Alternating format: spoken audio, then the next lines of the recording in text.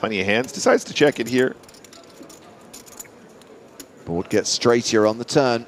This is a terrible board for ace-queen.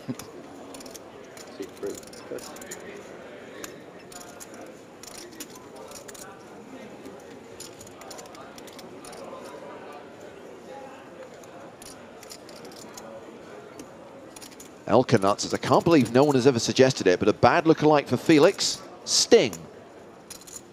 Sure. It's a good bad lookalike. I will accept it. It's a good, really bad lookalike. 5 seconds. And yeah, there you go. Betting turn. Puke. I guess I'll have to let you win this one. Yeah, nice work, Felix. 18 big blinds now. Put in a good raise there pre-flop, getting value from the hand there, but of course, obviously, post-flop, not working out for him, but loses the minimum. And I think that's a good thing.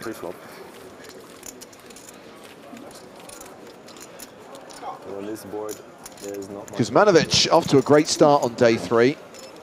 Up to 622K, nearly 125 big blinds. Felix hovering around the 18 big blind mark, one of the 2 shortest stacks at the feature table, the other being Mehmet Demirkol, who's got 17 bigs.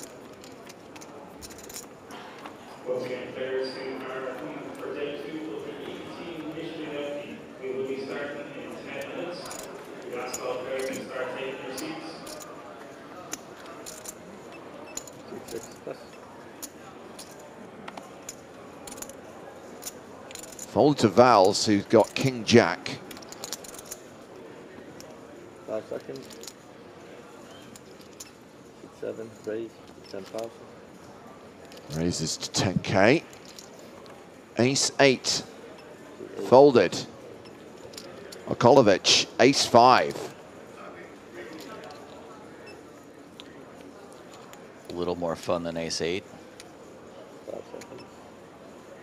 But nay. Raise. Oh.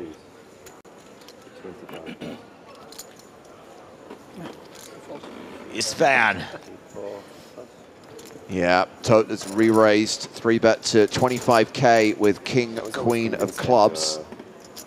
I mean, alcohol is a neurological. Not sure what Demirkol's really thinking about here. Seems like a trivial fold. Yep. And I never wanted to have it. I didn't need it.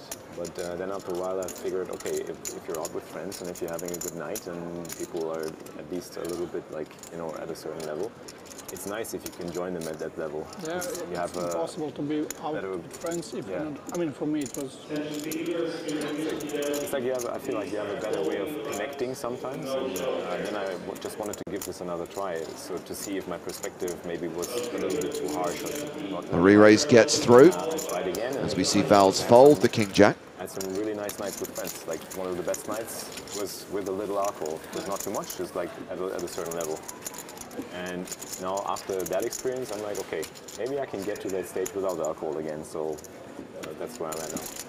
And I used to drink a decent amount when I was younger. Yeah. A little worried about this only going conversation that people out there might try alcohol. Drink like 3 beers. Yeah. It was. I never see point in that. If you're drinking to go out and then to have a good time. Exactly. I sure hope alcohol doesn't catch on.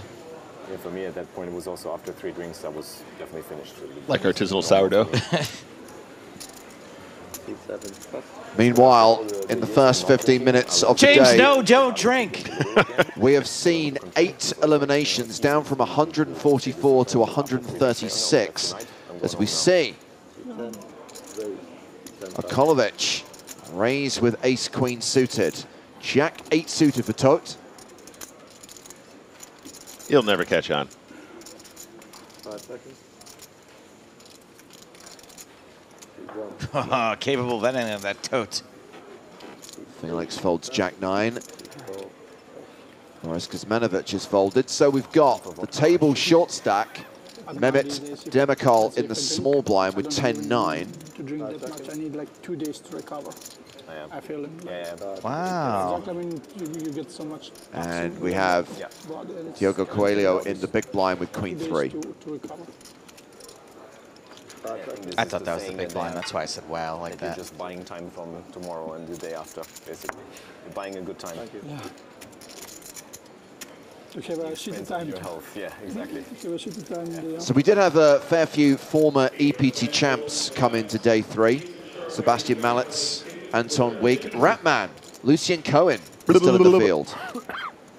And there's a very good chance we'll see some of those players over the course of the day. As I mentioned, we will probably change feature table at regular intervals. Say it with me, chat. Ratman. Blah, blah, blah, blah. Blah, blah, blah, blah.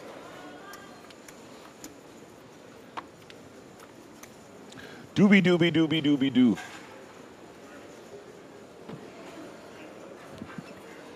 See if we can get him on the feature table. That would be fun. It's always amusing for the 30 seconds before it becomes tiresome. I've already started wearing that out just now. As on a fella comms. who likes to beat things into the ground, I think it's hilarious every time.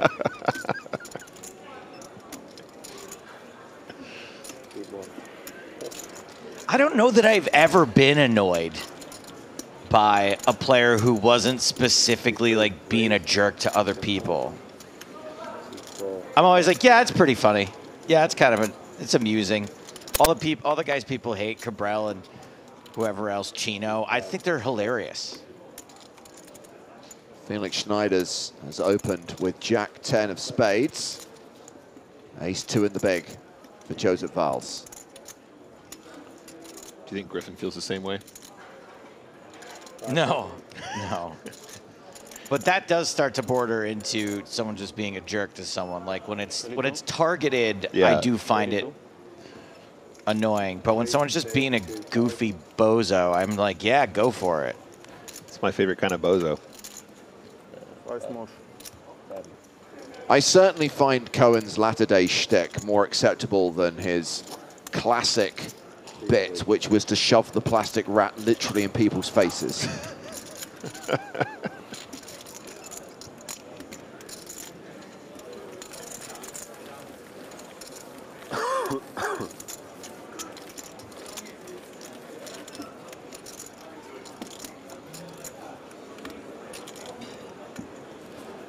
Of course, there will be another EPT Cyprus live stream free roll today. During the evening session, probably just before we go on dinner, we'll reveal the time and the password a bit later on. $2,000 in Power Path tickets available to be won. Only available in selected PokerStars markets.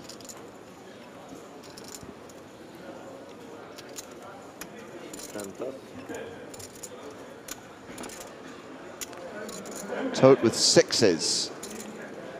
16. He won't raise 16,000. Makes it 16,000. This is more than a 3x open. Oh ho! And that is a delight for Felix Schneiders, who is all in for his last 16 big blinds. It was a little bit speedy for my tastes, but I think perhaps it was the larger size, James, that was sort of suggesting to Felix he doesn't need to sort of Hollywood here. He's just going to get a spin. But let's see how Tote feels.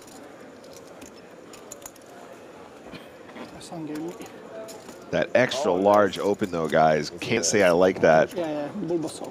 80,000. Bulbasaur. 80. This is Bulbasaur. Yeah, Bulbasaur. Looks like Shiggy.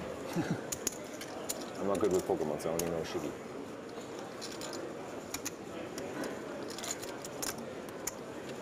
Tote folds the sixes, but at least Felix picks up extra chips there because of the 3x plus open. I'm playing show one. Yeah, absolutely. A lot of extra dead money in there, and that's not going to go to waste. In terms of like percentage increase, this is huge. Felix starting with less than 20 big blinds in the hand. If everyone agrees, I mean. I would have liked to have seen a little bit of a slower action there from Felix. Might suggest to his opponent he has maybe like an ace-10 or ace-jack or something that he just wants to spin, but we can see why he did it. Makes sense, and I think probably the shove is correct regardless. That's not fair. Yeah. Hawklord asks what PokerStars pros are still in the main event, please. Well, we got one of them on the main stage. You've already seen Felix Schneiders in action. The other is Spraggy, Benjamin Spragg, who's at one of the outer tables. That's why I said, like, this doesn't make sense. The other players pick it. You win, you can choose, you pick one, so you don't spend time. One. Or let the dealer pick one. Like Sean. Dark Lord, who's watching on YouTube, Nick, asks, is 3x a bad opening size now? Yes. Thank you for your question. Thank you for your question. No, okay. No, in all seriousness, it is much too big. You accomplish much more, or you accomplish the same with a smaller sizing. Now, if you want to get technical, Istvan starts the hand with about 89 big blinds, so he's on the deeper side. And when we're deeper, we have a larger sizing, right? But the largest that we usually go is up to like 2.5 big blinds, and that's only when the effective stack is greater than 80 big blinds, right? Or something thereabouts. It might be, there might see some fluctuations, but that's kind of an interesting rule of thumb. When your opponents are shallower, though, the effective stacked up comes way down. So we're probably closer to like a 30-ish, 40-ish effective stack. Whoa, set on this flop. Sailboats. And so under those circumstances, you want to be looking more at like a 2.25 sizing if you're playing online. You know, whatever you can accomplish live that's close to that is fine. But you accomplish the same with a smaller sizing without exposing that much dead money. You incentivize action when you have stronger hands, and you get more action when you have stronger hands. And it also means your bluffs are cheaper as well, because sometimes you raise and take it down. Exposing that much dead money, not really necessary. Not really too much advantage to having those larger sizings unless we're doing an exploitation sort of sizing later in the tournament. Well, Coelho was the pre-flop aggressor, and he's continued here for 10K, but I imagine he'll be shutting down very soon. Fortunately for him, it's a Jack 5-4 flop and not a King 5-4 flop. She's from Croatia, and she just traveled the country and was posting a lot of stories on Instagram. And then for the first time, I saw all of that, and it's like a super beautiful country. So Kotkovsky has check raised to 25K. Southern, like how do you say, like an Arabic country, but at the same time, like Italy. Yeah, I think this like is probably just the end of the hand now. I couldn't put it anywhere. You know? C-bet raise, fold. You don't really have much going on with the King 8 offsuit. Where you want to enjoy, and I think it's okay just to give it up here. And then there's like Jobs are good. If you're young and you want to party, then you know you can find places where to have a good time. If you want to travel with family, you have places. Yeah, Dark Lord, if you take, never mind. Yeah, we're going to step away from the feature table for a moment and check on some of the players out in the field. We mentioned Spraggy. At the start of the day, he was on around 160, 180K, even he wasn't 100% sure. I can tell he was at a double up since then. Spraggy now playing a stack of 300,000, so he's now around average. Average stack right now, with 133 remaining, is just over 290K. Nice work, Spraggy. We also referenced the fact that a few former main event champions have made it to day 3. Let's check on some of those players. Adrian Mateos making another potential deep run in an EPT main. He won his title at Monte Carlo back at 2015. We saw him make the final table of the Super High Roller here in Cyprus just a couple of days ago. Anton Wig, he's not the all-in player here, by the way. He won in Copenhagen in 2010, and we saw him go deep in Cyprus last year. All-in call, 8. Is that Anton? All-in call? No. Sebastian Malitz, winner in Barcelona in 2016. It's all grossed up. And another player from the Super High Roller final table, the runner-up in that 50K event, Artem Martirosyan, who won his EPT main event trophy in Sochi in 2021.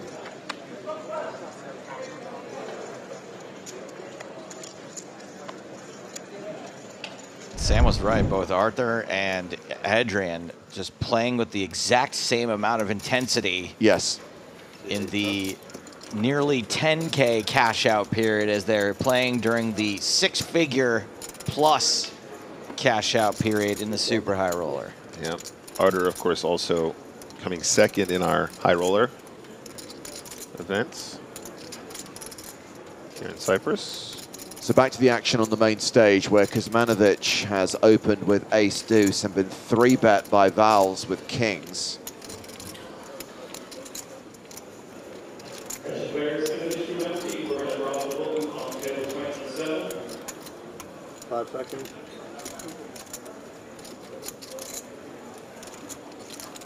Nick, what Pokemon is that? Which one? I'm folding anyway. Kuzmanovic has got a... It's the scarf. Too Let me intimidating. see if I can scope it out. Can't say I'm a big Pokemon expert, but It's scary. Someone out there. It definitely is. Looked like a Snigglepuss or a Got Trogafine. more fold equity with it. No? Okay. Do you think it's more of a Trebihorn? a Pokechip?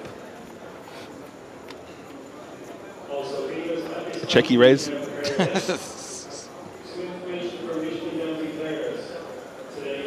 Oh no, it's Bulbasaur.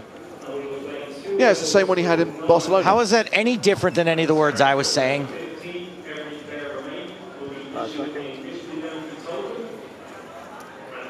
Bulbasaur does sound like an STI, though. So Kuzmanovic opening here with King 6 of Hearts.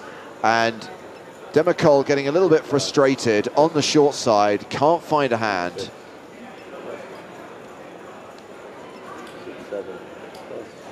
And round to Yuri Okolovic on the button, 7 deuce off. Nope.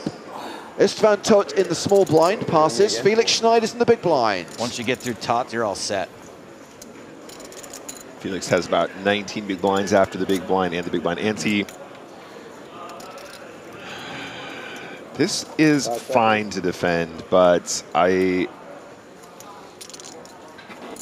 need to be careful, Joe. It's kind of one of the spots we were talking about yesterday where we're going to want to hit it really hard, otherwise we don't want to lose too many chips. Just to be clear, I don't think any of us need to be careful. Felix needs to be careful. I think you hit a jack here, you do the old stop and go. Kuzmanovic flopping pretty solid here with the open-ended straight draw. A gut shot for Felix, and he leads. Yeah, he has that sort of gut shot, range advantage situation. Sometimes we have some leads here. I think Kuzmanovic probably just wants to call here quite often. I don't know, actually, maybe we could put him in the blender here if we find a raise. Like, we can rep over pairs with our straight draw. That's kind of interesting. The call is totally fine, though, as well. Felix has been buttering him up with the table chat, so he's going easy on him. He's playing the long game. Ooh, ace of clubs definitely is shifting equities here in terms of range v range. This should be good for Kuzmanovic, more so than Schneider's, of course. By the way, now we're down to 129 players. We have seen a jump in prize money. Players are now cashing out for $10,460. Recent eliminations include Yuri Reichenstein, an EPT runner-up, came second to Sebastian Malitz in Barcelona that year. Oh, another EPT runner-up, Stephen Warburton. He was on the feature table yesterday. He went out in 137th place. Warburton. As expected here, representation. Gonna rep the ace. Nice try, Felix. Yeah, actually, He's running as cold as an ice spider. I don't mind this line. I think this is fine for Felix. I like the flop That as well. turn. And Kuzmanovic still playing more than 600K, still playing more than 125 big blinds, and still an hour to run at this blind level. Good enough. Good enough.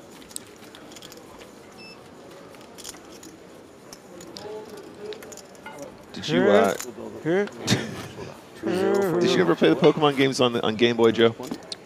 I was a little too old for Pokemon when it came out. Can you put your time pause for a little bit? Thank you. It was in my phase of that's kid stuff, and I'm not a kid anymore. It's fair. Okay, Mehmet, let's find a hand. Let's do this. You're the man.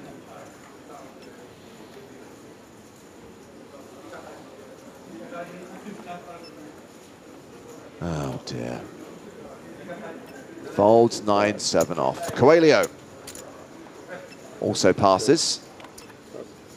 Pocket eights. Snowmans. Num-num for Vals. Ace. 6, 7, raises, 10,000. Coming in for the min. Makes it 10K. 10-8 for Yuri Okolovic in the cutoff. Yeah, I was 17 when Pokemon came out, so a little too old. I feel that. I understand. Round to Felix in the small blind. He passes. And now we have table chip leader Boris Kuzmanovic in the big blind with 7-6. I was into like more cool stuff, you know, like Magic the Gathering.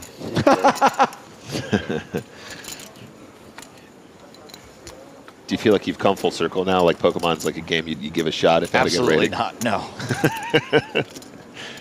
But thank you for your question. So bottom pair for Kuzmanovic. Val still way ahead.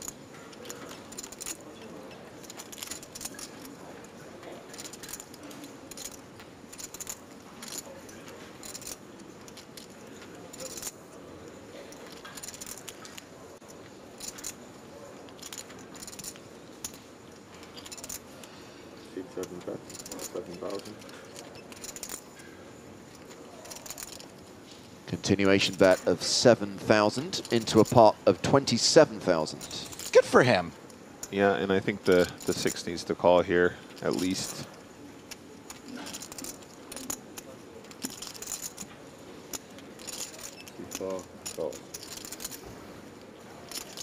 Nice small continue on this texture with the Ochos. Board pairs on the turn. Val's now with 94% equity. Feeling a little bit better, too, about those pocket eights. Yeah, and both players probably feeling a little bit more confident they have the best hand.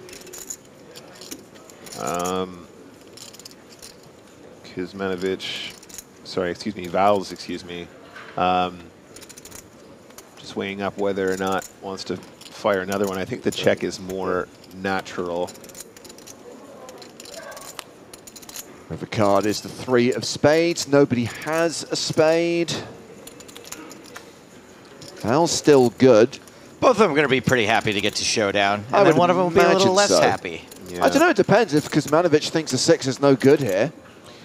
He has the option to try and bluff his opponent off a hand like 8s or 9s. We have seen Kuzmanovic employing that sort of blocker bet before, but I think this is more of a natural check spot. I think the blocker bet here ends up being a very weak holding. So it goes to showdown, and Val's is going to win the pot. And he will add 24K to his stack. No need to buff for the bluff. I mean, no need to bluff for the buff. You don't need a buff to bluff.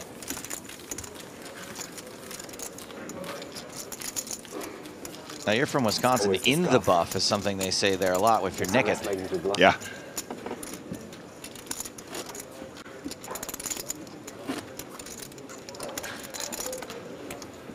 I spade on the river, I probably bluff. Hindsight is 20/20, my friend. It's like in computer games, you have like items that give you extra power. So Oh, yeah, like yeah. a scarf gives you extra fold equity and bluff protection, 5%. What an Or adorable you little take the nerd. backpack, gives you 5% extra equity.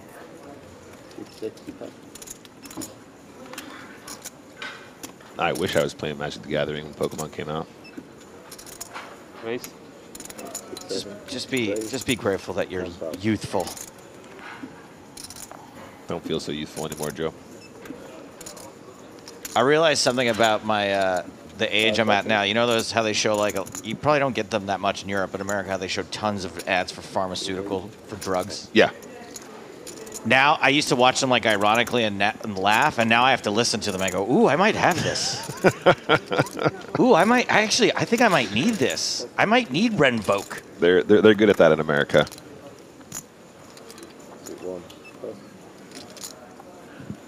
Is it my imagination, or is this Van Todt playing tighter than yesterday? Van Toit? Yeah, but Maybe he got some coaching. 5 seconds. a little bit more snug. Well, Maybe he's fearful of Felix to his left. also fearful of the big stack Kuzmanovic, who has Val's dominated here. Has called out of the small blind. Not a huge amount more for Dermacol to call, 9-8. Not an unplayable hand. He comes along as well. Speaking of those pharmaceuticals, Dermacol is one I've been prescribed already. I was about to ask you if any of these ring a bell. So 3-way to the flop, which is ace, ace, 7. And Kuzmanovic pretty much has this locked up. Yeah, this is a nice flop for ace 10, obviously. Not sure where the value comes from, though, here. Valves might be tempted to put in a little c-bet, though, on ace, ace 7. Can go really small here. We saw that sort of really small continuation bet just now on the ace, jack 7, I believe it was. Yeah, 9K is really cute here. Again, going back to this sort of bet sizing that we were discussing earlier, that 3x open we saw from Toth. Again, we need to size our bets based on flop texture, and when boards are extra dry like this, ace, ace 7 is a good example of a very dry texture. We want to have smaller bet sizes in general because we can bluff very cheaply where our opponents are unlikely to connect or have draws. And then also it means we get action when we are extremely strong in a more balanced fashion as well. 5 of diamonds on the turn.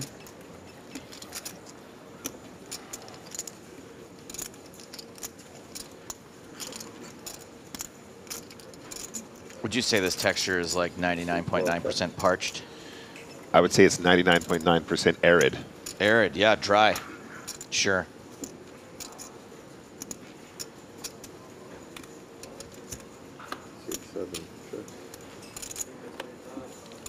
Checkity check. 8 of hearts. There was a question on YouTube from a Joey123 asking, are we in the money? I just have to double check. That's not you, is it? That is not me. They've got a cat vatar, though, James. I do love a cat vatar. Joe, just so you know, we are in the money.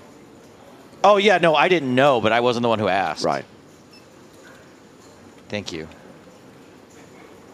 5 seconds. 36,000. 4 bets. 36,000. Yep, this is nice. Really like this size.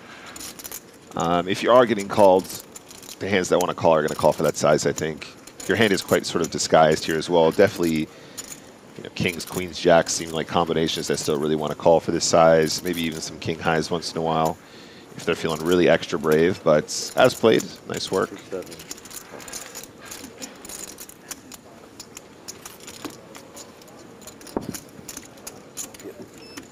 So Kuzmanovic now closing in on 650K, almost 130 big blinds. We have got 3 players with sub-20 big blind stacks, Schneiders, Coelho, and Demacol. Blinds will be going up in just over 45 minutes' time. We've still got half the level to play. And we'll take our first break of the day.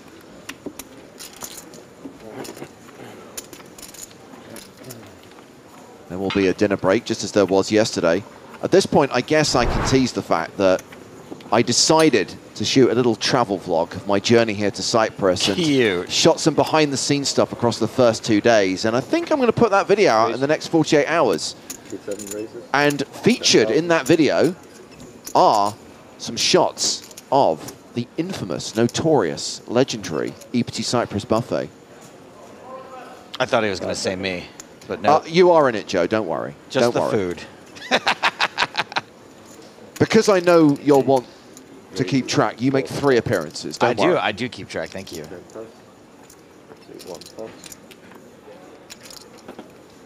If I don't show up in a certain amount of content every day, I die.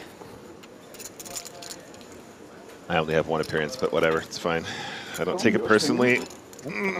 Well, you should shine James's shoes for him, and then you would make an appearance every day. For 10 years now.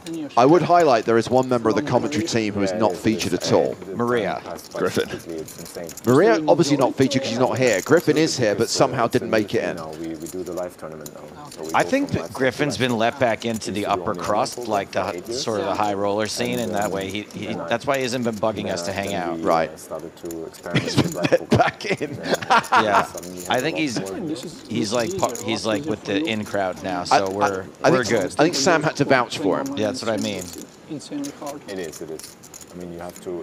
I mean, it's about building a community.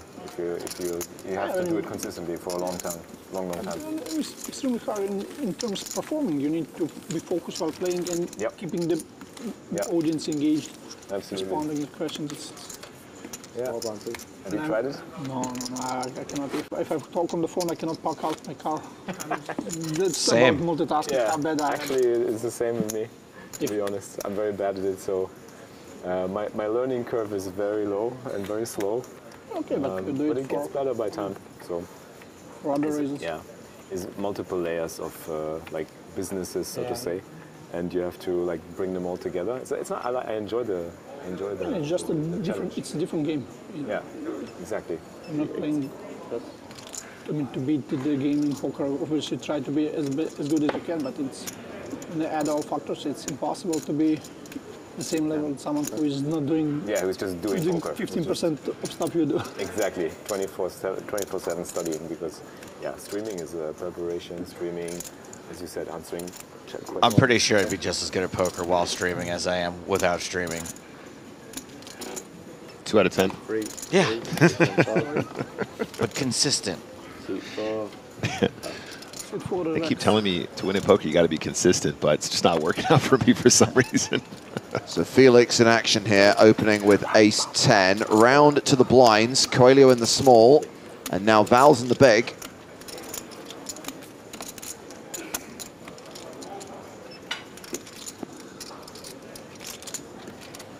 Defending with 6-3 of clubs. Small, crunchy cards.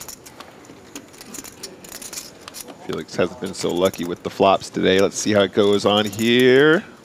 Still unlucky. Never lucky. Pair of sixes for Val's. Again, Felix a little bit handcuffed here. This is very much the big blind flop and not so much the hijack opening range flop. Val's might even be tempted to have a little lead on these boards, like we saw Felix do just now with the gut shot. And yeah, sure enough, 8K.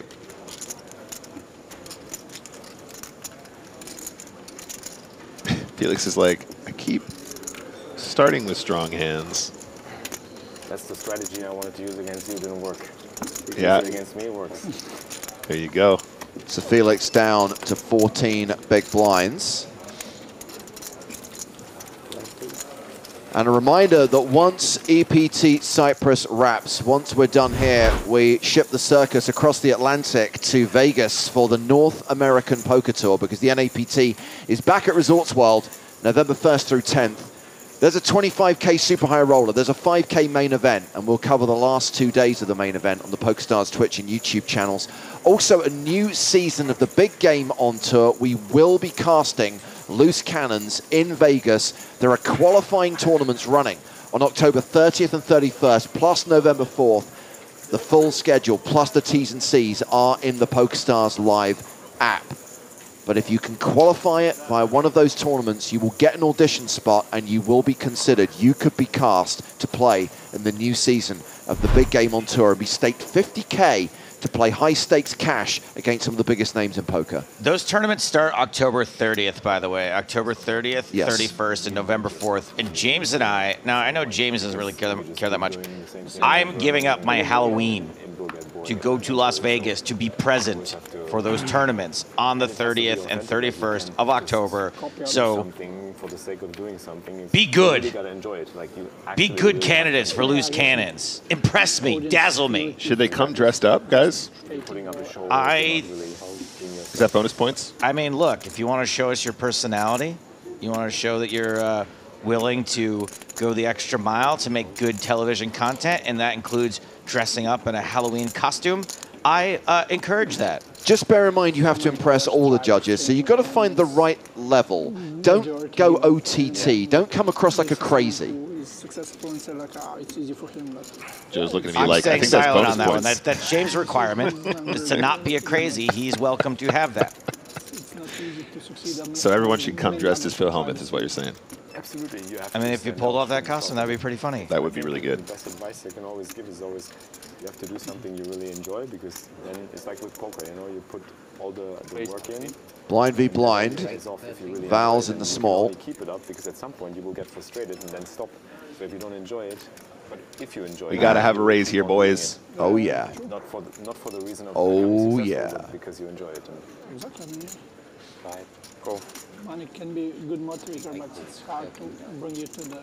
Oh, he's just calling. Oh, okay. Okay. Okay.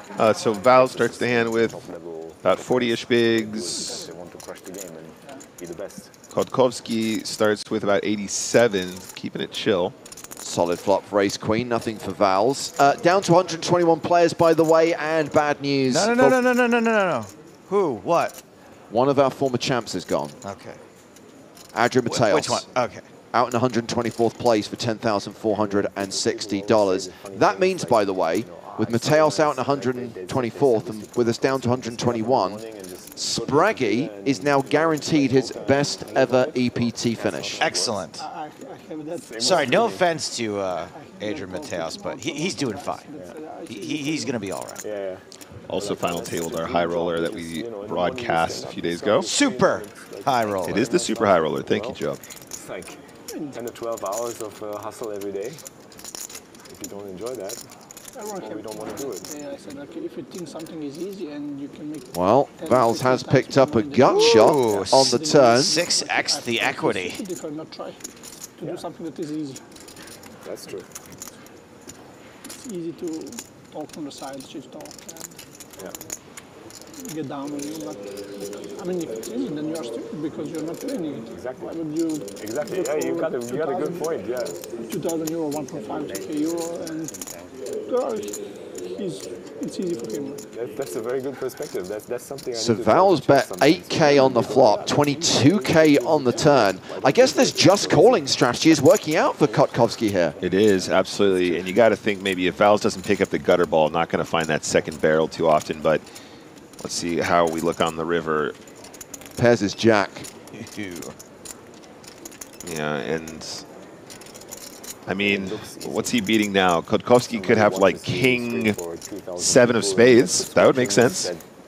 Where you can finance your King high float on the flop, spades backdoor, that kind of Well, you're thing. playing a game and you get paid for it. Well, yeah. I think Val's probably quite happy to get to showdown now, though. Pocket tens. Again, maybe that might have been raised pre, but at this stack depth, maybe called a bit more. I'm not sure. Oh yeah, definitely would have been raised pre. Properly. I retract. Try to be best in a small community, small number of people. Yep. Goes for a little bet here, and when I say little, I mean it's not going to be little. It's 50K Yeah, more than half pot. into a pot of 91. 0.1%. Yeah. He's aware that his queen does play. The kicker does play on this texture with ace queen. Maybe trying to get a call from an ace something suited, ace 10, athletes, whatever. ace 5, that kind of thing. And there's the fold. Adios. Oh, that's a shame because we had a bold prediction from Officer of the Watches who says Vals will go all in and get eliminated here. Shocking that he was wrong. Shocker. It's been a steady stream of pretty stupid comments out of that person for the last hour. I'm going to say, to quote Shania Twain, YouTube, you don't impress me much right now. This guy always impresses me. We're looking at some more former EPT champs in the field, including Lucien Cohen, who won in Deauville in 2011, and our 2010 Monte Carlo champ, Nicolas Schwiti. Wow. 5 seconds. Yeah. Other notable names include Nicholas Ostedt, a.k.a. Lena 900. And we've got last year's runner-up still in the field. Andrea, the announcer Dato, second place finisher in Cyprus 2023. Looking to make back-to-back final tables in this event. I remember really enjoying him last year. Guys, does Frat Man have his own line of merch? Did you see that hat? That looked Yes. like a legit embroidered hat. He does. Well, bear in mind, he runs a pest extermination company, so I imagine that he does have, like, marketing materials. That include baseball hats? Why not?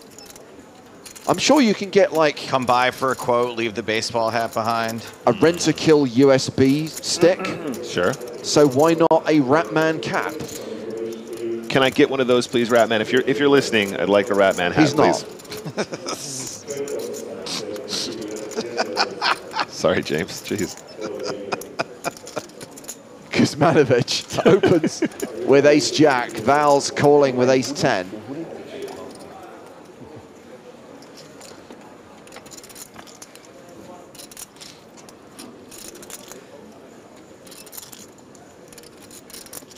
Kolovic also calling out of the big blind with 10-8. So multiple dominations going on here and 3 players going to the flop.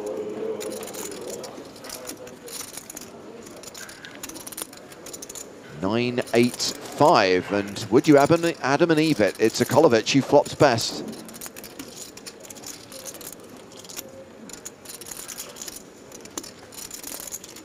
Kuzmanovic with the better heart.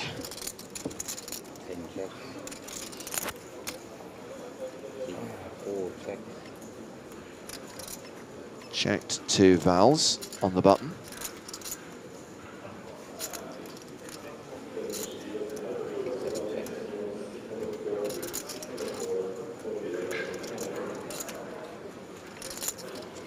Well, that doesn't really help, does it? Doesn't help with nothing. A lowly deuce. Felix disgusted. Must have folded pocket deuces.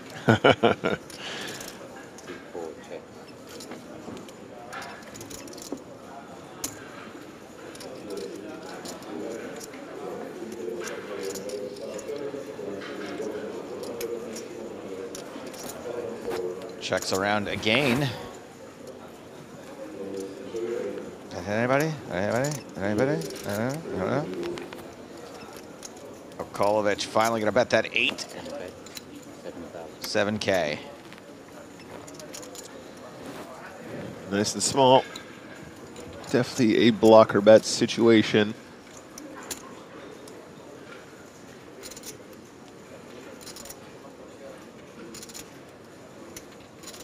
Kuzmanovic does have the jack of hearts. I'm not sure if at this point, though, we're necessarily going to try and represent hearts. Finds Nice the call. job. Nice job getting one call. Hard to get the overcall.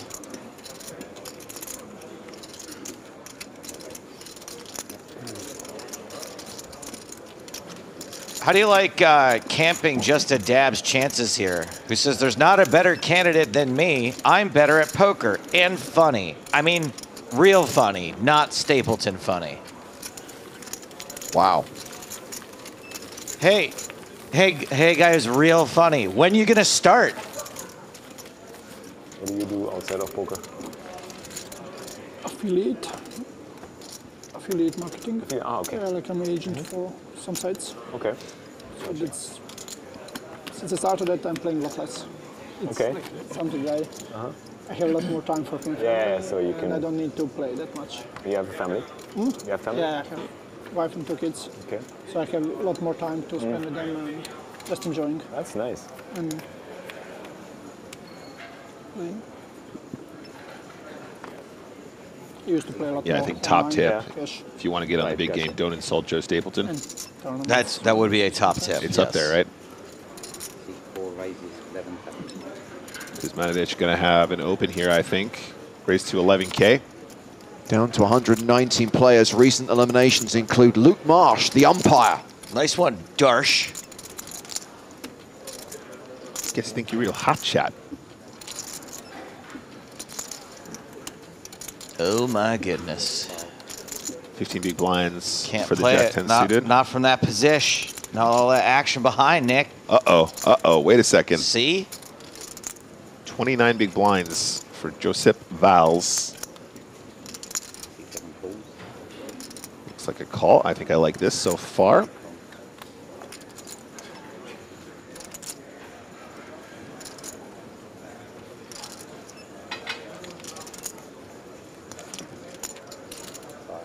So 6, 10 raises, 30. Read. 3-8. 3-8. Yeah. Mainstream? 10 raises. What in the world is going on in the blockers are real category? Ach so. So we've had the raise, we've had the call. Now we get the re-raise from Okolovic. Man, I'd get in so much trouble here. I wouldn't believe this re-raise from the small blind for a second. It does look a little bit squeezy, doesn't it? 4 calls for 8,000. Okay.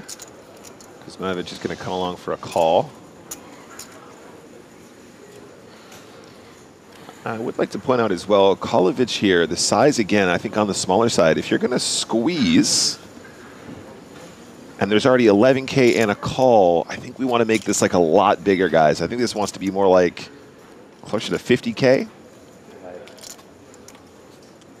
Maybe even more. Does invite a lot of chaos behind. Worked out the first time we saw the 3-bet with the ace-king offsuit earlier today. We like chaos. Wait a second, guys. Is Val's considering the back shove? Or the back raise? Oh! Oh, no. So Kuzmanovic just flatted. Vals has decided to move all in. And Okolovic is now going to decide, how can I get Kuzmanovic into this hand as well? Yeah, and you got to feel for Val's here. I think this is actually a very nice move. Just unfortunate to run into the blockers aren't real aces. Oh. 10 calls. And ace-jack got to get out of the way. Ace-queen in real rough shape here. Bit of a cold deck, though, in my opinion. Pretty unlikely to hit the diamond flush now as well.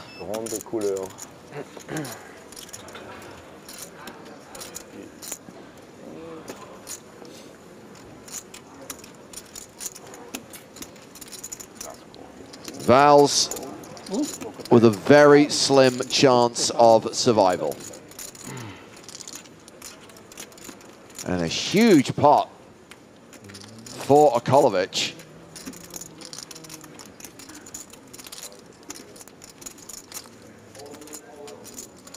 And spades just terrible. Make the situation worse. And the balls are tumbling down. Yeah, less than 1% equity now, and this is likely to be over on the turn. Yes. That queen is no good. It's the queen of spades. It's the nut flush for Okolovic, and Vals is KO'd. Nothing for me as well. Mr. Gorbachev, tear down that Vals. This is a bummer, guys. I really feel like the move is good. It's just really unfortunate to run into aces there. At this level, people are squeezing lights. When there's a call from Kuzmanovic, you're going to just have a lot of dead money to pick up there pre-flop. And, of course, you will just end up having the best hand quite often, too. At least Val's cash for 12K. There was another money jump. Not bad. And we're now down to 118 players in the EPT Cyprus main event, with 30 minutes on the clock until the first break of the day. Nice answer. Thank you very much. Yeah, Okolovic now up to 436K, closing in on the 90 big blind mark. It's nice to wake up with aces like 3-bet, then get action here, and then you get an all in there, and you're like, It's I understand. It's okay, like Swiss. He likes Swiss and you're like, okay, just it's okay. don't give anything off. Just stay calm, stay calm. Yes. Call. For him, it's perfect situation. Yes. Yeah, for sure. So Felix currently grunding a 14 big blind stack. He is approaching the danger zone. I would say it was not so perfect for him. It's just tough for you to not give anything off.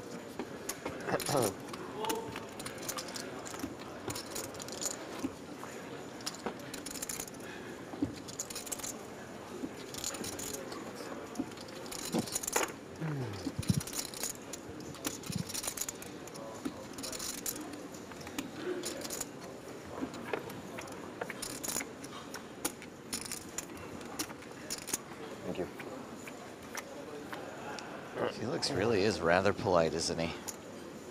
What a polite young man.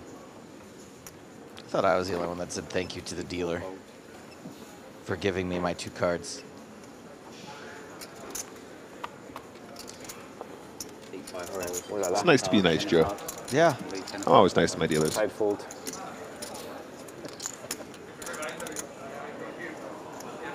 10-9. Raise. Raising from the cutoff.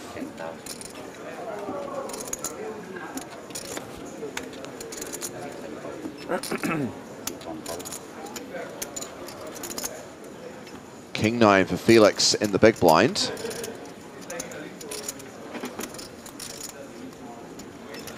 Getting shallow here, but King 9 might be good enough versus the cutoff raise.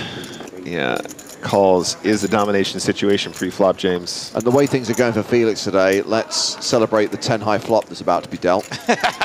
Wow. Oh no, finally Top something pair. going in his favor.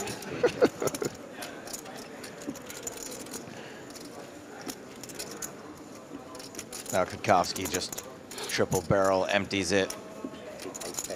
Gets Felix the fold top pair. No. Yeah, no, I don't think we're getting away from this now. Not when we get here. Only 11 big blinds behind Felix. So the question is, play it fast, play it slow.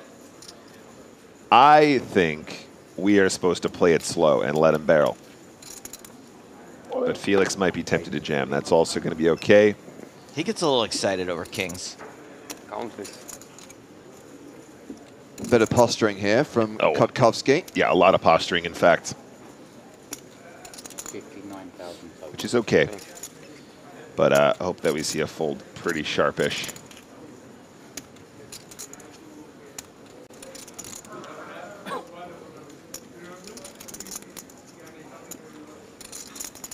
What do you call it when you're double gutted? As in you need 2 cards on both sides to make a gut Yeah. shot. A double gutty. I'm quadruple gutted here, buddy. You're lucky I'm folding. Quadruple belly buster. I have 2 backdoor straight draws. If it's not called, it's not good. Felix now playing 18 big blinds. There are 2 shorter stacks at the table. Diogo Coelho with 15 big blinds. Mehmet Demirkol with 14. Can't handle the tension of that.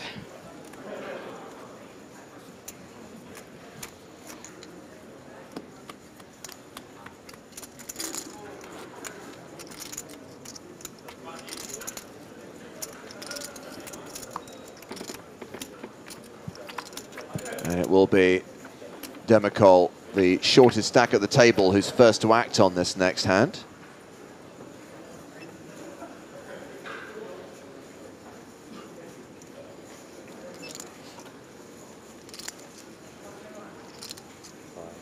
Yes, this guy's yes. been- Sorry. Yes, Spraggy's still in. Yes, he's still in. We love him. Guy has been dealt so much trash today. Which one? Mehmet. Oh, yeah.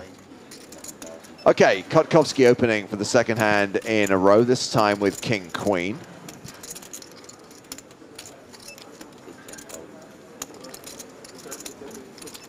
There's something comforting about only getting dealt bad hands, though, when you've got like a 15 big blind stack and just knowing that there's nothing you could do. It's not up to you. Go on, Felix. Take 2 pots off this guy. Ah. Joe, you've learned so many bad habits over the years, man. It breaks my heart. Is that dude. not a bad habit to be comforted by I- the fact that you get dealt 7th tray and you're like, well, I know exactly what you're saying, and I'm sure many people can identify with that. But you got to want it more. You got to be like, no, come on, put me in the spots. Give me the opportunities for the doubles. wanting it does not change the cards that you're dealt, and it only affects your emotion at the table. I think you'll find that there is only one thing in poker that matters, and that is who wants it more. That's right. That is true. That is true. Do you do side Doesn't bets? matter what cards you get dealt, doesn't matter how many chips you have, it's all about who wants it more. Manifestation, Joe. I don't want it that much.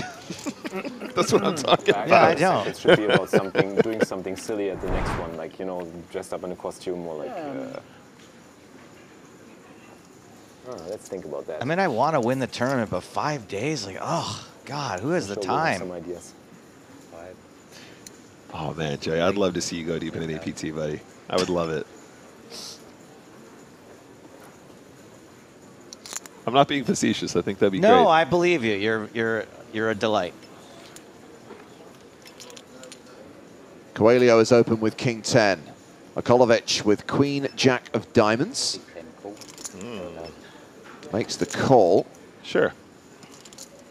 King 9 for Tote in the cutoff.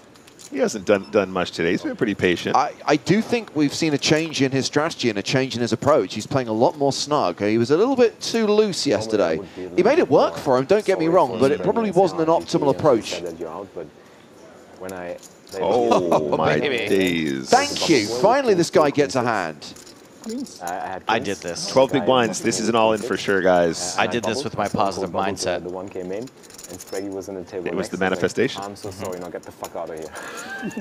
So, I can't help but just like be happy that he's out now. You're waiting, ciao, ciao. Yeah, bye-bye. Oh, wait, what? Felix just mentioned that Spraggy's out. We have some really nice banter in between the pros. And Is this true? It's like a little family. And he seems to be happy about it. Bad, Felix, bad. What did he just do, Nick? Wait, what? If Spraggy's out, I might have to take the rest of the day. What is this? He has, he's just re-raised to 35,000. Okay, well, if there was ever an opportunity to convince your opponents to fold, With him at the table. 3-betting in a multi-way pot off of a 12 big blind stack is one way to really terrify him. Not all in. Yeah, this is just about as strong as it gets here, gang. If he shoves, Queen Jack suited very well might just go, okay, he might have 10s, he might have 9s. You are telegraphing the strength of your hand when you have a 3-bet off of this stack depth from this position in a multi-way pot. I don't feel bad. And Yeah. can they put it together? I think that is going to be appeal.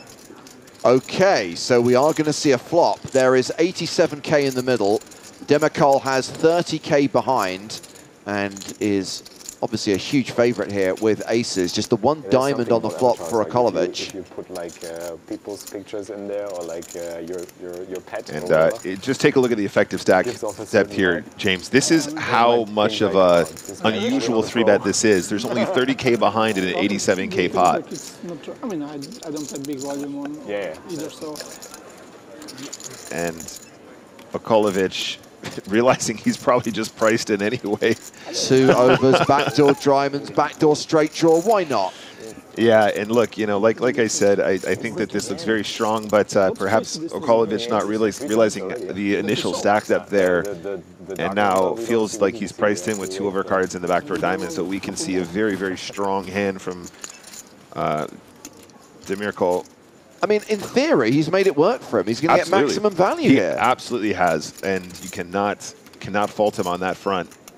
And Okolovic drawing dead on the turn. That is more than a double up for Mehmet Demirkol, who's been pretty patient all day. And is now going to find himself out of the danger zone. Now playing close to 30 big blinds. So Felix referenced that a member of Team Pro who is not Felix Schneider's is no longer in the EPT Cyprus main event. Let's just review what happened a short while ago.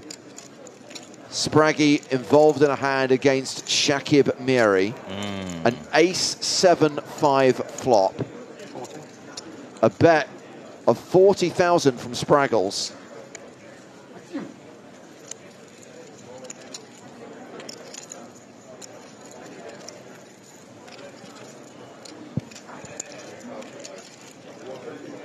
And Miri making the call.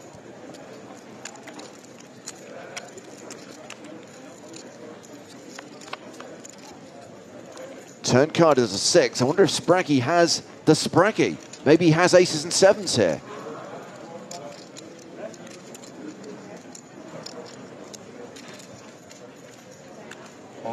Spraggy all in for his last 144K. Yes. Miri asking for a count. Well, I'd say Spraggy not being snap called is probably a good sign. Though I don't think you'd expect these positions for anyone to really have the nuts here that often. 144. Mary, a big stack just as he was yesterday.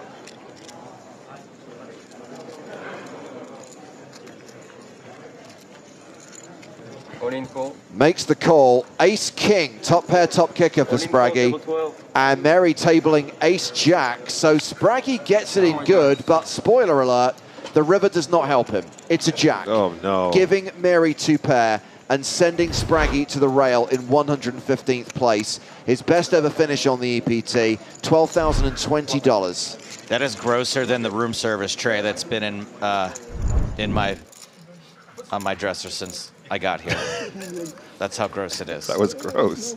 That was so gross. 3 outer. So as Felix referenced a short while ago, he is now the last team pro standing. And we rejoin the action at the feature table. Coelho against Tote.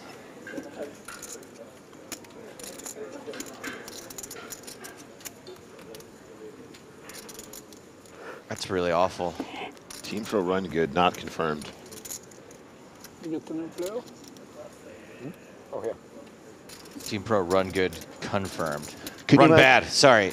Can you imagine if he did have the Spraggy there, ace and sevens, and gets dumb base and jacks in the row? That's even worse. Yeah, That but would've been like worse. that feels somewhat justified based on the Spraggy and the reputation that the Spraggy Oh, has. he would have had it coming, 100%. Yeah, But this one actually felt like he deserved to win it. Oh, wait a second. oh, Coelho spikes a deuce on the turn and now has the advantage over Tote. Oli and me have been doing the commentary Deserves for got the nothing to Germany do with PP it. stream, and now sitting here, like, for the 3rd time. Yesterday I sat here 2 levels, and now another level. Like, every time I sit here, it's like, wow, I usually comment on this, and I'm sitting here, it's like, it's still Are a you crazy doing feeling. the EPTs usually, or you always play? I just started last year, because we did the live poker, so we switched to live poker with the streaming. And then I started to play my first EPT main in Prague, because I won a gold pass. And then after that, I qualified for Paris as well. And so we got the ball rolling. So it's my fifth EPT main now.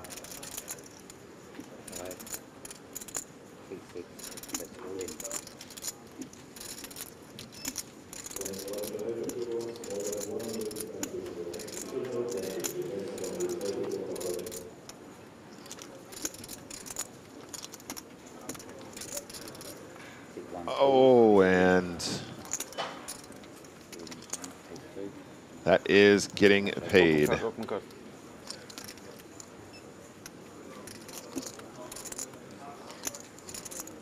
Ace deuce is going to take this one down.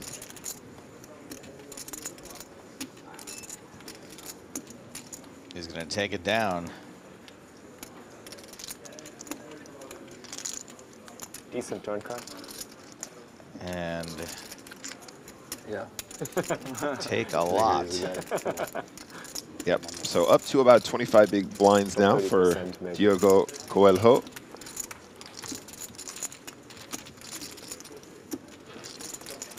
And a new player coming in to the feature table. Wow. It's Roland Peaks. That's a big stack. Yeah. And he does indeed have a big stack. 791K, nearly 160 big blinds. That's what I always say. Yeah. Everyone. Yeah, I'm just lucky. His name is also a poker sentence. Roland Peaks. Hopefully we will see him do just that. Yeah.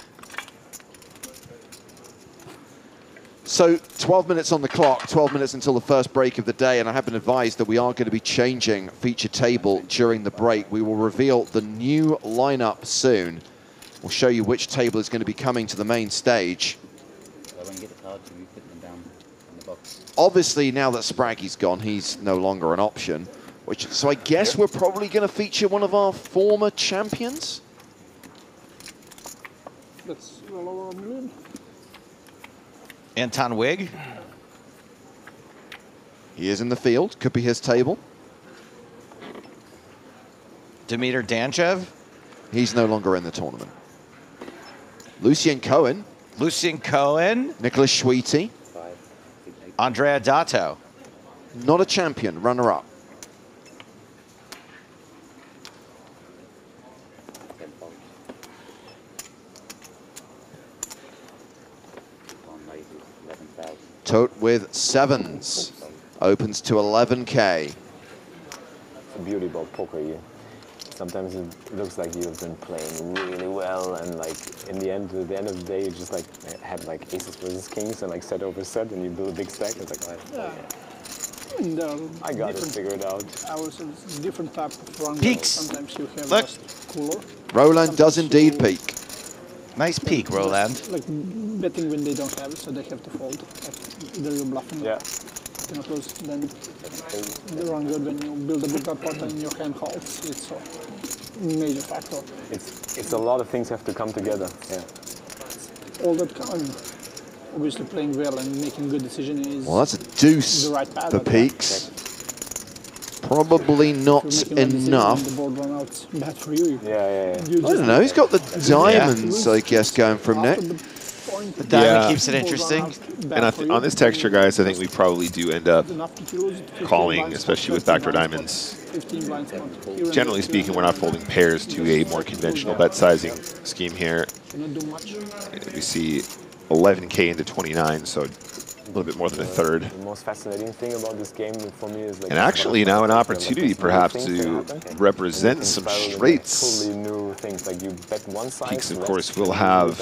Oh! Doesn't have to. Oh, does not need to represent. Like everything changes. Can represent some trips. Nice river, Roland. So now this is an interesting one, guys, because Roland will be aware that he has more 5x, which is a scare sort of card for his opponent. So we don't want to size too big because we're still trying to get calls from ace combos. 6, 7, bet. 35,000. And 35K, I like this one a lot. This feels just about right. To try and get paid by some ace X, maybe some kings, queens, that kind of thing. One fold. As played, though, against the sevens, I think we just see a fold. Up over 800K now. Peaks is peaking. The other kind. Oh, 162 big blinds in a dream. P-E-A-K-I-G, in case I had to spell that So out. let's see how international. Take a peek this at table that. is. We got Hungary, Germany, P-E-E-K. Russia, Turkey, Portugal, Netherlands, I-N-G. Netherlands, Ukraine, Russia, and UK. Nice. International table again. Crazy. That's amazing. Who claimed to be from the UK? The dealer. Oh, of course. Hugo. I'm glad that Felix included the dealer. I do that too. Dealers are people too.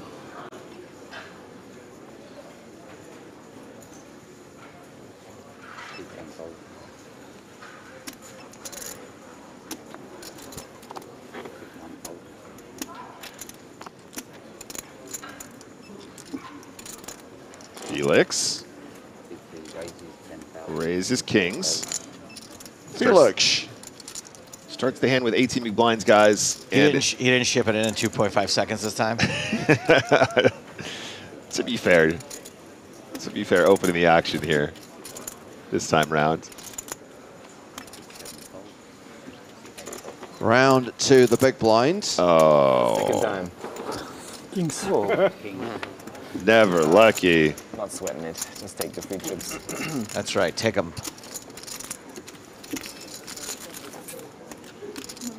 I wish my friend with the scarf back.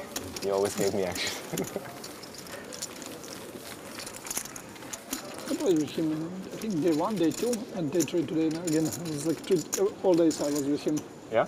Yeah, It's pretty aggressive. Not so much. not so much. It seems like it. I mean, Yeah, but he was okay. He's playing yeah. well. Nothing, I would say nothing out of line. So Okay. So we are at Nelson. 1-1-1. Recent eliminations include Viktor Ustimov, who was on our feature table yesterday. making good decisions, at least what I was able to see. Yeah. I know exactly what he had. There's Van Toort with pocket fours. 5. C1 raises 11,000. I only spent the day yesterday with my Hungarian friend. Raises to 11,000. Kuzmanovic not playing the suited connectors. Imagine if Felix spent all day talking to you yesterday and now just moved on to someone else today. I know. What am I, chopped goulash?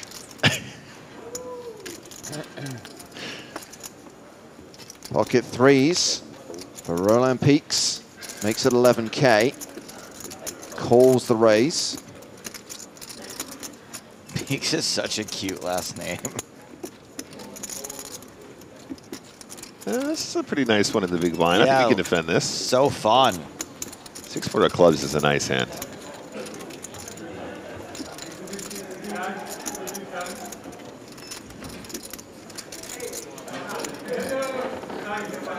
Oh, Heck wow. yeah. What Yeah. a flop. Every draw imaginable. Kolovic does not have the best hand right now, but does have nearly 60% equity in this three-way pot with the open-ended straight draw, with the flush draw. Tote has continued with fours for 11,000. Peaks folds the trays. James, I'm not a fan of this continuing to two players. Just when we said he was playing more snug, just when we said he seemed to have like found his rhythm. Yeah, I just think you're getting looked up here so often. You're getting outplayed, out of position so often on turns and rivers.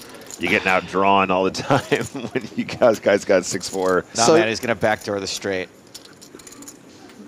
No. Almost. You always make a pair, though, when you have a straight draw. Absolutely. There's a timing tell here as well, guys. Toss snap checks this turn. He is telegraphing he does not have a strong hand. And that will be another pot for Yuri Okolovic, up to around 70 big blinds now. Oh yeah. Actually, 80 big blinds. But blinds are going to be I up didn't think the 6 was enough. in just over 5 minutes' time. That's when this level comes to an end. That's when we take our first break of the day, and that's when we change feature table. So this is the table that will be coming to the main stage. It's table 1. A few faces you might recognize here, including Sebastian Malitz. I did say we'd be following one of our former champions. Sebastian was the champion in Barcelona in 2016. We've got the current tournament chip leader at this table as well, Faradin Mustafov. And we've got Marta Munoz, one of 3 female players still in the field. That's right, Liam. We're going to go back to the main feature table. And we're back.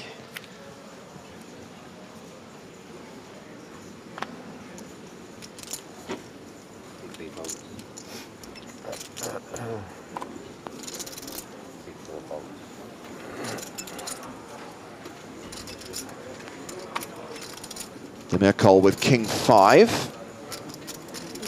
Folds. Coelho Can you just do live events? How often with Ace 10 in the hijack. do you still stream online? I mean, No, I don't stream online anymore because this German regulation that prevents me from Playing. promoting online poker promoting. as a sponsored player.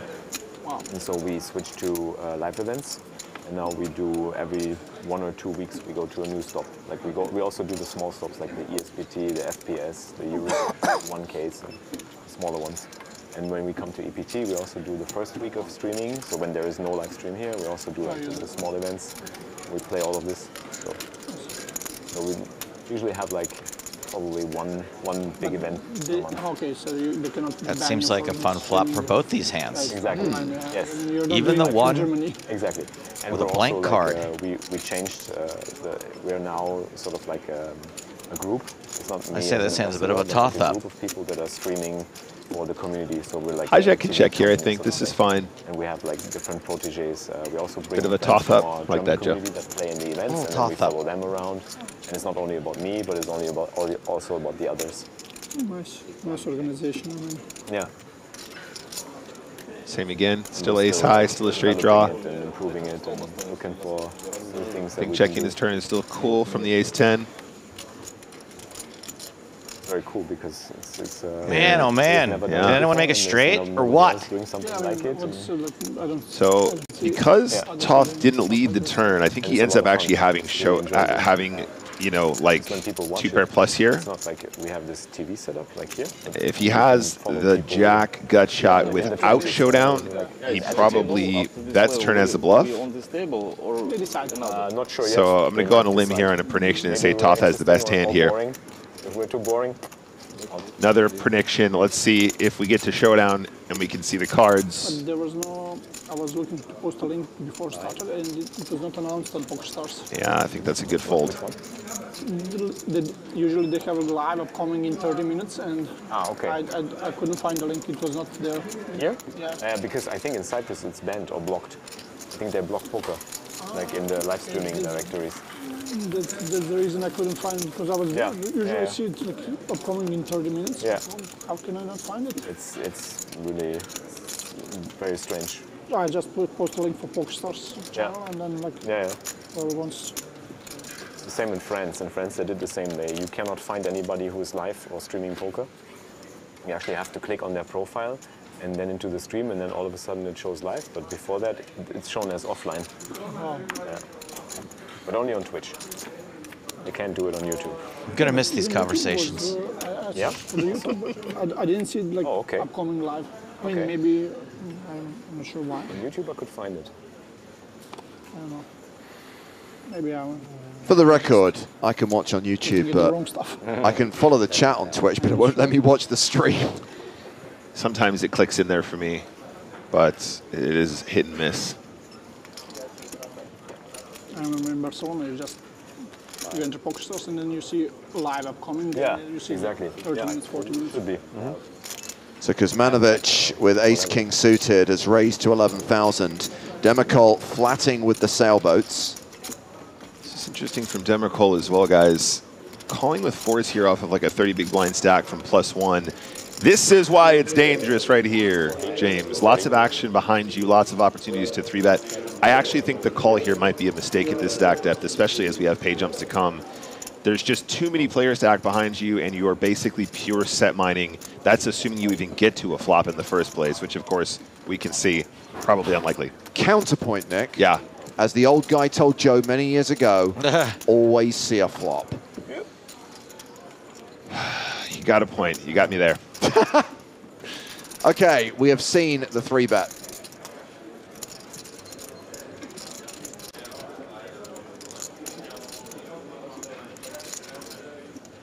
Are we going to play a huge one before the break here? Yeah, this is a 4-bet spot. And there is the 4-bet, and just fold. Get out of here. Be done. Go on break. Leave. This is the look of a man who's regretting the set mine. Vacate the premises. Go work on season 2 of Time Bandits. How much did you start with? These 60, 70? are two of the biggest stacks at the table, by the way.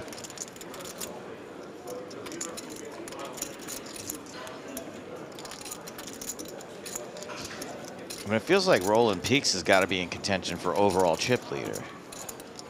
Call. 110,000. No, we've got a player with over 1 million. Faradin Mustafov, who will be coming to the feature table after the break. This is a big pot already, guys. 3-bet, 4-bet call. And this is a spicy one. There's already 243K dead in the middle, and Kuzmanovic, the effective stack, with 469K behind. Mehmet, don't look.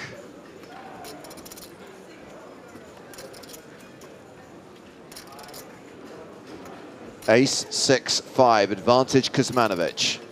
Oh man, this is, Joe, talking about feelings in poker. This is such a relief to see this flop, and you know on this texture you're going to be good a lot of the time. Hell yeah. You're beating the 10s, you're beating the jacks, you're beating the queens, you're beating the kings. You're getting value from maybe some ace-queen suited once in a while, potentially. That might not be in there, but I definitely think the ace-queen suited could have put in a squeeze pre. 100,000. 100K into 243K. And how do you feel about 10s now? Yeah, and I think this is one of those spots where he's just sizing to shove on the turn if he needs to, and will take it down. Are coming. Oh, we're on break. Yes. Exciting last hand before break. So first session of day 3 is done and dusted. 106 players will be returning from the break, and we will have a new lineup, a new feature table, headlined by the chip leader and a former champ, Sebastian Mallet. But this is how this session ends for the players we've been watching for the last 90 minutes. Kuzmanovic still a big stack, still among the chip leaders. Felix Schneider's still a short stack, 15 big blinds at the new level, which is 3K, 6K, with a 6K big blind ante. So we're going to pick up the action in around 16 minutes time. A new feature table, the second of 5 levels to be played on day 3 of the main event here at the Cyprus leg of the PokerStars European Poker Tour.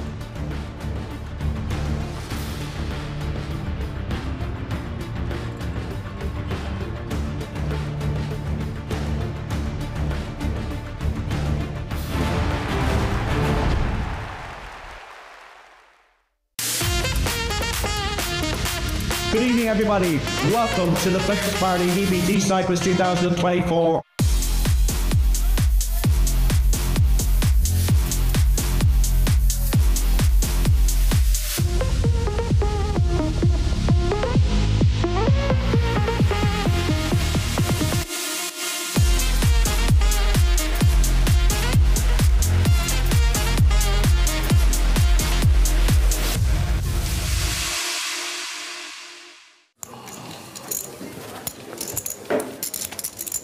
Pass.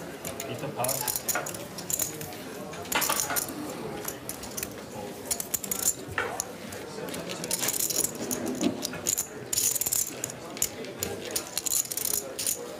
James, good banging, it doesn't mean good banging like he's good in bed. I don't believe so, Joe. Sounds like something the Vikings might have done, though. Like, oh, this is Eric good banging. Catch my drift.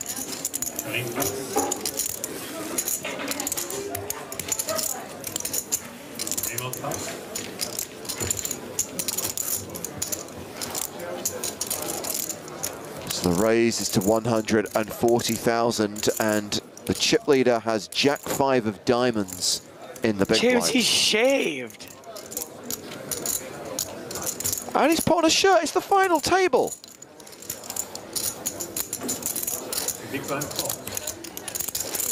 Still comes across very sad. Must be from Seattle. Queen, Jack 8, top pair versus second pair.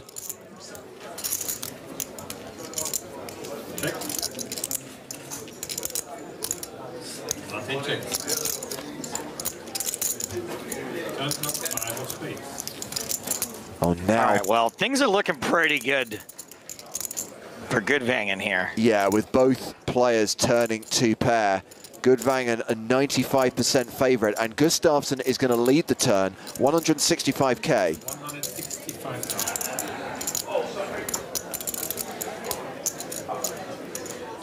I'm a big two-pair raiser. Big believer in raising two-pair, especially on a board like this. Goodvangen just calls. 7 on the river.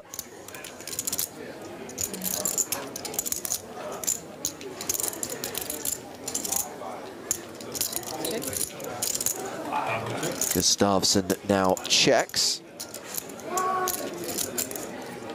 Interesting.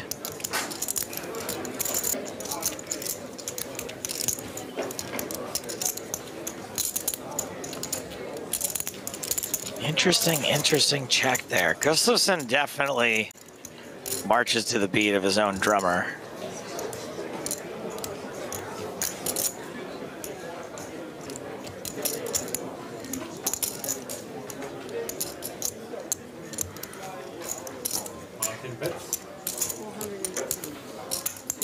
$415K. Not only do I not think this is like a, obviously it's a call, but it's not like a fist pump call. It's kind of like a, don't show it to me call. It's almost a bluff catcher. Almost. There's the call. So Goodvangen gets a little bit back from Gustafsson after their big clash on the previous day.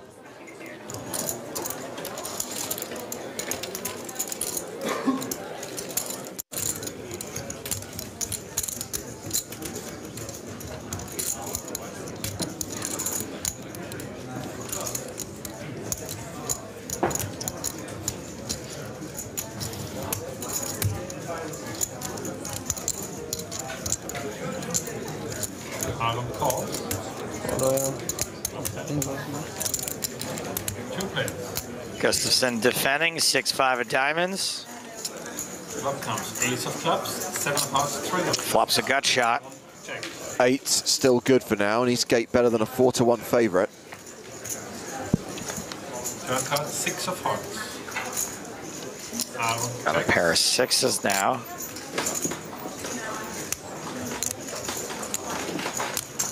In the bet, 200,000. Eastgate with the delayed continuation bet.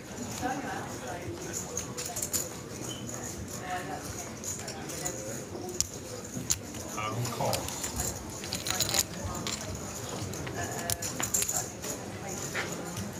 River cards, 8 of hearts. Aaron checks.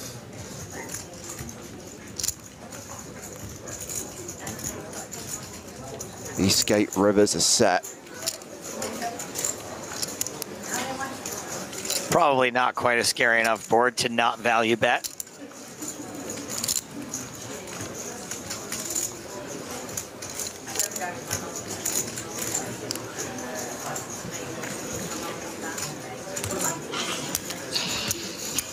I mean, yes, you made your set, but there's now 3 hearts out there. The board just got straightier.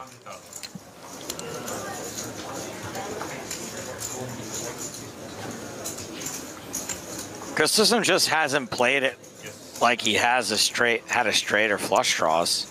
Now, of course, in the big blind, lots of things are possible, but I think you're way more likely to be up against 2 pairs. 1 million. Wow. What do you do now?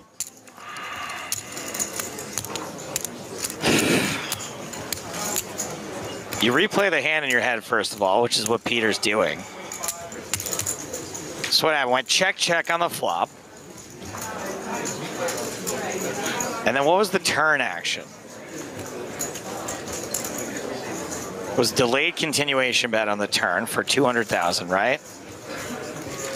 You got called. I call. So hearts would call. And Peter calls. Showdown? No. I don't have an ace. I just have a set of 8s. And Aaron pass, and Peter wins the pot. You're asking the wrong questions, Gustafsson. Okay, guys, that's the end of this round. There's an exact 10 What a call there by Peter Eastgate. round. There's an exact 10-minute wait. And now we're going to play a hand from Good Vanger's perspective. We're going to sweat with Martin.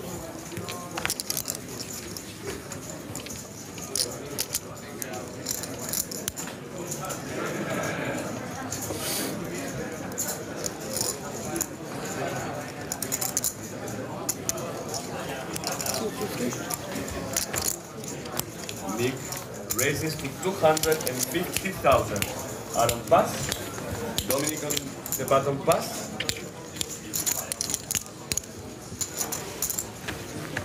Peter on the small blind pass. Queen Jack offsuit. Was this the hand we were discussing yesterday, Joe, which you think is actually like the worst starting hand? Worst hand of all time. Right, that's it. Worst hand of all time. That's the moniker that you granted it. Now the big blind is probably the best place to have it.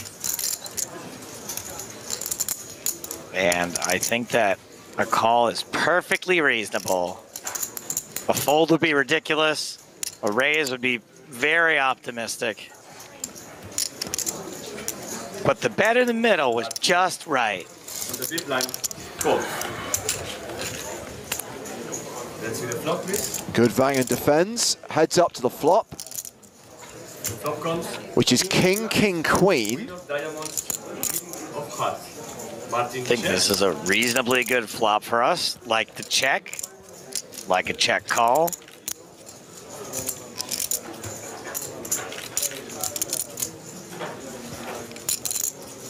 And Senator, remember, we've been watching him for the last couple episodes. He's a little wild. I like his red shirt. Nick bets 275,000. 275,000 into 600,000. Think of all the buckets of vodka Red Bull he's going to buy at Tiger later.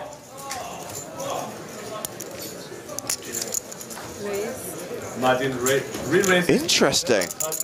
Check raise from Gudvangen. Well, you know what I'm going to say here, James. I'm going to say that you're going to fold out all the hands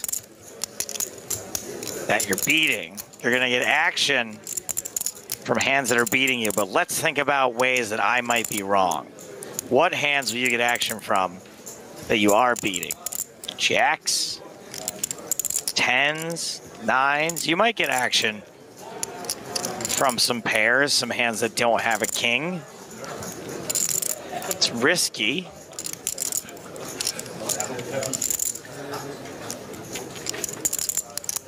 Do ace 10 and I mean, aces might call you. That's bad. What better hands are you folding? I don't think any.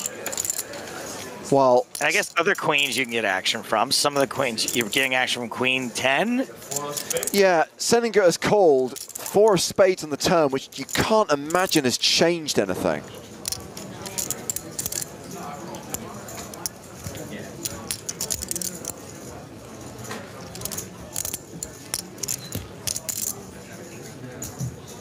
Martin checks.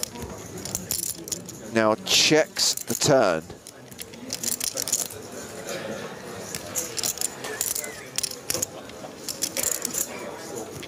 Is this a check with intention or a check because you suddenly don't know where you're at? I would imagine the latter. Seninger checks behind, river card. 5 of clubs. I have no idea what to do now. This hand's been played very bizarrely. If you check, then you're at the mercy of your opponent. Well, he has checked. To bet big. If you bet, you can get raised.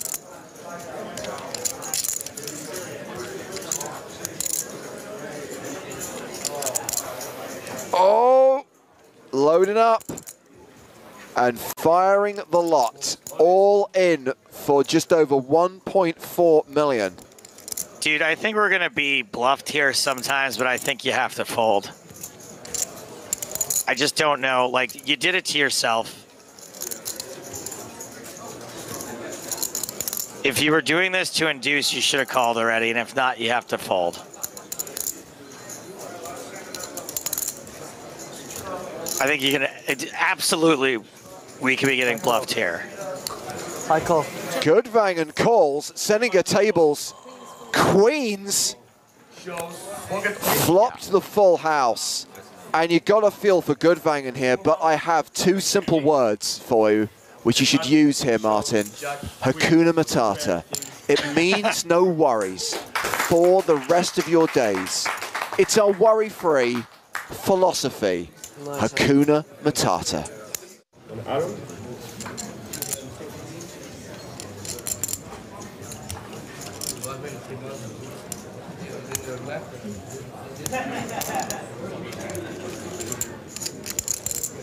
Gudvangen, by the way, has got 10 bigs because the blinds right now are 61-20. Because raises up to 275,000. I hope if Aaron Gustafson wins this event, he'll be less sad.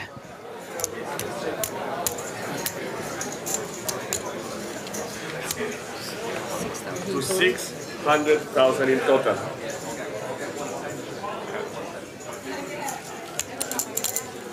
Actually, it's on Peter on the small. Peter Eastgate always looks like he's trying to figure out where a bad smell is coming from.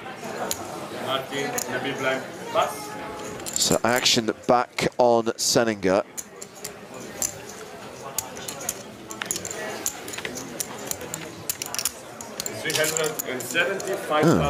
Simba's fallen over. That's a tell. That's his Oreo cookie tell. If he doesn't stand Simba back up, he's got air. Huh. Domination Nation. Seninger out of position without the betting lead with the worst hand, and he's paired his 10. He's got kicker issues. I will reiterate, you do it to yourself.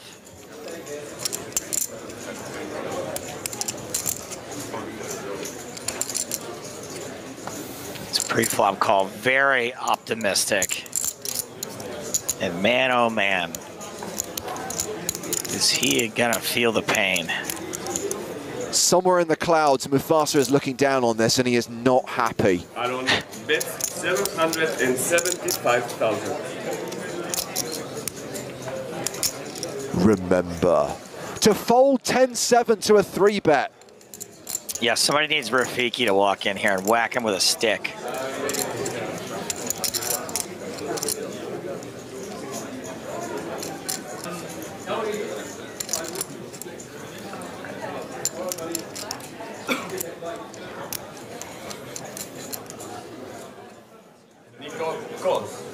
$775,000 apiece. They go to the turn, which is the 4 of clubs. Gustafsson now a 93% favorite. Top pair, top kicker. Seninger checks. Yeah, this 4 is not a particularly bad card for top pair, top kick. Yeah, there he goes. I don't bet 2 million. No reason not to keep betting. 2 million. A double yang. I thought a yang was $1,000 a month for life. Jerry, not Andrew. Oh.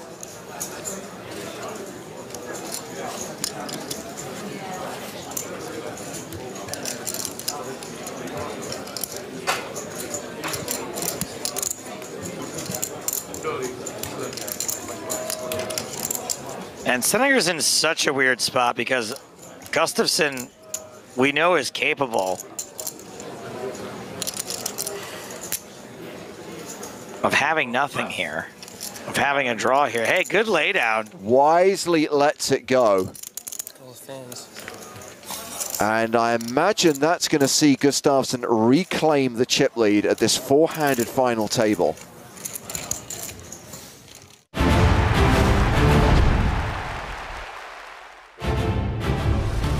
That was then, this is now, 2024, and the PokerStars European Poker Tour is in Cyprus for the 2nd year running as we bring you day 3 of the 5K main event live from the Merit Royal Diamond Hotel Casino in Spa. 1 session down, 4 to go, and we have a new feature table coming at you. It's James Hartigan alongside Griffin Bencher. What's up, guys and girls? And these are the current chip leaders, Griffin, the 5 biggest stacks in the room. We've got 2 players with 7-figure stacks. Shakib Miri got lucky against Spraggy. He now has 1.1 million. Meanwhile, Faradin Mustafov, who was the start of day chip leader, has increased that chip lead. He's got more than 1.3 million, and he is one of the key names, one of the key characters at our new feature table. We did say that primarily we're following the storyline of one of our former champions. Sebastian Malitz is also going to be at the new FT. But yes, we've also got the biggest stack in the room on the main stage. The players who right now are the favorites to make it to the final table, be in contention for the big cash money up top, more than $1 million to the winner of this $5,000 buy-in tournament, the single biggest slice of the $6.2 million prize pool. Yeah, and we're going to have 3 players, including our chip leader, with well over 100 big blinds. So that's going to be very exciting to watch and see how start of day chip leader Faradin wields that thing here on the main stage. Yeah, these are all of the players, the full lineup at the feature table. And you'll see that we do have Shrigalin, Malitz, and Mustafov with more than 100 big blinds each. More than 200 big blinds for chip leader, Griffin. And as we referenced during the last session, Marta Mikkel is one of 3 female players still in on day 3 of this tournament. With 106 players, returning from break. 106 players remain from a starting field of 1,284. And of course, we're well into the money now. We saw the bubble burst late last night. Right now, if you bust, you get better than a min cash, better than a min plus cash. Current payout with 106 players remaining is $12,020. So action underway. This is level 17, 3,000, 6,000 with a 6K big blind ante.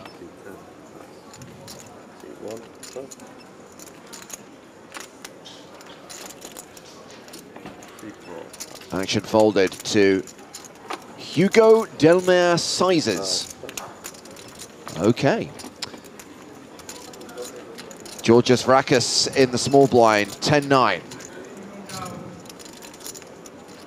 Completes, and Sebastian Mallets in the big blind with ace-queen. Nuh-uh. Try again. 7 raises, 21,000. Raises to 21K.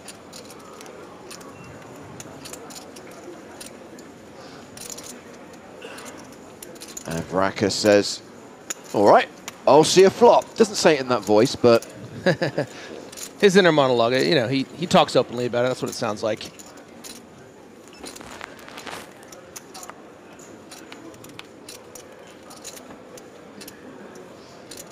Ooh. Jack 8-5, so the open-ended straight draw for Vrakis, but Mallets still ahead.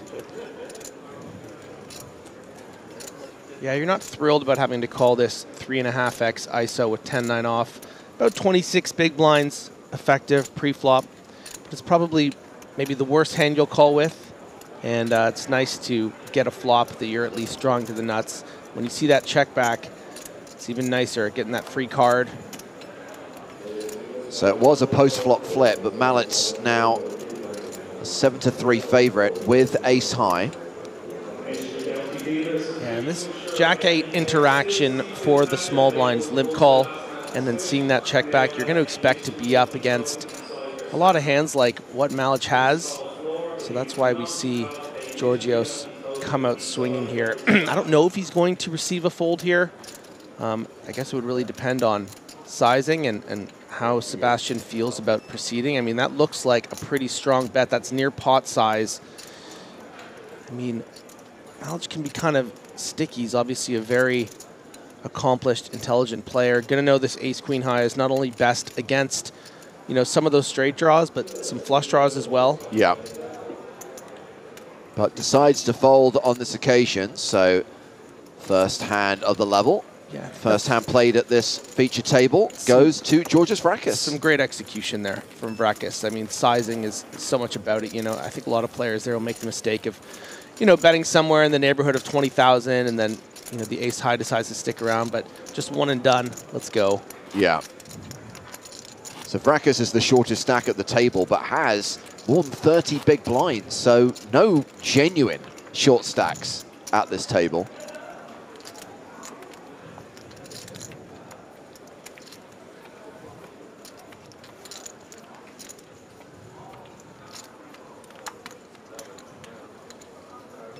Action starts with Marta Mikel, 5-4 of spades.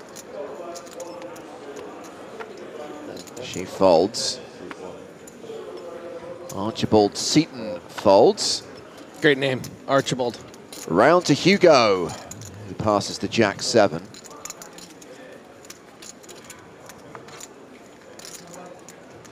Vrakis, 9-6, folds the button.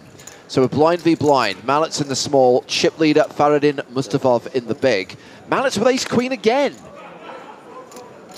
Calls, and Mustafov with king-queen suited. 24.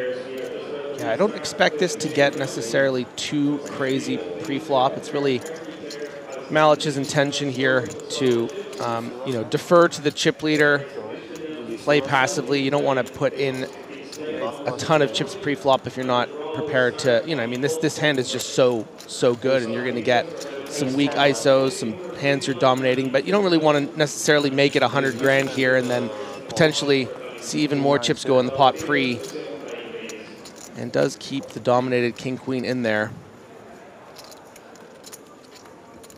Ace Queen still good on a Jack 8-5 flop. Malic checks. Deja vu here for Malic playing the Ace Queen 2 hands in a row and getting, I think, back-to-back Jack 8-5 boards. It's not what we're signing up for.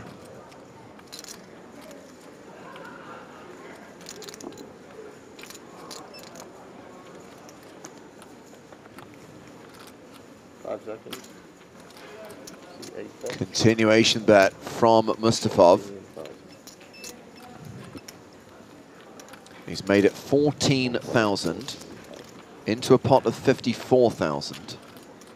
Yeah, I don't think our chip leader is expecting a lot of folds on this texture after a limp call and with this size. It's more about, you know, having control of the pot, being able to tell a story, you know, being able to barrel on certain cards. And you know what? Malic says, I don't want to play this little game with you. Let's just turn this Ace Queen into effectively a bluff.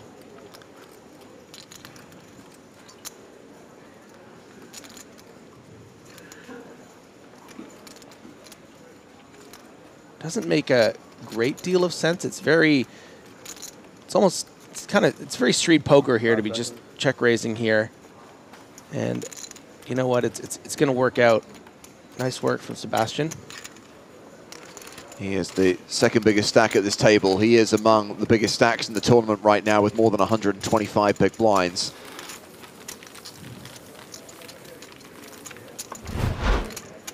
Mustafov remains the overall chip leader, the player who is in the catbird seat.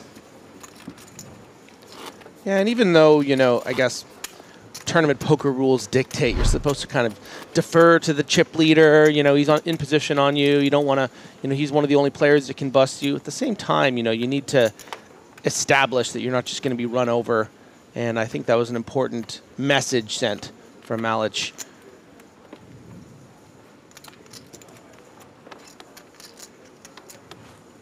Seaton with Queen 6, folds. Round to Vracus.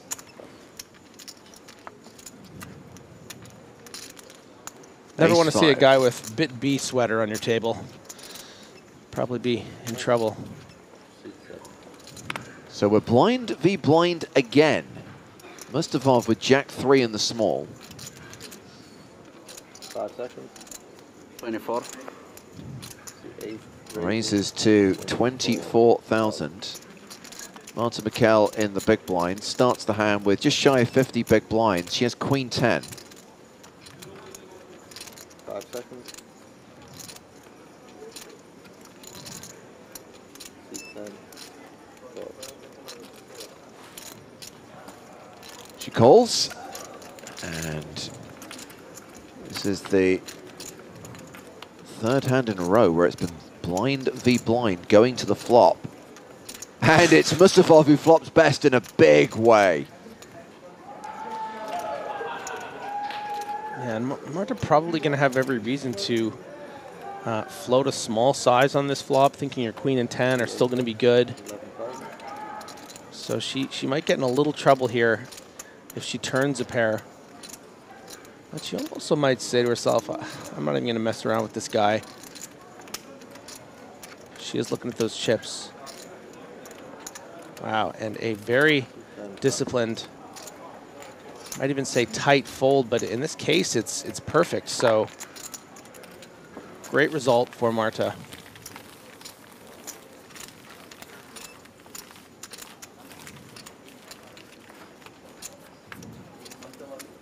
So a couple of eliminations since we returned from break. 104 players remaining.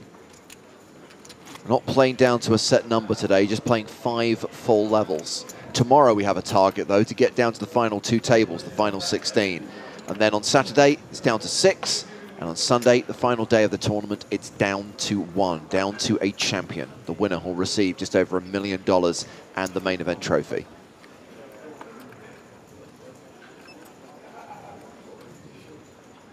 Ace Queen. This is going to be a raise. 6, raise. So Tom's asked an interesting question, which we'll get to in a moment. Let's see how this hand plays out.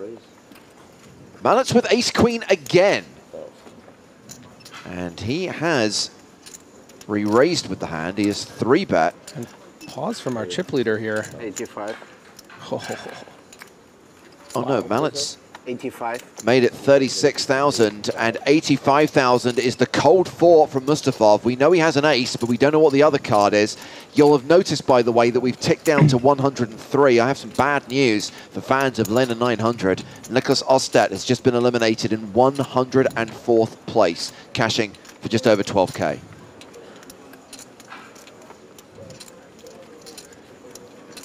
You know, there's something about a day 3 chip leader just coming to the feature table and bulldozing. It's just the kind of cliche I really like, you know? This is fun to watch.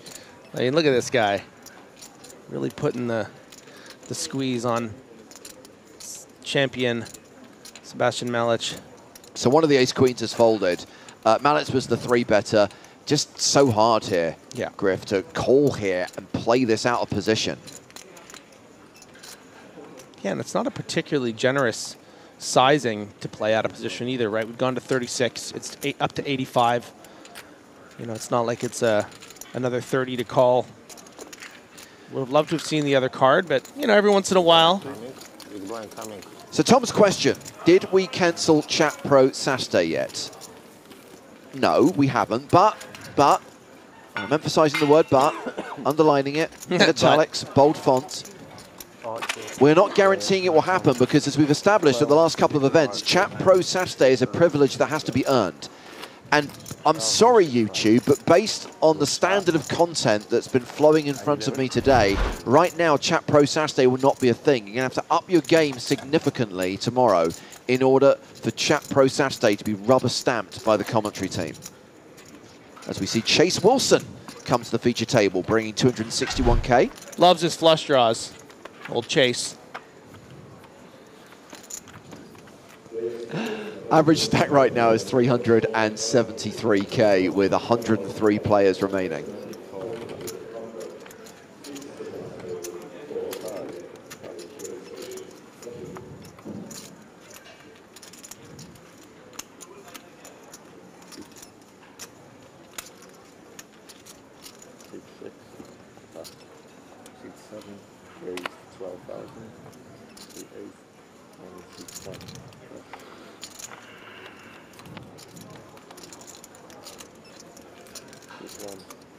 So Mallett has opened with Queen 6, and it's round to Chase Wilson, who's just joined the table, has posted the big blind, has 10-9.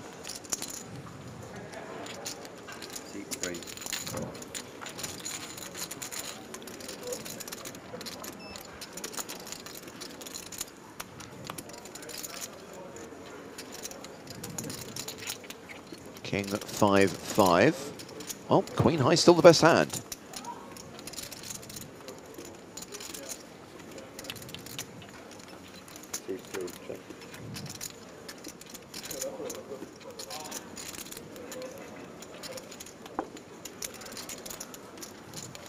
Mallett continues. 9,000 into 33,000. And Wilson hasn't really connected with this board in any meaningful way. But wait a minute. Decides to call and see a turn card. Chase Wilson calls this flop a 10-9. Double paired board now. Queen High still good.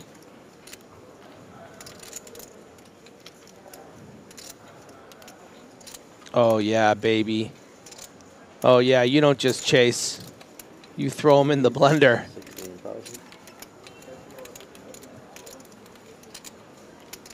And without any real info for Sebastian here, you know, new player to the table, not really aware what this guy's capable of, but he's capable of an out-of-position float with 10 high and then a lead on the double-paired board.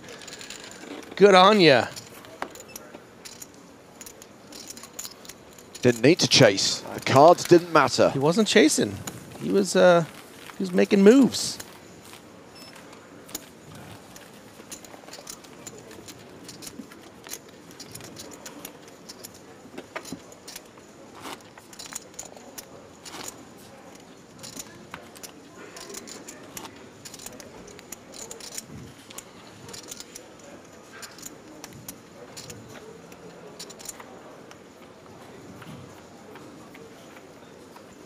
the next hand. And we'll start with the action on Hugo.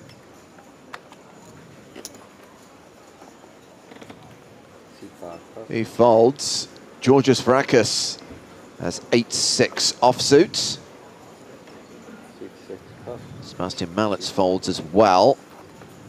Mustafov, chip leader, opens with 10-6 of clubs. Martin Mikel, pocket threes in the cutoff. Lets it go. Seaton's on the button. Looks interested.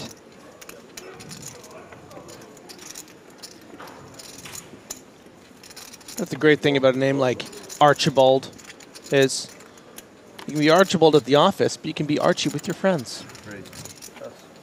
We only know one of his cards. No, he has a king, but we can see both of Damir Zugrelin's cards, and he has got queens. 5 seconds. 68. 68. Was it Barcelona we saw the deep round with this gentleman? Do you remember? You don't recognize him?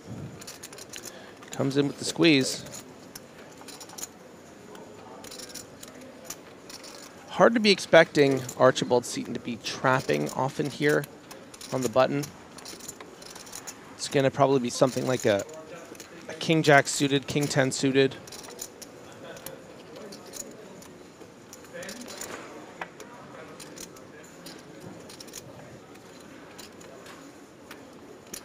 Win the APT Barcelona before with the yellow hoodie.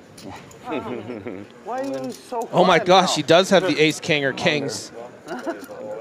Wow. Seaton announces all in, gets snap called. What is it?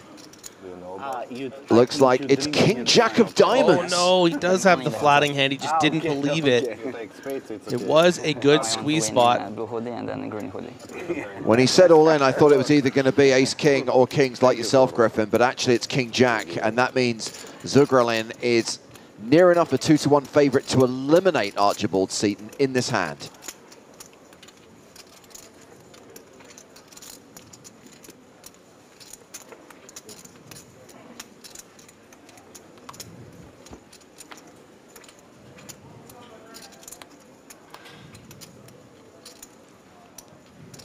Oh, bad start, but it is a diamond. Oh my goodness. Wow, 2 pair against a set. What a flop. Seaton with 2 outs. Needs one of the 2 remaining kings.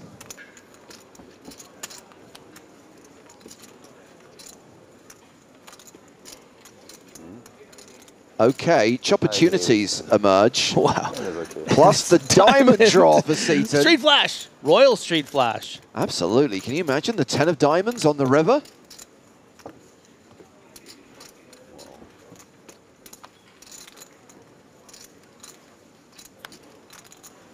No diamonds. Full house, but not good enough. Boat over boat, Yeah. and that will see Archie Seaton eliminated. See you. Seaton cashing for $12,020. What a turn.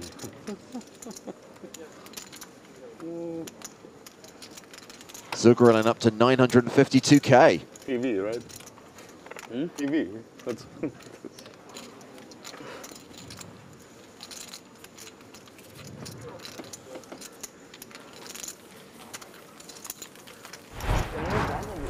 When was that? 2016.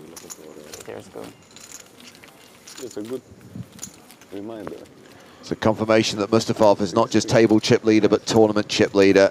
How much you got there? Zugrelin now second in chips at this table, and still no shorties. Varakis playing more than 30 bigs. Where you from from? Barcelona, so my dream is Yeah. so what you achieved, it's my dream. It's one of the best videos I've ever seen like in poker. Like your performance in the final table was wow. About him? Yeah, it was, Yeah. was wow. I don't know how many times I've seen this video.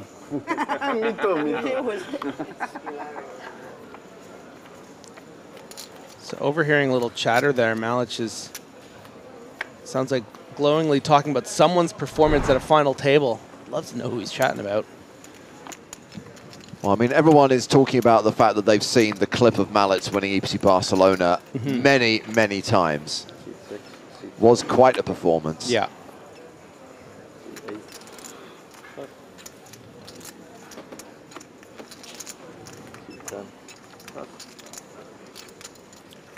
We're almost in double-digit territory when it comes to the amount of players left. 101 remain here. 102, pardon me. Sugril in here with 9-8. Did someone just register or something?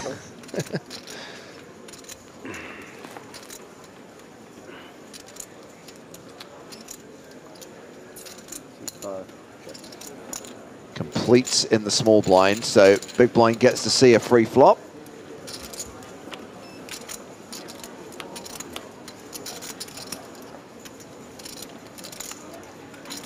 Eight, 7 deuce, so pairs for everyone.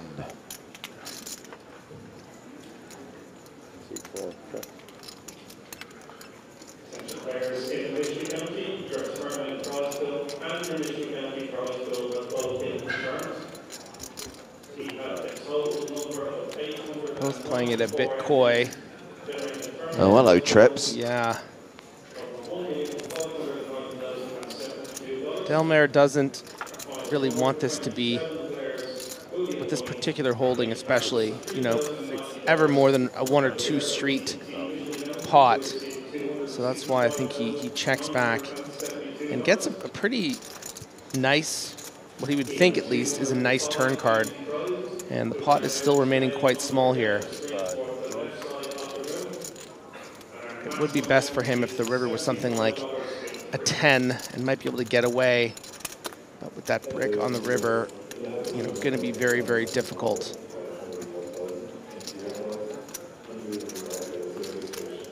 You know, with 2 8s on the board too, less likely your opponent has one.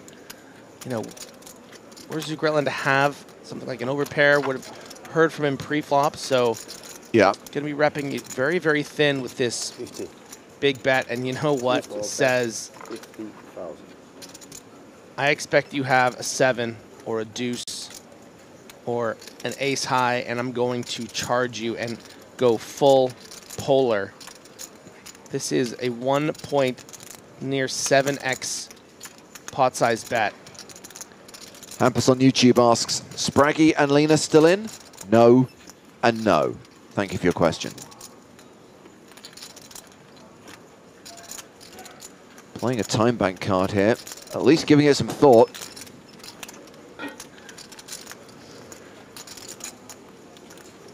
Yeah, and the flop check, I think, complicates things a bit for Delmare. It feels like it would be a bit of like an erratic, unnecessary bluff to just bet 6K on this turn and then 50 on the river. You know, if my opponent had a straight draw, I had something like 9-5, wouldn't they start the proceedings with a bet on the flop?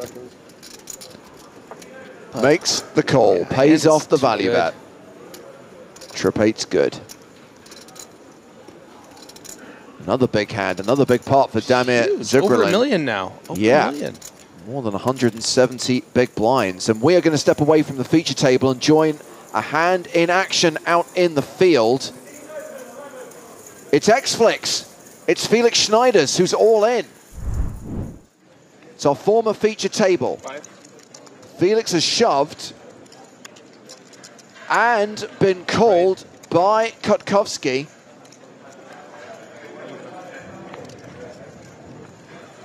Showdown. Felix has 9s. He's up against Ace Queen. Classic race underway, a race that Felix needs to win to survive. Oh, that's not good. The 9 is coming. It's a queen high flop.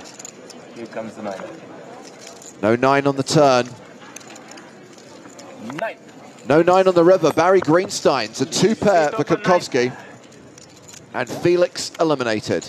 Cashing for $12,020. So Felix was the last remaining member of Team Pro. He is no longer grunding in the EPT Cyprus main event. Always a pleasure to see a deep run from Felix. We had a great time watching him on the feature table yesterday. Always a big smile on his face. Unfortunate to see him as the last Team Pro out.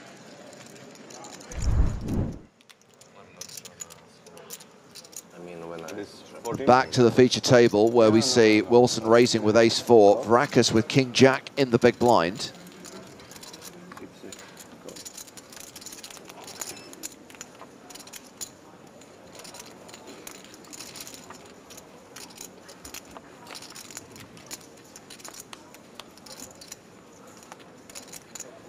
As defended, and we have queen 8-7 on the flop. Ace high, still good.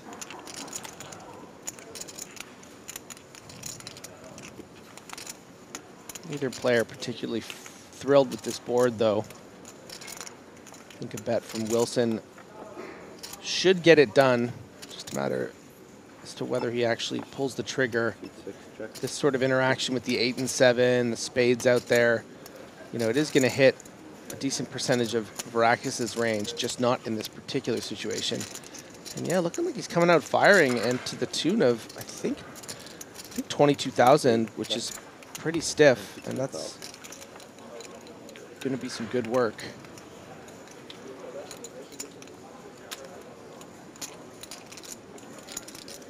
Aaron asking if Joe's dad is still in. Assume you're talking about Hussein Ensan. No, he was actually eliminated last night during the post-bubble bust-out bonanza. So Ensan cashed this event, but is no longer in the field. 5 seconds. Vrakas folds to the c-bet. And we are now down to 100 players, almost at double digits. Liking what I'm seeing from Chase Wilson, being the unknown that came to this table. A little street poker happening. Saw the really great bluff against Malich, and now a nice big bet on a missed board there. Just keep an eye on Wilson. Wilson! I'm sorry, Wilson!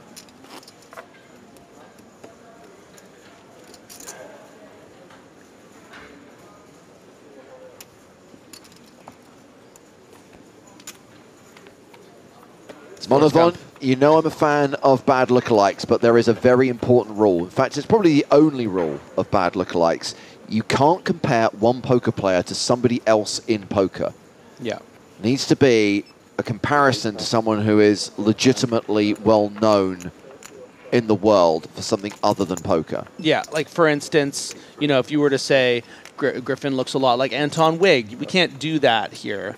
You know, you got to go outside of the poker world. Yeah, I mean, that violates the other rule, which is it's not an accurate lookalike. But yes, you're right, Griffin. Poker player to poker player. Are we example shaming now? What is this? In a word? Yes. 5 seconds. Giorgio's looking like he aims to misbehave. Wants to make a Vrakas. Come on, Vrakas, do something funky.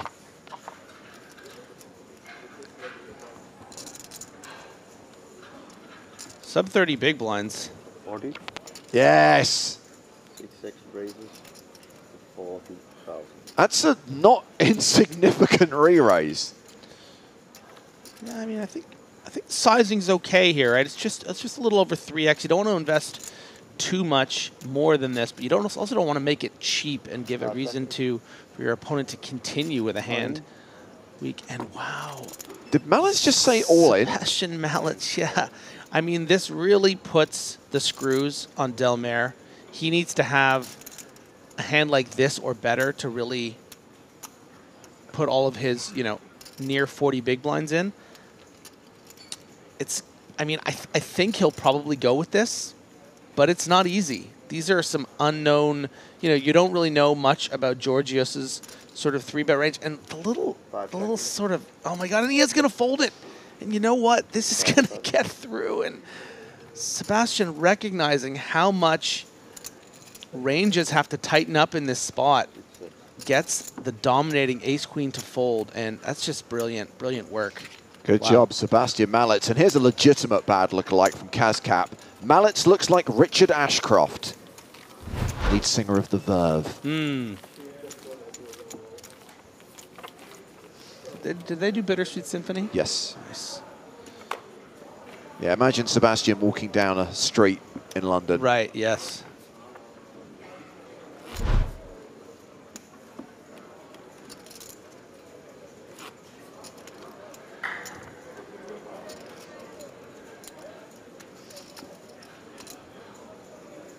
99, there you go, Griffin. We're at double digits. Yay. It's the Cadbury's Flake.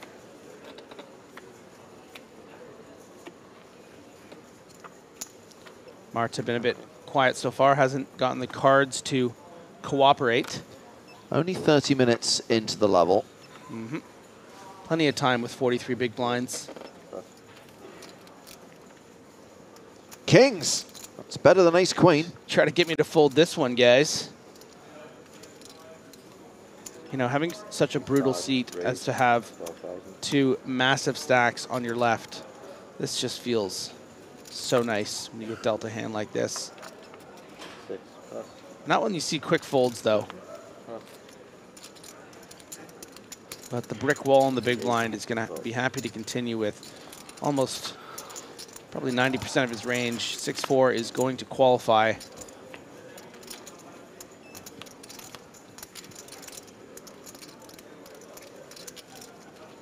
Ace, 10, 3. When you have kings, there is always an ace on the desk. Now, on this occasion, Mustavov does not have an ace. But he doesn't know that. No.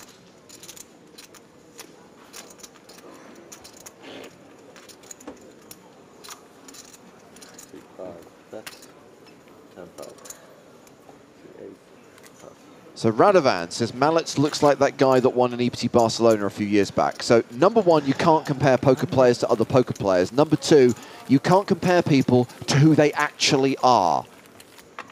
Well, that's kind of deep.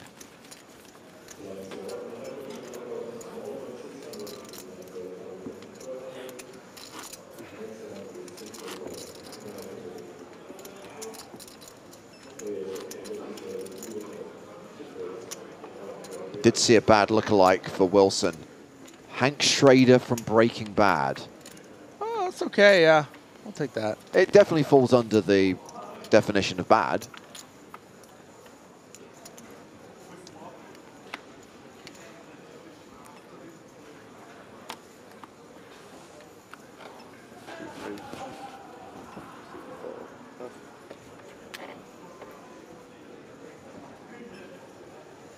Ace 4 suited.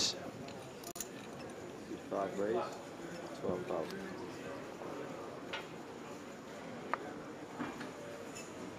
6 plus, 7 plus, 8 plus. So the raise is to 12K. Martin McKell, 10-5 offsuit.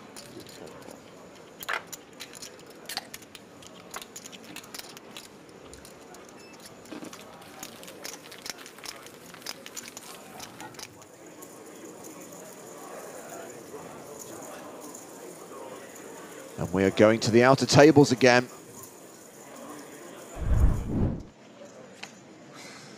We have just seen the elimination of Artur Martirosyan. Got it in with ace-king against nines.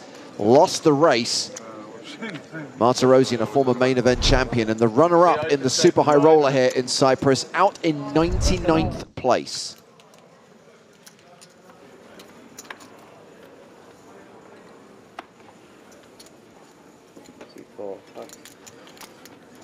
Do you know what? This guy's becoming tiresome.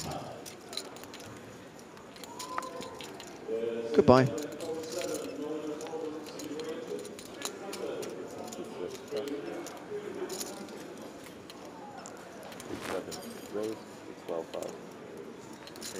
Balthazar asks, do the commentators see our chats live? No, thank you for the question.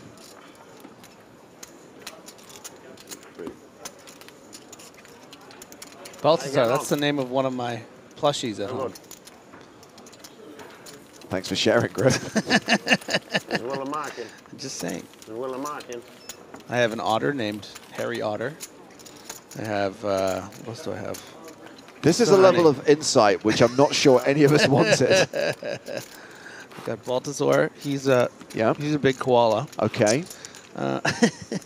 Listen, I share them with my lovely girlfriend. They're not just mine. No, of course you do, Griffin. I mean, I would definitely get them in the divorce.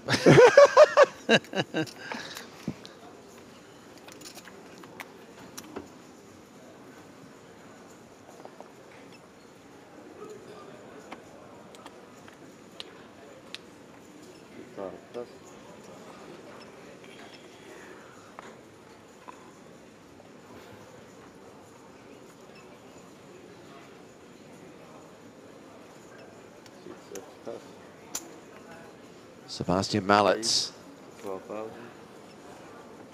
raising with 10x. Yeah, I've been really impressed with what I've seen from Mallets so far. Really finding some nice spots. Thank you. Prepared to open quite wide despite having the tournament chip leader who, you know, has close to twice as many chips as him and has been finding some check raises and, you know, some 4-bet all-in spots. Here is probably going to be not in great shape against Mikel, but very live at this 10 in hand. I mean, I just think he's opening, you know, pretty indiscriminately right now, but is going to check this flop. Check, check. Deuce of clubs on the turn. Martin Mikel picks up the flush draw. What does Mallets have? Yeah, I think we're going to see a bet from Mallets here, almost always. So, Bleem, I appreciate your interest in the stream and asking if there are any Polish players in the tournament. I just think it's a bit weird that you'd ask that question during a hand at the feature table with one of the best-known players from Poland. Like, literally use your eyes. So I was surprised to see Mallets check here. You know, as the aggressor, you would expect either with a bluff hand or a value hand to maybe reveal himself on the turn, but just deciding I'm going to let Marta have this one, and wouldn't have shaken her, in fairness, on that turn. Martin Mikel still hovering around 275k, 45 big blinds, average stack close to 400k now, with 97 players remaining.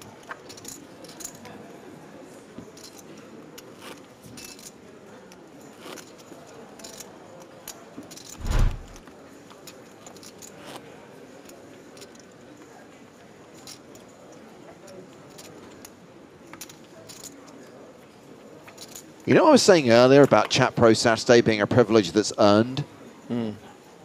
It's not being earned right now. So just to let everyone know, tomorrow, which is Friday, the eve of Chat Pro Saturday, you're going to have to raise your game. We're just got to keep the idiocy quota to below 20% of questions and comments. If we can just keep it to below 20, do you know, right now I take less than 50.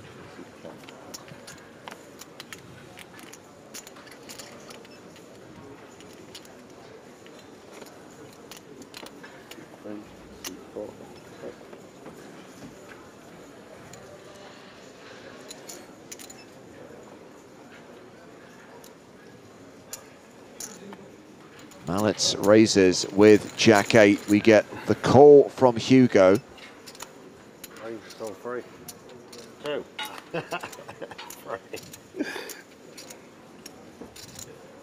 Hello, flush draw and straight draw. Hello, post-flop flip. Yeah, and hold on to the steering wheel real tight, Delmare, because Mallets with this flush draw is probably going to be coming out for more than one barrel. See a bunch of different runouts.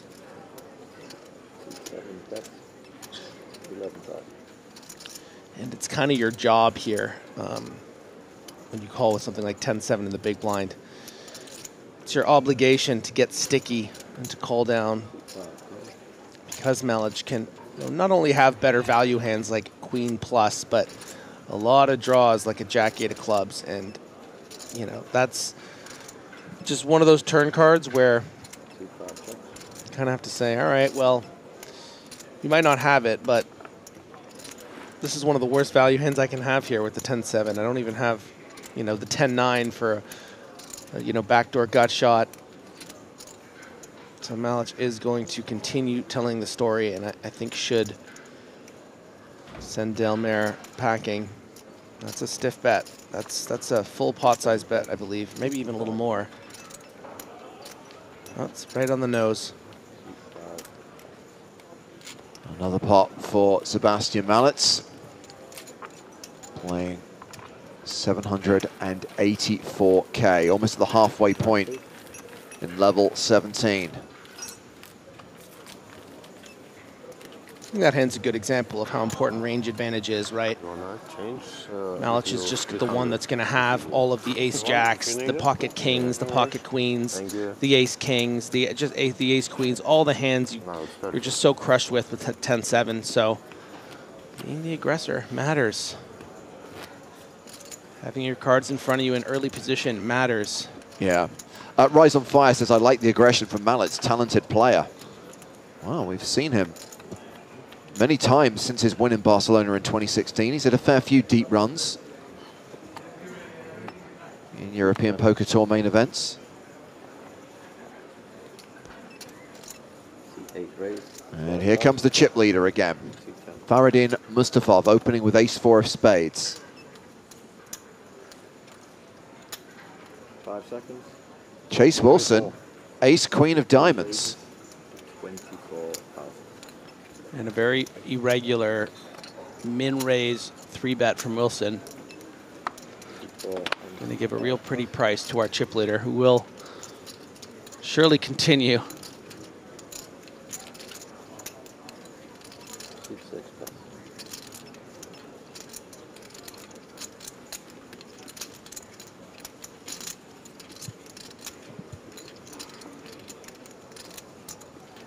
Mustafov calls the 3-bet.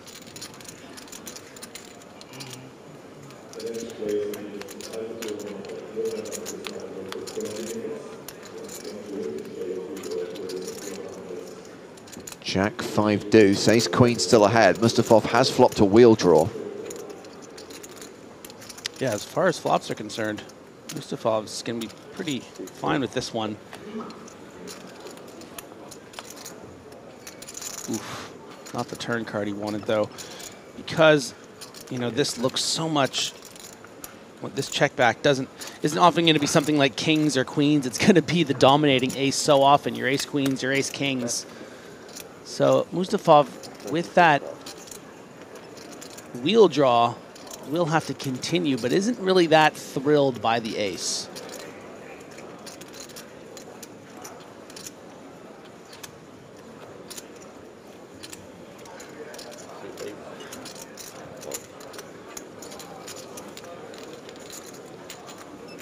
$26K each going to the river, which is a queen. Top 2 for Wilson.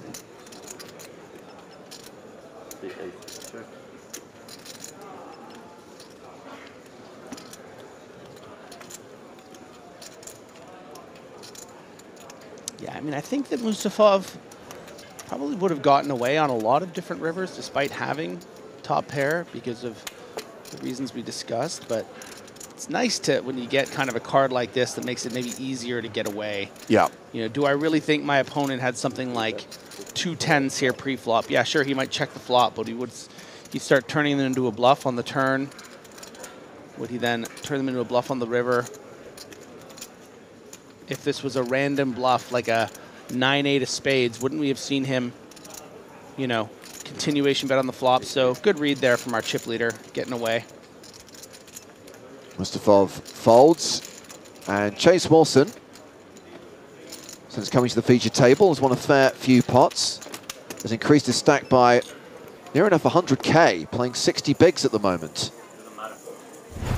So the final stop of EPT 2024 is Prague, just before Christmas, and as part of that festival, there is going to be a new event, the first of its kind, a live Spin and Go Championship taking place on December 14th and 15th. Now, we are running online qualification, a series of leaderboard competitions on PokerStars running between now until mid-November. 74 qualifiers will get brought to Prague, and 7 special guests will join them in the field and play a series of 3-handed tournaments for 100K in guaranteed prize money. 17 qualifiers will come from Italy, 24 from Southern Europe, and 33 from the rest of the world. Should be a fun event, and if it goes well, may become an annual fixture.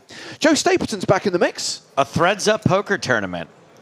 You know, Nick Walsh is going to be all over that. Kind of like Survivor Series. Remember Survivor Series, WWF back in the day? 3-on-3. Never watched WWF myself, but I have been enjoying that documentary on Netflix. We've just had a lawyer acting on behalf of the World Wildlife Fund in Godalming who would like to correct you and point out that it's the WWE. It was the WWF when Survivor Series was a thing, which is what I am referring to. Thank you for your comment. Marta Mikel finally getting involved as the aggressor. Won a nice pot there with the King Jack of clubs. Now finding a raise under the gun+1 with the Ace 5 of clubs, also known as the sourdough. Shoot it. Artisanal sourdough, and it is in big trouble here. Yeah, and this is a nice, juicy squeeze spot for Del Mar. You know, probably expecting Wilson to have very few, if any, traps here. Mikel, of course, has been a little tight over these 45 minutes, but just, I mean, it's only been 45 minutes, as, you know, James alluded to earlier. Not a lot of time to really establish how loose or tight she might be. Now the question really becomes, is Wilson, nope. 3-bet is enough. It's enough.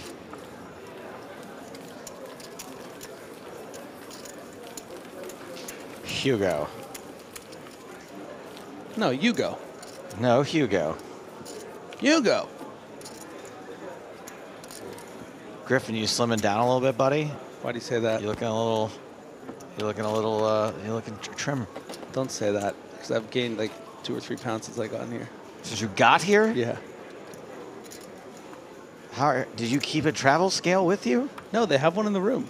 Do they? Yeah, and I don't have a scale at home, so I never I only look when I go to the gym, and it's been really, I mean, I can't help it with these buffets, man. 2 or 3 pounds of muscle, man. It weighs more than fat. Dude. Just tell yourself that. That's what I do. Dude, I can't with the buffets. They're just so good. The food here is so plentiful. I've only been to the buffet. Stop. I've been 3 times total in the week. I've been twice a day since I've been here. Yeah, no. I was the first person in there today at 7 a.m., the only person. I was in there at 7 a.m. today. I must have missed you.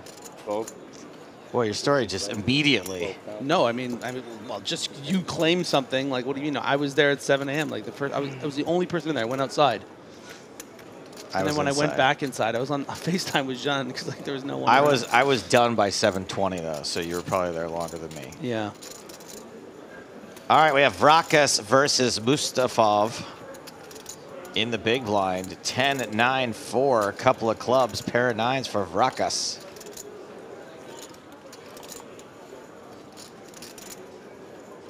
Did you check? Sorry.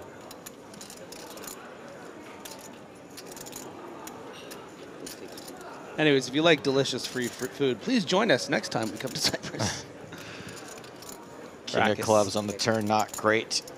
Huge not edge. Super welcome for anyone. Well, you know what? The club actually, 32%. Look at that. Mustafov does have the best club, although he may not like it, know it, or hit it.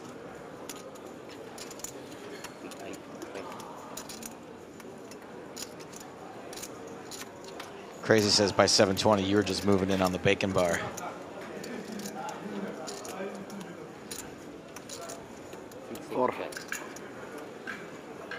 Four no good. Boom, Vrakalakis. Nice.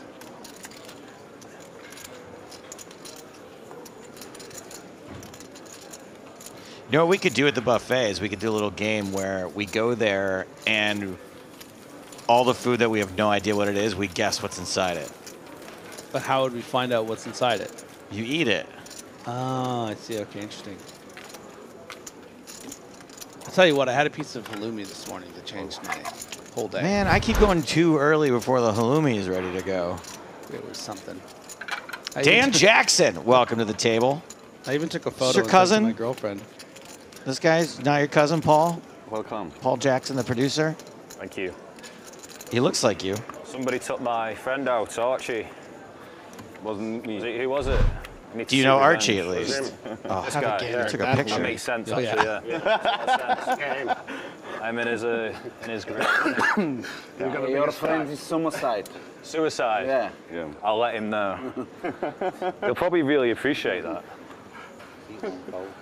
Now, if Dan Jackson prefers Dan Jackson to Daniel, so he's not confused with James Spader from Stargate, maybe he shouldn't be wearing the same hat that James Spader wears in Stargate.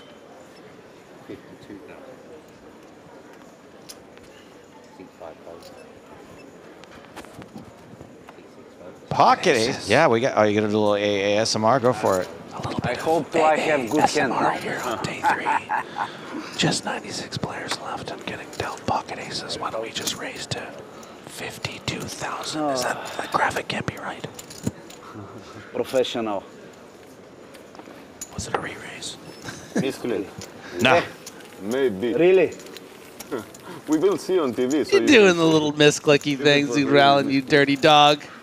You're not allowed to do that. Actually, you are, but misclick, huh? Frowned upon. Frowned. Sounds like nobody's buying it. Yeah. Nobody's buying it. But it should be. Oh, I meant to make it 5,200.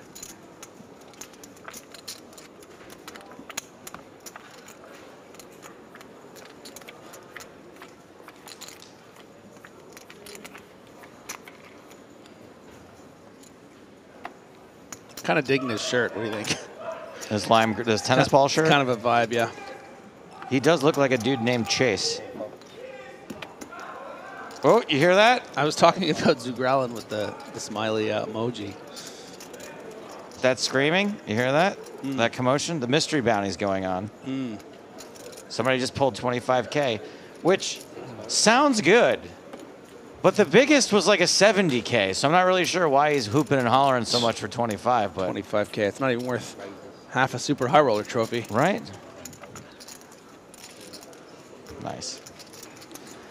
Mustafov on the button with ace deuce makes it 15,000. King 8 suited for Dan Jackson in the big blind. DJ. If he wins this pot, I'm going to call King 8 suited. 500. Thank you. The Archie Avenger. Actually, aces would probably be better for that. Hey, goes for the 3-bet. Oh, he's three bizzling. Hey-ya.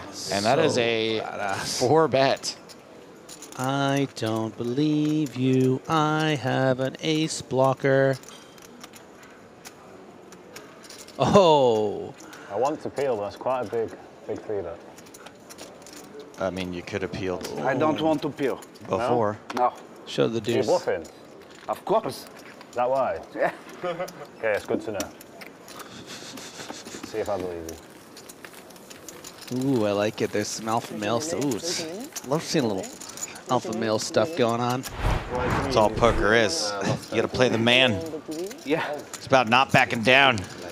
Hey, there's an alpha woman on this table, too. Marta Mikkel. We'll see. Something tells me she'll be Everybody somewhat less bluffs so toxic much than now. most of the rest I of the don't field, know but why. who knows? Everybody is buffing and want to stealing. Yeah. Chips. 2016 final table is everybody stealing? I already don't remember. You not remember? You a young guy. Is that how long ago it was? 2016? Wow. Hey, 6 Highbrow says, wait, is this the Griffin that busted Kasuf with aces in the main a few years back? What is he referring to with that? I'm not sure exactly. Yeah. I guess different guy. Must be a different guy. Pocket 10s for Zugralin. 10-9 folded. Over to Marta Mikkel. I mean, if something like that did happen, that would be all the way back in 2016. Nobody remembers anything back then. As we just established. Well, his follow-up question is, why isn't Kasuf also commentating the chemistry would be nuclear? Yeah. Do we like nuclear things? Is that nuclear? Yes, I'm not really sure. I'm not really sure that's an adjective we go for. Do we like nuclear chemistry? 3 ways to the flop. 8-7 Whoa, tray. Mikkel. Street flash draw for Mikkel. Let's go.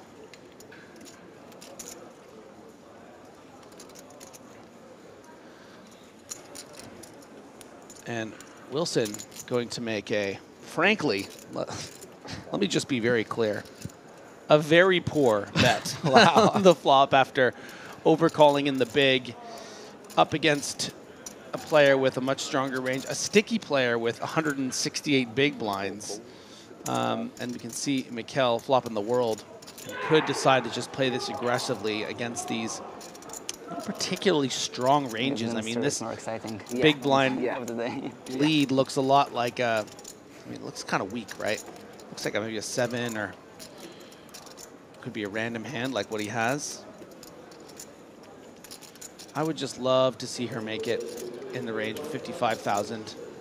Come on, get those big chips out there. Yes. Looks like you may get your wish, Griff.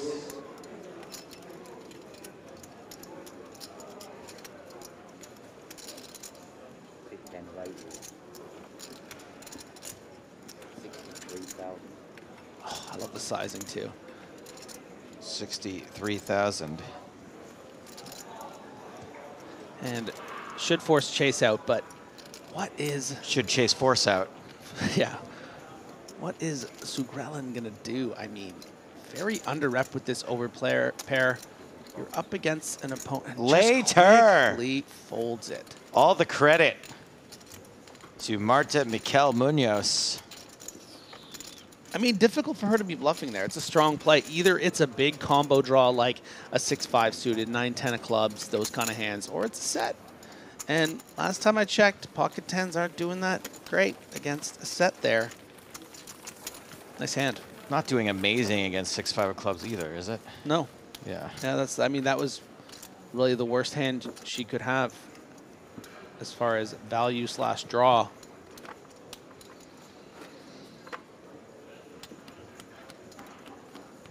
Just One Timbleby asks, is Mikel a unisex name? Yeah, most surnames are.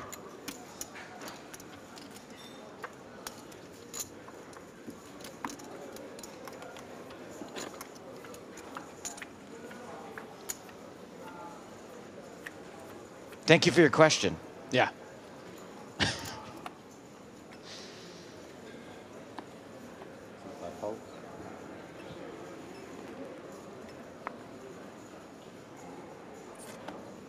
Vrakas. Really? That deserved a... Gotta say his name there with the 9-4 off on the I other like one. Vrakas. I just like saying Vrakas. Yeah. I've already made a sort of... He's making a ruckus joke, so don't bother. I don't think I was going to go Yeah, there. yeah. So. I also said that when Chase Wilson got at the table, I said, don't give this guy any flush draws. You don't make any chase jokes. Right. Yeah. How much? Okay. I've covered pretty much everything. Can I see? Usually do in the first 10 seconds to make sure that no one else has a shot at it. Yeah, exactly. But then you always find something Jackson even more 5, creative. Andrew Jackson, son of Jack.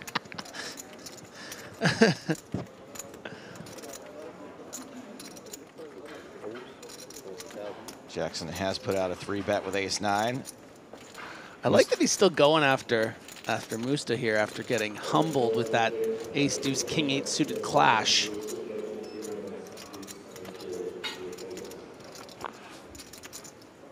Queen 10-8. Spade. Yeah, I mean, tricky continue here for Jackson. I mean, I think we can expect one, but he's not loving it, considering the kind of hands Mustafov is expected to have, calling the 3-bet. Going to be hitting this board a lot, but the times he does have pocket pairs, can expect to get a fold, which would be nice.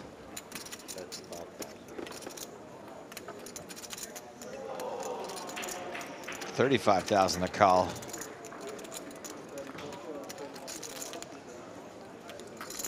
This would be a pretty cheeky float, but no. Oh, it just pains him to let go. I love players like this. They're just ready to go. Dan Jackson.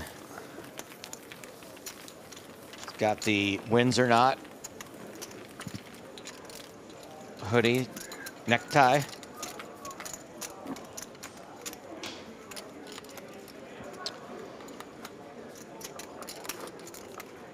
Caro Jackie says, I think they read more of the YouTube chat, but they do mention this chat here and there. We do end up reading more of the YouTube chat because it's way more idiotic. And therefore slightly more interesting. You guys are a little too normal on Twitch. Like this question from Jonas, who says, can we talk politics here? Let me answer that question. With a question? With a couple of questions. Number one, why? Number two, what is wrong with you? Number three, please DM me on Twitter. Because Joe does. What a dumb question. So many places you can talk politics. Don't worry about it here, right now. Jackson opening with the Jack of Hearts, son. Chase Wilson is not going to chase the wheel. All right. Full of surprises.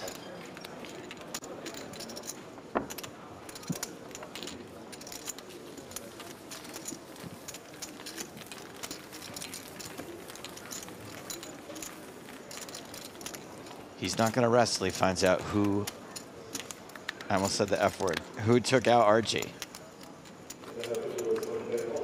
Do we know what happened to Archie? Did I miss it? Was it in no, the he must have been moved. I would never have forgotten that, you know, Archibald Seaton. More like Seat off. Right? Yeah, Archibald James Seaton was here when we first got here. Was he balanced or was he busted? Busted. Did he bust? Oh my God, he had the King Jack of Diamonds against the Queens. Yeah, you're referring to me as if I was here for that. You were. You don't watch the stream when you're not on? No.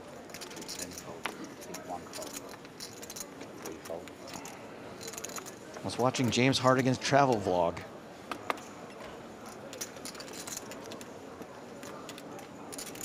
Mustafov raising ace-9 for pretty early position. Pocket queens. 42. 42,000. For Hugo Nicolas Delmer Cizé. 42. Delmer Sizes. What a name. What do you think of Delmer Sizes? Oh, yeah, yeah. I think it's good. 6 folds. Makes no sense. Mustafov gives it up. Hugo. Second shortest at this table, but 45 big blinds, no big deal. NBD.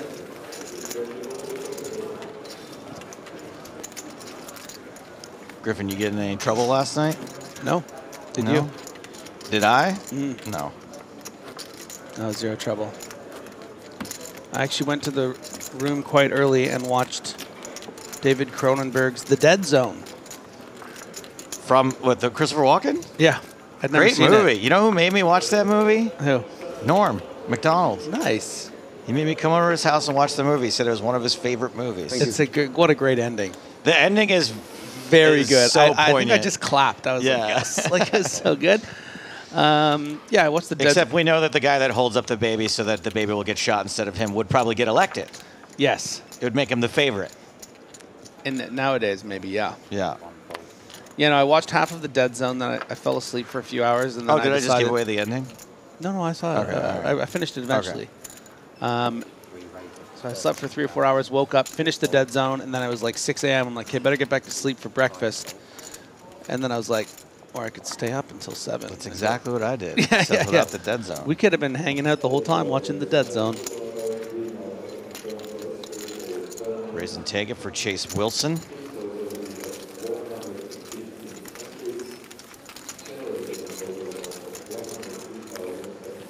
Guess you could say he's a bit of an icon. His headgear is iconic, at least.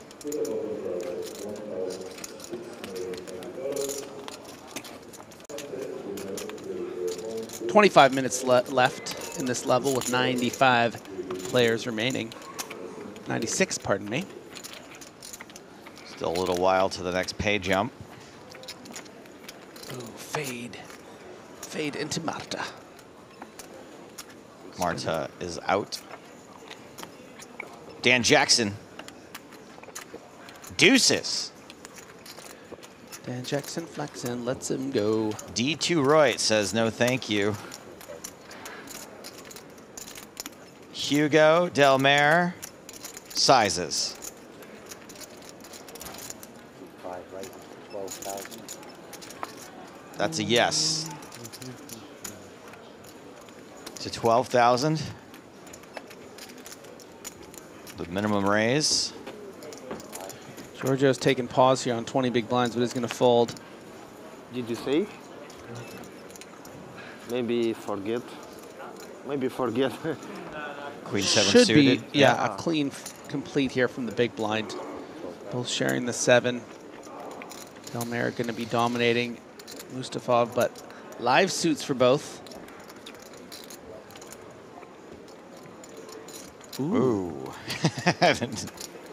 9-8-6, both players with a straight draw. Just one spade for Mustafov. No backdoor flush draws for Delmare. Yeah, and a board that will favor the big blind calling range in Mustafov here. So that's why he elects to come out with a lead. You know, were he up against something like Ace-Jack, going to be very difficult for Delmare to continue. In this case, of course, Delmare has the dominating King 7. And we'll be seeing a turn card quite happily.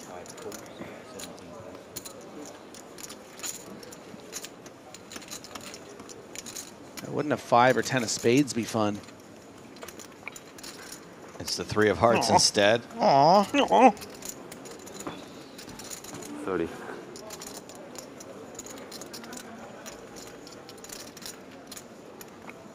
Was that a snap bet of 30? That's what I heard. I'm suspicious of the snap bet. Ooh, 53, way more than 30. So who said 30? Maybe I just heard 53. 50-30. 3 sounded like 30 to me. I never think a bet that's that quick is going to be that strong, personally. Me as a live tells expert. I play 4 live tournaments Rule a year. number 8, right? Your It's book? page number 8, which is the penultimate page.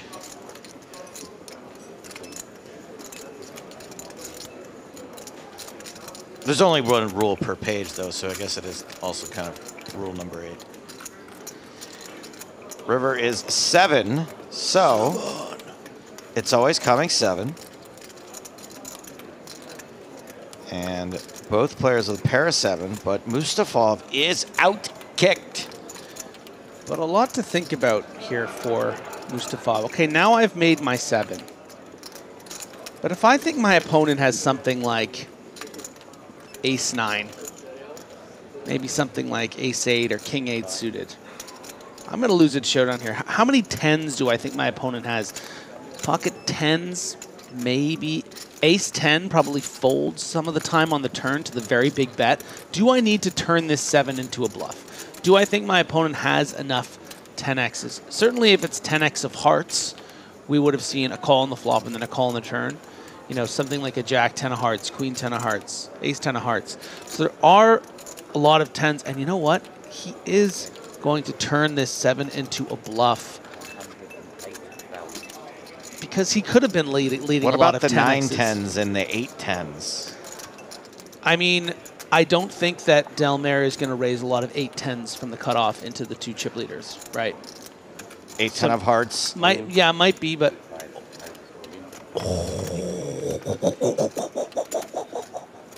Mustafov bets 81,000 and Delmare shoves through 189 Wow. and gets it through. So kind of what you were saying, just the opposite player. Yeah. Says to himself, you know what? Actually, I think I have more 10s here. So goes Some all of the 9-10s in. and the 8-10s probably included Well, in that. yeah. I guess you're right. What a badass hand. I mean, did have the best hand, but still pretty impressive. Let's forget about the actual hand values Yeah. because they were so weak by the river there. And look at that, all the way up to 78 big blinds. That is an inflection point for our boy Hugo. Remember that one when you're on the final table, buddy. Can you handle this question from Hidden First, who says, what? Why shove doesn't make sense? Well, we broke down sort of why we think it would make sense. It's not a very good bluff catcher. You know, if... Neither player should want to show down a 7 there, basically. Yeah, pretty much. It's just not... They've put 53,000 chips in the middle on the turn, right? So that is representing a lot stronger than just a pair of 7s by the river. So, I mean, Musafov's, even his bluffs on the river might be beating just a 7.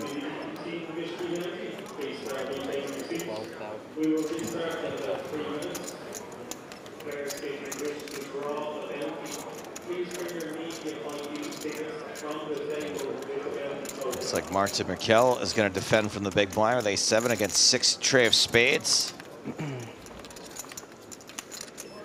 Spanish player versus Spanish champion. Yeah. 10-7-7 trips for Mikel.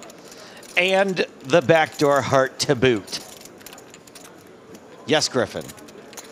Well, I think we move on from that hand, but I would say too that, you know, sometimes Musafov is going to have a 5 there and probably have to fold to the all-in. Like, you know, that he's gotten there with his 5-8 and then thinking that his opponent would only shove with a 10. Nice discipline from Malic. Malic has played quite passively against Marta and very correctly so. I mean, this just played as a clean check back and fold, staying out of the way. So I've been impressed with his aggression on this feature table, but I've also been impressed by his passivity in certain spots. I got a bad look-alike for Marta, a celebrity poker player, Shannon Elizabeth. Yeah. Reminds me of old school Shannon used to play with her hat pulled down like that. Yeah, she did. That's true. You'll see it now that I said it.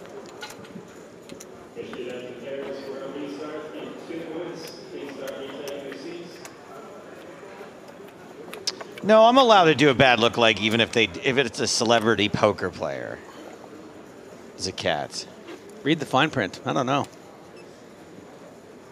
Because then you just eliminate anyone that's ever played poker.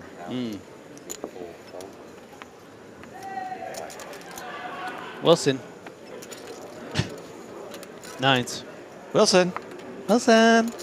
Wilson! Oh, I already did it. You No, did I it? did. Yeah, I did it. Sorry. That's all right. That's what I thought you were doing now. I think you're going to get away with it once per commentator. That's fair. Yeah. He does have an island on his hat.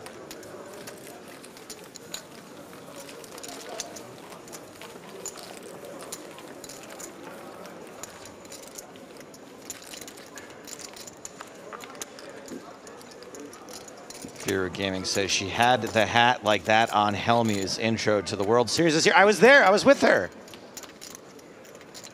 We were all dressed up in karate uniforms. I think she karate kicked Mike Matusow or something at the end. It was high art. Was it? Did you see it? I did remember seeing you. Yeah.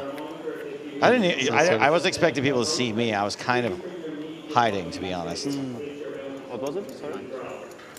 9 of spades. Thank you. Fear of Gaming says they see it.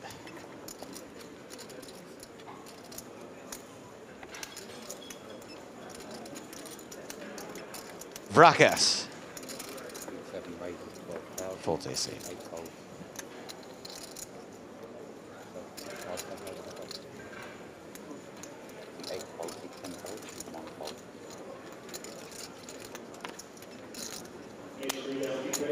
Mallets with King of Spades. And a mystery card. Get this man another card. Oh, look at that, 10-8. Looks like I was right. Looks like I was right after all. And we know that Wilson has flopped an 8. Does Mallets have a 9? Does Mallets have another king, an ace? Probably doesn't have an 8. Wilson checks. Mallet's going to c-bet here pretty regularly, no matter the other card, I think.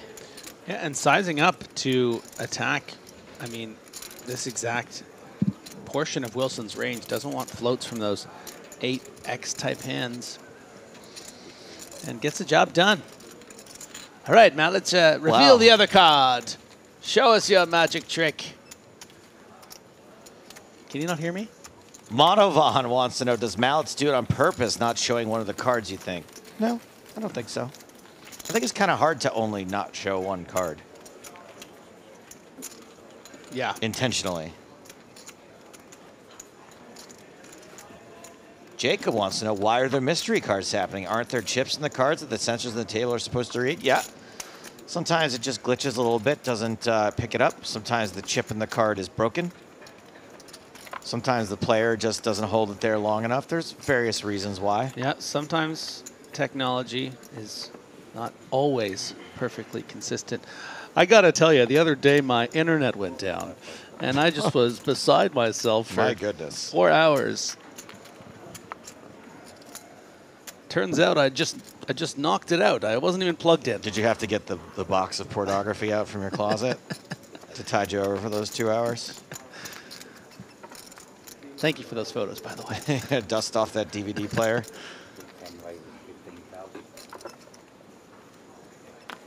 Martin Mikel activating with the King 10. Get to the tune of a 2.5x to 15,000. Zugralin hailing from Kazakhstan, I believe.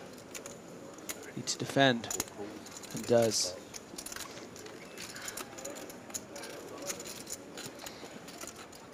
Fair fight. Cut off versus big blind. To La Flop, which is Queen Tray. Now we've seen Marta flop straight flush draws. Uh-huh. We've seen her flop trips. We've seen her turn the nut flush draw, but how does she play the King 10 here? Passively.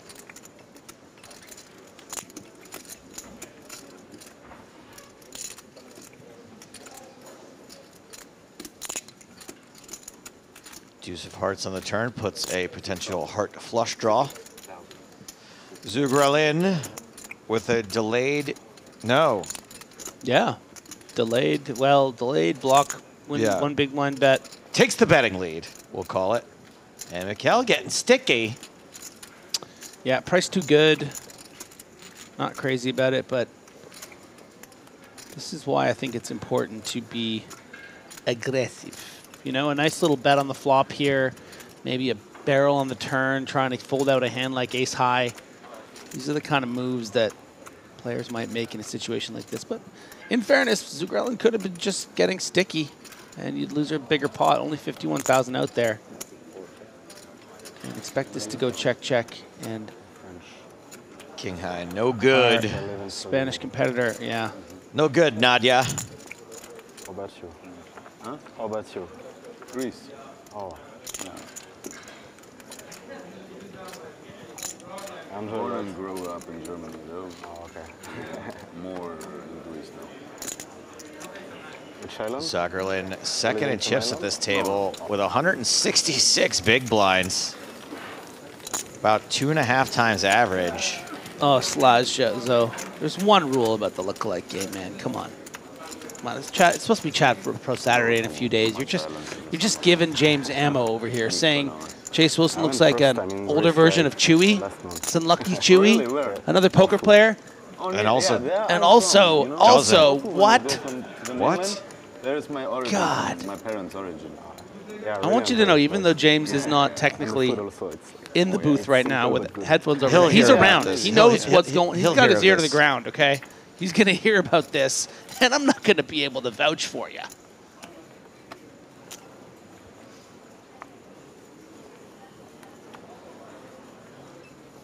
Raven asks commentators, do you guys have favorite EPT stops, or can you not elaborate? Have you ever heard Griffin? He cannot elaborate. His vocabulary is very limited. Prague good. Barcelona hot.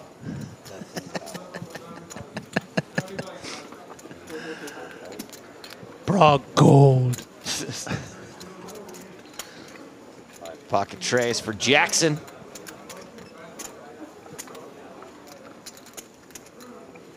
Good enough.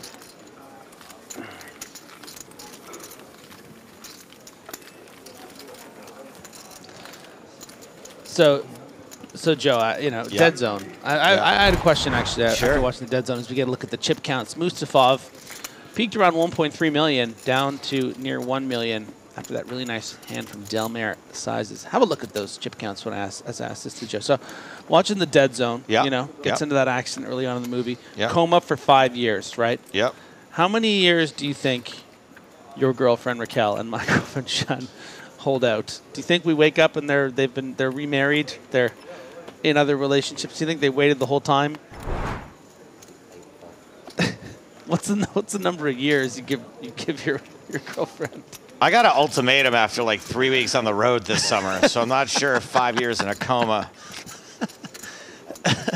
would really go over that well. I would love to see. It depends. Is the rest of my body working during that time? Because if she can have her needs met, she's probably going to hold out a lot longer. I mean, poor Christopher Walken, he woke up and she had a kid, you know. That's tough.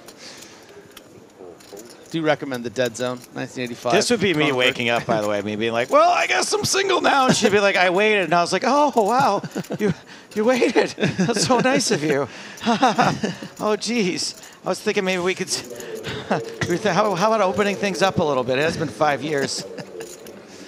How old are you now, honey?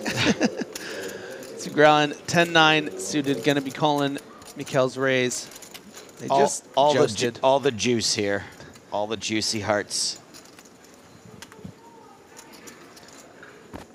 Jack 10 tray, 3 clubs per 10s for Zugralen.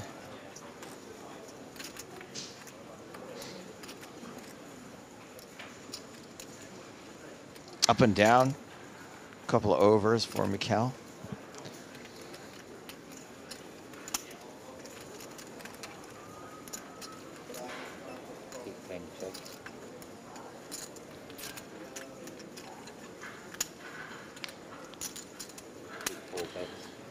Electing to play this passively and is only going to see a 25% pot bet. Definitely going to be good enough to call here. You don't love all the clubs, of course, but drawing to, you know, effective nuts kind of thing. You know, when you make a straight here, you should be good a lot of the time. Look how live she is. Well, you know, even in this situation, if it is a club, might get checked down and just win its showdown. Right. His own pool just in PokerStars, right? And I'm going to be very curious what Zugralen does here on the turn. So he does check back. Doesn't want to be value talonting himself in the event of being up against a better 10 and the like. Well, making a straight or your pair, turns out, is a lot harder. Yeah. I mean, yeah, sure. But I don't play MTTs. I play spins. Oh, okay. Yeah. I can still play on the other side. I see. I won't quote the name because we're on TV. That's polite. Considerate. That's the word I was looking for. Considerate. Different, like you come to some live. Mikkel elects not to bluff at this. Yeah, sure.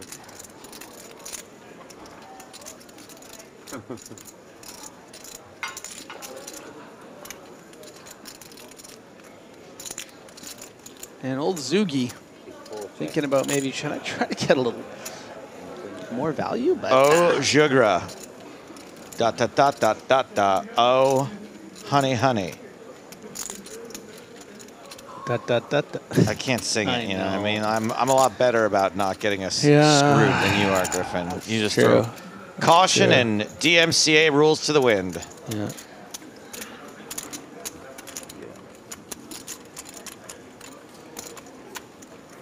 Just 5 minutes left. And then we gotta take a break. All these rules. So you can go make yourself a coffee there at home. You can go kiss your wife. Yeah. Or maybe after the break we go make some eggs. Depends on what time it would be, I guess, for you. But we had some good action. Time zone's pretty crazy out here. They will like my play against 2 hours ahead of the UK. 10 hours ahead of where I live. Yeah. My dad, every day this week, my dad's been like, "Hi, how come you never tell me when you're on air?" I'm like, "Dad, it's going to be like 3 a.m. for you." #1 fan. Your dad's on East Coast time? Yeah. Or I guess 5 a.m. it would start. We do have viewers and fans from all over the world, so it's going to be more convenient for others. Mart is going to ditch the 8-4 from early position. DJ, Dan Jackson, says no. DJ Jackson coming at you. Action is followed to Damir Zhugralin. Brilliant level for Damir. Won that big all-in Queens to King Jack. Very, very mindful, very Damir. Nice. That one I hadn't got to. Great shove spot here for Vrakis. Got to do it, pal. Yes, 16 big blinds facing a man with 170 big blinds, raising very wide from the cutoff. This is very clean, very demure.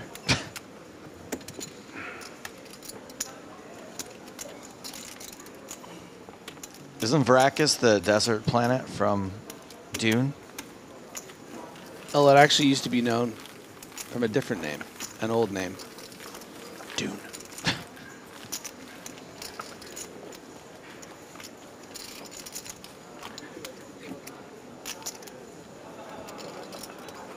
I'm Paul Mahmoudi Atreides, Duke of Vrakis. Duke of Vrakis? Yeah. This is my father's sigil. I know that whole scene by heart. I shouldn't get.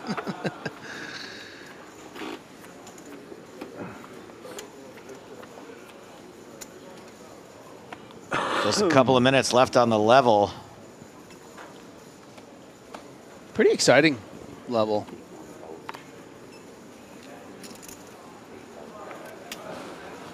Wow, thank you, Victor on YouTube. It says that's Arrakis, not Vrakis. Thank you. Thank you so much.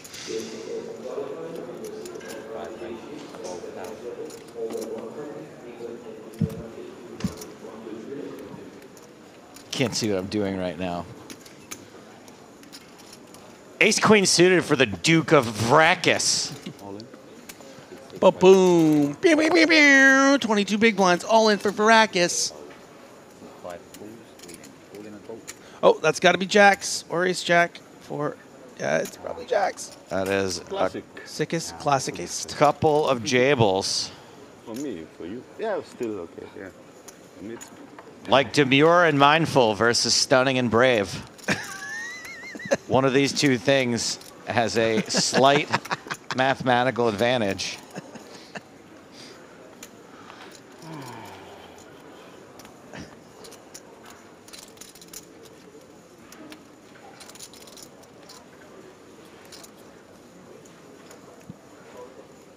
King 10-6. I'm going to guess that makes him 28.9%. Can the Jacks... Ooh, did you see that? Meow, meow, meow. All right. Quit waiting for the award ceremony and call the action. Any Jack, Queen, or Ace? Oh! That is an ace. Barry Greenstein caught the early bus. Vrakis stabs Delmar Cizes right in the backus. Gonna need Queen and only a Queen. Doesn't get it. Nice double up right at the end of the level here. Sick flip. Is it left hand? I'm gonna say yes. Probably gonna be the last hand, Yeah. given that it's gonna take a second to count out this double up.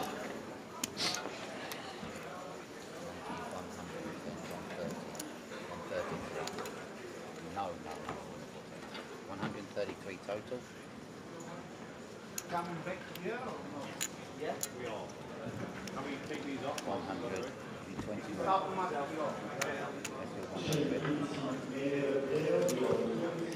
So, how much more? 133 top of the 100. We have 112. 1 euro. Go. You good? Correct? And €1. So should I ask you a question you won't have the answer to, Joe? You got about 10 seconds, so go for it. We gonna stick with this table, or are we gonna move in? I do have the answer, and we are staying with this table. Good idea. We got to see what happens with so mindful, so demure Zugralin. Well, there's narrative, there's lore. There's lore. That was a good level. Someone has to avenge Archie. Yeah. So we are coming back with these same 8 players and maybe some new arrivals if we get some eliminations in the next level. Georgios Varakis still tied for the shortest Stackus, despite doubling up just there. We're gonna send the players on a break. You can stick around, watch some of our awesome break content, but me and Griff, we're gonna be back here in just a few from EPT Cyprus.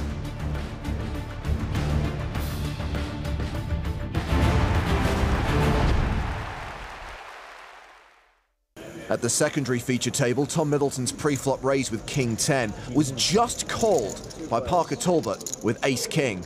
Talbot's flopped top pair in the nut flush draw, but Middleton's got top 2. And it looks like Talbot's going to check call this flop. Me likey. Middleton continues for 28,000. He's got to continue on a board like this. It's wetter than the abyss. Talbot calls. 2 calls. The turn card is the 6 of diamonds. Middleton now a 73% favorite. Talbot checks a second time. My guess is that Tom's going to bet every street for value until a queen, a jack, or a heart comes. He does bet again, 57,000. Another fine spot for Talbot to just call. That's what he will do. 218,000 in the middle. A heart on the river. Talbot has the nut flush, and he checks it. Love the check here. If Tom had been bluffing, he'd likely bet this river. He checks behind. Talbot tables a winner. Think both guys played it super. Thanks for asking.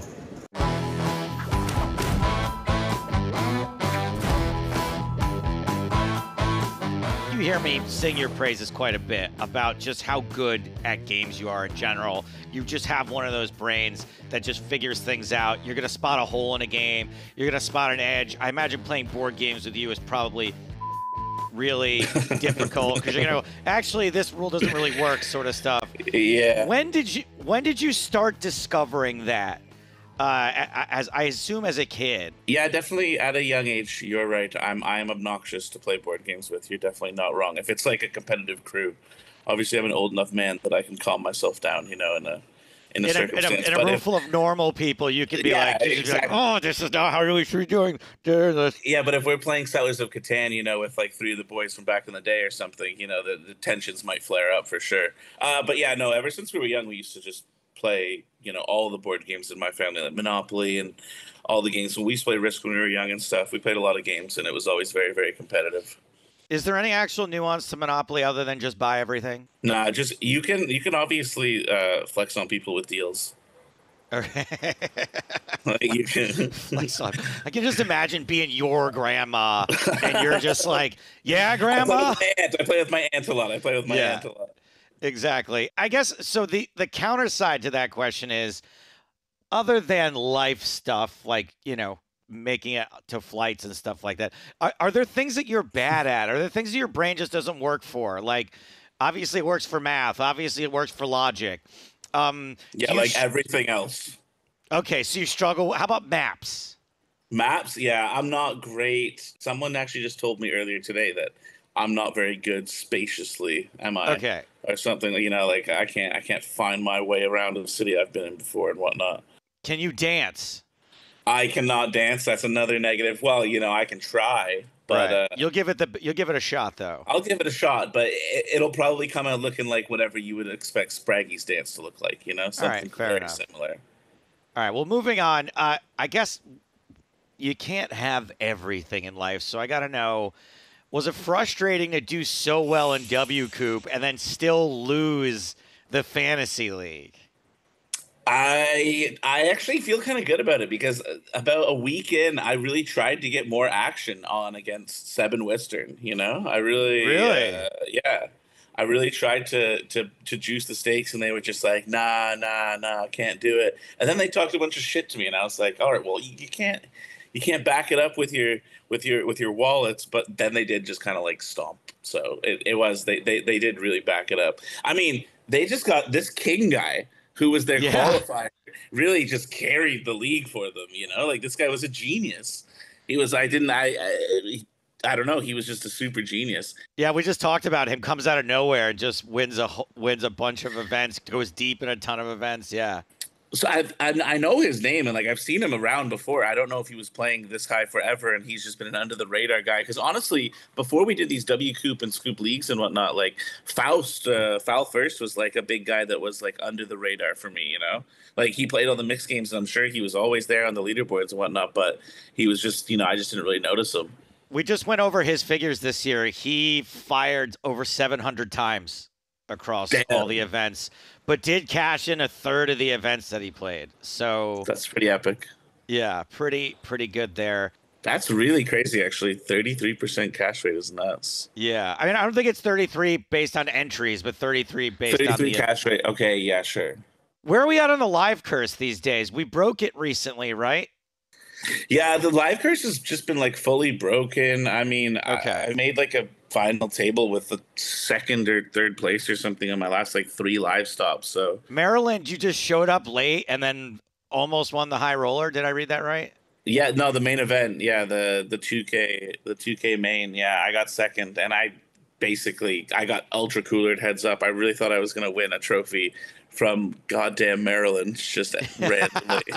I thought it was going to be so funny, dude. And then, yeah, it just didn't go my way, heads up. But that was a really fun tournament. Just ended up there kind of solo and just, stumbled into a second place. Yeah, it was so weird seeing that. It's like WrestleMania. Like all of a sudden, Tonka comes running down from backstage and almost wins the main event there.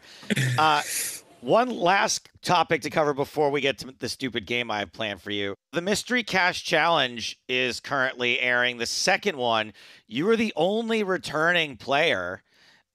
Much bigger impact this time, I think, you had on the game. A lot more involved, and there was a lot more going on this time around. I don't know if you remember. Yeah, I remember. Yeah, I actually watched some of the second episode the other day. I really want to see spoilers if anyone's going to watch it, but I really want to see a spot where I slow roll Spraggy. I don't think that's too much of a spoiler. That's okay. You can say that. Yeah, okay. But I really want to spectate that hand. It was actually it's tough because like I don't have the competitive edge that you guys have, right? And obviously when you guys are in the moment, you just see your friend in pain right there. Yes, I see not just that friend in pain, but like all you guys, and y'all were like pretty cutthroat with each other at various points throughout that taping, to the point where like a few times I came out and I was like, guys, and I just want to let you know that Barney came to your defense and he was like, look, Parker wants to treat this like an anything goes kind of format, and I agree with him. If that's how he looks at it, that's how it should be able to. Like, I was like, hey, could you guys like maybe not try to be as ruthless to each other? And I was like, no, Stapes, get out of here. Yeah, I don't know. I feel like, we're trying to make good television. They're trying to have good things, fun things happen. That's why it's like a troll game, Mystery Cash Challenge. Like we've added a whole bunch of nonsensical things into it. That's why I just think like, the more nonsense, the better at that point, kind of thing, for within reason, of course. I feel like I'm within reason. Maybe some people disagree, but I don't think I go too out of line. I try not to. I think people are going to really enjoy the rest of the Mystery Cash Challenge, so check that out.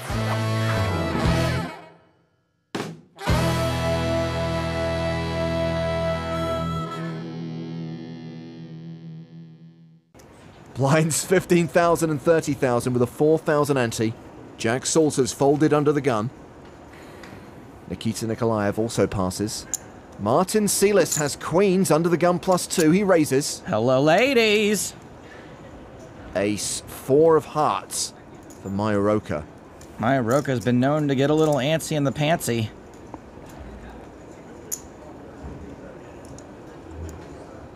And things are looking antsy.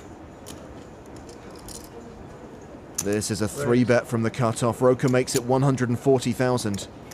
Petrangelo and Hicks both fold. Ivan Sojnikov gives up the big blind. Action back on Silas. 4-bet coming. Right. He re-raises to 225,000. Small 4-bet, small enough to just call with ace-4 suited. Roca isn't counting out a call. He 5-bets to 475k. Turns his hand into a bluff. I guess he's assuming no real hand would 4-bet that small. Can't say I blame him. And this is usually the point where it goes all in. And if not, Martin Silas should probably have watched more episodes of this show. I really don't see how you can 4-bet fold queens ever unless you have a ridiculous live read. Like he would literally have to be listening to an Oreo for me to fold here. Wow, he folds! Oh my. Who folds queens anymore? Show one, show one, show one. One ace and second ace. Wow. So just show the red ace then. Choose one. Woo! Take it. Yeah, that one. That one. Yeah. It's the ace of hearts that got flipped over. Ace 2. Shemian first to act here. Back on the scene after a short break, and he's got kings. Oh, hell yeah. That's a raise to 125k. Kurganov has king queen. Uh-oh, and he just got those chips too. He must be delirious.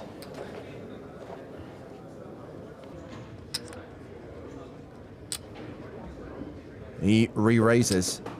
It's a 3-bet to 335,000.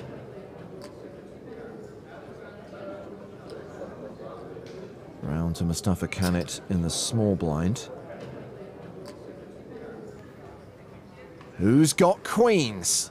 This is the worst thing to happen to a Mustafa since Dr. Evil's malfunctioning trapdoor. No way he folds. How much more is he gonna lose?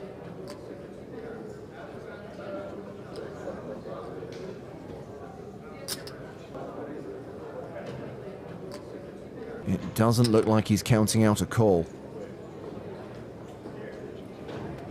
It's a cold 4-bet to 835,000. With Chidwick folding, the action's back on Shemian. He's not folding, and I don't think he's expecting Mustafa to fold either. Hey, I'm glad we're playing with the kings and queens only deck. I'm all in. Shemian shoves. Easy fold for Igor. How much is that? Little over 2. Mustafa's getting almost 3-1. Surprised he hasn't called it off already. $2,055,000.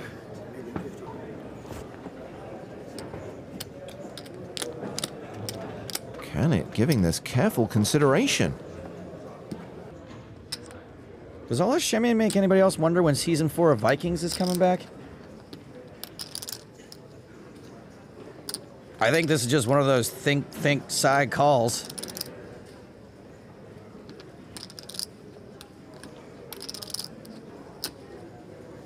Not on this occasion, he folds! Wow. Show us one card, not an ace. No ace to show. Can it laid it down? I hope he didn't overplay any hand. I was not folding against you. Huh? I know. Against you, I'm happy to play my money in this spot. Oh, yeah, it's fine. I vote for value. Ace queen. Queens. Yes. My value is different than your value. Yeah, it's not ace queen because you call ace queen against him. I don't know. I hope he didn't overplay the ace king, but I don't think so. How did he fold queens there?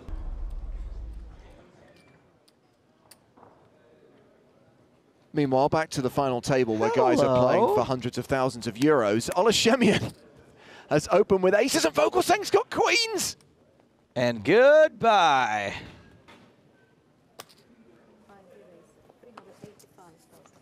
Not that Vogelsang can go broke here. Bring out the stretcher.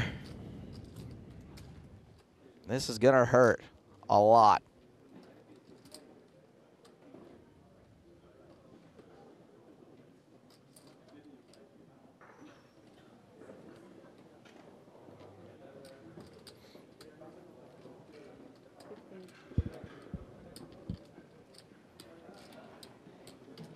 $840. The 4-bet from Shemian.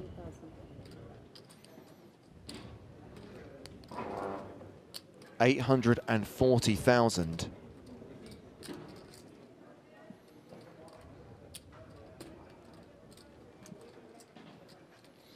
Some of the on-point decisions we've seen today. Any chance that Fogelson gets away from this? I will lose my mind.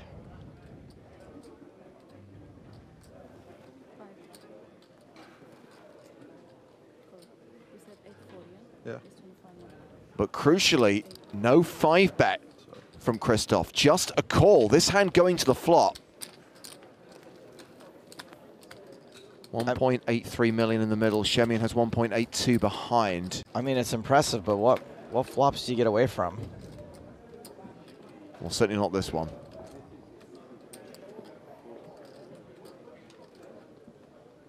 I mean, we've seen some pretty stunning poker today. It's been very hard to extract value from Christoph Vogelsang. Shemian had almost exactly pot left behind before he made this bet.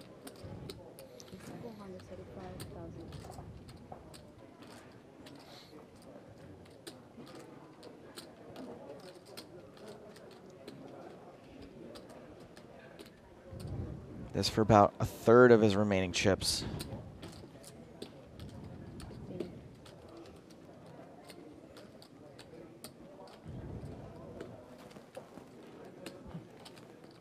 And again, just a call.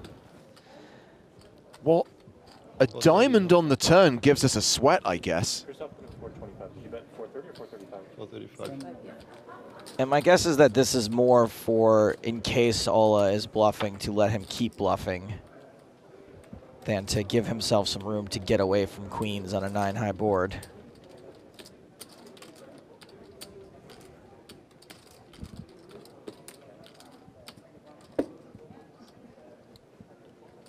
No amount of sorcery would surprise me at this point, though. It would still impress me. It just wouldn't surprise me.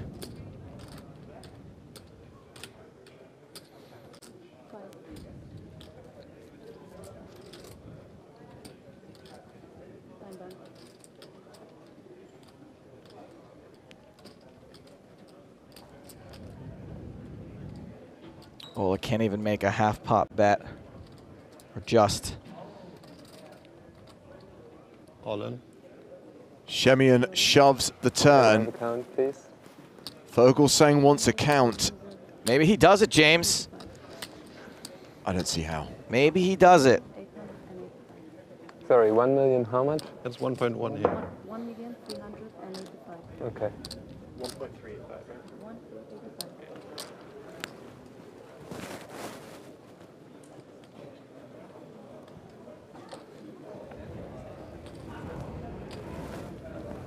Come on.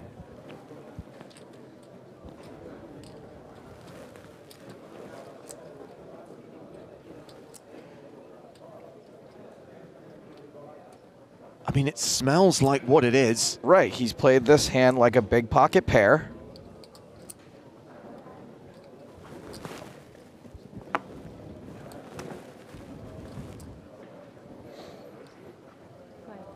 Does he play jacks or tens this same way? Wow, he did it. He folds the queens. He folded queens. It seems so obvious when you can see the cards, but well, it's just so easy to call there. I have an overpair. I call. Whoops, I just doubled you up.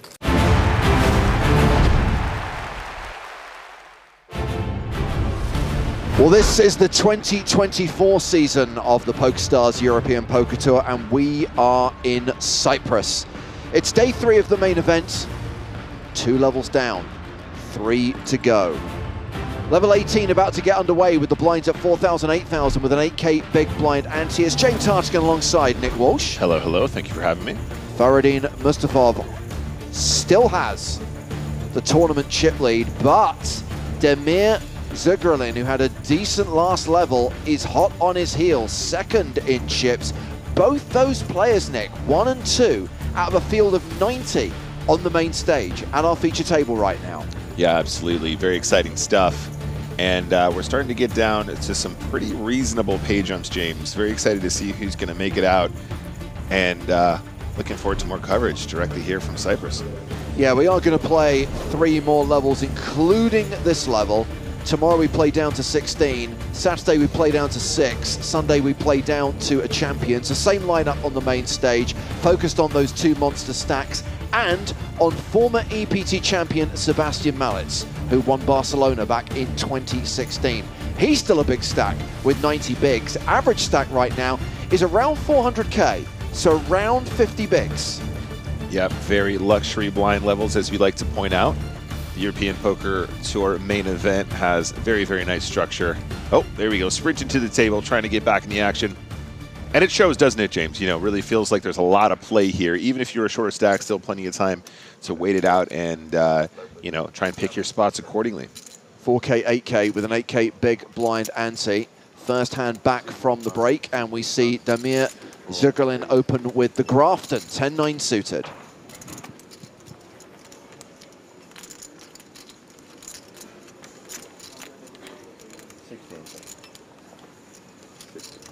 And we see a flat from Delmare with ace-jack. Round to Malitz on the button.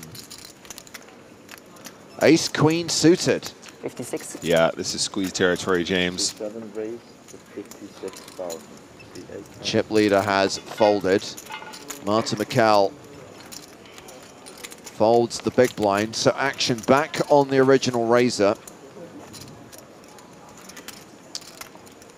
UTG +2 versus button. This is tricky. Honestly, I don't know where 9-10 suited falls in terms of 3-bet defense. But then also, of course, we have a player to act behind as well, James. That makes it a little bit tricky. I think I might just default to a fold, but we might be deep enough where we just want to call. And the cool thing about calling here, James, is the player behind you, the last player to act here on your left, is probably unlikely to put in another raise. So you're going to see a flop, Yes. and they're often priced in, so you get additional dead money in the pot anyway.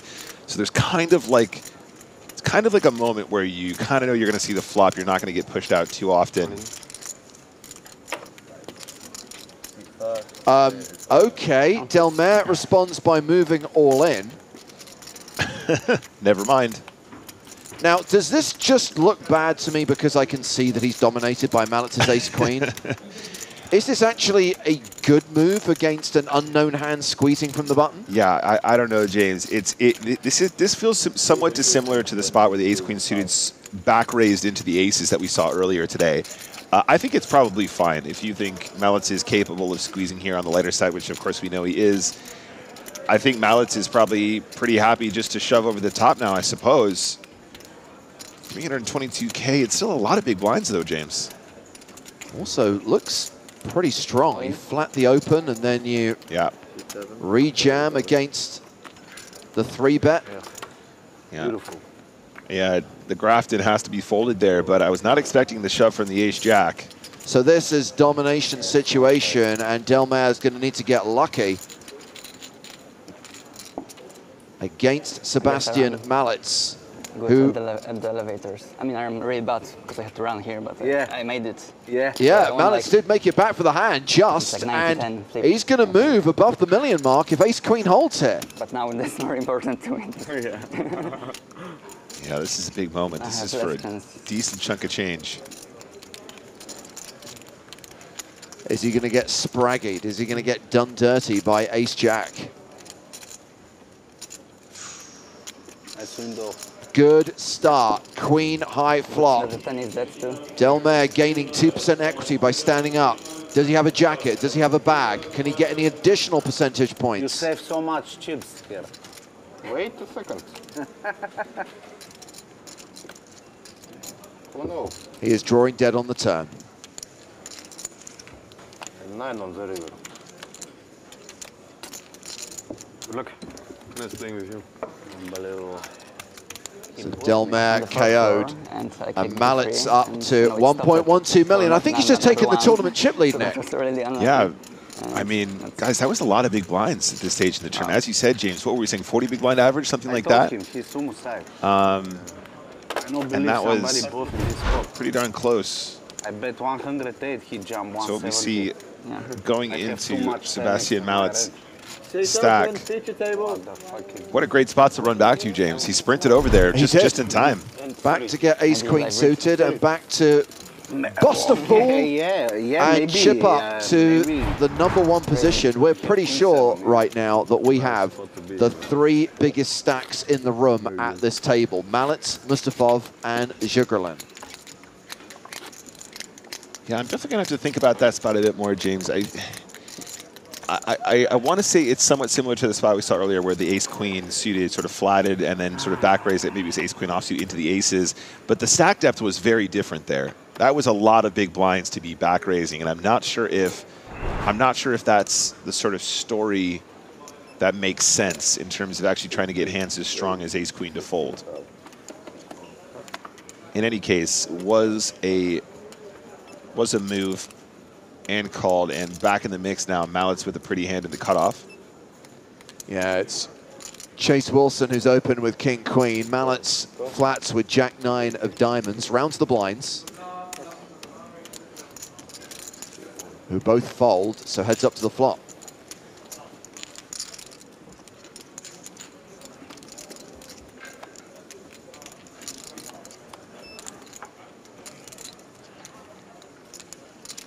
$8-7-4 with 2 strawberries.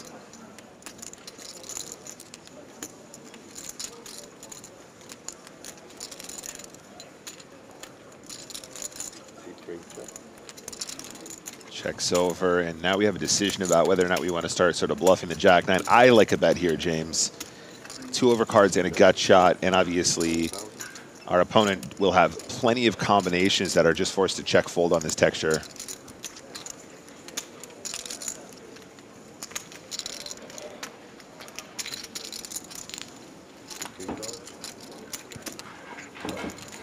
Bet of 16,000 called by Wilson. King high still ahead. This is interesting from Wilson, James. Not even a backdoor flush draw, just the king high float. You know, are we hoping to try and make it to showdown versus an opponent that's shown some willingness to bet flop? If I'm Mallet's, I'm going for a second barrel here, and it's going to be something in the region of 50K, I guess. I think that's how I like to look at this one, but what are we thinking, Sebastian? 62,000. Wilson's demonstrated pretty good instincts so far.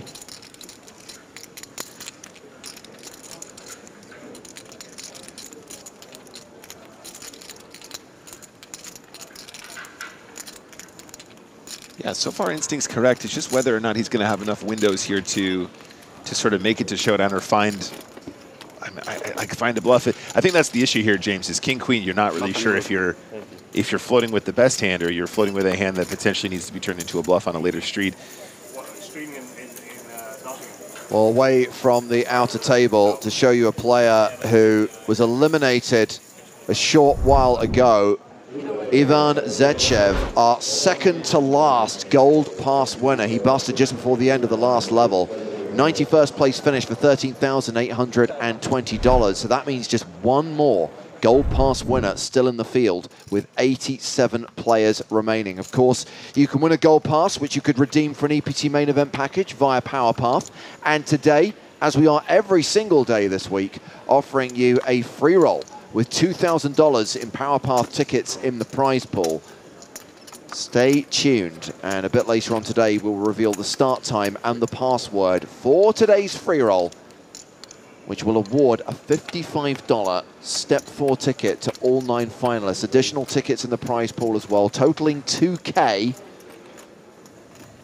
And a reminder, these free rolls are for players on all shared liquidity licenses except Belgium Germany, and Sweden. Mallets opening with 10s. 3-bet by Mustafov with ace-queen.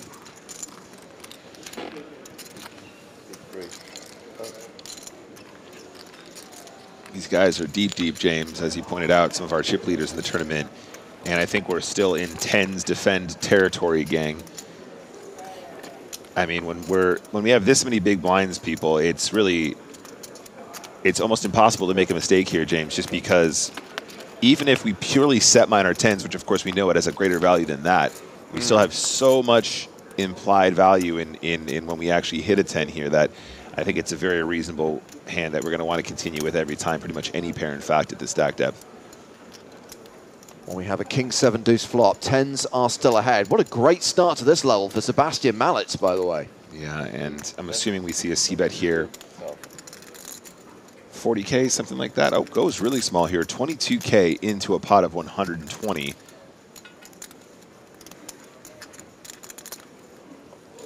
And I think the 10s are going absolutely nowhere. Yeah, I mean, Mallets has won the first 2 hands of this session. He's looking to go 3 in a row. Makes the call, and we're going to the turn.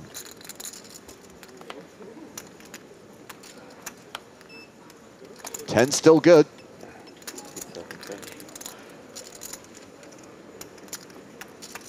Quick check, but I feel like this is one you can two-barrel if you want, James. Ace-Queen has a lot of showdown, though, so we don't necessarily always want to be bluffing here, but when you bet that small on the flop, you will get a lot of those smaller pairs sticking around. You might want to try and get them to fold once in a while. Some 10s, some 9s, some 8s.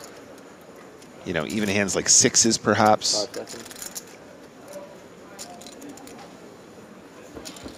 I think checking is very reasonable, though, as well. Barry Greenstein. Well, Mallets is not going to be able to make it 3 in a row. Why does this desk always have an ace on it?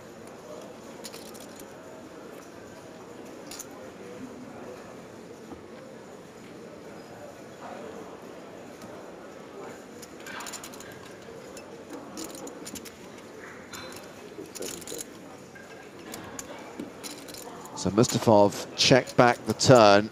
Seems like, wow, an interesting check back. I figured we'd get a value bet on the river from Mustafov, but he will win the pot and reclaim the chip lead. But he and Mallets pretty much tied at the top right now. Yeah, I wonder if that's what plays into it here, James. Maybe he's just thinking, you know, do I really want to get check raised by one of the other chip leaders in a situation where we're just feeling so good about, you know, taking our stacks all the way to a larger payday down the way. But, you know, we can't fall into that too often. So this is the last remaining Gold Pass winner. It's a player who was on one of our feature tables yesterday, Guillermo Guerdo, playing 410K, more than 51 big blinds, and he is just below average right now, but a very comfortable stack at this stage of an EPT main.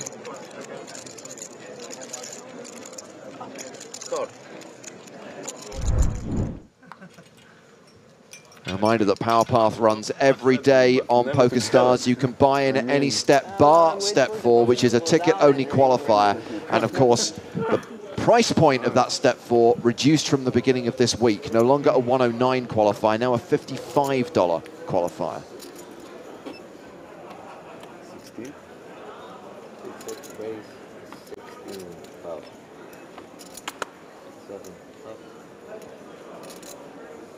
Marcus raising here with 7s.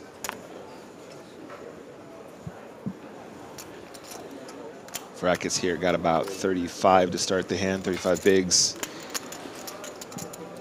Starts off with just the pure min. This might go all the way around, though.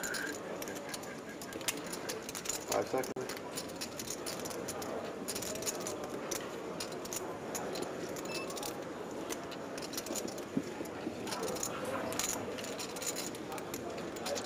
Does take this one down.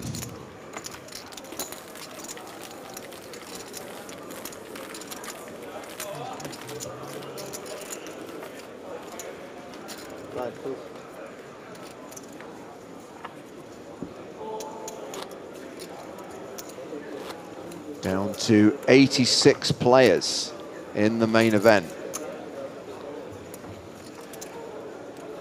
Current payout $13,820. Next money jump is when we get to 71.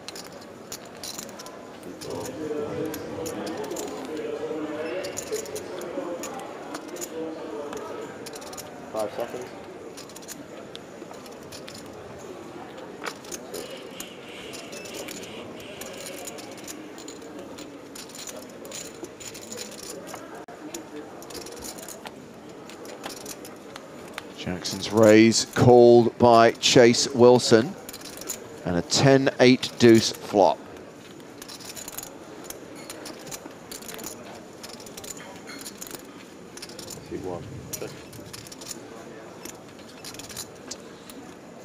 Wilson on the button here, King X something. Does decide to check as well. So let's do a little sweat with here, James. If Wilson has King 10, probably bets flop. If Wilson has Ace King, probably 3-bets pre-flop. Does Wilson have King Queen? That seems strong enough to potentially check this flop back. King Queen flat in position, check this flop. That would make sense. What other kings are they supposed to have here? Pocket Kings probably 3-betting pre as well. Prediction, King Queen, James. You ready for this? Prediction, King Queen activated.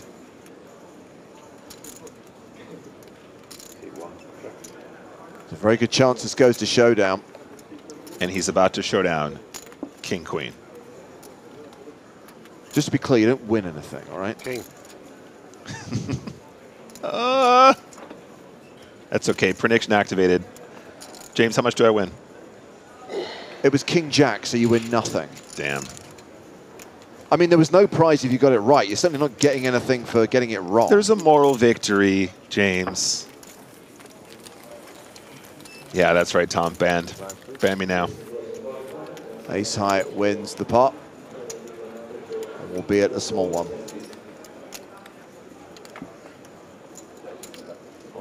Oh, sorry.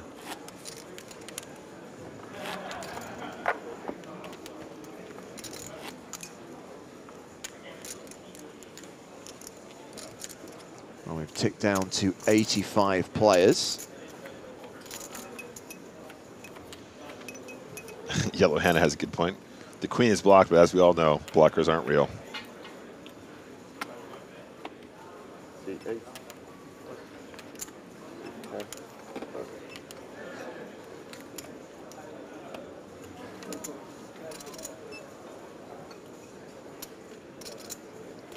Queen Jack for Dan Jackson. Raises to 17,000.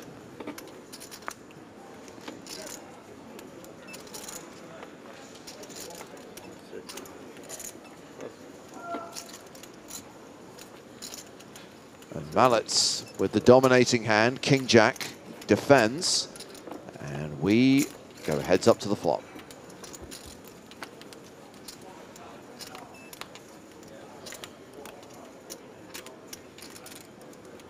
King 10 tray.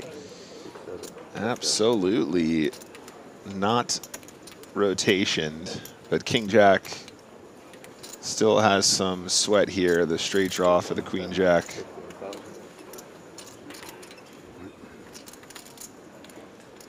That's about 15K. So around 1/3 of the pot, which is going to be quite a frequent continuation bet size on this sort of a texture.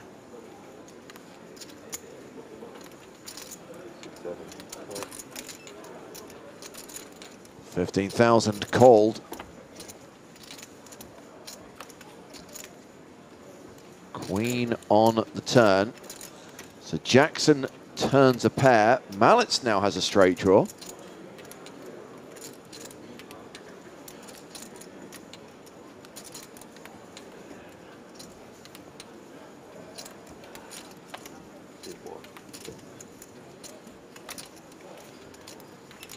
Three of diamonds on the river, pairs the board. Well, this board is straighty, it is flushy, it is paired. It's a straighty, flushy, paired board. Yeah, King Jack's got to go for some value, though, I think. Plenty of hands that call a bet here. What's the size, though? 51,000.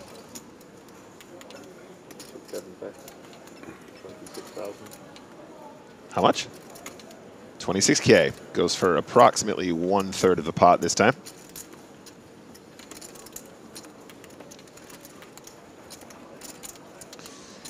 And honestly, I would struggle to fold a Queen Jack here. I think this size does feel like perhaps it's sort of a more of a blocker bet size. Ooh, nice work though. Gets away from it.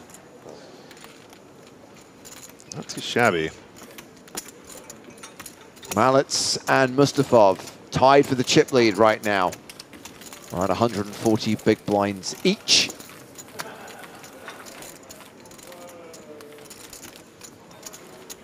Sorry. Can you find some service, please?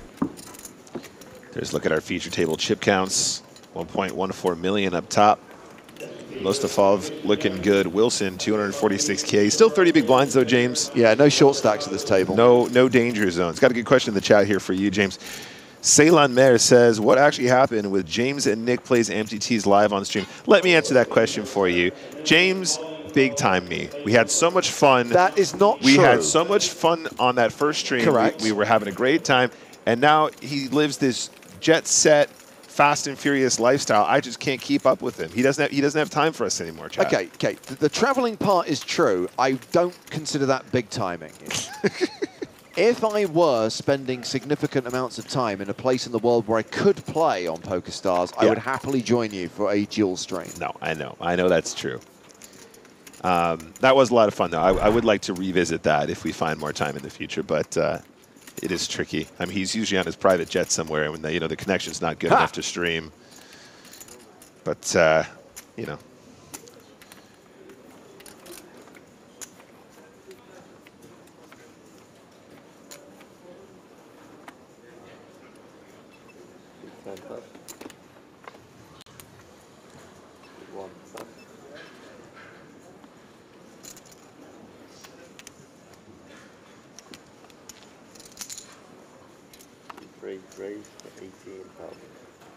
Sadly, Tom, the 100% success rate is no longer a thing. I'm now at 75%. I've played 4 Sunday Millions and cashed 3 of them.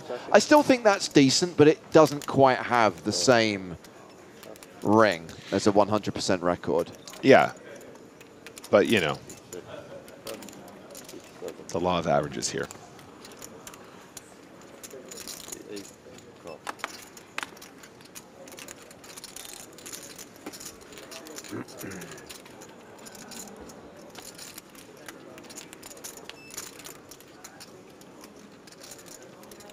Eight-7 versus 6-4 going to the flop.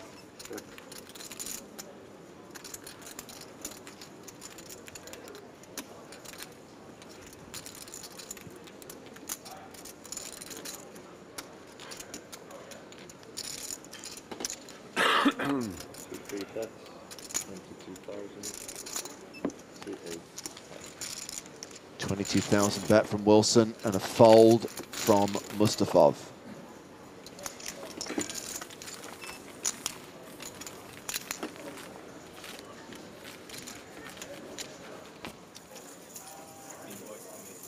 As we track across the room and see all remaining tables in the EPT Cyprus main event. 83 players still in contention for the trophy and $1 million first prize. That is quite the camera rig set up there, James. It's like a triple DSLR scenario.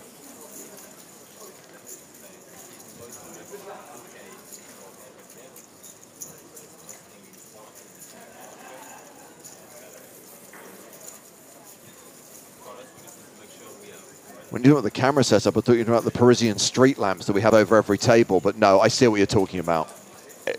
Are we going for the triple angles? That's not us. No, I know, but it's creative. I like it.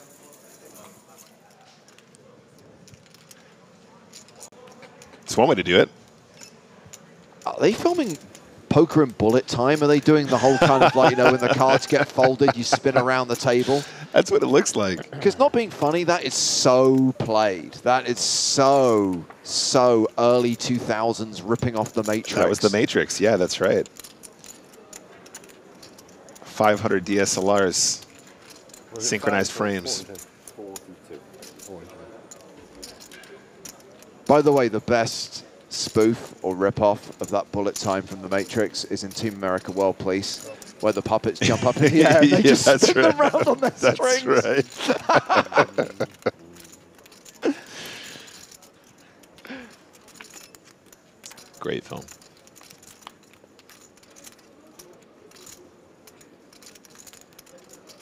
A King 7-4 flop.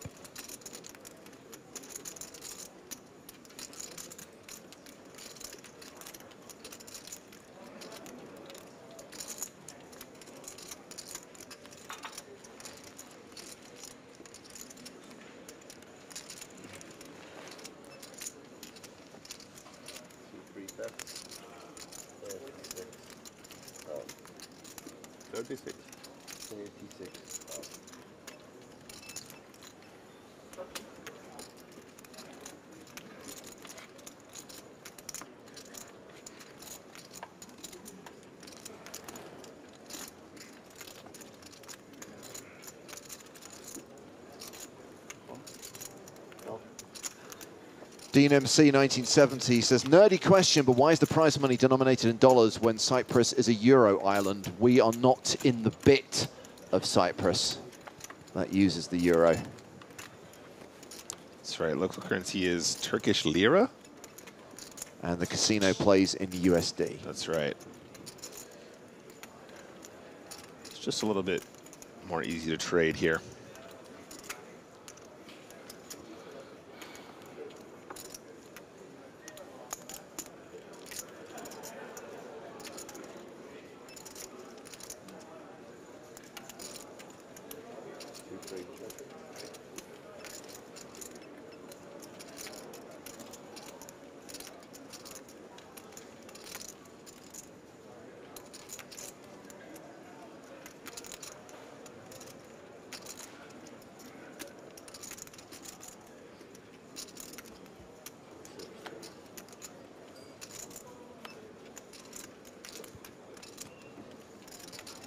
So we get to the river, the 10 of diamonds, and that 10 is good for Wilson. Yeah, looks like he's reaching for chips now, too.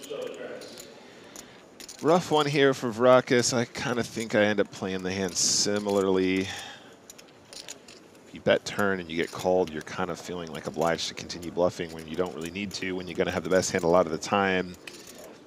What's this river bet now? 48K. Whew. So that was 48K into a pot of 176.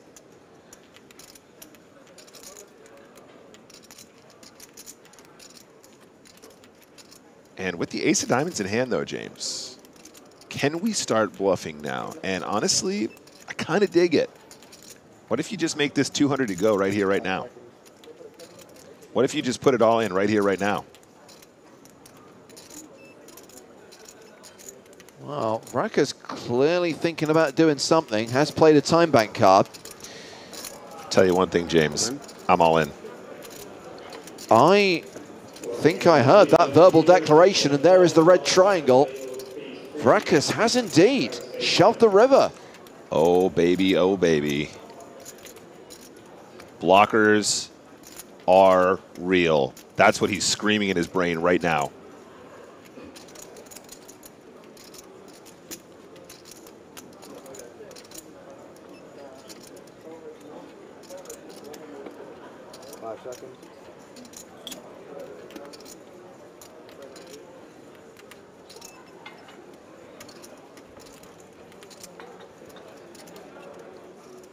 So it's all into call for Chase Wilson.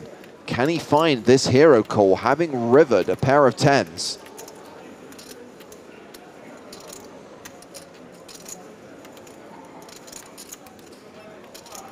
Love how the chat's already saying bad bluff, and they haven't even seen the outcome of the hand yet. Terrible bluff, James. Just terrible. Right now, the prospect of Chat Pro Saturday is not looking good. Guys, you are really, really going to have to pull it out the bag tomorrow. Tomorrow, I want to see the chat on fire across both platforms. And as I said, we've got to get the idiocy-ometer down below 20%. It's tracking too high right now. All right. Hey, guys, can we get some claps in the chat for that maneuver? That was absolutely stellar poker. Beautiful use of the ace of diamonds blocker. Power poker. To all of you out there who said that was a bad bluff, I don't know what you are talking about. I think you have King Kong. King Kong? King Kong. It's in the range for sure. Yes, but he would never play king queen like that, so. No, King Kong would be pocket kings. Ah. Thought he said king queen. King Kong. I see. I see. Pocket kings. That would make more sense. Correct. It is a nickname given to that hand. But also might be concerned about diamonds. Doesn't necessarily shove with top set there. Also probably plays it differently on the streets before, but fair play. Nice hand. Monovan says King Thong. That thong's a thong, thong, thong.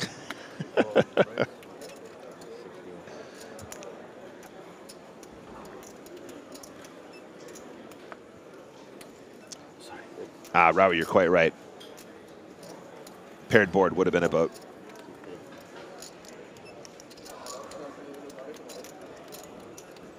Zuckerlin is opened with ace-queen. Mikkel in the small blind with ace-jack. Quite right, chat. Thank you. Looks like she has called from the small blind. Action on Dan Jackson.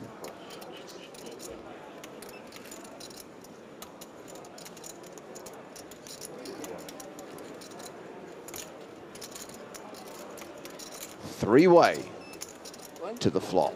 I said call before. You told me 5 seconds and I said call. Well then, I don't know. Did anyone hear? I think you said call. Yeah. Right?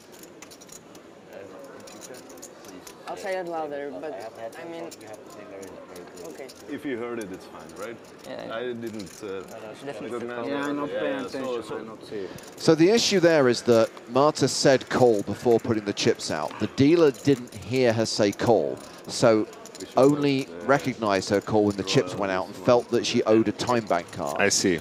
Other players are backing her and saying they heard her say the word call, so on this occasion she is not being charged a time bank card for going over 15 seconds. Yeah, I like this, James. I think if the rules are being honored, I think in the spirit of the game, if everyone thinks that they heard call, then I think that's fine, isn't it?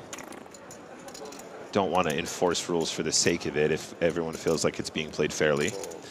Meanwhile, everyone's flopped something. We've got Zuckerlin with top pair, top kicker, Mikkel with second pair, top kicker, and Jackson with the heart draw. Zuckerlin has continued for 18,000.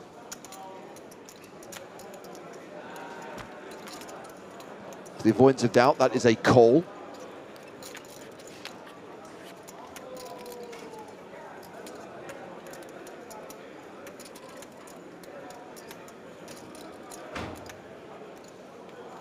I do think the dealer would find it easier to hear the players if he didn't insist on listening to the best of Simply Red while working at the feature table. Absolutely. The sick beats of Fairground were pounding in his left ear.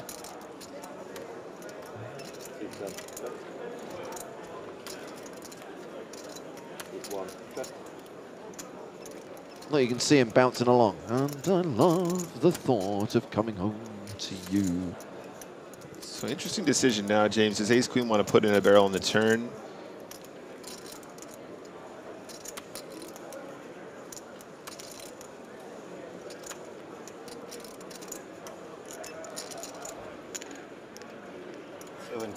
As our French colleagues would say, Nicholas, second bow. Second bow. That's right, yeah, and I think this is think given the pre-flop action and the positions we're discussing, I think 2 barrels here is really cute and does take it down. Nice work. 3 players at the feature table with more than $1 million, including overall chip leader Sebastian Mallets, with just under an hour to run on this level. 55 minutes on the clock until the blinds go up. Thank you so much.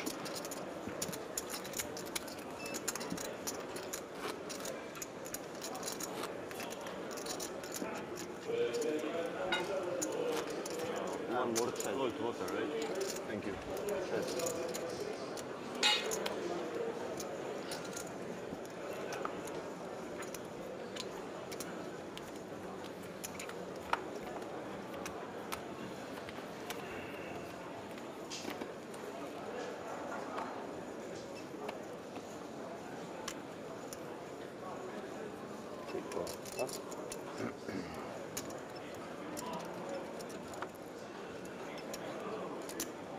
Jean-Yves says, they don't tip there? This ain't Casino Royale. You don't tip with tournament chips with no cash value.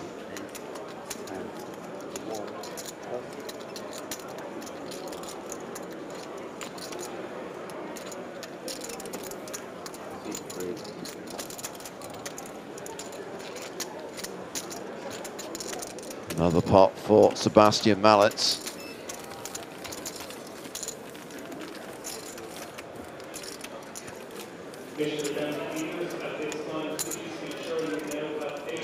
That's right, guys. Tipping in tournaments usually occurs at the end of the tournaments. One does not tip during a tournament play.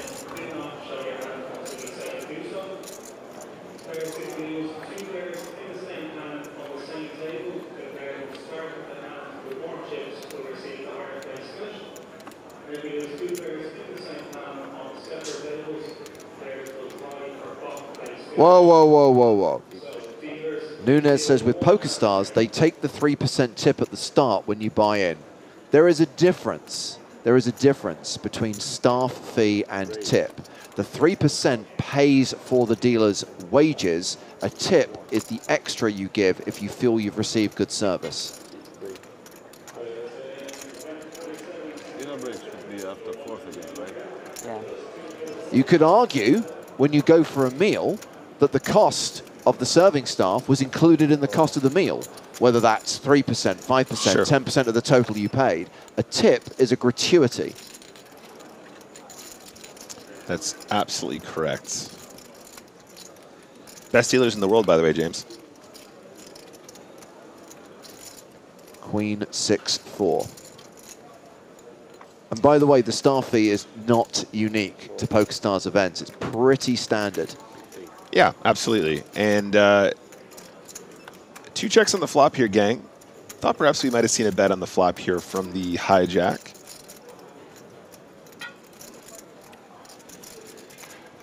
I would be concerned, James, if my opponent was not betting Queen 6-4, I'd be real concerned because this is one we're going to bluff very aggressively. So the checks becomes quite a lot of strong showdown when we've got sort of 9 high, no hand, no draw.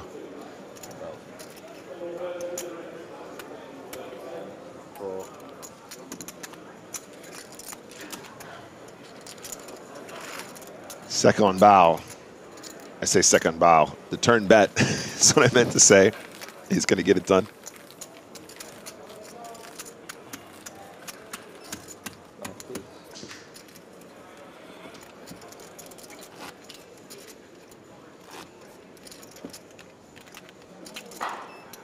No, this Irish lad, staff fee is different to the registration fee.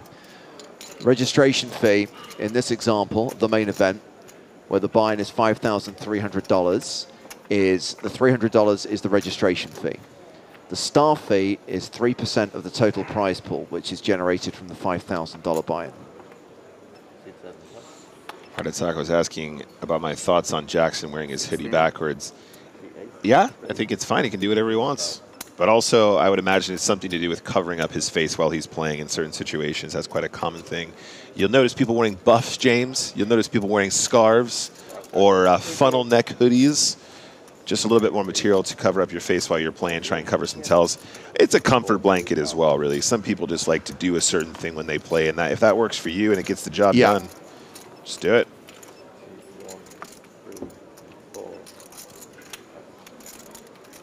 Yeah, I'm with you, Sunderbrun. We can move on from talking about tips. Next thing you know, people will bring up tax, and that is a conversation I'm definitely shutting down.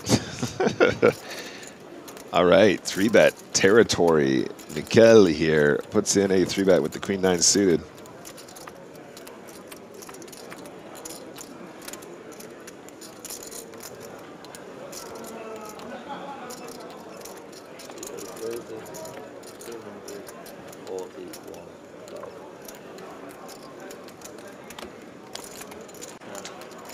Oh, the 4-bet.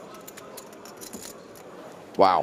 Wow, that was pure pressure. Mustafov takes it down up to 1.2 million. Martin Mikel down to 20 bigs. Chase Wilson is now the table short stack, by the way, with 16 bigs. We do have a legitimate shorty now at the feature table.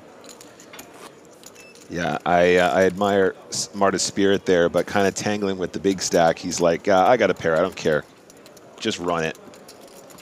Gets the job done pre-flop regardless.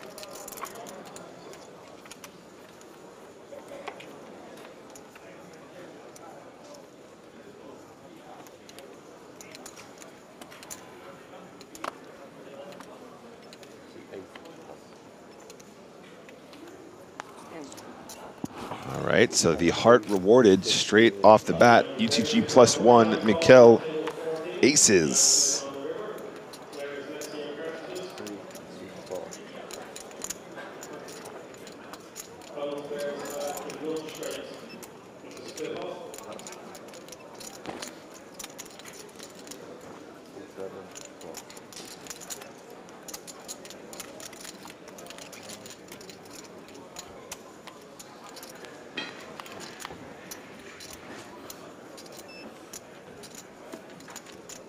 Okay, a gut shot for Sebastian Mallets. Aces still good post-flop. Hello there. So Mikel about 16 big blinds behind after putting in that initial pre-flop raise. Sorry, 18, excuse me. Nice, bro. Decides to check on the flop. How much is the big... Mallets catches a piece on the turn. Yeah, and the time is now. I think this is where we start to get value from diamonds, from the 9X, from the 6X. And we want to size to potentially shove river, I think, as well.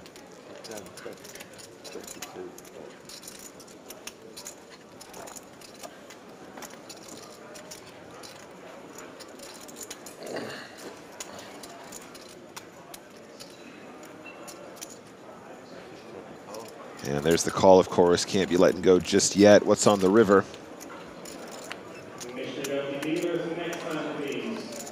The river is an 8, but with the 10s on board, 9s and 8s don't play. It's 9s and 10s, beaten by aces and 10s. And then the question is Marta concerned about some 7X in there? Would a 7 really check this river and allow Marta to get away with a check as well? Give it some thought here, because I do think a trap 7 is going to be somewhat unlikely given that action so far. Might still try and find value from the 9X, 8X, 6X.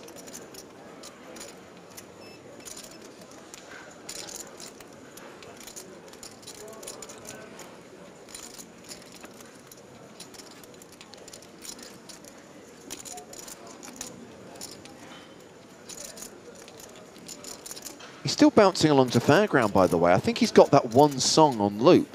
He has the entire Simply Red back catalogue available to him, but he's just listening to that one song over and over and over. And I love the thought of coming home to you. James, DMCA. Check, check. Martin Mikel chips up to around 25 bigs. Yeah, just decides to keep it conservative, and I definitely can't blame her there. It seems that you are probably going to sometimes get yourself in trouble. Definitely some traps there once in a while from the big blind range with the 1-card straight. Tall player coming in. Wow, big guy with a big stack. Ivan Banic, who has just shy of 1 million chips, 996,000. Wow, there's so many chips on this table now. Yeah. Doesn't matter what happens, but it... Get out your cards, please place them in the box. Like 2 seconds. Yeah, of course. You know, as fun as it is to see the deep stacks go to war sometimes, James, I think if we do get a table change soon, we're probably going to see a lot more violence, because the shorter stacks got to battle so much harder, so many more spots to be all in to try and vie for the top spot. But this is a thoroughly stacked feature table at the moment.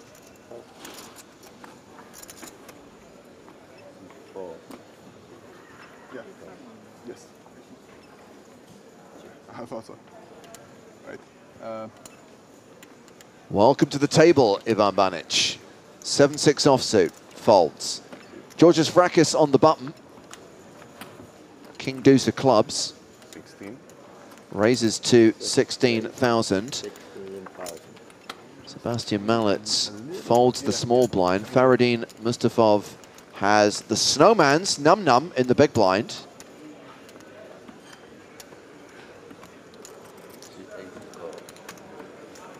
So Vrakis here, 48 big blinds after putting in the raise on the button. Pocket Eights just decides to keep it chill. Covering, of course. Oh, wow. Car crash alert. We have got a set versus a flush draw.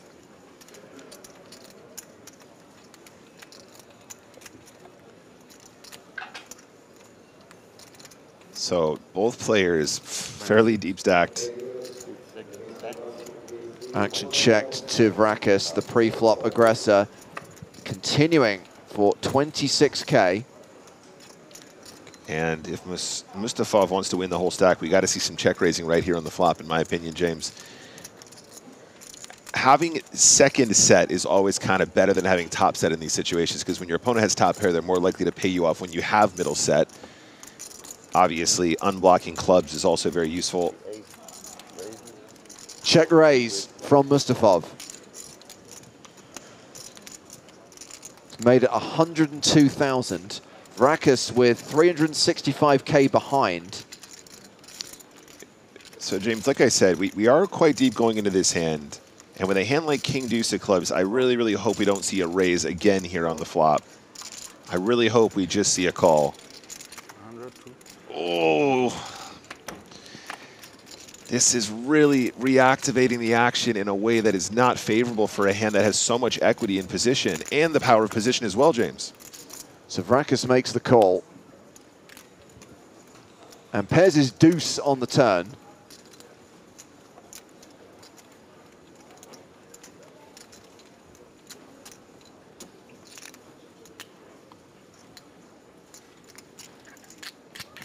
So having check raised the flop, one would expect Mustafov to barrel here. All in. In fact, he shoves on Vrakis, who's got roughly pot behind, a little bit over pot, 289K. A pair and a flush draw, we can see just 19%.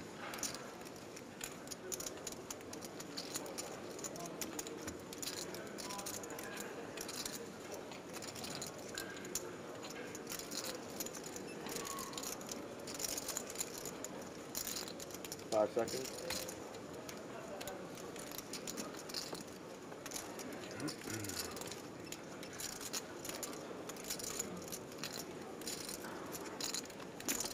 I mean, this bet's kind of shut things down, right? You can't carry on.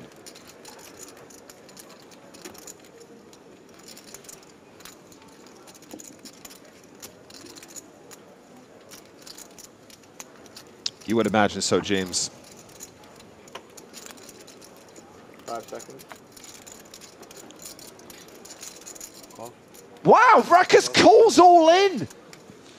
And is going to need to hit a Miracle River card. Very surprised. He calls it off on a draw. Yeah. Just 8 outs.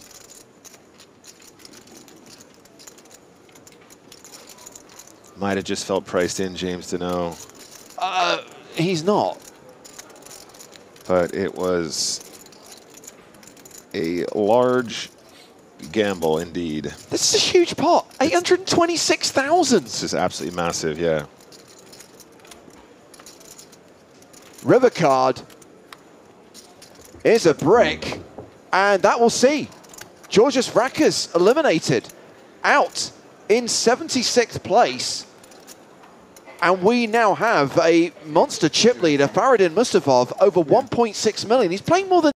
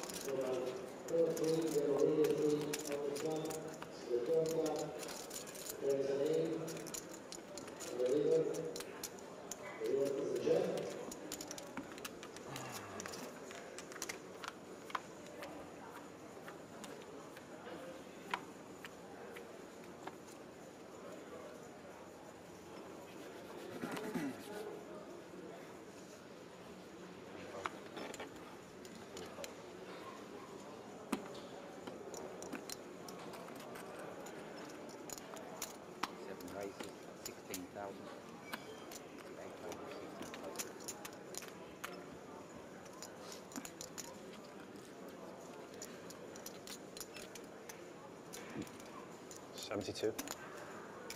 72. One rate 72,000.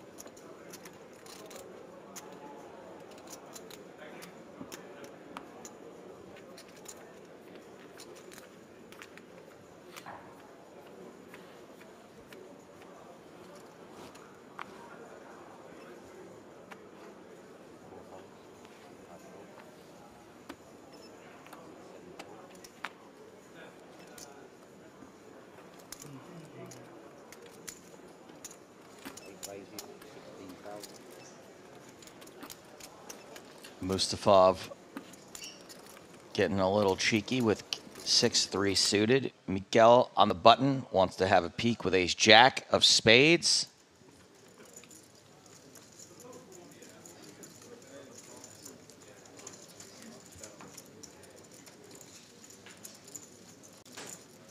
Wilson deciding what to do here. Is going to shove the fives. Okie dokie. That is allowed. Yeah, Wilson all in here for 130K. Less than 20 bigs. Mikkel might actually back call here, Joe. Maybe. We'll be ahead of some ace-x 3-bet jams with that shorter stack. King-queen, perhaps. Queen-jack, perhaps. Queen-jack suited. If I'm Mikkel, I'm calling here, I think. Really? I think. Yeah. I'd probably fold this, but Mikkel does take the braver route. It's only 15 bigs, right? Is flipping, yeah, but it is most of her stack. Sure. Flipping for Wilson's tournament life. Hot girl summer versus mediocre white guy winter. One of these two things has a slight mathematical advantage. Don't shame me, Joe.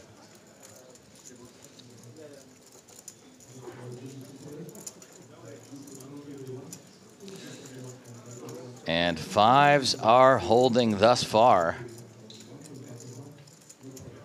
Not a spade in sight.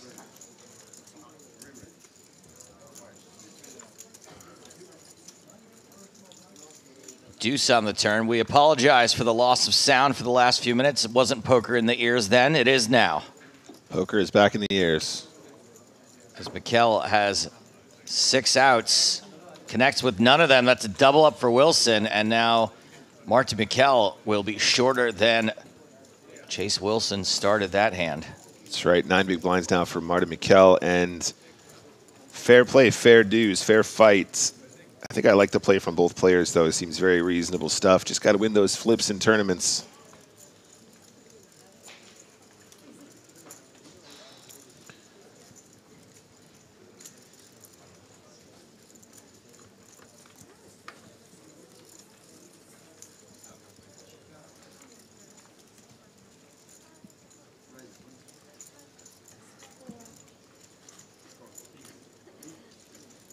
So Marta will need to find a double to get back in this tournament, but still 9 chips to go with that chair.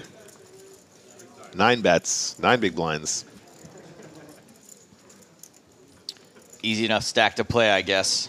Yeah. And with the luxury blind levels we have here in the main events, still an opportunity, or many opportunities to come. There you go. Those of you asking about Seat 1 wearing his hoodie backwards, looks like it is going to be for masking facial tells. So you can see there from the wide shot.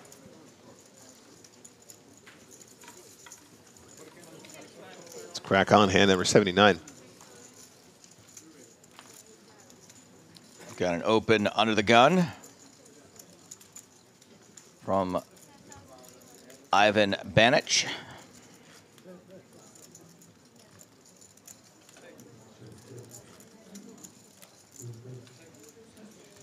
Makes it 16,000. Folds around to Zugralin with ace-10. Just to defend. So Banic is going to have position. And does flop the deuce. Domination rotation. Shouldn't even really count as domination rotation in a case like this. How are you supposed to know? How are you supposed to know that you're like, I got my kicker and they didn't? Well, now you know. Now you're feeling pretty good. Yeah. And now suddenly feeling like you're going to be doing all right.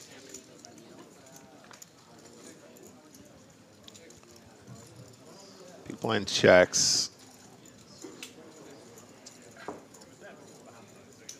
Banic now probably tempted to bet. What's the size, though?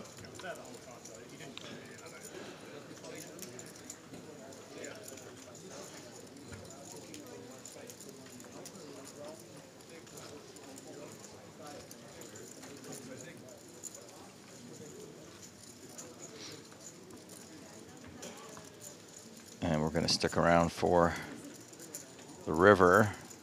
19% equity, not the worst. 4 not helpful. Yeah, and I suppose when you have ace deuce, you're probably thinking you're going to be targeting more 9x, 6x, deuce x on the river. So I don't know how big we're supposed to go. Like, your opponent isn't going to have an ace as often as you might like because you, of course, have an ace in your hand to go with the one on the board. Just 2 left in the deck. However, if they're going to hero call you with a 9 or a 6, what's the size that they're most likely to call? That's kind of what we're thinking in this situation. Does anybody use the phrase aces up anymore? Sure. I love that. I like aces up.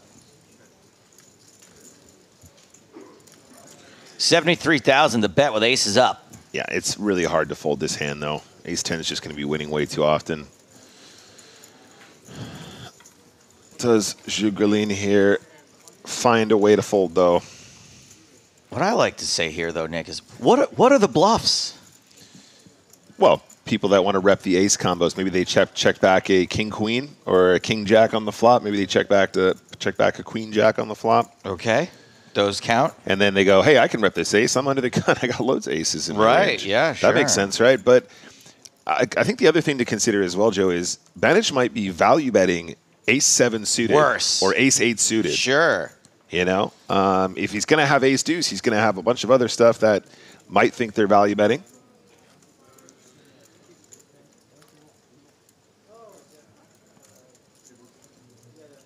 I think you just side call here.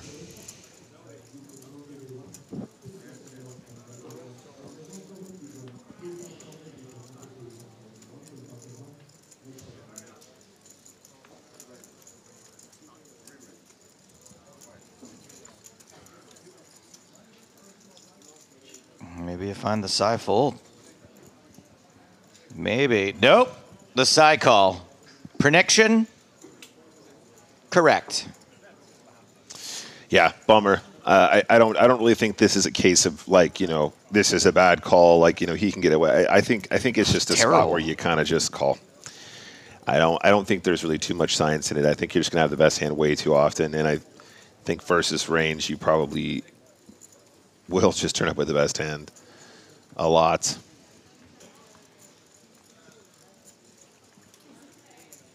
He was close though, and that counts for something. Close only counts in horseshoes and hand grenades.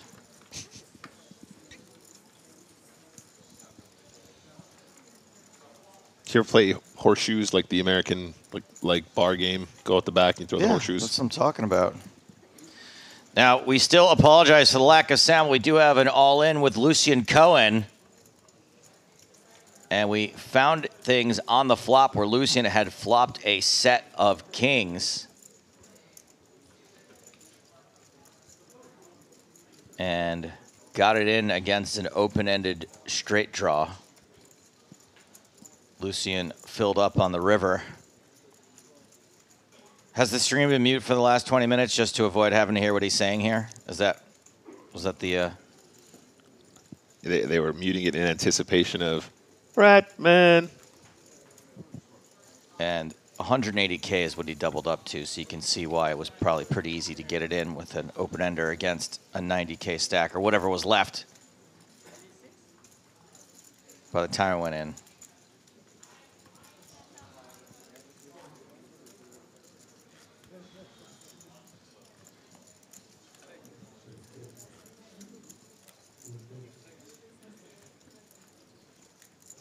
Back up to the main stage.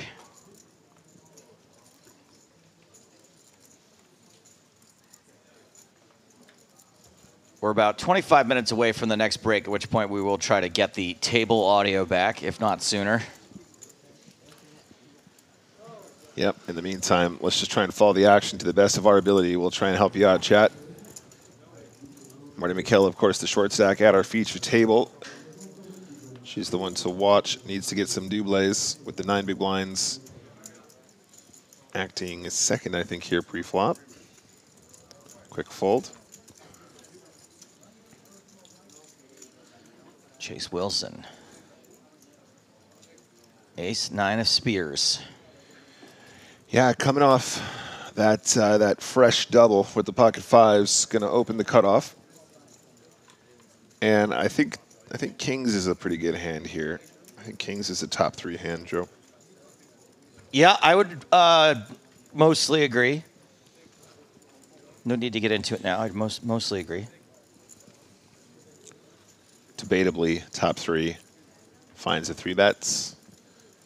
So initial raise was to 16,000, re-raise here to 56K now.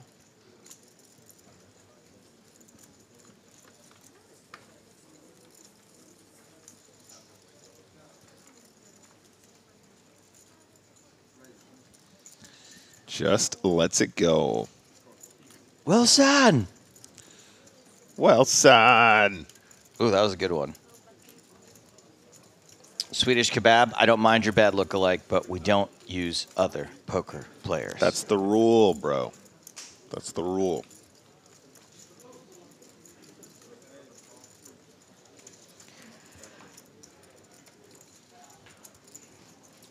Ooh, Rick on YouTube says, I do think this is the time to announce Chat Pro Saturday. I don't think we've had a Chat Pro Saturday in months. Yeah, at least like 4 APTs. James has been canceling them left and right. Absolutely.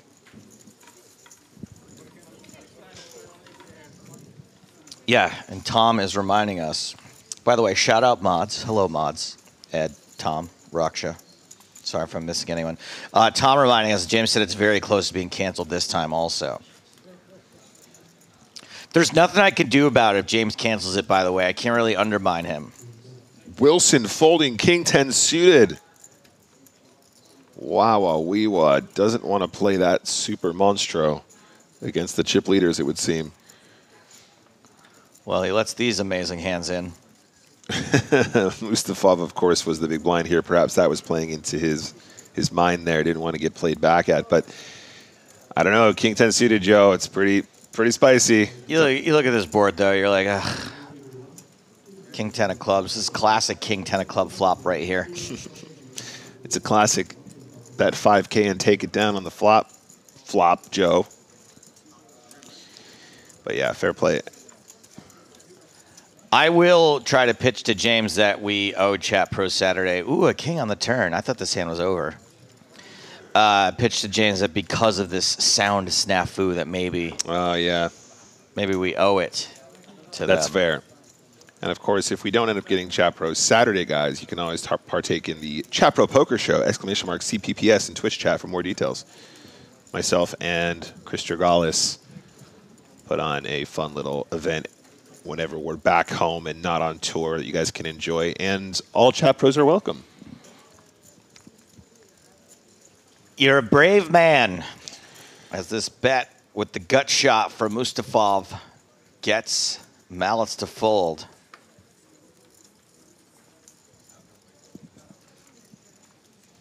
Now, is the goal of the Chat Pro Poker Show to embarrass Chat Pros or no? To embrace Chat Pros? It's the exact opposite. Wow. Anything that's said in chat is fully embraced. Any play that is considered bad but is considered good by the player who played it is maybe the best play we've ever seen on stream.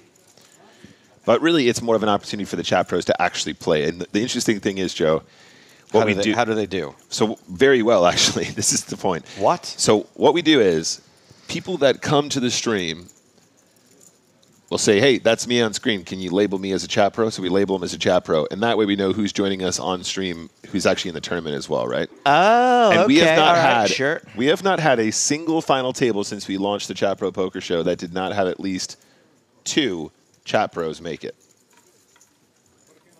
I don't want to pick apart this whole format, but you're saying in a show called the Chat Pro Poker Show, yes, in which Chat Pros are encouraged to play, yes, and make up a majority of the field. Well, they don't. That's the thing, because some players just register because they see it in the client, but they're not actually joining us on Twitch, and therefore do not make the cut for real Chat Pros. Okay.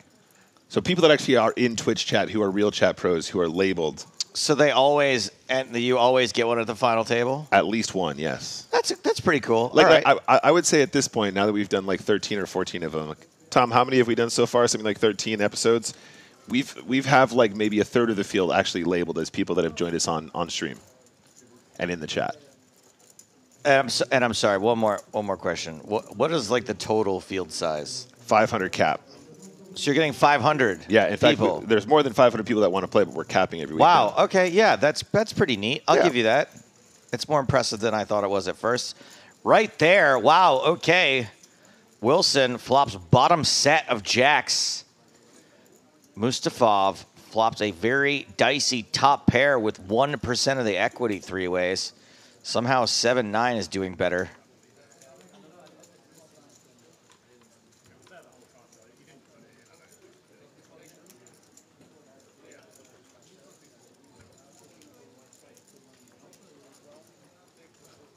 And no action after that flop shows it.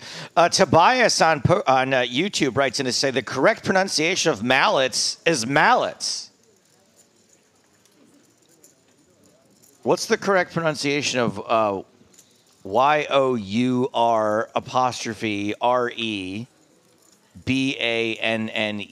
What's the correct pronunciation of that? Shorband. I'll take it. It depends which country.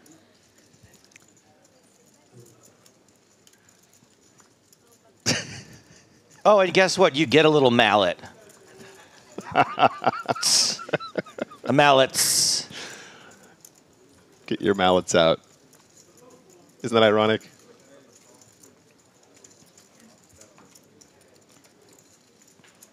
A little bop for you. Marta McKell, the shortest stack, now down to 5 big blinds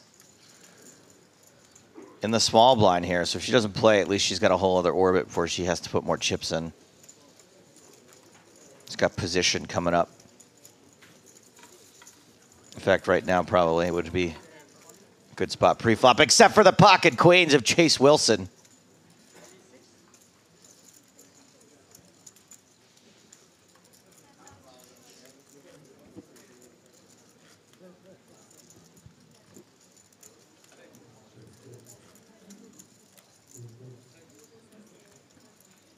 King deuce facing a raise. Ugh.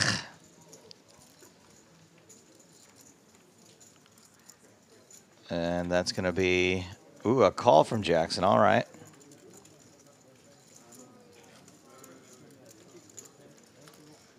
This time, no set. King 10-9. Still has the best hand.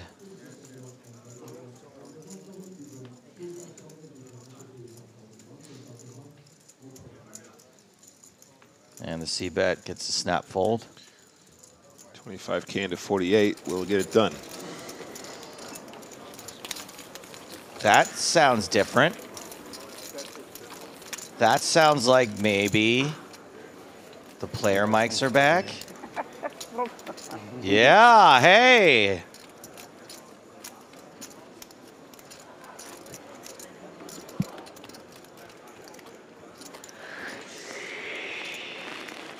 We can hear the yawning. Thank God.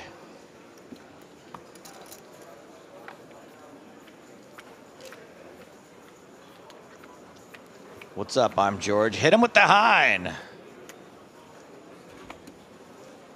Please, someone one day has got to get me a clip to the Howard Stern show. JD, if you're listening, Baba Booey, Baba Booey. Hit him with the 9. Hello, hello. Sometimes a player will get dealt 69. This time it's 5-3, though, for McKell, who's all in on the button. Yeah.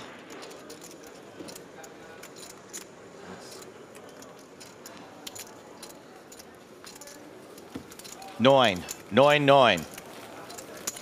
See what the Howard Stern show does, Nick, is they take sporting events where people slip in Howard Stern show references and they play it on the radio show, and it's a dream of mine. It's a bucket list item for them to be like, oh look, here's a poker tournament from Cyprus, and then me working in the Howard Stern show clip, and then him playing it on his show.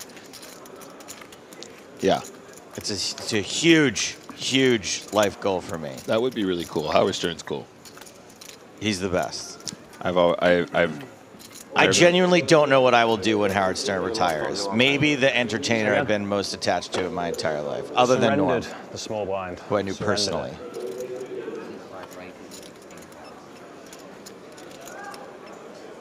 Banich, 10-9 suited.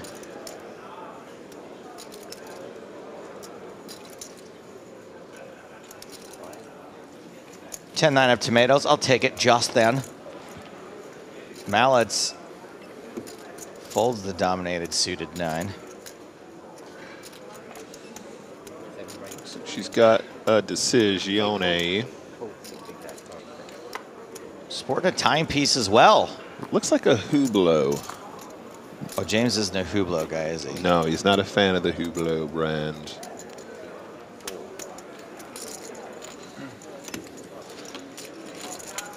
Wait, Mallets did call. Sorry. Huh. That's right, Joe. I've been misreading the action a little bit today too. I mean, it's very on brand for me, but tilts me to no end when I get it wrong. this is a pretty fun flop. Straight draws, flush draw.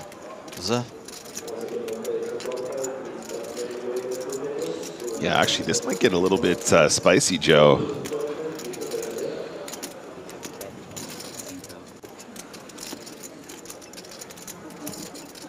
Another bet of 16,000. This time it's coming from Mallets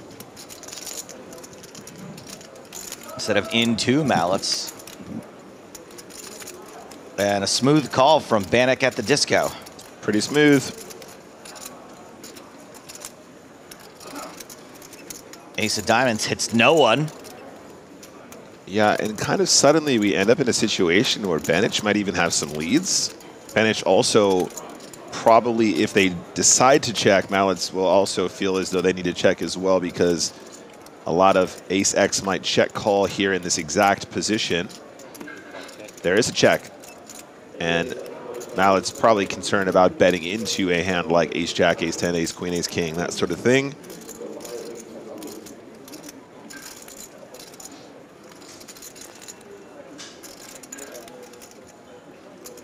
Does slow it down as expected. Check, check to the river.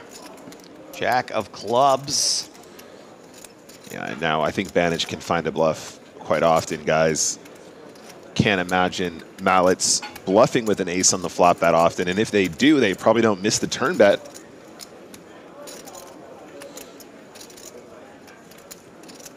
Perhaps, you know, ace 10 of hearts or something might be played this way if you are in Mallet's position.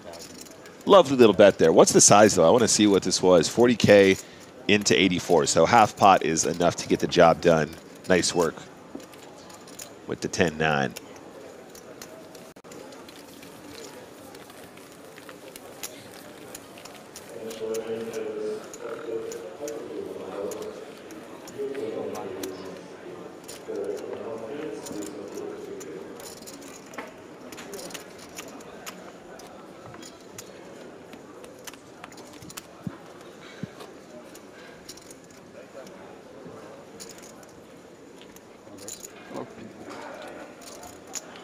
And we've got a new player. Not a new player, but a player we've seen before coming to the table for the first time again today. Panagiotis Economitis. Panagiotis Economitis. Only 23 big blinds. Mallets with the super secret artisanal sourdough. Ace 5. Mikkel ain't gonna like 9-5.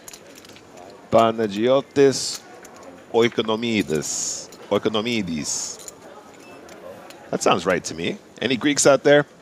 Yeah, they were not happy yesterday. Panagiotis Oikonomidis. They were saying it's ek, but who knows if you can trust them. By them, I mean the people in the audience, not Greeks in general. I'm going to stop talking now. Just say heads up to the flop. King 8-6. Pair of sixes for Banich.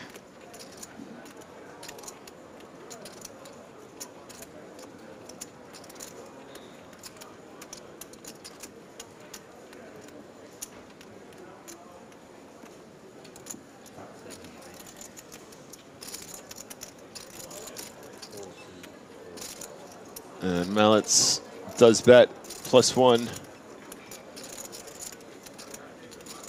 Bottom pair for Banic.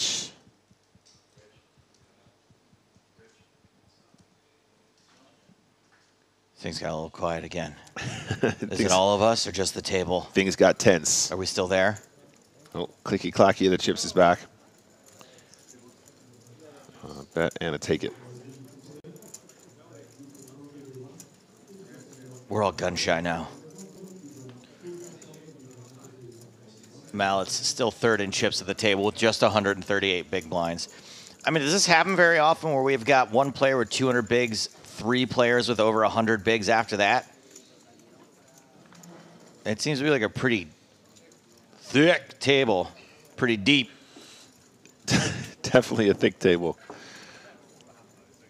Lots of deep stacks here. Only 9-ish minutes left before the break. Are we changing tables after the break, Joe? That's a great question, Nick. We are. We are changing tables after the break. Ooh. Thank you for asking it. Well, like I said, it's not that I'm not enjoying watching this table, but when you got so many deep stacks here, we're not going to see too many Busterinos. We're not going to see so much blood. And sometimes you just got to give the people what they want. They're here in the arena of poker. They're here to watch these gladiators take each other out. And it's not happening when these guys are this deep. It takes a real cooler sometimes for that to happen. Ace-queen suited. That's right. For Action Jackson. Jack-8 suited for Banich. A fun one. Hard to play from the small blind. Gonna go for it anyway. And a quick defend from our new player in the big blind. Also has diamonds. Oikano diamonds. Ace 10-4. Top pair for Jackson. Bottom pair for Panagiotis. 1 diamond. And a pretty clean c-bet, as you would say, Nick. Sure. Yep. Has the hand, and it's a board to represent. Queen 4 now. Economidis.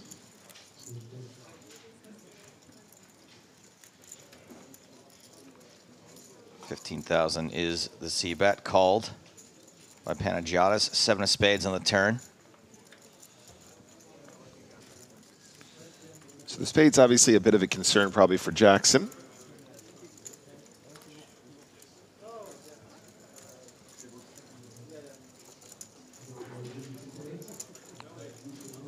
Did go check, check on the turn, it would seem.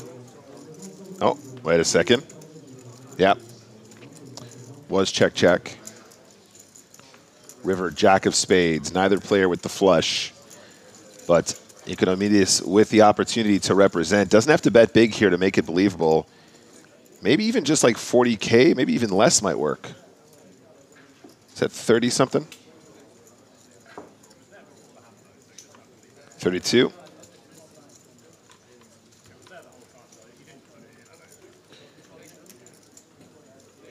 Is it enough to convince the ace-queen to fold?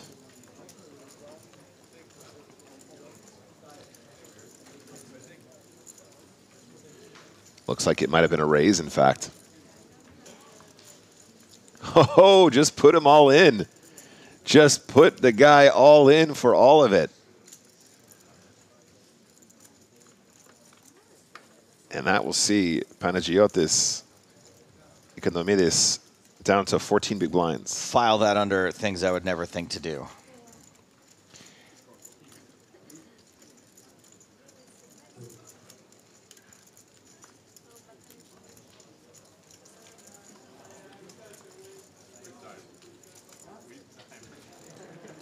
No messing around. I wonder if perhaps that was a bit of a sizing tell. I think if you do have a decently sized flush there, you probably do end up sizing up because you know you punish all the other spades that need to call. If you got the king of spades, Joe, I think you're going closer to full pot. I think that's an issue with that size on the river, but... Did you say punish the spades or Panagiotis the spades? Panagiotis the spades.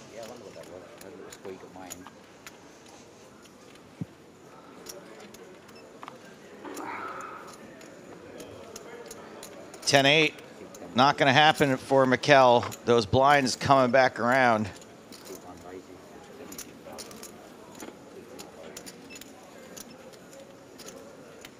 He's got one more free hand. Then more or less is going to be all in the big one. 65.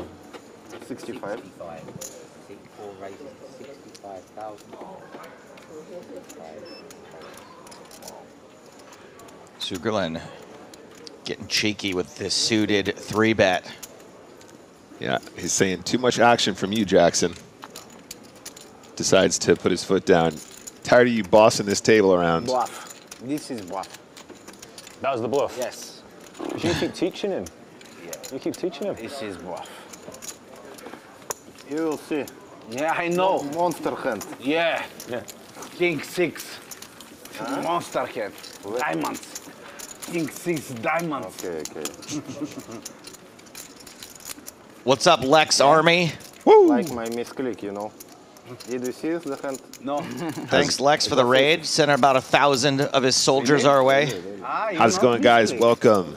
Maybe misclick. And welcome to Cyprus 2024 EPT main event coverage. Intentional, for sure. You just have to stick around for like 4 minutes till the end of the level. Big blind, you mean?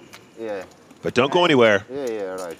More action Aces, huh? coming And directly 52K. to your devices maybe I live made a from mistake. Cyprus all day long. Good for me, I know to wake up with kings. Right. I have king 8. Yes. It's a great story. King 10 suited for Banich.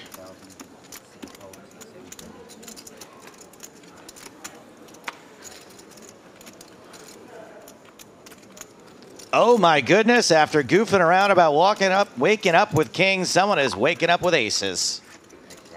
He's about to walk up those blinds. Makes it 100,000.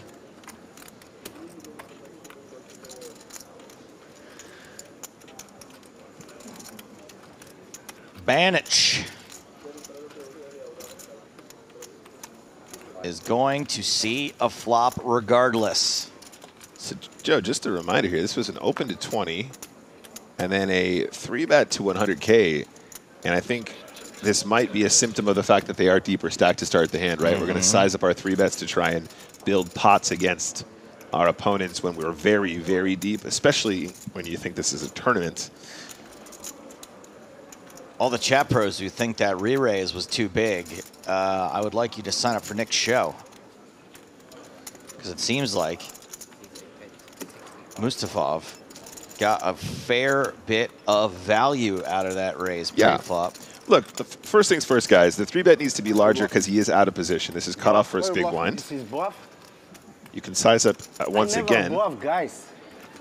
Hey, it shows the aces there. You can size up even more because you're deeper bluff, stacked. Story checks out. This is good poker. This is textbook. Bluff. Everybody thinking I'm bluffing.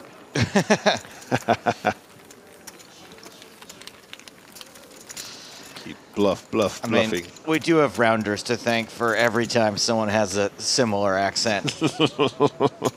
To just taking us all back to 1998. Bluff, huh? Professional bluffer. Yeah.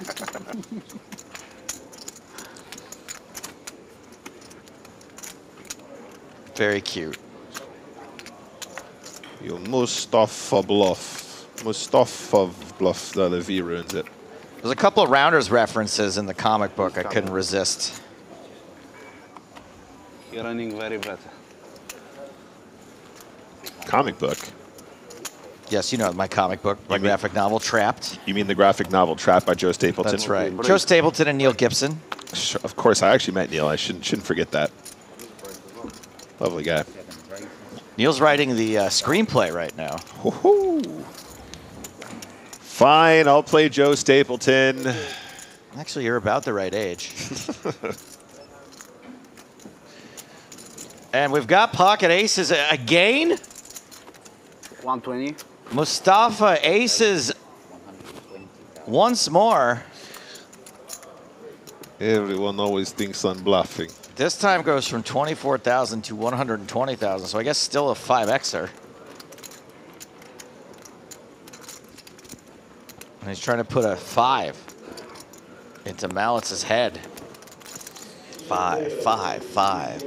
5X, pocket fives, 5 on the flop. Malice needs to call. We're way too deep to be given up here.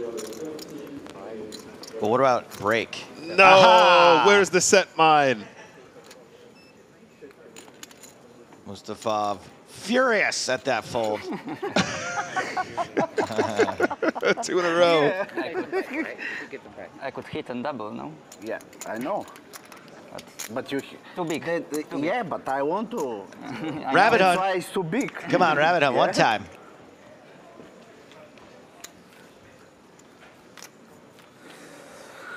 Oh, thank you, my friend. Very good timing. We are going to say adios / sayonara / see you later to the players at that featured table. We're not going to see what happens to Marta Mikkel and her 4 big blind stack. We're not going to see what happens to Panagiotis Ekonomidis with that 11 big blind stack. Everyone else fairly healthy, fairly safe for the time being, especially the 3 players with over 100 big blinds. But we are saying, as I said, see you later to this table and bring in the Rat Man, Lucian Cohen, to the featured table. We'll also be joined when we get back by Sam Grafton in the booth. So don't go anywhere. More from EPT Cyprus 2024 when we return.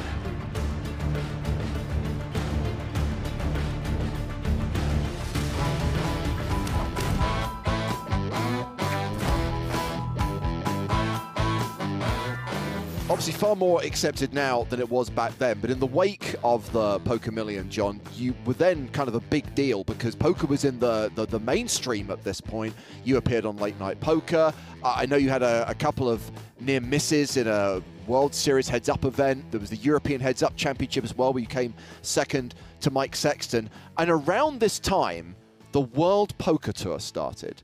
And here is my question to someone who created the European Poker Tour. Did they drop the ball by not living up to their name? Had they truly been a world tour and not just had the one event in Paris and the rest all in America, would the EPT even exist? No. So no, it wouldn't.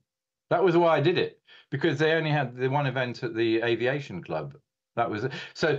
It was me sort of saying, complaining about the typical American arrogance of having this world poker tour, but actually it was just in America with one event outside, in France, and so that was really what spurred me on to just change one letter. I mean, that's all I did really, was change a letter. But that's the initial idea, right? Okay, they've ignored Europe, so I'm going to create a European poker tour, but where do you go from there? How do you go about making it a reality? Who helped? Who did you go to? What I did first was I set up 3 companies, all right? I set up EPT.com, which was going to be the website, Euro Poker Tour Limited, which was going to be an online site, or was it the other way around? No, yeah, it was the other way around. The EPT.com was going to be the online site, and I was going to do a white label it on something or other. And then I did Flush Films, which was going to film it all. Okay, so I set these 3 companies up. And then I thought, well, actually, I can't do anything unless I get the agreement of the casinos. Yeah. I'd played a lot of tournaments around Europe. So I'd played in Baden, I'd played in the Aviation Club. I'd played in a few, Barcelona.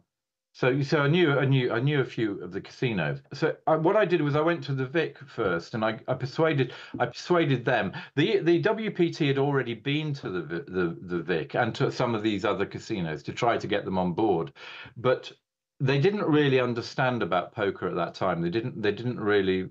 2003 hadn't quite hit the casinos how big it was going to be, this game, or how big online poker was going to be. So they didn't want to pay I think it was $50,000 that WPT were asking at that time. just to be part of the tour. They didn't see the benefit of it. They were very short-sighted, as a lot of casinos are. We know a lot of casinos are. And so anyway, I went to have a meeting with Grosvenor, and I persuaded them, firstly, that I would only charge them, I think it was like £12,500. What was lucky was that Martin Ramskill, who was the manager of the Victoria Casino at that time, was quite a big influence at head office at Grosvenor Casinos. So he came with me to the meeting. And he knew that I was a TV director and a poker player, and he could see that we could marry the two together. So they agreed, and they signed on the dotted line. Once they'd signed on the dotted line, I flew around Europe, and I went to all the other casinos and got them to agree to do it. So they all signed just 1-year contracts. Then I had to sell it, the TV show. I had to raise money for the television production. So originally I went to actually Mersey Television, funny enough, were going to produce it because they would have done it very cheaply, but then they hadn't really done any outside broadcasts of sporting events. So I was a little bit wary of them. So I saw a Channel 4 Racing, I think, or something like that. I saw Sunset and Vine on this. And so I went in and had a meeting with a guy called Jeff Fulser, who happened to be a friend of a poker player at the Vic as well, strangely enough. And he was the CEO of Sunset and Vine. And he introduced me to John Leach, the wonderful John Leach, and the also equally wonderful Francine Watson, who was about 12 years old. And anyway, so I had this meeting with John Leach and Francine, and I don't know, they kind of got hold of the idea. Well, actually, they didn't really care. They just said, okay, this is how much it's going to cost. And it was quite a significant amount of money I had to raise. And I thought, I'm going to have to raise not $1 million, it was £1 million, I think it was something like that. I thought, right, okay, I've got to raise £1 million. I'd already raised a couple of £1 million for the online site from private investors. Right. But then I had to raise money for the television production. So really what originally I wanted to do was have each online site, Ultimate Bet, because Ultimate Bet was still clean at this time. So Ultimate Bet, Party Poker, Poker Stars, Ladbrokes.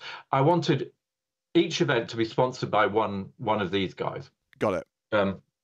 And Ladbrokes were going to do a cruise as well around the Mediterranean. So there was going to be a cruise and then a few events. So it was all coming together really well. And so I was going to get them to divvy up, and say they would pay for their production at their casino, blah, blah, blah. It was all quite straightforward to put. Well, it sounds straightforward. It was obviously a lot of hard work and a lot of meetings and a lot of stuff, all from my kitchen table.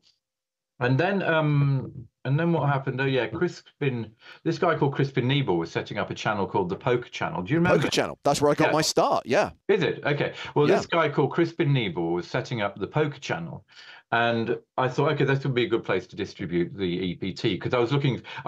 I'd already sold it to Challenge. Do you remember Challenge TV? Yes. In the UK. I'd sold it to Eurosport for €1 because the coverage there would have been immense, and it was. Especially in Germany, you know that Eurosport is huge in Germany. Absolutely, it's like Sky Sports in Germany. It was. I genuinely believe that deal with Eurosport absolutely led to the growth and popularity of the EPT. People all over the continent were seeing it. Yeah, €1, €1. Sorry. So anyway, I'd done all these deals everywhere, and then suddenly I was talking to Crispin. Well, I was having a conference call with Crispin Niebuhr and Isai Scheinberg from Poker Stars. Right. Now, Poker Stars, I'd kind of left till the last because they were kind of my go-to. I wanted to go to them, but I didn't really know Isai. But I knew, for some reason, I knew a lot of the other guys from like Ladbrokes and places like, and also Ultimate Bet, obviously, because they were poker players. And a lot of the other sites had poker players at the helm. Full Tilt weren't around at that time. So during this conversation, it was a three-way conversation between me, Crispin, and Isai. And at the end of the call, Isai in his inimicable fashion went, "John, would you mind, staying on the line for a minute. It's not very good impersonation, but anyway. And so we had a chat. Don't worry, most of us have only spoken to Isai like once or twice in our lives anyway, so we don't really know what he then sounds I'll like. get away with it then. Yeah. And so we had a chat, and by this stage we were like 5 weeks away from Barcelona, and kind of some people had committed and some people hadn't, and I was thinking, oh, you know, I'm not going to get the money together in time. And John, you know, Sunset and Vine needed, you know, obviously they needed the money, they needed the guarantee of the money. I'm trying, how am I going to get all this together in time? You know, it's awful, it's a nightmare. And so much to, I should have waited, but I didn't. And I chatted to Isai about it, and he just said, look, well, you know, and I agreed to let Stars sponsor the whole thing. It seemed like a lot easier, and also because they were the online site at the time running all the tournaments. But instead of, I kind of doing all these deals was becoming a real pain. And so having one person to deal with and one overall sponsor made it a lot easier. But I really let down all these people that I'd been doing these negotiations with to sponsor each individual event. Yeah. Like, you know, Party, UB, and all of them. They got really they're quite justifiably, they got. Yeah, well, guess what? A lot of them disappointed the rest of us later too. So It's you know, true. shit happens. It's true. Yeah, you're right. You're right. But some of them aren't all that. You know, I mean, business is tough. But I wasn't really a very good businessman. I loved playing poker, and I directed TV drama. I had a very specific vision of how I wanted things to be done. But I think there are probably pros and cons to either having a single partner or having the different sponsors. But what's very clear from the word go is you knew that having that online element and having that path for people to qualify to come to the events was clearly very important and is still part of the tour's DNA to this day. No, it's true. And don't forget that EPT.com, the one that I'd raised the money for, you know, I raised 2 million quid to get this, and I'd met all these programmers. I mean, you cannot imagine how hard I was working at that time. At this time, I was trying to set up this online site, flush film, TV production, and do the tours, all on my own, all with three separate companies, all trying to get them all weaved together. It was really, really hard work. 7 days a week, you know, it was really, which is not in my nature. I'm quite laid back and quite lazy, really. Considering how much was going on in your brain at that time, what memories, if any, do you have of that first event in Barcelona? A lot, because I just remember running around putting up all these banners and making sure that PokerStars banners were all in shot. But the thing is, we were playing 11-handed at the tables. It was all chaos. It was really complicated. And we were all crammed into that casino where, you know, at the bottom of the stairs when you go into the Barcelona casino. It was all just around there. There were only about 10 tables there. Nobody knew. It was very successful, even though, but they were dealing the wrong way around. I don't know if you know this, but they used to, and still do in Madrid, they deal, instead of dealing right from, you know, the player 1 to your left, they dealt the player 9 to player 1. Did you know that? Yeah, I've seen it. And then they spread the flop in the wrong direction, and they wouldn't change because this is Spain. We deal like this. This is how we do it. So I think for the TV, I think we managed to change it on the TV table with one of Thomas's dealers. You didn't just run the video in reverse. Yeah, that would have worked. that could have been good. That would be the sort of dumb idea I come up with in a meeting, and everyone's like, "Stapes, why don't you go to lunch?" No, you would actually just flipped it. You know, to flip it. Yeah, right. Yeah. In post, you know, just flip the whole image, which I've done a few times. In you know, if you just film 2 people and you think this is boring, it's because it's in 2 people talking. I remember doing it it was in a toilet. They were having an argument in a toilet. These 2 people in a cubicle of a toilet, but it was quite a long argument, and I was thinking, this is really boring. How can I make it? So I just kept flipping the shot around like that. You know what I mean? In post production, and it worked. Something there was no writing on the wall anywhere behind them, so it actually worked. I do have a question about sort of the lead up to this first event. You said you're running around hanging banners. You mentioned that you're kind of a laid back dude. I've always known you as like a fun laid back dude. Was there a time during this run up to this where you're like, this is important, this has to be done right, Why isn't this getting done? Did you ever go through any of that stress? Oh yeah, all the time. It was horrible. Like I had stomach ulcers. I'd never done anything like that before. And also, when you do a drama, the most horrible things to film are dining room scenes, because you've got to get all this. You know, everything else is a piece of cake, but dining room scenes are horrible because you've got maybe 8 or 9, 10 people going around a dining table, cross conversation going, and you have to make, you know, I don't know if you know, but when you're directing, you can't cross the line between a conversation, right? So you have to get so much coverage of these scenes, you know, and you can't edit it properly if you can't do it. So I'm going, oh my God, this is like, what have I done? I've subjected myself to a year of shooting dining room scenes, you know, it was like a nightmare.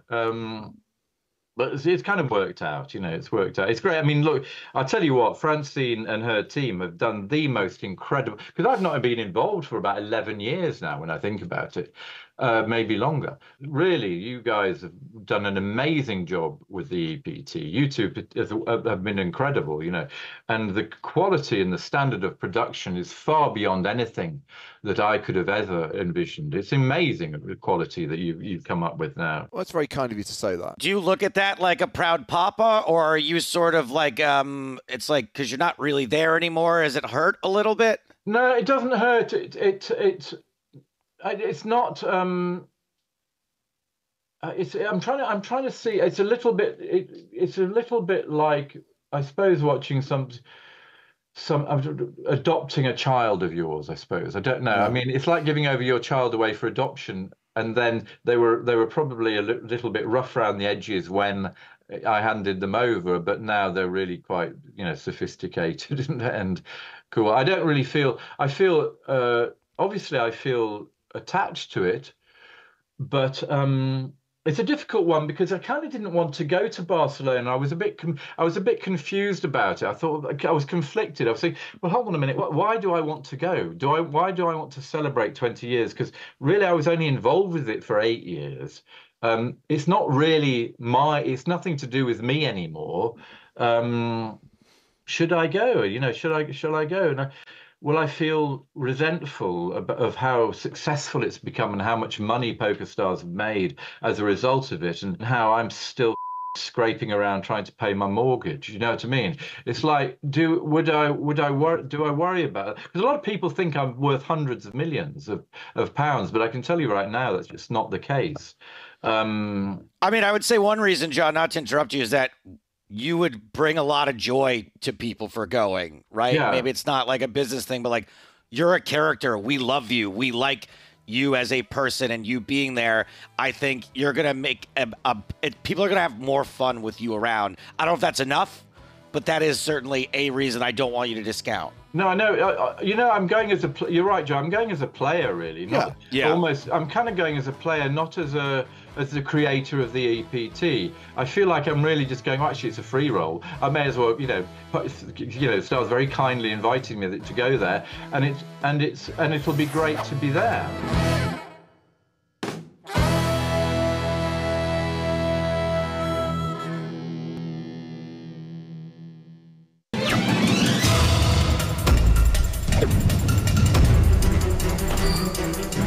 Brazil is definitely on the map of the world's biggest poker stops. From November 15th to 29th, the biggest poker series ever held in Brazil's history. Brazilian Series of Poker Millions 2024 in São Paulo, Brazil. $12 million in guaranteed prizes. And a huge new addition, BSOP Millions Championship. $5,000 buy-in, $2 million guaranteed. $400,000 guaranteed to the champion. Main event with an $800 buy-in and $2 million guaranteed. Super high roller with a $20,000 buy-in. And the most expensive tournament ever held in Brazil, the Legends, where the poker elite will meet with an impressive buy-in of $50,000. The land of football is now the land of poker. Be part of this milestone in Brazilian poker history. BSOP Millions, November 15th to 29th, São Paulo, Brazil. More info at bsop.com.br.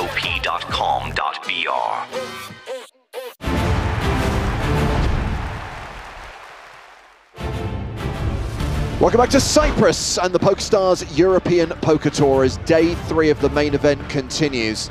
Let me keep track. 3 levels down, 2 to go. That's right. We're about to kick off level 19 where the blinds are going to 5,000, 10,000 with a 10k big blind ante. The penultimate level of the day with 71 players returning from break. It's James Hartigan alongside Griffin Benja. How's it going, James? How's it going, everyone? And it is a Griff Graff reunion because Sam Grafton's in the mix as well. Hey, Griffin. And as we return from break, we can see that Faridin Mustafov retains the chip lead with 1.7 million. A huge pot at the end of the last session has seen Bobby James move up to 2nd place.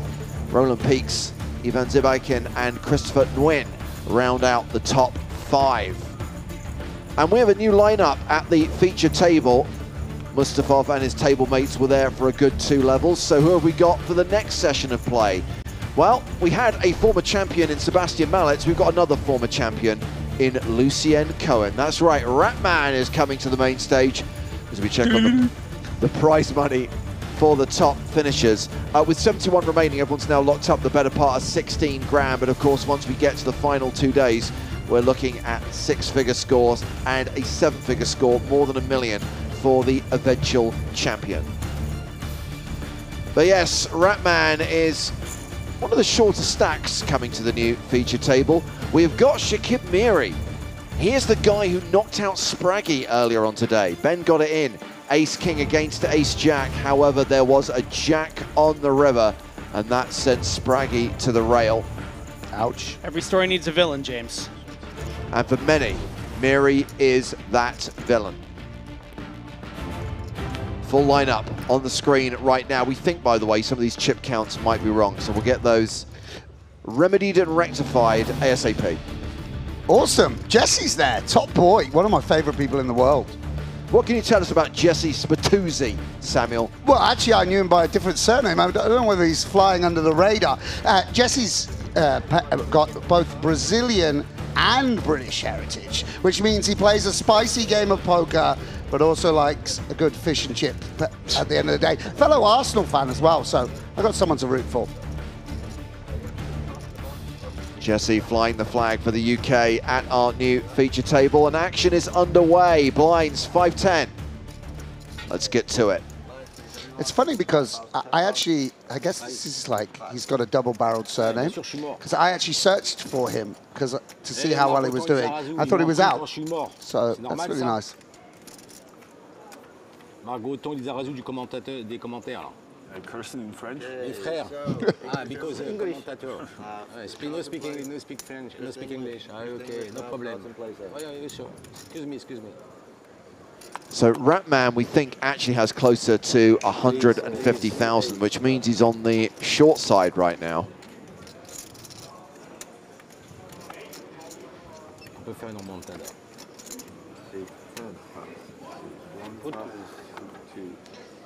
A lot of merit badges around. A lot of regulars. Obviously, one nice thing about the scene here is there are a lot of people who are very loyal to sort of Cyprus, and the poker scene here has its own sort of ecology. You know, obviously some of these guys play EPTs as well. Big hand on the button versus a cutoff open. Yeah, Mikhail Shalamov re-raising with jacks. 3 bets to 70,000. Lucien Cohen, ace-3 of hearts. Folds. And Shakib Miri folds 5-3. So action back on Wozniak, who quickly folds the 8-7. Yeah, and that's one of the reasons maybe you might want to employ a smaller sizing there, because versus the 3.5x, like 7-8 doesn't really want to continue, hey Griff? Yeah. Yeah, I think I would prefer to see something like in the range of 55,000. You know, might still force to fold, but could have got him curious.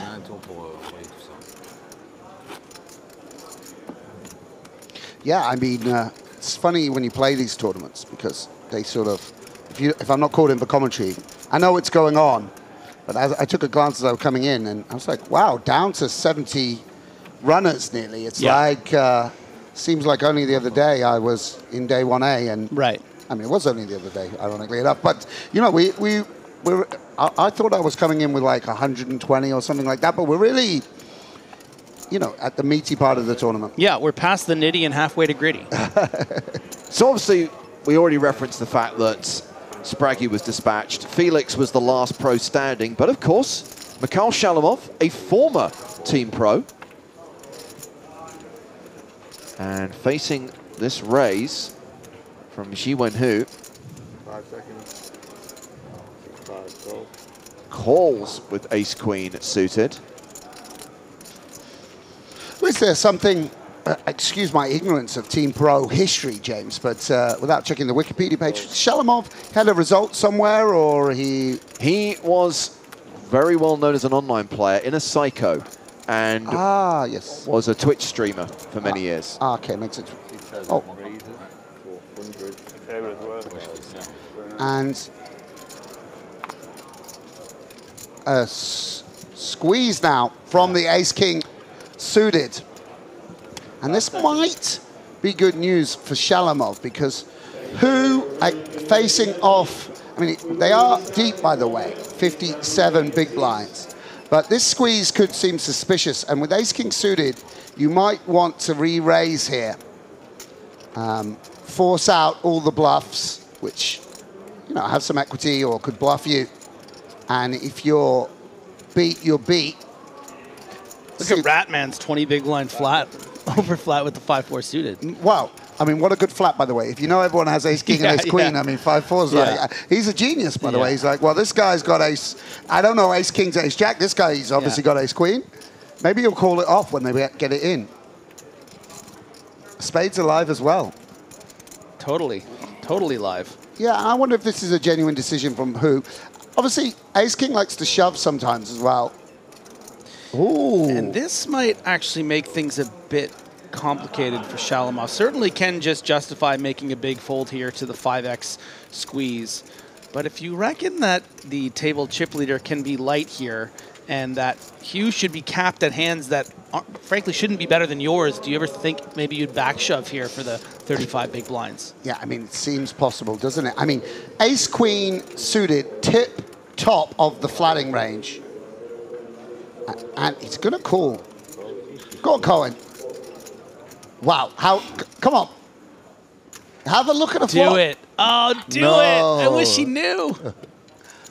Run down to the table and get in there with the rat hand. It's such a ratty hand too, you know. So this is going to be very interesting. I'm kind of rooting for a flop where no one flops anything, and then we get to see. Three beautiful hands and bingo. Oh, with the king, right? Bingo without the bongo. Yes, like as it were. And that's great news for Miri. I mean, 5-4 suited fold rewarded, by the way. Yeah. I mean, it doesn't seem right, though. How's it come king, queen high, diamond, club, and heart, 3 backdoors? And it's very hard to know the sort of sizing you should go for. 3-way and a 3-bet pot. This is very chunky, though. Perhaps... Yeah, and will call with the ace-king. And good fold from Shalamov. When he sees the hands, he'll know he avoided a car crash. I mean, perhaps there's ways he would have. But he might also resent Hugh for not just shoving and then letting him save 85,000. Yeah. Wow, free roll city. Remarkable turn card for Mahiri. Because you're not loving life as Hugh here. It's like, I mean, it's like, you know, you don't expect your opponent to just have, what? The same hand as you. Jack 8 suited. Like it's and Mahiri wondering now how to take advantage of having the free roll. Oh, he just jams. He might have gone for a half stack there or something. And look at who's got to imagine. I mean, I'm up against aces, queens, ace king. You know, maybe a squeezed ace jack sometimes. This is just. I mean, he does have 0% equity, so. Yeah, it's a remarkable spot, the way it's gone down. Also, the C-bet into 3 really does strengthen the range and remove, you know, the ace. You know, ace-8 might just give up when facing two callers on king For queen two. sure, and it's such an inflated pot and a board texture that would match with these flatting ranges. You wouldn't just have ace-8 of clubs here and c-bet. Yeah, I mean, it shows how being so deep on in an EPT on day 3 sort of affects you. I'm sure in a lot of tournament situations, people will just cool down. It also might be what he senses from his opponent. You know, if the live reads and your playing experience with someone says, this is not a guy who puts in chips lightly, and for whatever reason you're really sensing that strength, how good is ace-king here? I mean, if you fold here, you have a full level of 5K, 10K with 39 big blinds. You know, you are really in the hunt. If you think that there is no version of this where your opponent has, you know, Jack 10 or whatever it is, like if you just think you're chopping at best, it's very difficult to find a call here, and it does make the big fold. Wow. I've never wanted to rabbit hunt more. Really? Yeah, see if he would free roll him. So Mary chips up to 1.2 million. Playing 120 big blinds. And yeah, who will be left with a 39 big blind stack?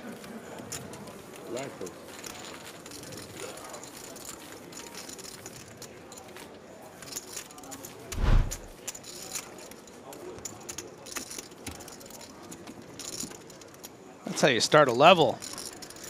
Mary getting up to 120 big blinds. Wow. Remontada. Vraiment difficile. Hein.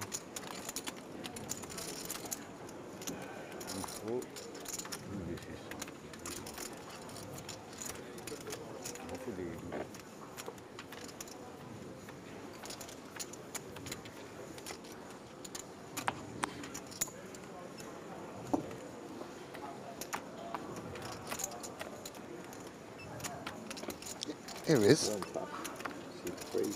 There is Jesse with kings. See what I'm saying? This is the British side of him opening now. This is the British genes. Everyone in the UK knows kings +1 is at open, you know. And Mahiri sowing his oats now after that big hand. A flat that's definitely on the looser side. Wow, it's a little bit of a splashy table, eh?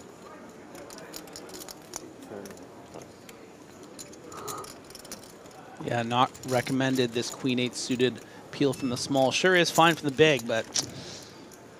Are you going to argue with that guy?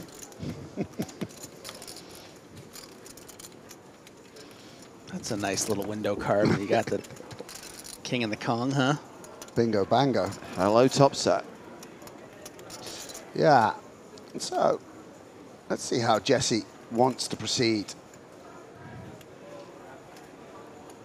One of the ways you can think about this spot is sort of if you get flatted by the seat next to you, you do a lot of checking. And if you get flatted by someone a few seats round, you do a lot more betting. See, there are flush draws to extract value from. If you could see their actual holdings, of course, you would check. Just trying to estimate what would 8s and 9s do. Are they going to continue anyway versus a bet?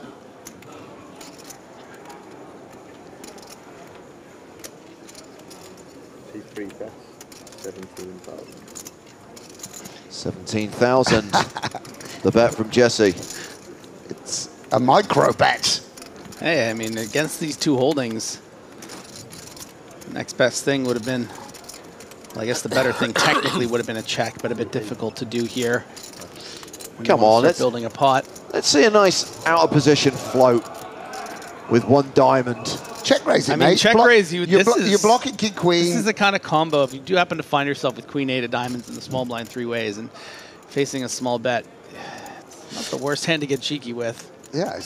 By the way, I mean, oh, and they're out. Shows the value of that c-bet if you didn't have it, by the way. Yeah. There you go. That's how the British play, everyone, ladies and gentlemen. We raise a good hand, and then we flop a good hand, and then we're honest poker players in our country. The British sense of fair play. We wouldn't check when we had such a strong holding. So NAPT Las Vegas just around the corner, and that means your chance to be the next loose cannon on the next season of the big game on tour is imminent. Qualifying tournaments running at Resorts World Las Vegas on those dates, October 30th, October 31st, and November 4th. They're free to enter, and if you are a winner in one of those qualifiers, you will get an audition spot, and you will get to go into the casting process and be considered as a loose cannon for the big game on tour. It should highlight the format of these qualifiers different to last year. No longer shootouts, now win your seat satellites. Got to turn 10K into 50K, bag an audition spot, and potentially be chosen to compete against some of the best in the game in a high-stakes cash session in Vegas. You just cash out the 50K cash? You do not get 50K cash, Sam, no. Fair enough. So did they announce a couple of Americans that might be involved in that? Did I see The that? two players who've already been confirmed for the new season of the big game on tour are legendary Super Bowl winning tight end Rob Gronkowski, aka the guy that Tom Brady threw the ball to, and sports pundit Nick Wright. Right, great. So if you want to play, start brushing up on your gridiron knowledge. How much? I have 2. And a big old shove here, by the way. Little... Now, bear in mind, just very quickly, Sam, I should highlight that we think that Cohen's stack is shorter than that. I don't think this is 198K. Ah, okay. But even if it were the 150 you suggested it might be, oh, I guess he called the 20 with the 5-4. I think he's playing around 10 big blinds right now. Would make more sense. Still. Which explains why he didn't put his whole stack in with the 5-4 suited, because that would have been his everything. River could have been a 3, man. It looks like less. You know what? It looks like what is that? 2550. That looks like 52,000. No? We should see. Which makes the 5-4 suited even more interesting. Yeah, that looks like 5 big blinds to me. We'll get a sense of what the holdings are in just a moment. But Cohen is going to be at risk, and we know he has ace-2, so we can assume that he's probably been called by a better hand. There it is. Yeah, 52,000 all in. Ah, okay.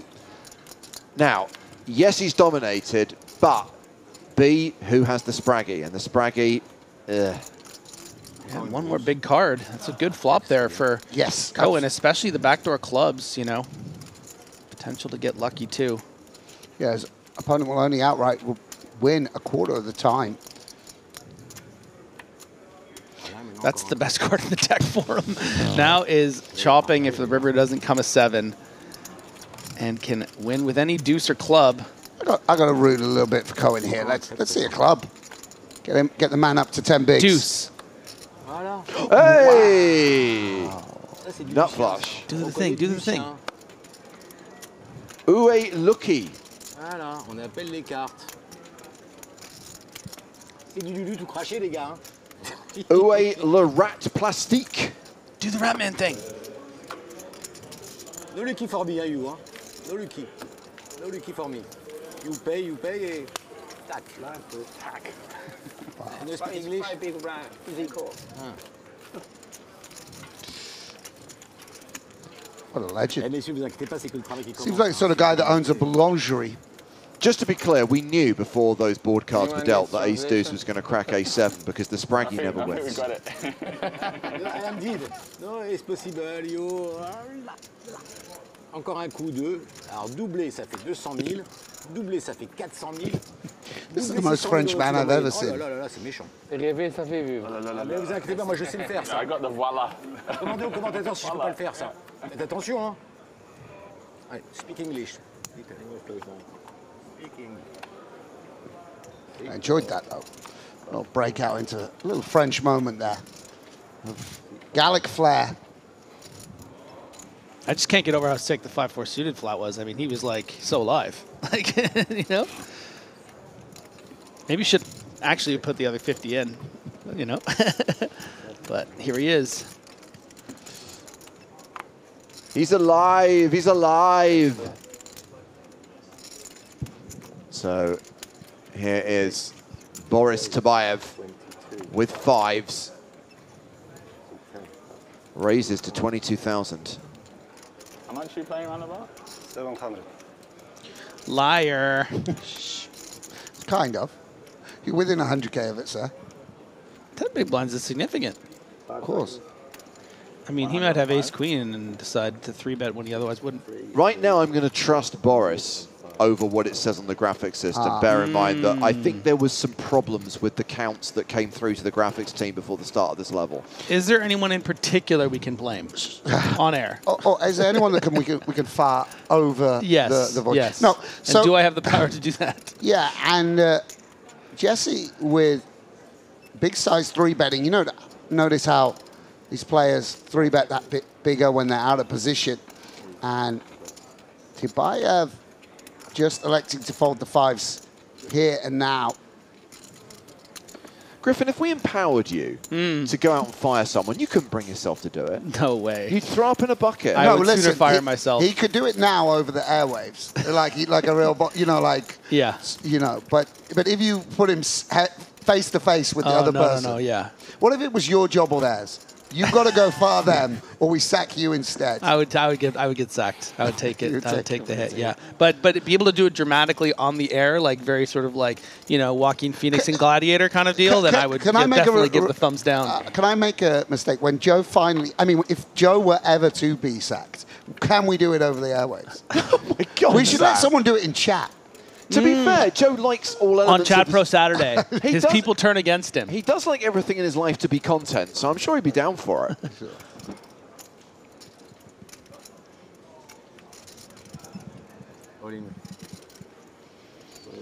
Lucien Cohen all in with the suited Spraggy, ace-7 of spades. Yeah, again, a little bit on the looser side. Someone that, you know, it's like wanting some chips to play with. Upping the variance. I feel like we should call this hand the tracksuit Spraggy, because he does wear tracksuits, you know?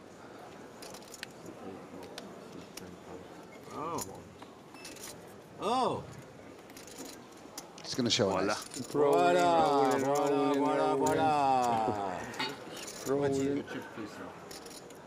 You pay? They want to know how much. They don't know your stack. They're going to count your stack. Wow. Okay, let's get this verified, because I'm fed up with guessing every hand. Excuse me. I'm here because what is the problem? What is the problem? What is the problem? Oh. What is the problem? Oh. Bet this guy's a great laughing at home game. Eh, les Thierry Roland et les Jean-Michel Larquet, là, commentez un petit peu. Allez, au boulot.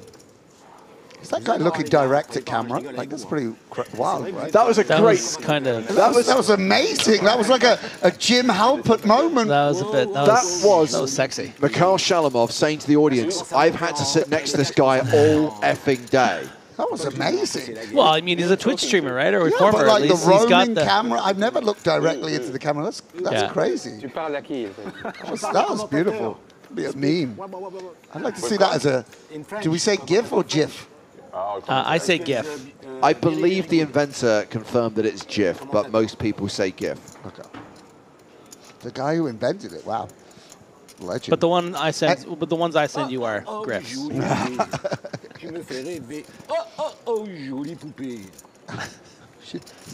Is he saying jolie poupée? Je vais en sonner un quand même, les gars. Ah, excuse me, I speak English. Yes. I don't speak French. I just live in a French-speaking place. King, Queen, min raise. How is the language lessons going, Griff? Over to in the big blind here. Oh, campus with the deuces. Not great.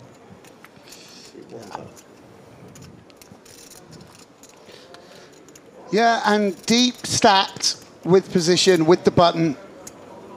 Very nice hand to see a flop. Obviously matches up really well against hands like King Queen. And, you know, just being in position going to give you ability to realize equity well. Do you remember the good old days when we were more romantic about pocket pairs? Like if you had 50 big blinds in late position and someone raised, you're like, ooh, yeah, like let's, you know, let's dance. The deuce is coming. Yeah, and everything been going Jesse's way since I've sat down in the commentary booth.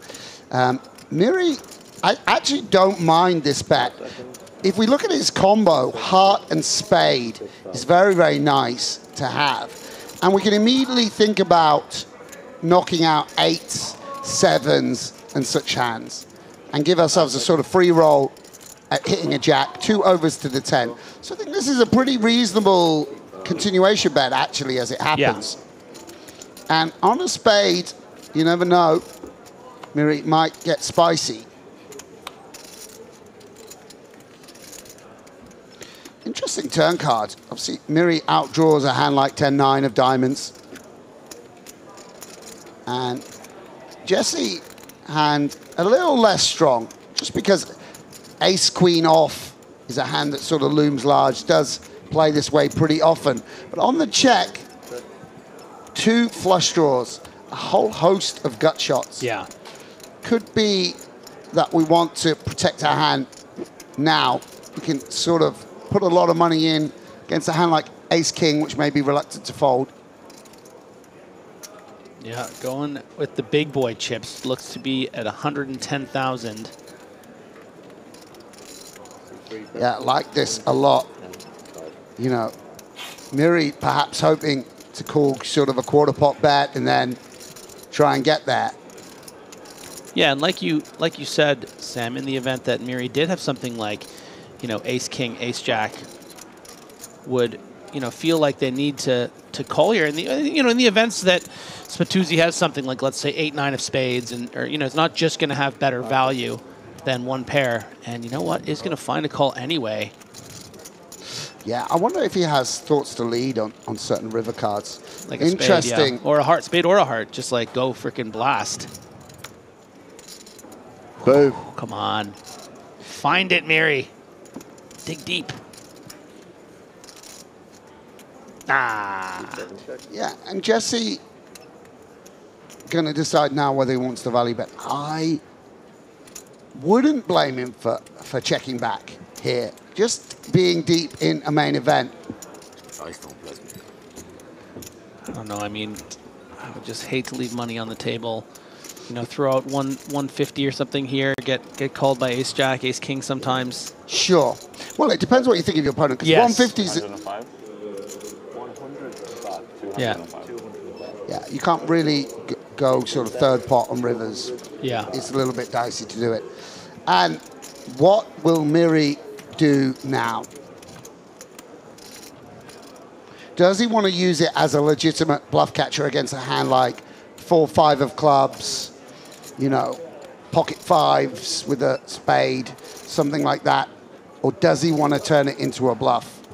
I think we might. I mean, you'd know better than I am, Sam, but maybe we can eliminate those hands sometimes in the interest of it being three-handed to the flop. Is he going to be, maybe not 4-5 of clubs, for instance, but something like fives? Do you think it's calling with a decent frequency with someone behind against the under the gun open? Yeah, I don't know. Maybe with Jesse. I just don't know if there's enough bluffs here, you know. Yeah. Well, I think Jesse on a queen is going to turn every 10 into a bluff with a gut shot. Right. You know. Yeah. So like your 10-9 of anything, and your. And I think it's a nice value bet from Jesse, by the way. You, my friend. You want me to check? We will see. It's a nice bet because one of the problems with value betting is that you can get check raise bluff. But if they're not, that's the nut hand to bluff with. Yeah. Right? And he just folded it. So, yeah. You know. Yeah. Let's go, Spatuzzi. 10,000. Down to 65 players, by the way. 6 eliminations since we came back from break among the players who've gone. Chase Wilson, who was at our feature table earlier on. Boris Kuzmanovic, finalist from Barcelona. No look. Allez, encore after. No carte. Allez, allez. Speed, speed. Speed, speed. 1, 7, raise. 1, 20,000. 1, 1. Tabiev getting the dealer to press the clock before he folds the 9-3 off.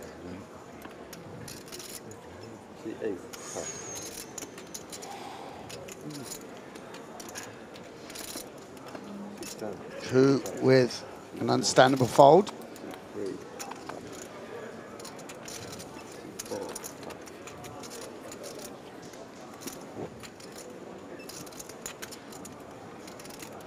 Yeah, and Shalamov, who's had the second best hand already quite commonly today, it's going to allow Cohen potentially to come in with 7-6 off.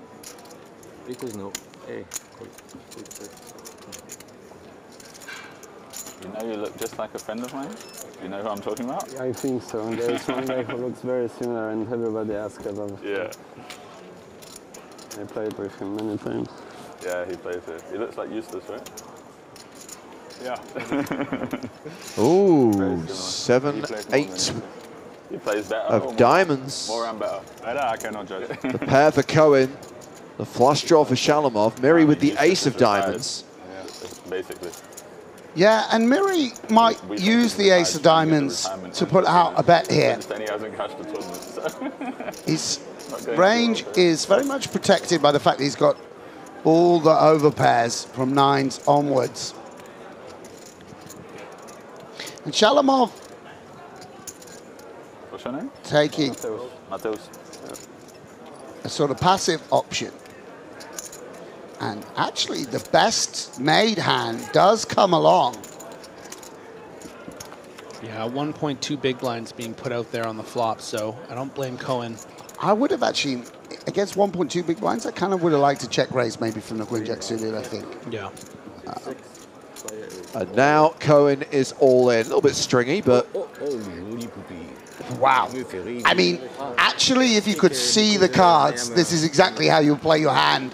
Aggression paying dividends here because he's going to force out the ace-queen, and now... You kind of just, I mean, do you have to call here? I think 80% pot, your opponent can still just have something like 9-10 or 5-6 worse diamonds. It feels like a snap call, but some pause for Shalamov here.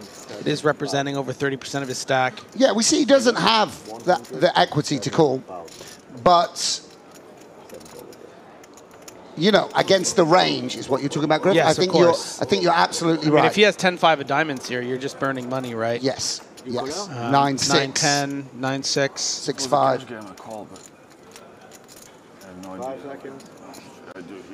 Wow. C'est comme ça qu'on est des patrons.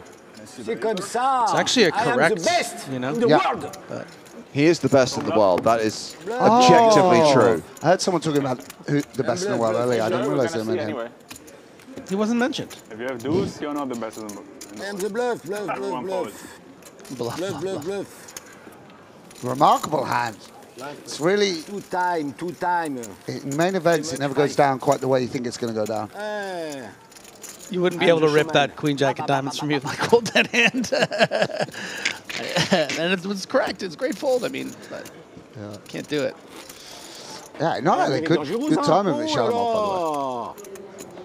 He's particularly unlucky because there's a lot of turns where at least a king, you know, would have checked through or whatever, something would have happened like... I went for whatever he had in the break. Or if it had come a 10, you know, he would have called off with that gut shot as well also. I'm double. Not the ginger shot. I'm double. Ooh la la la la la la la la la. Hey, I'm a smile, huh? Hey, my friend, I'm a smile, huh? No aggressive, huh? Going all the way up to over 20 big blinds now. He's down to 5 just about 10, 15 minutes ago. 5 seconds. See 8 plus. 10 plus.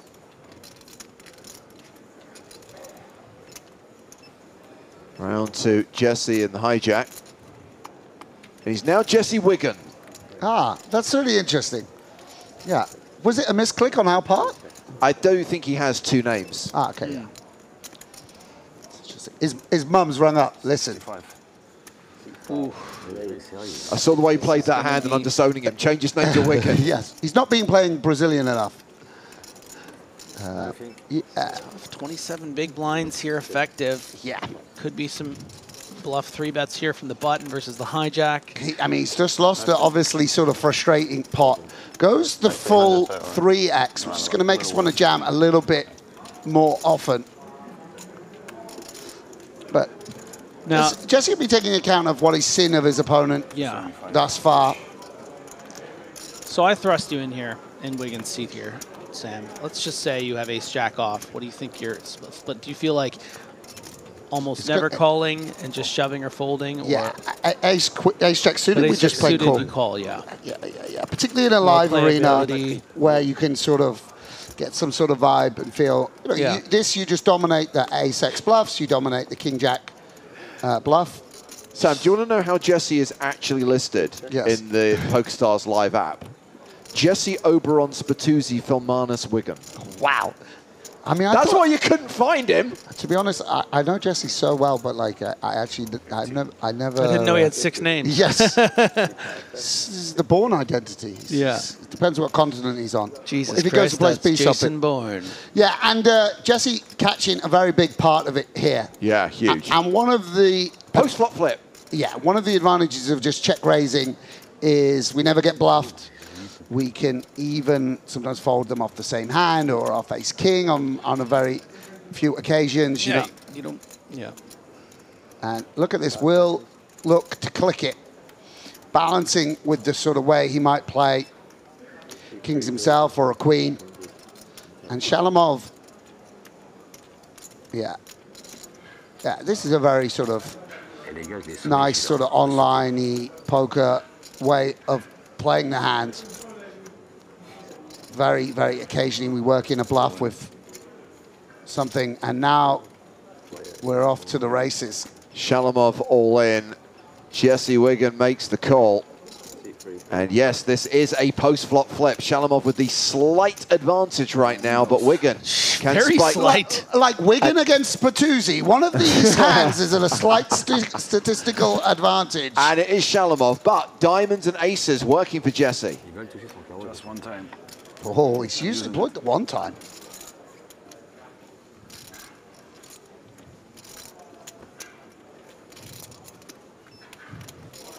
Who used it? Jesse or? No, Jesse didn't. No, Jesse didn't use it. Shalamov used it. Oh, wow, okay. Extra outs. This could be a case of too many outs. 13 of them now.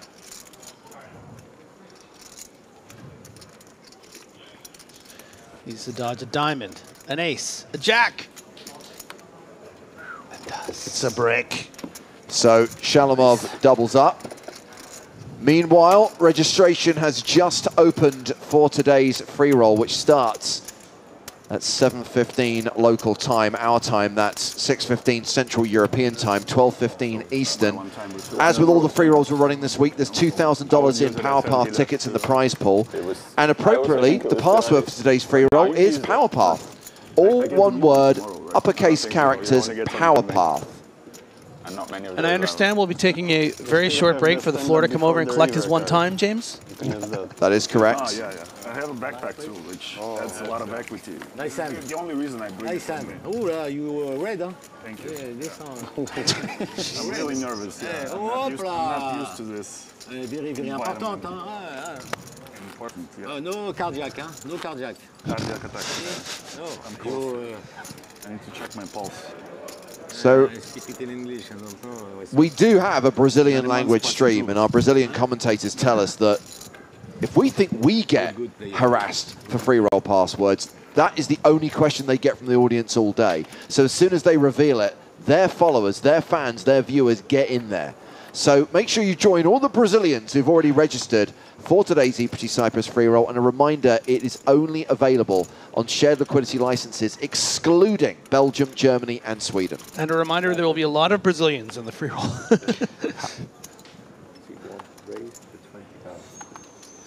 Finally see Timo playing a hand.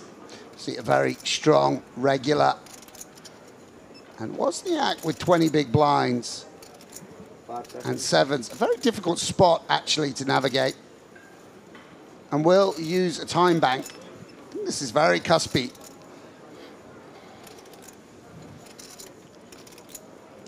Doesn't feel exciting to shove with so many players to act. Doesn't feel exciting to flat call, particularly at a splashy table where people will call behind. I think that's a big problem with that, with this hand. And we'll release. probably the best hand that he's going to fold in that position. Yeah.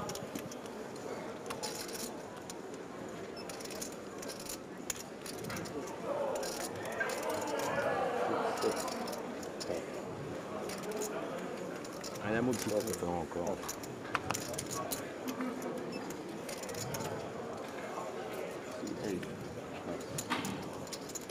On voulait qu'on joue, on va jouer. Hein. Allez, stop.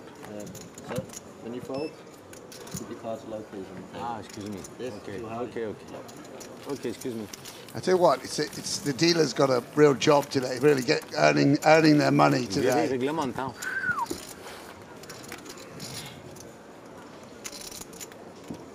Dealer/teaching assistant, keeping everyone in line.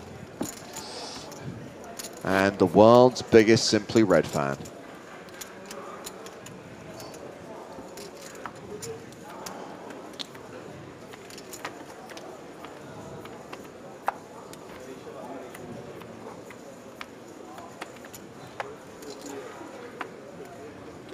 So if you don't play on one of the following licenses, EU, Bulgaria, Denmark, Estonia, Greece, Romania, Switzerland, UK, you will not be able to find the free roll in the PokerStars lobby.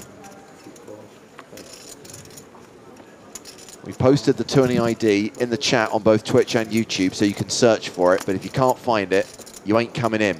Hey Griffin, what would you say to people from this country who can't play the free roll? Excuse me. Oh, what up now, Swedes? Woo! Natural. Oh, the old ones are the oldest. Excuse me, my friend. It's amazing you've got so many catchphrases over the years, you know? Low, sir. Low. And big hand here in the small blind with just one player to get through. 27. C8. And we'll come in. Suppose we want to, well, how many chips has his opponent got? Coming in for 27, which does lay the big blind quite a nice price. Doesn't lower the SPR that much. And it's kind of a fair fight. You take the high road and I'll take the low. And connection for both players. And some backdoor opportunities for who? Yeah, and I wonder if we can go with the larger sizing, the 7-6 with the flush draw. A lot of gut shots, straight draws, etc. Yeah, some 7X and 6X as we can see as well. Yeah, and we don't need to really bet for protection, so we're sort of like just building around a value range. That's for 20K. Third pot, a kind of natural C-bet for sizing for a lot of people, but it's not going to deter who has obviously possibilities of hearts and straight draws and drama card. Drama card. That enough drama? No. No. No. Yeah, and Tabiev gonna not be over the moon with that turn card. On the other hand, we are blind on blind. It's not like when you're facing a cutoff or you know, someone flooding in a position where every hand is suited. There's lots of pair plus flush draws now. Even some king highs will have floated the flop, by the way. And who's out of there?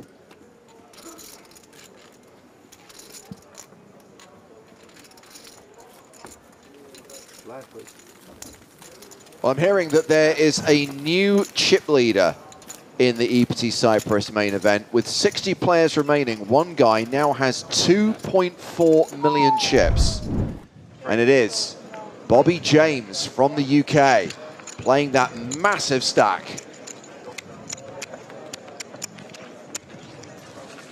What a festival, mate. I got annoyed with coming like 12th and So many chips, he's broken Liam's camera.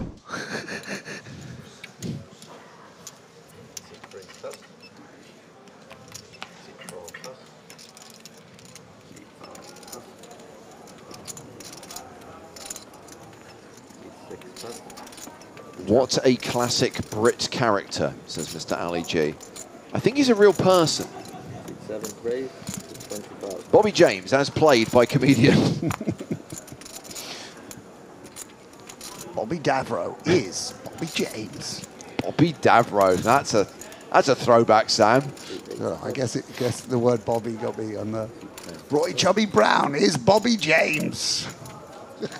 Miri gonna test his. You think League of Gentlemen, the EPT edition, is ever going to get commissioned finally? No.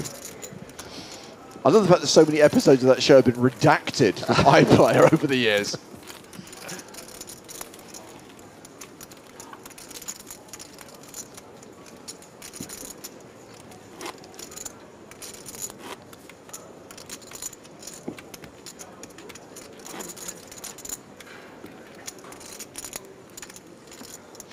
Who else is high in the chip accounts, James? Is there any other big names?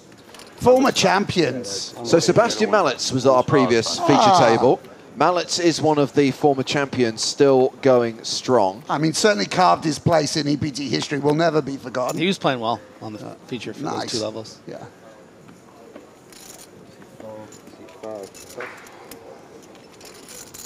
Cohen's itching to play. You can see it every hand. He's like, he can't believe they've not done something suited yet to continue with. Yeah, Mallets is definitely a top 10 stack right now. How's our boy Mustafaz? Faradin Mustafa, well, he was chip leader until Bobby James got up to 2.4 million. Okay. So he's now second on the leaderboard. Looking inside the top 20, Santosh Savana. Oh, wow. Santosh. Yeah. 55,000. And this is a little bit unorthodox to come in with a small 3-bet with the pocket threes. Cutoff versus hijack. When you would imagine a flat is a bit more natural. Gosh, and Miri has the kind of hand he can just put out 145 here, really put him in the blender, but he's going to call. Yeah, very unorthodox hands. The smaller sizing, for whatever reason, has tempted Miri in. Normally the sort of offsuit hands are the first folds, but we do go to a flop.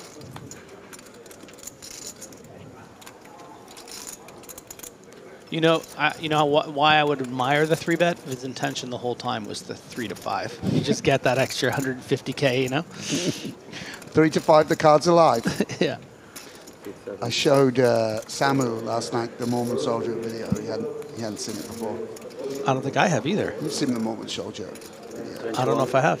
That's. I'm downgrading you. Should we go check it out right now? I mean, I feel like it's important to you. 21,000. Very nice strat here on these monotone boards. Can go for a small sizing. And we see how King 10 already sort of at a place of difference. And Miri is out. And for whatever reason, he took this time to 3-bet. A nice pot going in the direction of Tabiev.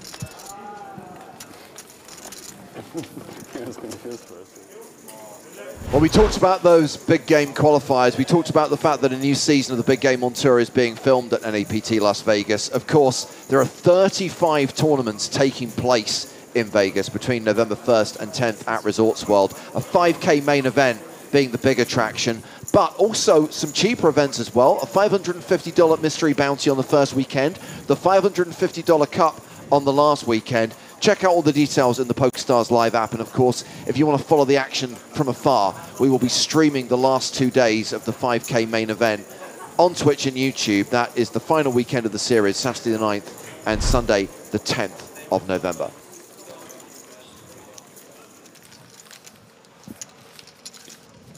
All right, that's enough out of you, James. Take a hike. And don't worry, ladies and gentlemen. The rumors of Joe Stapleton sacking that spread like wildfire moments ago, it's a rumor that pops up once every couple of years. You know? I'll take that frequency. Hello, my babies.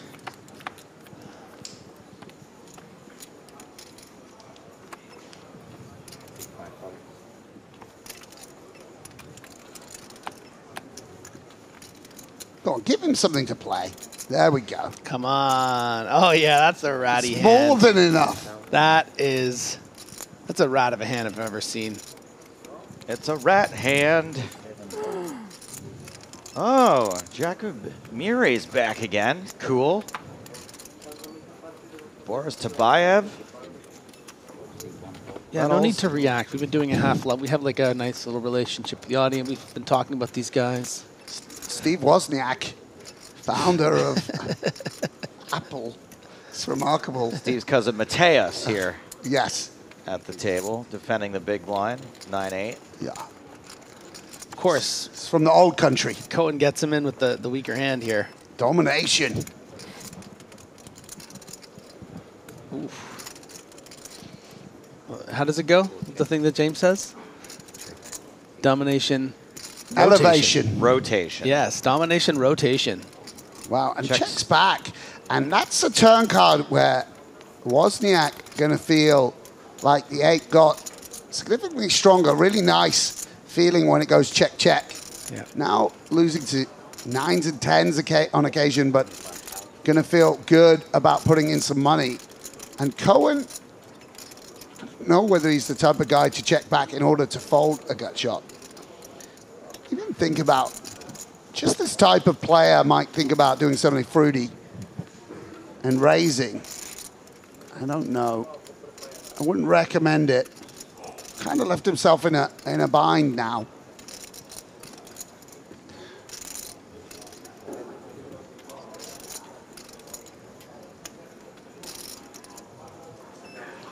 That is a custom Ratman hat, huh? Yeah, well, he's got a, I mean, it's not just a character. He owns an exterminator business. So I think it's right, yes. A bit of a catch-all. Gotcha. I see. I thought a rat catch-all. Oh, that's, wow. River's a king. Yeah, and Wozniak not excited to see that hand. Obviously, we see someone check back when we see someone raise early position. Even the Ratman, Ace-King is always a hand that you sort of fear and doesn't feel he can go for value now. And Cohen, you know, make it big. There we go. And this is sort of believable. Acting a little, and it's a very subtle sizing, by the way. 40,000. What's the bluff here? Yeah. Queen 10?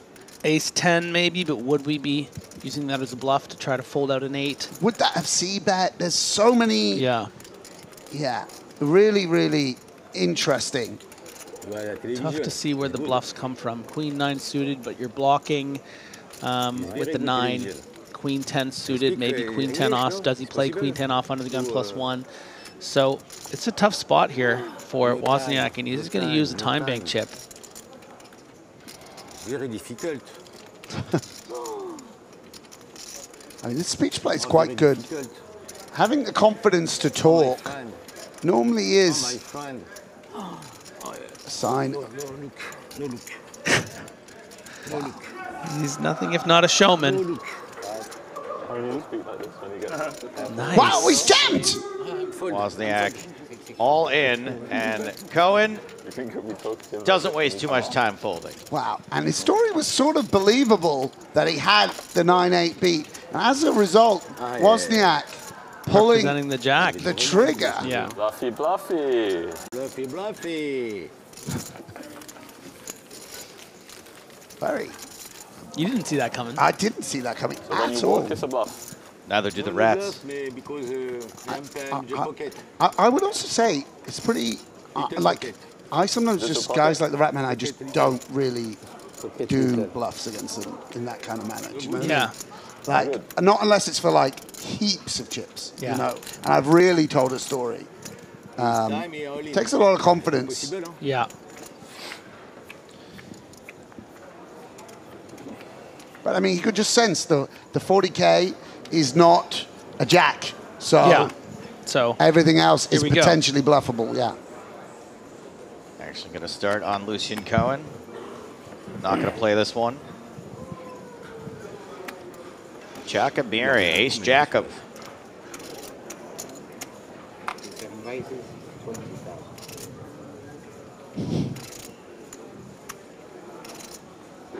Tabiev is winding down the clock. I'm not sure why. It's not really what it's there for.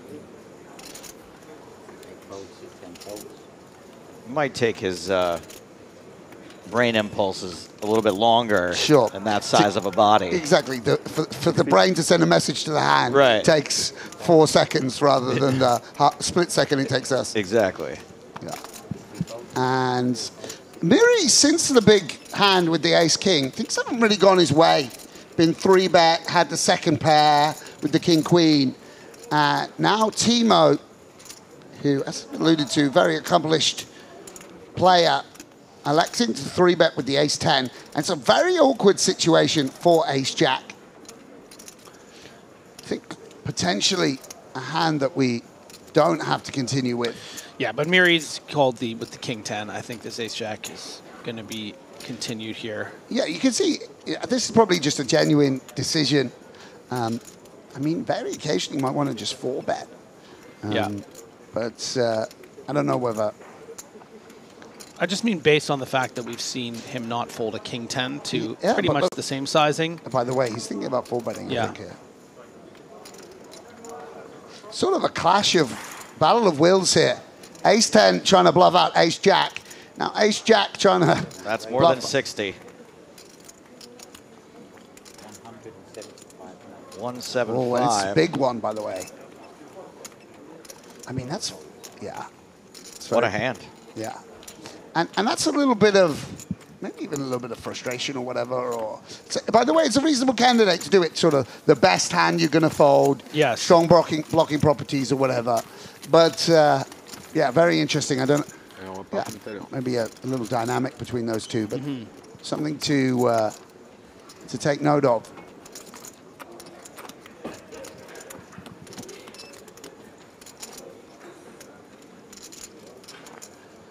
Giacomiri still chip leader, 103 big blinds. Just see Wygan second in chips. Where's what film's got a Wygan? It's not Heat. That's Wygan. There's a Y. It's you're in the right ballpark. It's The Insider. Yes. But that was a real guy that Russell Crowe's playing. Yeah. Jeffrey. We're saying Jesse Wigan because he's British, mate. In fact, he switched from Spatuzzi, one of the most exotic sounding names, to Wigan in the course of a level. All right, Wigan it is. The Road to Wygan Pier, the noted George Orwell book. Yeah, Jeffrey Wygan is what I was thinking of. Good. Well sussed. Wozniak on the button, ace-9. Yeah, and this is... Oh, Mikhail Shalamov. Here he is. He did an amazing look to camera earlier. Like, that was out of this world. And just going to rip here. Isn't as much as it looks because he's sort of the effective stack versus Cohen. And I like this shove. Going to force out 2 overcards very often. Boom.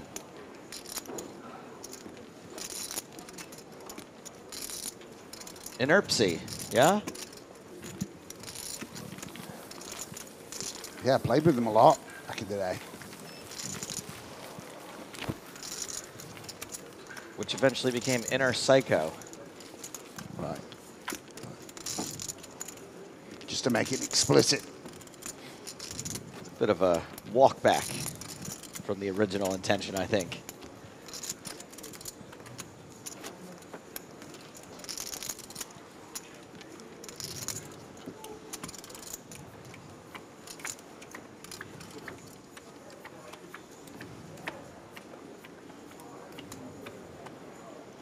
Have you taken in any Cypriot sun? No, sir. No, not waking early enough to get in there. I finally got some today, a little bit. Yeah? Between levels there, but... 20. 8 raises, 20,000. 10 folds,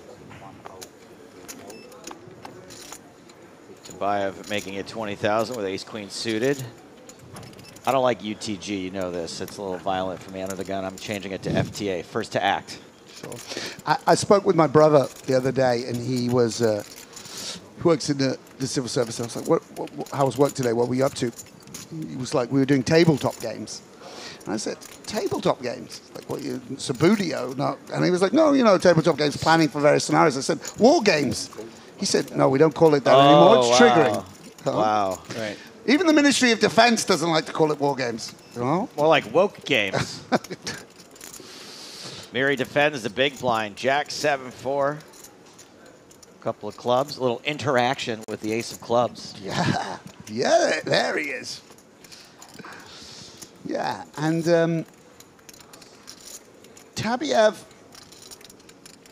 with very strong range in early position, can go multiple of ways. Big bet and check might be okay.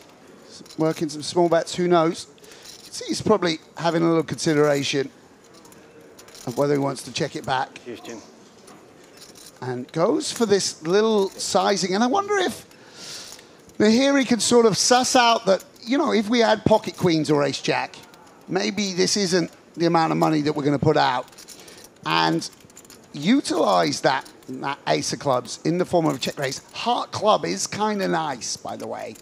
Not that six of clubs is so relevant. But we'll play it passively and just call. Some straight draws potential too on the turn. I could even lead on a 5. I mean, it's a little bit harder to lead on, yeah, and the sort of downside to that, it's going to let a card come off that Tabiev can potentially represent.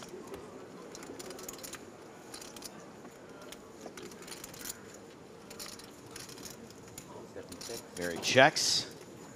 King, just very, very good for the pre-flop raiser. I think it's a reasonable check, but I don't think that that's the way he will go. I think most players like to just apply the pressure on a card that's good for their range rather than take a subtler line. And it's small again, but Mihiri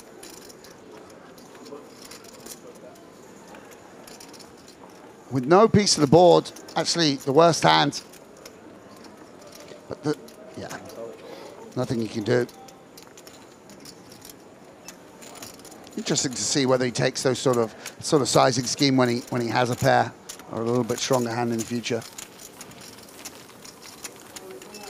Zabayev, third in chips with 70 big blinds, just over 700,000. Ooh, this is one of my favorite blind levels. It is. I can get this to several decimal places, the number of big blinds. Here, the human calculator. Don't test me, just take my word for it, really. How many blinds does Shalamov have with 593,000?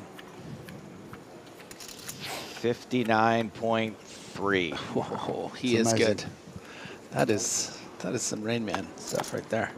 I didn't use pen and paper. I noticed that calculator. I saw that. I did see your eyes roll in the back of your head when you were calculating. I do go somewhere like supernatural with it. Like I can't really explain it. Sure. Dead Zone, for instance. Yeah, yes. exactly. It could be the spirits telling me. I'm not sure. Campus has raised with pocket sevens. Shalamov has tens and does not re-raise.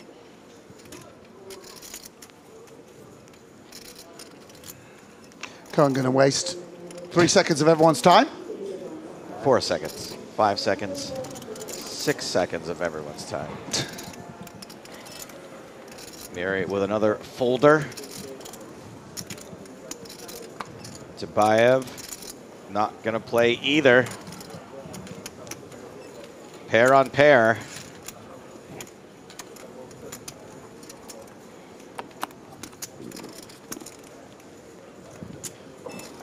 King, Trey. Both players probably pretty okay with their hands still at this point.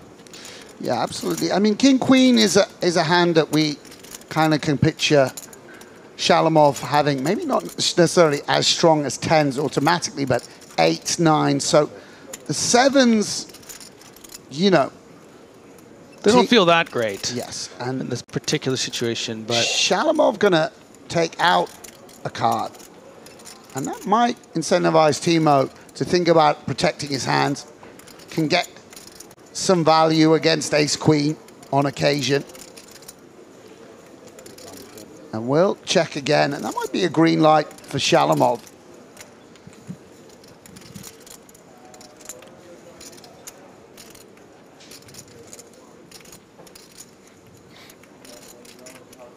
Gas pedal being pressed on the green light. Shalimov bets 35,000. And I wonder what Timo makes of this.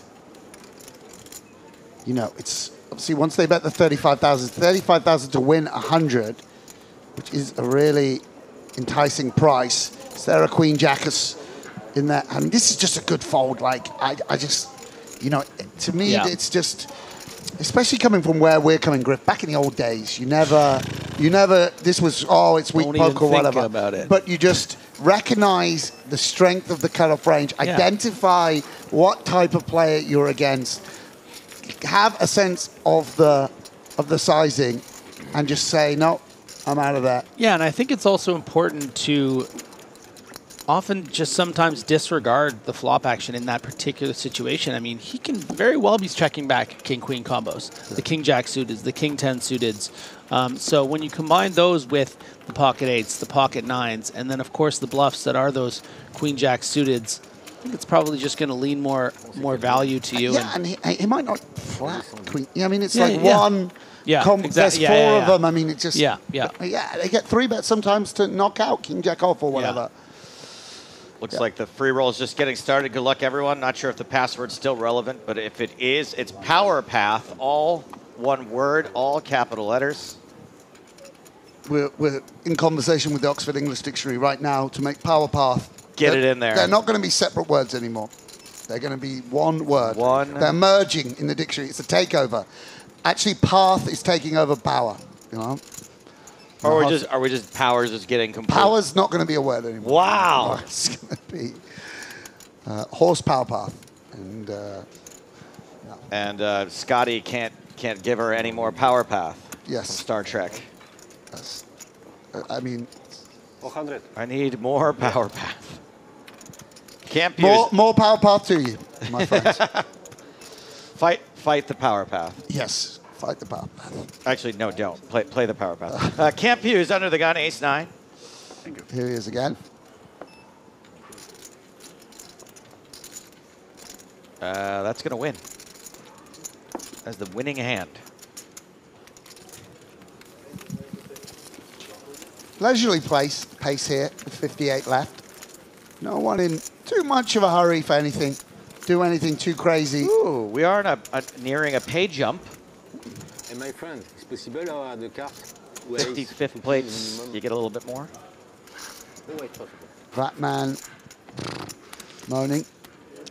Asking for the dealer to cut him a little slack, give him some nice cards. We just love it when players do that. You should put out a little cheese, maybe. Yeah. Dealers love it as well. Dealers love a little cheese. Why don't you employ some of those? Give him a little piece of halloumi. Oh, the halloumi I had this morning at breakfast. Do you think halloumi would attract rats? Oh, I think so. You think so? Halloumi attracts everyone. That's true. Do they have halloumi at dinner or just at the breakfast? It's Cyprus, mate. Okay. They're throwing it. Of course. Just like... It's the way they like... I showed you the photo I took, right? Someone... yeah. It's like asking if there's pineapple at breakfast or dinner in Hawaii. Pocket eights for Wozniak, the Snowmen's. Num num.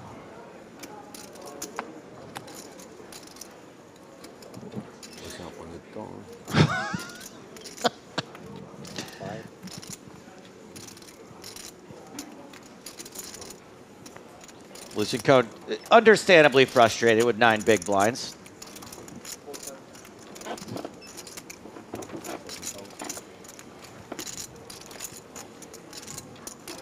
He did crack ace-7 with ace-deuce earlier, though. So. Yes. And somehow won that three-way pot with a 7-6. Yeah. So he's been I mean, that he earned, by the way. That he really earned. Oh, hello, big blind. And just 26 big blinds effective here. Might elect to just shove over this open, but it is under the gun +1. 70. And this is going to actually induce.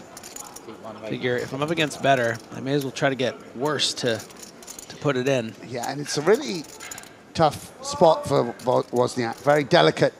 See, eights doesn't really interfere with any value.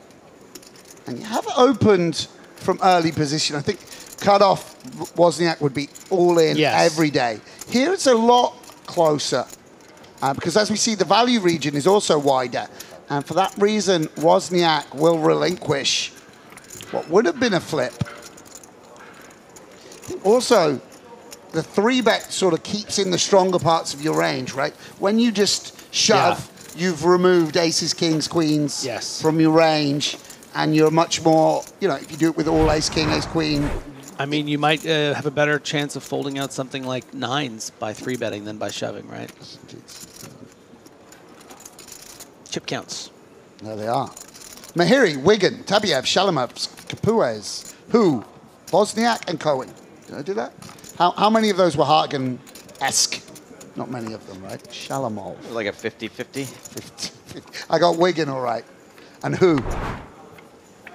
I do want to address something going on who? in the YouTube chat right now. Jaron Quick talking about playing on PokerStars on a VPN. Don't do it. Kids. Don't say no to VPNs. PokerStars on a VPN. It's what we like to call in the industry a negative free roll for you. Ooh, tell me more. Because what will happen is maybe you go undetected for a little while, you know? But when you win money, that's when they're going to figure it out that you're on a VPN. And guess what? It's going to get confiscated. Yes. And you're not going to get to have it anyway. And me and Joe Stapleton get it, and we divide it up. And we go to the cinema with your money. And we see really stupid movies. Wait, sure. Sometimes we buy the ticket. We this? just watch the commercials. We And just leave. and then leave. Yeah. We don't even watch the main. You guys feature. know I love trailers. Look, no, we're talking the Corsadil commercial. Then we're out of there. Yeah, and Cohen with a kind of, a kind of illicit, out of line, open with Poor. no, sort of open you want to make off 100 big blinds, not 9.4, and it nearly got through, but once again, Timo is has a little bit of heat here. Will 3-bet. Jesse gonna fold here the ace-10. I think that makes sense. But you see the downside to opening the 7-6 here. That's what we're talking about by that pesky card removal. You just sort of removing 2 irrelevant cards. It's not good news or bad news. That's just 2 irrelevant cards. And now what do you do? And of course, you are live here against ace-queen, but maybe can't put it in. You got to CL5. I don't know whether, you know, Cohen marching to the beat of his own drum, so we'll allow that this might be a genuine decision. You know, obviously completely allowable to come into a poker tournament and want to gamble it up a little bit. That's within the terms and conditions, unlike VPNs, which are not allowable. If I had to guess, I'd say this adventure is going to come to an end. But frustration for the Rat Man. Was it a book by Freud? Was it a case study by Freud, The Rat Man? I don't know about that. It was. Did it involve water laced with amphetamines? I mean, everything Freud did involved amphetamines, that's for sure. Just a few minutes left on the late registration for the free roll. Password, Power Path, all one word, capital letters. Ratman was given the nickname given by Sigmund Freud to a patient whose case history was published as Notes Upon a Case of Obsessional Neurosis. There you go. I've never read Freud properly. Don't worry. And there it is, Cohen. 7.5 big blinds. This is why you chip down from 9 big blinds to 7, just to make this even more of a sexy shove. I mean, this is exactly what you want. Fully authorized, fully approved. Ratman, all in. Blah, blah, blah, blah. Griff Graff approved. Sure. If we had the music, we'd put it on. Dun, dun, dun, dun, dun, dun, Tabby ever where there's a pay jump and going to take 14 seconds to eke out. Hey, he's only got 70 big blinds. Sure. And will someone wake up? There we go. Winner. Tunisia. Ah, Tunisia. Got the full francophone J'aurais dû les garder avant. diaspora in the building. Wie geht's, mein Freund? Sehr gut. Alles gut? Und selbst? Alles gut. Wann gehen wir Golf spielen? Wann gehen wir Golf spielen? Golf? Ja. Whenever you want. You promised Not me. here, they're far away. You promised me you're going to invite me to Morocco, it was, right? Away Tunisia. From Tunisia, Yeah. Tunisia. Whoa. 2 years ago, I still remember it. Yeah, it was in Barcelona, right? Or Monaco? Not yet. We wanted to go, but then got too hungover. It is? Yeah. Okay. Some nice holes there. Where? Here? Yeah. Like 40 minutes away, right? Huh? 40 minutes away. Professionnel? From here, I don't know. Yeah, probably like No, that. no, okay. Something like this. Amateur. Yeah, we wanted to go. Probably gonna go anyway. Now you have money for tea time, so definitely visit. Is it expensive? Not too expensive, No, right? not too expensive. Fine, yeah. But depends on what you compare. Golf conversation breaks out. Like 40 minutes, I think. It's you in the booth, Joe. They're always more chatty when you're we here. do final They tape know now. your energy seeps through the airways. Anything to keep me from talking. Same better here. Than, better than And that. you? I have like 30, but I don't keep track. I just started. I do like it though. You just started as well?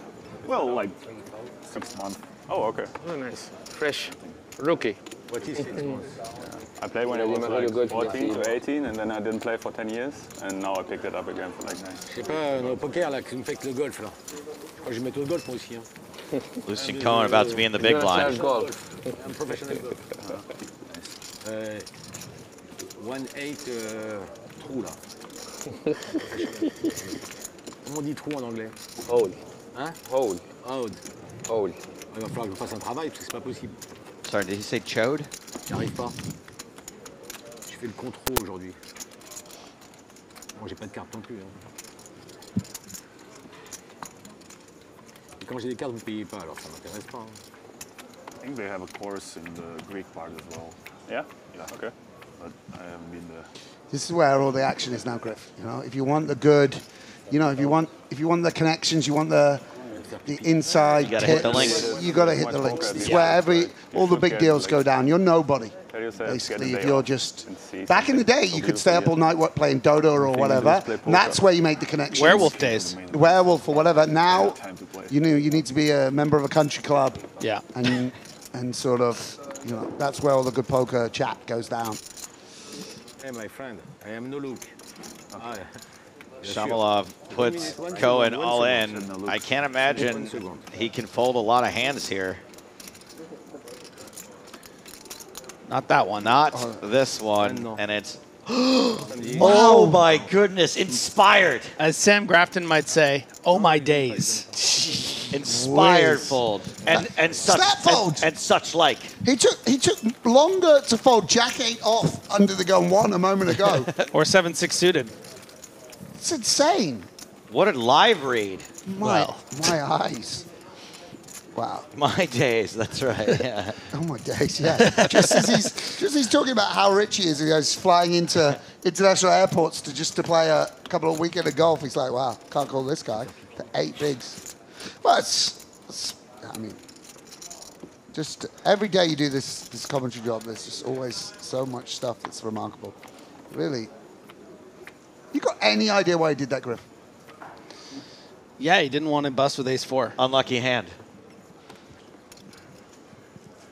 Guess he's a guy who likes to be making the move, not calling off. Yeah, he'll shove ace-deuce, but he won't call off ace-4. Yeah.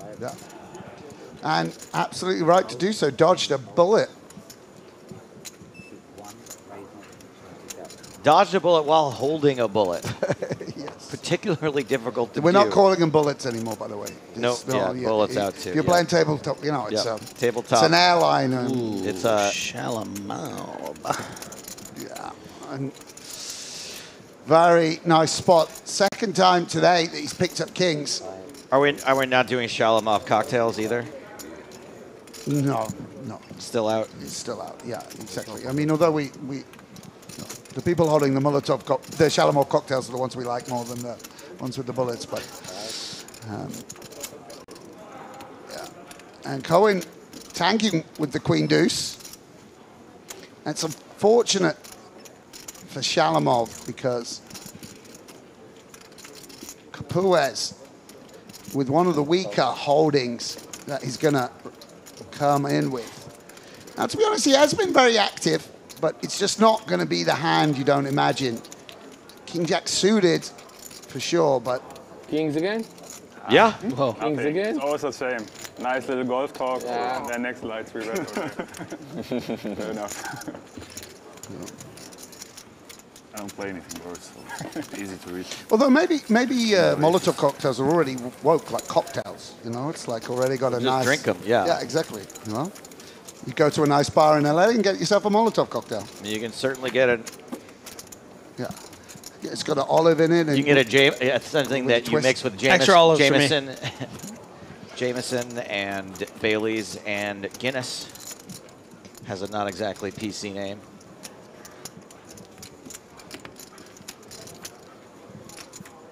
You don't go to Dublin and order a round of 911s.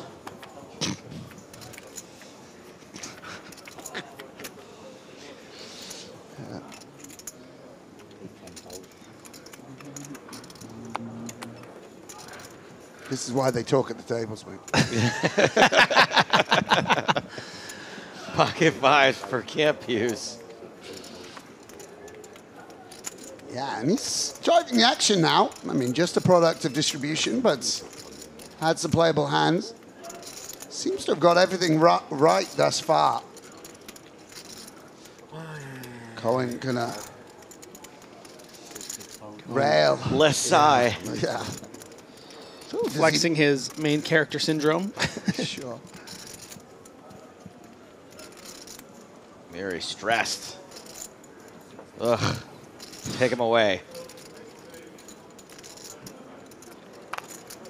Bayev, 10-7 off.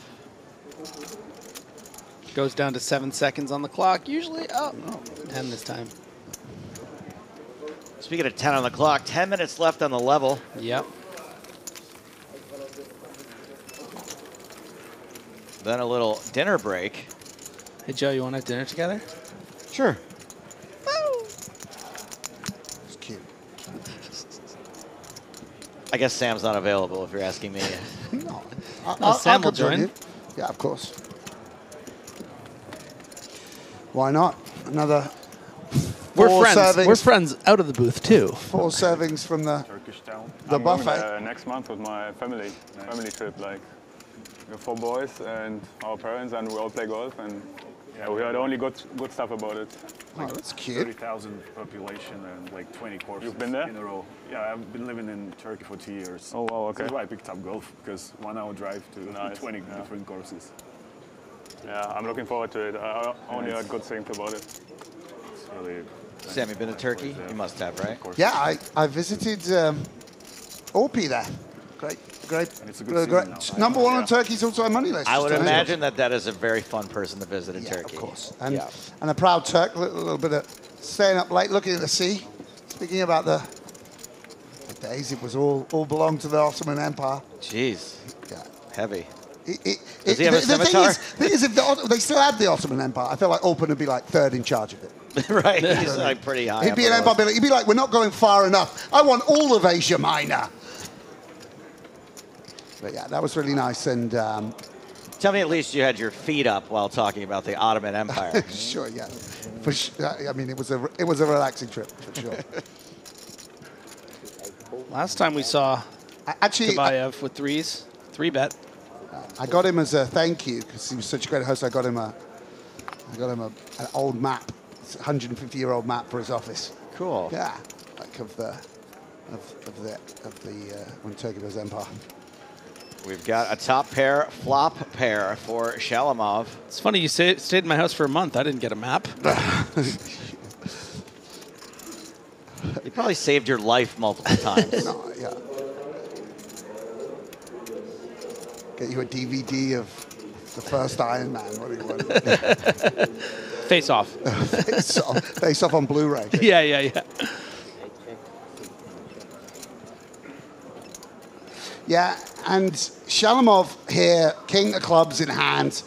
Good board for him. Why not put in some money? And it's first view as a little bit of an unexciting moment because 3's not doing much and 7-5 suited not doing much. In the small bet, maybe Tabiev will surprise us by going rogue, but it seems unlike Intimidating guy, by the way. It's an intimidating step. You know, you've got threes, but he's just like, he's still like, am I being bluffed? Could be ace 10. What if I'm ahead? Smells like ace jack and spades to me. Yeah. Shalamov does not bluff. Does win the pot. Yeah.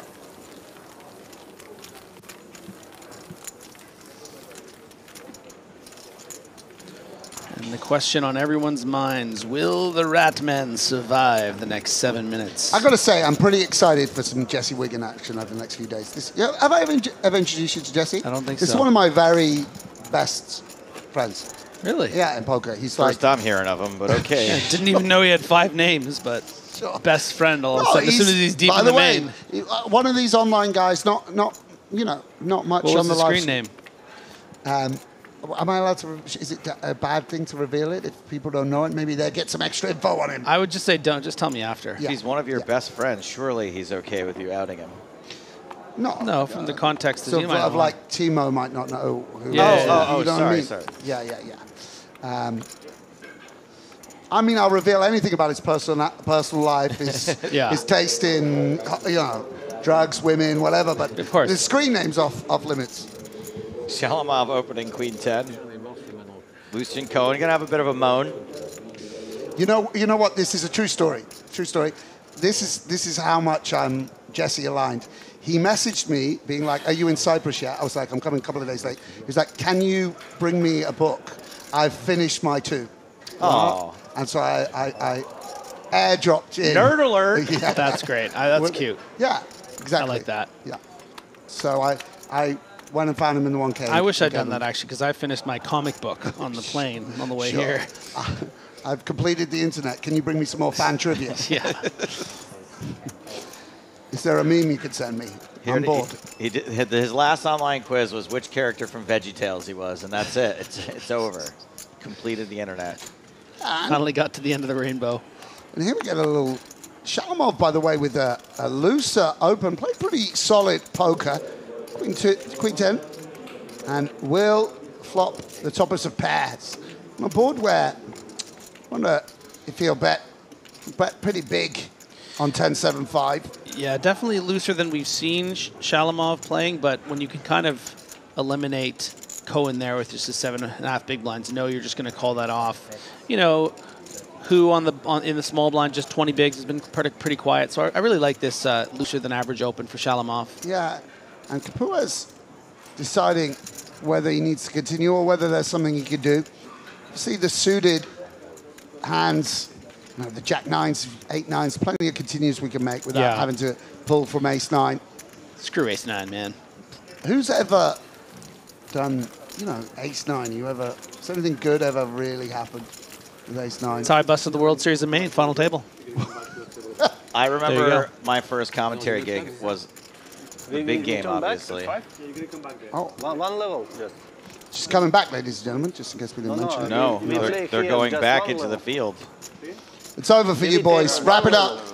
Wrap it up. It's over. Taking you out you weren't interested. Not enough. We're taking you out into the field. Yeah, you're ordinary folk again. Yes. I'm gonna write down what they called ace 9 on the original big game, because I still don't know if it's a swear word or not. If it's something I can say. Okay. They called it this. Whoa, whoa, whoa, whoa, whoa, whoa, whoa, He's just drawn a picture, ladies and gentlemen, whoa. of a giant. No. Can't say that? No, don't say that, Okay. because it's. No. Oh, do you want to see? Here, there you go. That's why I knew better not to do it. Wow, by the way, this is a new dawn for Joseph. Oh, Mr. man. Corporate. I'm glad that he's checking sort of with us. I mean, we were joking about you getting fired earlier, but this is getting dangerously close. Yeah, that does need to be redacted off the internet. Do not go search up those big game episodes. So that's why you never see that episode. Yeah, on there was certain replays. terminology that was employed at the gut shot as well, which for certain things, which wasn't great. Thankfully, those days are in the end. It's not one of the 7 dirty words. No. It wasn't that bad. I was exaggerating, but. So we are changing feature tables, by the way, at the break. And I can't even believe these words are coming out of my mouth. We're going to bring up to the feature table chip leader Bobby James. What about Nadia Razadine? Can we get her on the feature table? We haven't seen her all day. Rania went broke yesterday. And we've Wow. got Let's go, Jesse. a flopped straight for Jesse Wiggin. Yeah, and wow. Tabiev gonna bet for value here. Of course, there's so many hands he can get called by. And ordinarily, this is a board that you want to play very passively because of the fear of ace-king, which obviously makes up something of the cutoff range and you don't have. But I wonder whether Jesse, with such a strong holding, gonna make an adjustment because of that small sizing. And I really like this. Not gonna let his opponent get away with setting their own price to go to the turn. Yeah, position just so important, right? I mean, if you do decide to just call this 15, maybe you see some checkbacks on the turn, suddenly you're getting to the river and the pot is, what, 70K or something? Yeah. This way. And Tabiev probably not going to be able to fold here.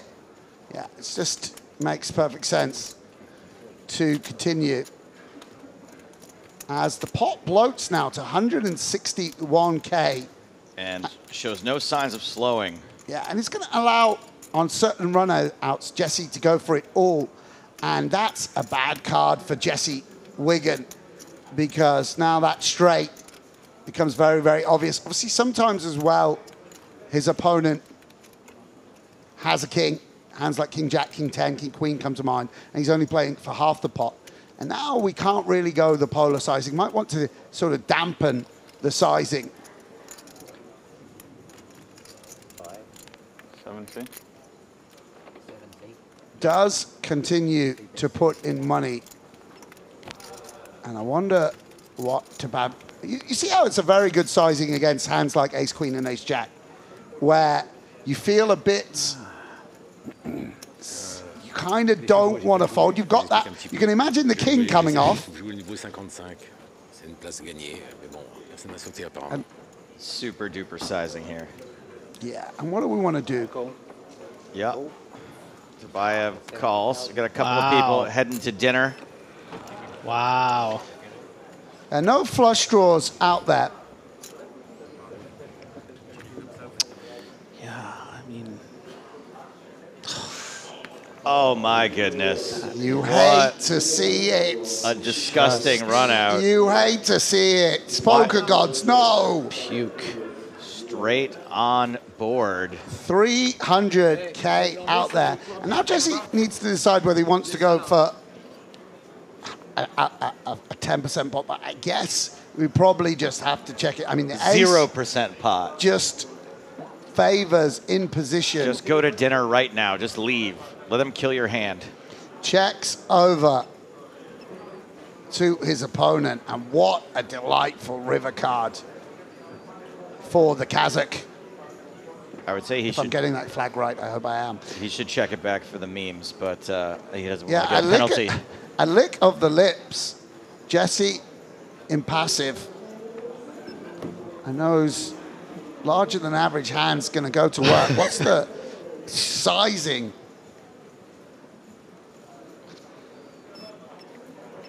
That will be deployed. It's a very weird spot, by the way. I don't blame him for using a time bank card. It's very unclear what imposition should do. It's such a rare line.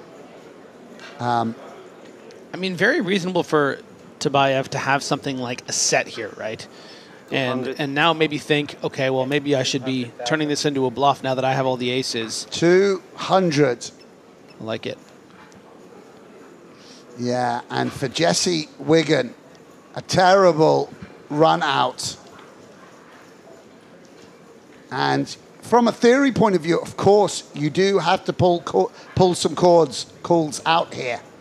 You don't end up on the river with the ace all too often yourself. Yeah, I mean, should Tabayev even have that many aces that isn't ace-king, right? You would think ace-10, no flush draws out there, ace-10, ace-jack should fold the turn a lot, even ace-queen. I think Jesse's going to know that he doesn't have ace-king, I think, just based on the way the hand went down and probably some sense of his opponent. But yeah, does he have what? Oh no! Didn't think he had valiant effort by Jesse Wiggin, but runs into the nuts. Did deem it more likely that his opponent was turning maybe 2-pair a set into a bluff and less likely to have an ace. I mean, Sam, you got any more books? Yeah, I mean, so courageous from my guy Jesse Wiggin. Bit of a misstep against a man who's 9 foot tall, it turns out, as he stands up. But, you know, is he in the Olympics or something, this guy? But, yeah, like, you know, maybe you just don't want to lose a pot to a guy that size, win a pot against that guy that says. But, yeah, I feel for Jesse there. Somehow sort of sensed that his opponent didn't have it. And, that, by the way, that's a humongous pot. Oh, yeah. For Mikhail. Yeah. Really is huge. Boris, we mean. Bringing big boy Boris up to 1.343 million chips. Good for 134 big blinds. Yeah, that's a huge hand for Boris. And Jesse will be left with shrapnel. Chip and a chair, yeah. We think he's going to have about 60K left behind, but we're going to verify that during the break. I expected to see ace when he... A few words from the dealer there. But... Seed open, table 5. All right. Done it, right? Is it open? No. Maybe he was covered. No. Not sure. Going to get it worked out. I think he has 6 big blinds left. 4 big blinds left. That's what the computer had. Not always accurate. We'll have to double check after the dinner break. We do have one Gold Pass winner still in the main event. Premislav Sabrat, one of the 3 who cashed. He took a seat at the feature table yesterday, and this is his story. And I am 36. I think it was the first 109 step that I qualified to, and I managed to win a Gold Pass, so I was extremely happy with that. Yeah. It was always my dream to come to this kind of event and try to play, because I've been watching it in TV, of course. It's like the first live event I'm ever at. I played some live tournaments, but it was a long time ago, yeah. Oh la la. I let you win with pocket threes, that's no good. It was a blast. With the TV table, with all that happened, it's like someone wrote the script before. Everyone is trying to play their best poker, they are on TV. But I think there was plenty of good action on the table, so I'm really happy for that experience as well. So this is definitely a great tournament to cash, because it was the biggest one I've played so far. So thanks to the Gold Pass, I could make it. I mean, this is a great experience for me that I will remember for a long time. So.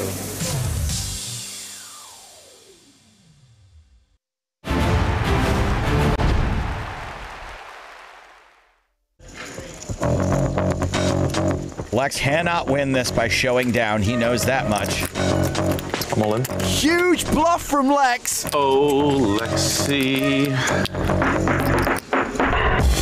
Hello once again, welcome back to the PokerStars Mystery Cash Challenge. I'm James Harskin, he's Joe Stapleton. Hello, my babies. And round 1 is in the books, and it was all about the Goat Man. It was also a little bit about Lex, whose TV cash game losing streak continues. Let's accentuate the positive. Barney won 5 of the 9 hands. He won the bum pop, and he claimed a silver power pass. But he did get hit with a forfeit at the end of the last episode. How will he cope without being able to check post-flop? I don't do a lot of checking anyway, so getting the forfeit, I don't think it's going to affect me too much. I mean, everything's going according to plan so far. So, lost 8 out of 9 pots. Nope. Or 7 out of 9 pots or whatever. Setting myself up for a big win. Very quick recap of the rules. In every episode, we played 10 hands. The first 9 form the qualification phase. Win a hand, earn a token. With this token, you can enter the 10th hand, which is a bum pop, where the winner gets to pick a mystery prize. And these are the current chip counts. After the first round, Barney and Tonka have made the most profit, while Lex is already on his second buy-in. After all 60 hands have been played, we'll crown a winner.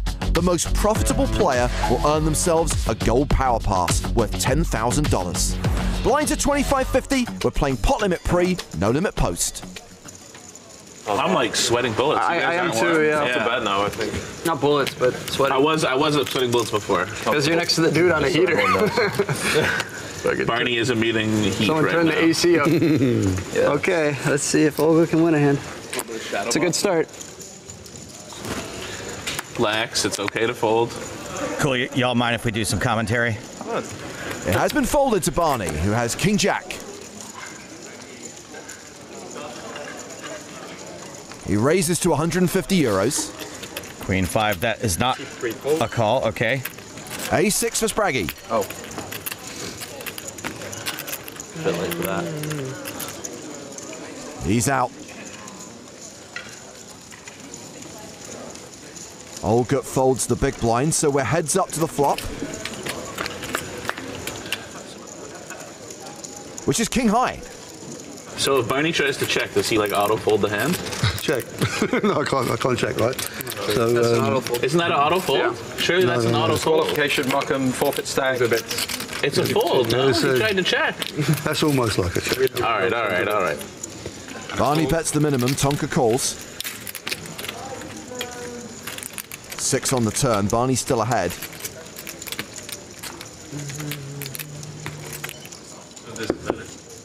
Nope. Nope, no, I can't, can I? There needs to be some kind of punishment. Okay, if he tries a third time, he's out of here, right? Yeah, then it becomes 100 minimum. That time was on purpose, methinks. So Barney bets the minimum again. Raise.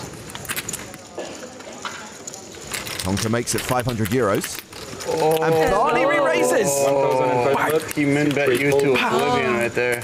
Seriously though, there needs to be a rule on this. Okay. Next time he tries to check, it should be a fold. I think there should be some kind of punishment. I forget. He gets a forfeit. I wanted to check raise. There should be some kind of forfeit. All right. Next time Barney tries to angle me in a pot there with the check, I'm walking out. Listen, I'm old. I'm old, I forget. Never attribute to malice what can be attributed to incompetence. That's a very good, when you're talking about me, that's good. Barney's cheating is being called out here. I can feel it. If Barney tries to check again. Barney marking cards as well? The funny thing is, the first time it was on purpose, the second time it was a mistake. So the confused old man routine might work when a cop pulls you over, but here on this show, it turns out I forgot to read the back of the rule card, and if you check when you're not supposed to check, you got to pay everyone at the table a big blind. You got to give everybody 50 euros. There's got to be a penalty. Okay. So he owes us all 100 euros right now then? No, I think we're going to do it moving forward. No retrospective legislation. We're going to do it from this point forward, and hopefully you get your wits back about you. Come on, it was all about the entertainment, though. You tell me it'd be funny or whatever, and you know what you do. You and you paying everyone 50 euros is also going to be entertaining. Okay, so. that's going to hurt. Thank you, I'm Joe. not going to do You're that. welcome. Flex, if Barney checks 500 times, you're even.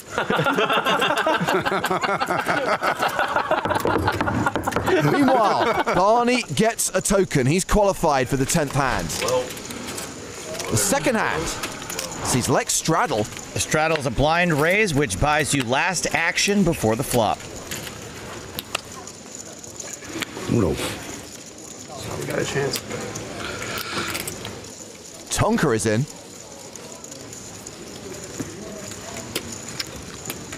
Spraggy has the same hand. He folds. No. Olga is out. Wolfgang.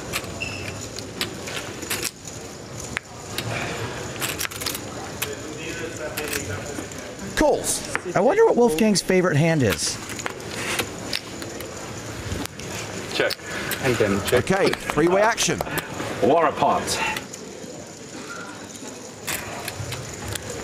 And it's Tonka who flops best with second pair. Nobody's got a club. Check. Then check.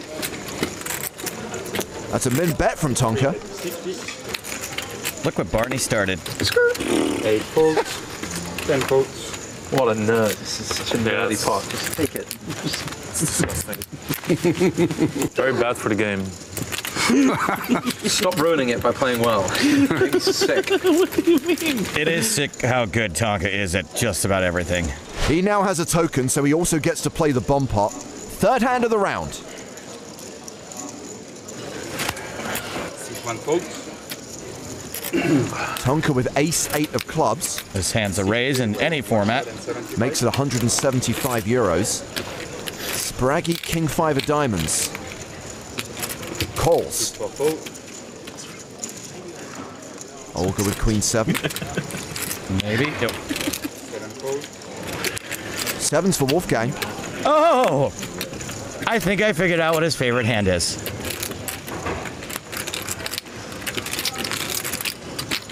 Potosaurus Rex. Potosaurus. That's the kind of thing people say when they don't play live. I think he's a live pro. Is he? He's American, so that's about his only option. Lex folds the big blind. So I think it's an American thing, you know? Yeah. Those Americans. Hashtag freedom. Tonka calls the 750. Yeah, Tonka ain't a big folder. But Spraggy is.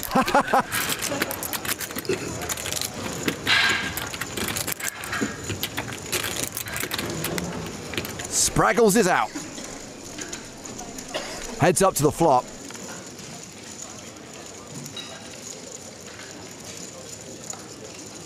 And I think it's fair to say Wolfgang has been outflopped by Tonka. He has a pair of 8s and the nut flush draw. Jeez, Tonka. Tonka's pancaked this flop like a dump truck on Tiny Dinky Daffy. Wolfgang checks to him. Tonka bets 300 euros.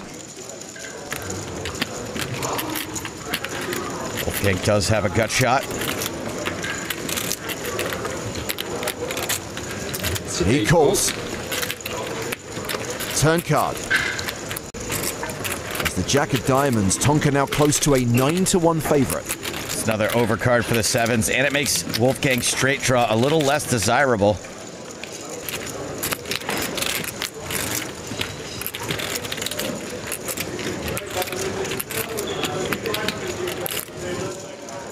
Wolfgang has checked a second time.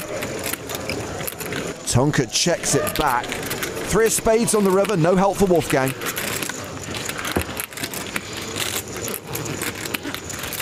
€2,325 in the pot. Looks like Tonka's check back on the turn may elicit a bet.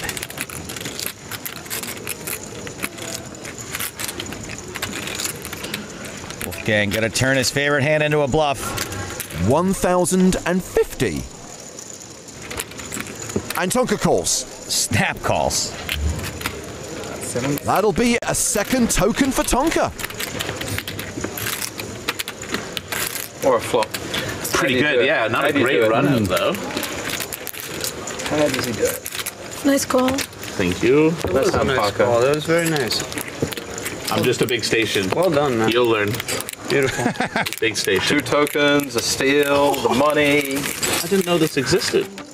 Yeah, because that hand went to showdown, the steal card comes into play. It's like a high hand jackpot. The player who shows the best hand gets the steal card. But later in the round, if a player shows a better hand, they get the steal card from that player. And if you have the steal card after the first 9 hands, you can take a token from another player. Ah, so everyone needs 2 tokens to be safe. Yeah, and of course, whoever has the most number of tokens earns the button for the bum pot. It's all coming up Parker, isn't it? God, I hope Lex gets 1 token.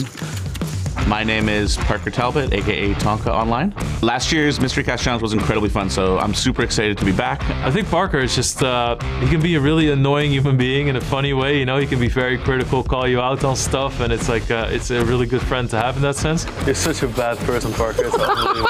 But that's also kind of the way he plays poker, so anytime you get out of line a little bit, he punishes it.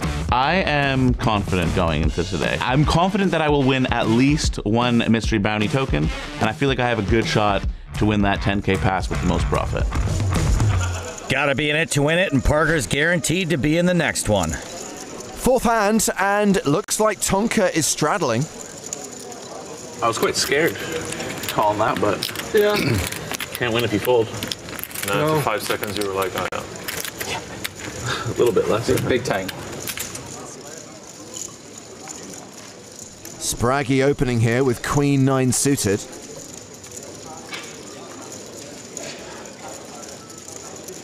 Folded to the blinds.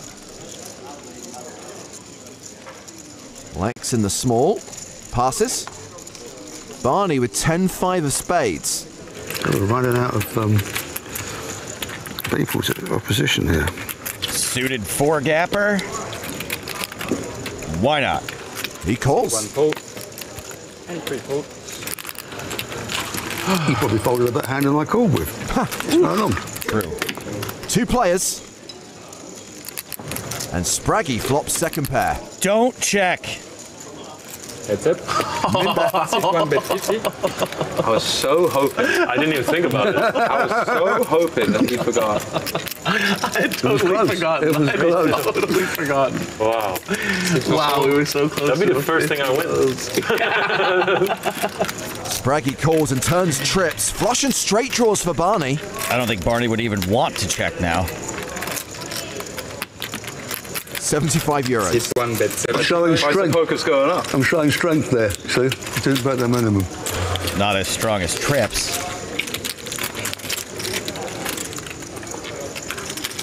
Spraggy raises to 800 euros.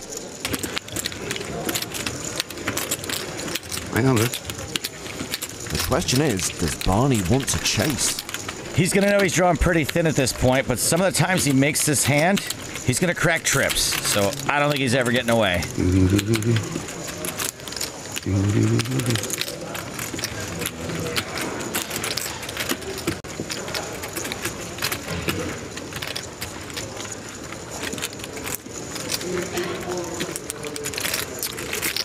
He's counted out the call.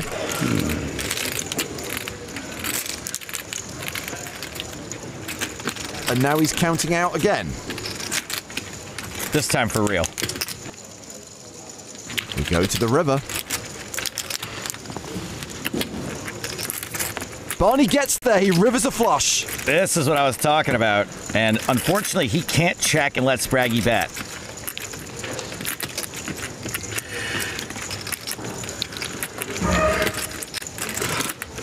How much will he bet?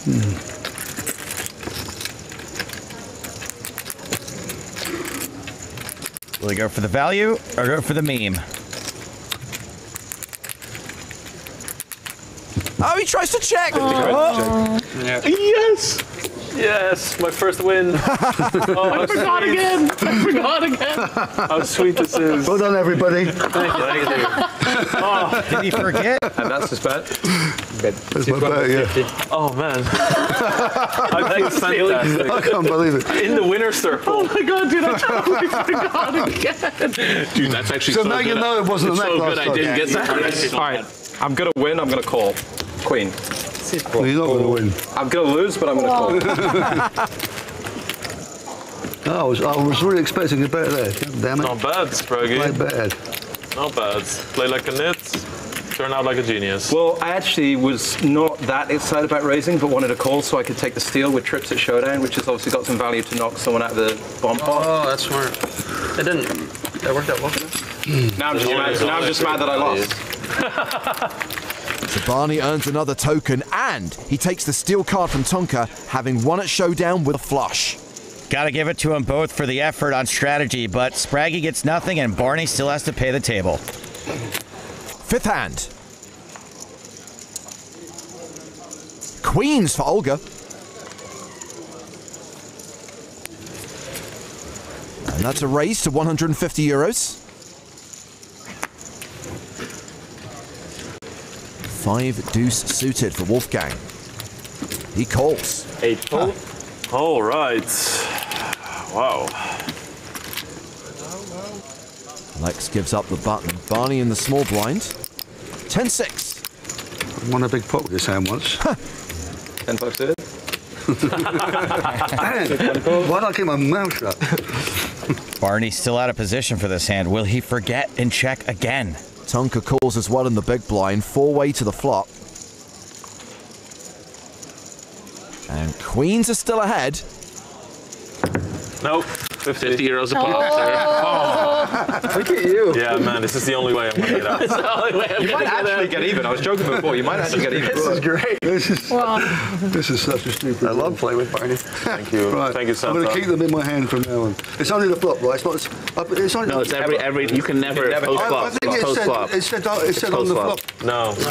You can never check Okay. for the next 4 or 5 hands. It's on. I It's thought on it you was now. only on the flop.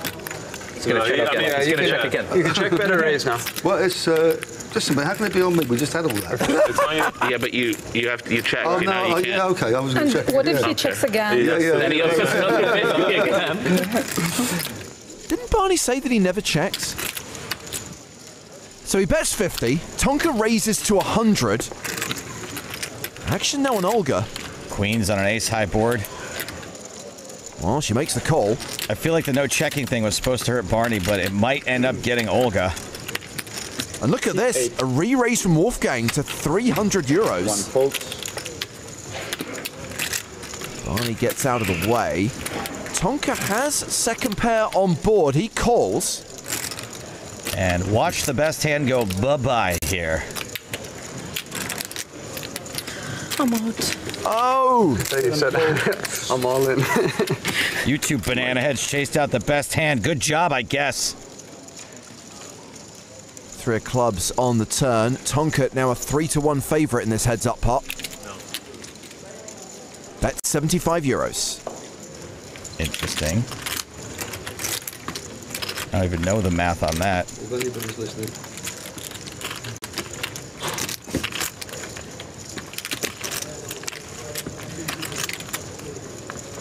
Wolfgang raises. That's right, Wolfgang is American, and these colors don't run. Spelled without a U. Colors, not run, of course that has a U. Tonka calls. We've got nearly 3k in the pot as we go to the river. Gonna be tough to out-Tonka Tonka. Especially as he now has trips. Oh, come on.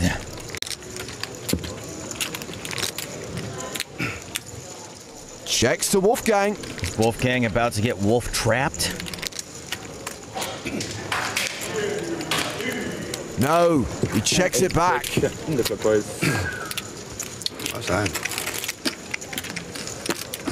are good. It's good on the turn anyways. How does he know? Wow, my hero. Well done, Parker. And just like that, Tonka earns a 3rd token. Can we just skip to the bomb pot now? Watching Tonka win every hand makes me sick. Well, this is the 6th hand of the round. Olga has folded. Wolfgang also passes. Lex with 6-5. Raises. One fold. This will be their one, Barney. We'll give it to them. This will be their one. Why didn't you tell me that? I would have got it. This is their one that they could win, and then we take it off. 1v1 with a great one. Well, someone is getting their first token this hand. Spraggy has defended the big blind. It's a queen 6-3 flop. That's a pair for Lex. Spraggy outflopped. Shocking. Congrats, Lex. What are you talking? Middle of a hand here, and you're opening your mouth, huh? How does he know? I'm going to fold. The way he looked at his cards, he's just It's really good. The way he looked at his cards, I promise really you, good. he's just always folding. It's alright. Remember, you need to. I need to. I know. Well, or you could be good friends and not be an. I don't even have the steal. You know? Don't try and butter Barney out. It doesn't take well to this nonsense. No, I know Barney's a good. And I would never be a friend. Because Barney's a man of integrity. Yeah. Yeah, all that fake checking. So Lex earns a token and is currently in the bomb pot. 7th hand of the round. Wolfgang straddled. Yoo-hoo. 375. Cheers. Wow, Lex getting aggressive with 7-4 hearts. Jesus. 5 to act. Remember, you can't check. Oh, Tonka has the Spraggy, a 7 offsuit. Tonka's got all the options available here. Meanwhile, Spraggy has a 6 of diamonds. Swagalicious, expeditious, expialidocious. Serious mode. Here we go, that boy. Call. Can't believe That's a good call. Olga with 7-6 suited in the big blind. Getting a great price. I feel like 2 more good calls are coming. Wouldn't be too sure about that. Oh, there's one. Like I said, I wouldn't be too sure about that. Why not? Luckily for the table, Wolfgang does not have a squeezing hand.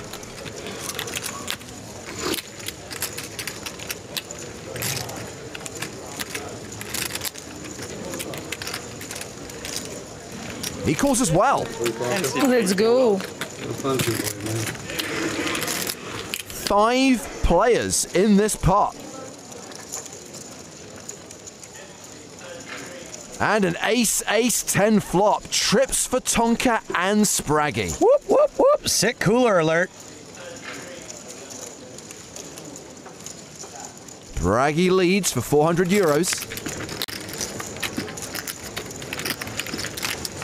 Olga has missed. She folds. Wolfgang's out.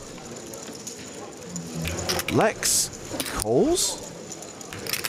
Backdoor hearts, I guess. Whatever Tonka does here will be the optimal play, believe you me. He calls, so 3-way to the turn.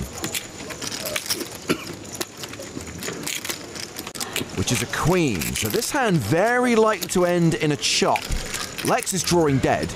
Yeah, what the heck is Lex still doing here other than torching money? Spraggy checks to him.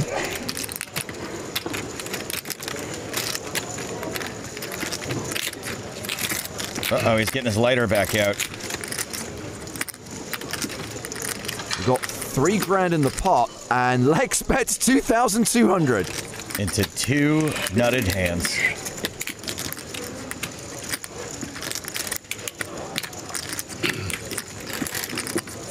Tonka does still have Spraggy to worry about. Tonka calls. Spraggy with the benefit of position, probably realizing he's not going to have the best hand all the time.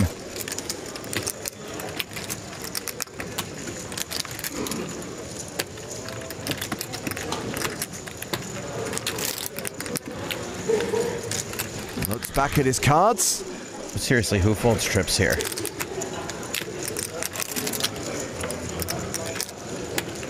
Spraggy does. Oh, wow! Okay, well, this is now Tonka's pot. The river is an inconsequential 8. Action on Lex. Lex, who cannot win this by showing down. He knows that much. 7.5 grand in the pot. Lex with 7k behind. I'm all in. Whoa! Huge bluff from Lex. I don't think I've ever seen Tonka get bluffed. I guess there's a first time for everything. Problem.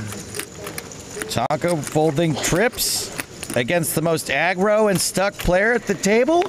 It is problem. Tonka can't fold this, can he?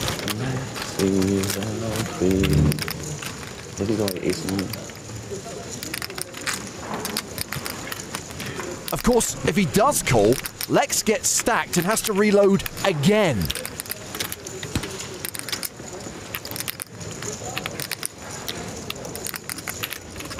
The pain. Oh, Lexi. Oh, goodness. Tonka calls. Put on. Lex is so proud. I would like to reload, please. No kidding. I really almost folded for a second. I folded your hand on the turn. Did you really? Had ace-6. You actually had it. But obviously when it's like that call, it's tough a third man in, you know? I didn't realize Lex was trying to give it away so aggressively. Come on, the heads up bomb pot. It's Heads up bomb pot is on. guaranteed. Oh, he might actually shank me though if I steal it. They took it from there. Orbit right now, by the way. Oh, that's fine, I mean. Tonka now showing a profit of more than 17.5 grand. Lex is going to have to reload for another 10k. He's now down 20. Like Lex said in his recent big game debacle, 'tis but a scratch.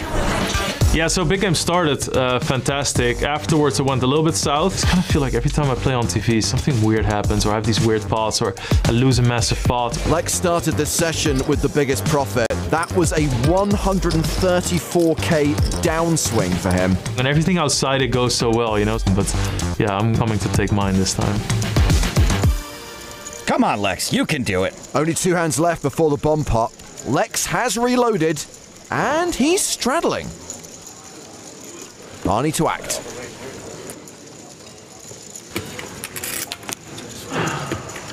Tonka. Folds. A chance will be had.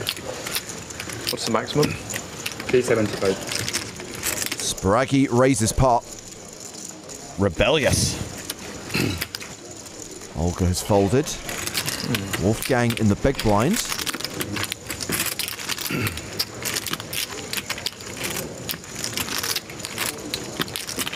Oh.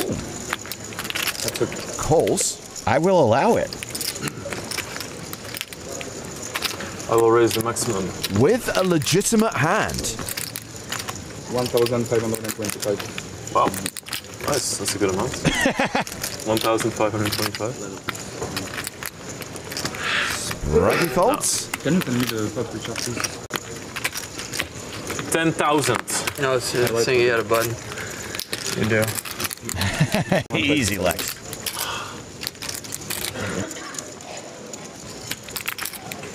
Can't do it. Shit. Hey, Lex wins a token. His second. Did you see? That's a big hand too. He's even more tilted now. So one more hand to go, 1 token to be earned. There's major value in the bomb pot. These are the remaining prizes. 3 gold power passes worth 10k each. 2 silver power passes worth 2.5k each. And then there's a novelty prize of minimal value. Now we're guaranteed 3 for the bomb pots. Yeah, exactly. Yeah, yeah. Because even if they win, I'm surely Barney steals from one of them.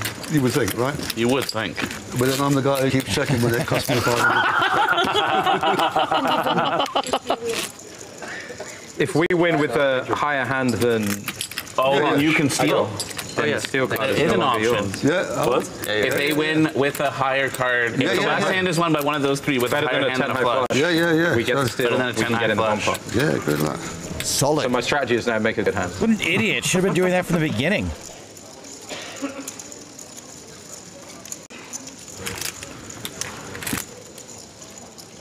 Maybe if you didn't play it like such a freak. What, leading? Yeah. Leading into 5? Yeah, but you know, I felt like leading into 5. Fair enough. Barney, you're allowed to raise pre-flop. Right? Am I? Pot. Could I have raised? Is 225. That 25. No straddle, yeah. Tight game. So, Spraggy has raised with a big hand. That's it. Wolfgang's in.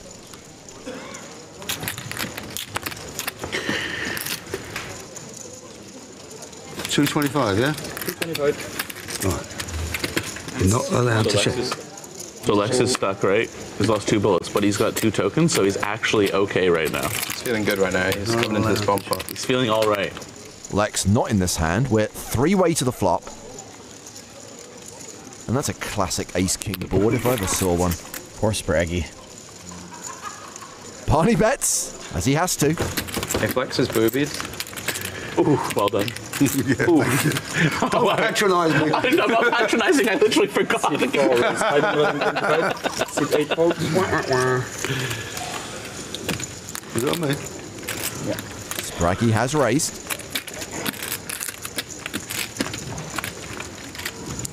The bet is 550, yeah? 525. 525. Another raise from Barney might actually work. You're going to fight hard for this one, aren't you? You're going to fight hard for it.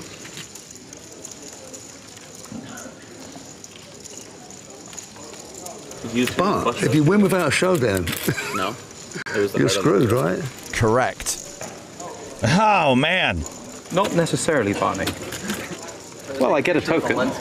He gets a token here. Well, I get a token. Temporarily, you get a token. Barney, what would you like to do with my that? My fate is in the hands of a.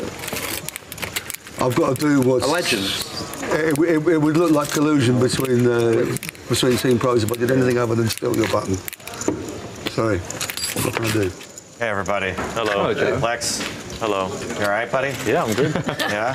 Having fun. You're the guy, you can always, you're like hide the pain Harold over there all the time. Just big old smile, but tears behind those eyes. Barney, I got something for you on the behalf of the table. This is a little SPF 20 for the sun running. You can okay, thanks apply very that much. maybe for everyone else. Olga Wolfgang Spraggy, not going to be participating in the bomb pop, but it's going to cost you 100 anyway. Barney, you ended up with the chance to steal with the highest hand. I'm ashamed to say I stole it from the only person I could steal it from, which was Spraggy. And now there's Priest of the Bomb Pop to the full. If I could have taken it from anybody else, I would have done, but I couldn't. Thank you, Barney. I mean, it makes sense. I only had one. I was the only guy with one, so I did what I needed to do, but... It was his way of making a difference. Okay, guys, it's bomb pot time. Good luck. Yes, the 10th hand is played as a bump pot. This means everyone has to pay €100 and we go straight to the flop. But only the players with a token can play. In this episode, we have Barney, Tonka, and Lex. I don't really know who I'm rooting for. Surely your friend, me. I'm rooting for Barney and Parker, but then Lex if it's the bad one. Oh wow, Lex has flopped a flush! Are things turning around for Lex? He's going to win the mystery prize, but hopefully some cash here as well. Learn from the best. Learn from the best. 50? Learn from the best. The Barney bet. Sit one pull, monkey see, monkey do. Min bet, pulled by Barney.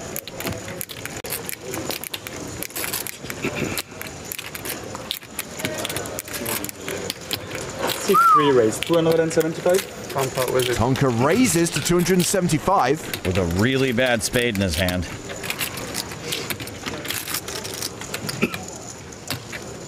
You think Lex is going to fold? I really hope not.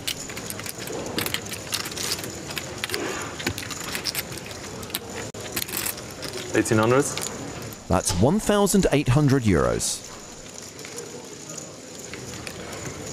Bye, Barney. Okay, Your Honour, I'd like to change my statement.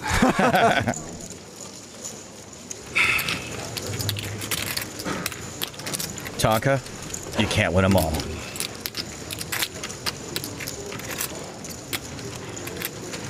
What'd you reload for, 10? You reloaded for 10? Yeah, I have like 11. Can you buy more than that? Fuck, I could have just called, man. Yeah. Easy. I mean, okay. They said you have to show the bomb. We did say you had to show the bomb. Yeah, I was one of the people that said it. It kind of feels bad, but whatever, you know. Oh, wow. Who knew? Wow. Wait a second for that one. Okay, stage one complete. He wins the pot. Fine. Now he just Come on, we need him to bad prize and the bad forfeit. The booby prize. Bad prize and the bad forfeit. Booby Non-hamburger. If he pulls out the gold pass here, I might have to leave set. I am going to be so fucking mad if I get the bad if he one. pulls the booby, it's going to be so I'm not gonna lie, if I get the silver pass, I'm gonna be super tilted. Like, I'm at that point. You need the gold? Yeah. 2.5K? Of course. Oh! This is a sick man, folks. Well, as far as the leaderboard is concerned, Tonka and Barney are on top after 20 hands, while Lex is already on his third buy-in. After 60 hands, the most profitable player will get a gold power pass worth $10,000. But now, it's time for Lex to pick his prize. Lex, I'm very happy to be standing here with you right now. You're genuinely happy now. I don't know. Slightly nervous because I'm on the edge of the darkest tilt of my life, perhaps, but I could make a nice comeback, so who knows? Okay, I don't want to jinx this, but of these envelopes that are left, a bunch of them are good. Okay. A couple of them are really good. Don't pick that one. Yeah, one is don't pick bad. that one. Okay. All you gotta do is avoid bad. It's for sure bad? It's not bad, but you're not gonna be happy. Okay, yeah. Don't pick that one. It's not like you owe me money. Oh, no, what does this mean? Oh, no. It's a flip. I would love it. Oh, no.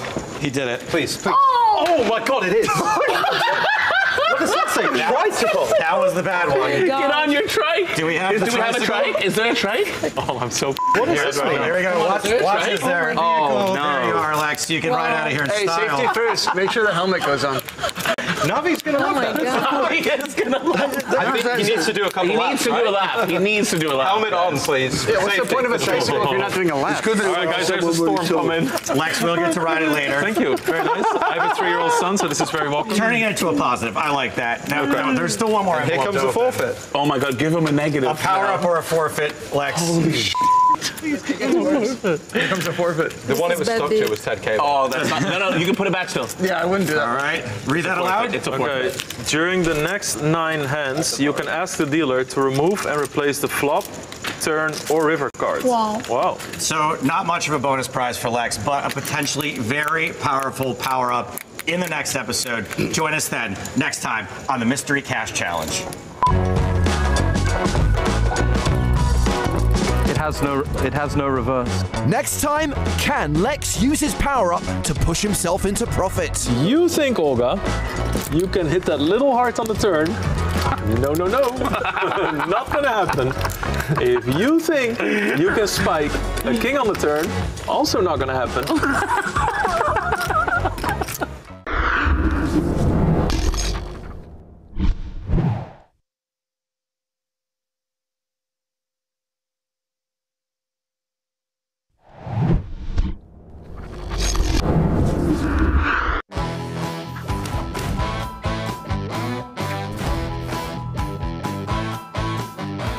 I want to start with that final table from 2 years ago, because that's kind of when you first really came onto our radar in a big way. It was the biggest ever EPT main event. I think it's fair to say, Joe, it was one of the best final tables ever. Oh, yeah, it was awesome. It was... The camaraderie at that table was something that I will never forget, and I think that you probably had a big part to do with that. Is that intentional, or is that just who you are? I mean, to be completely honest, that's just who I am. And you guys just saw a bit of it, but we started acting this way like when we were 18 left. We were having a crack at it. Like, I mean, I think there was like 18 left or something, final 2 tables. It was right before the day ended, and we were just laughing and screaming, and nobody was sitting at their seat except the guys who were playing the hand. And yeah, I mean, it was just a clinic from, like, I would say 20 people left, because many of us just knew each other from the other guys, or everybody knew each other in some way. So in your memory, was there anyone there that just wasn't having it and not feeling it? Was there like one grumpy guy at the table? Well, I don't want to name names, but they made pasta in that country. I can tell you that much. I think you know.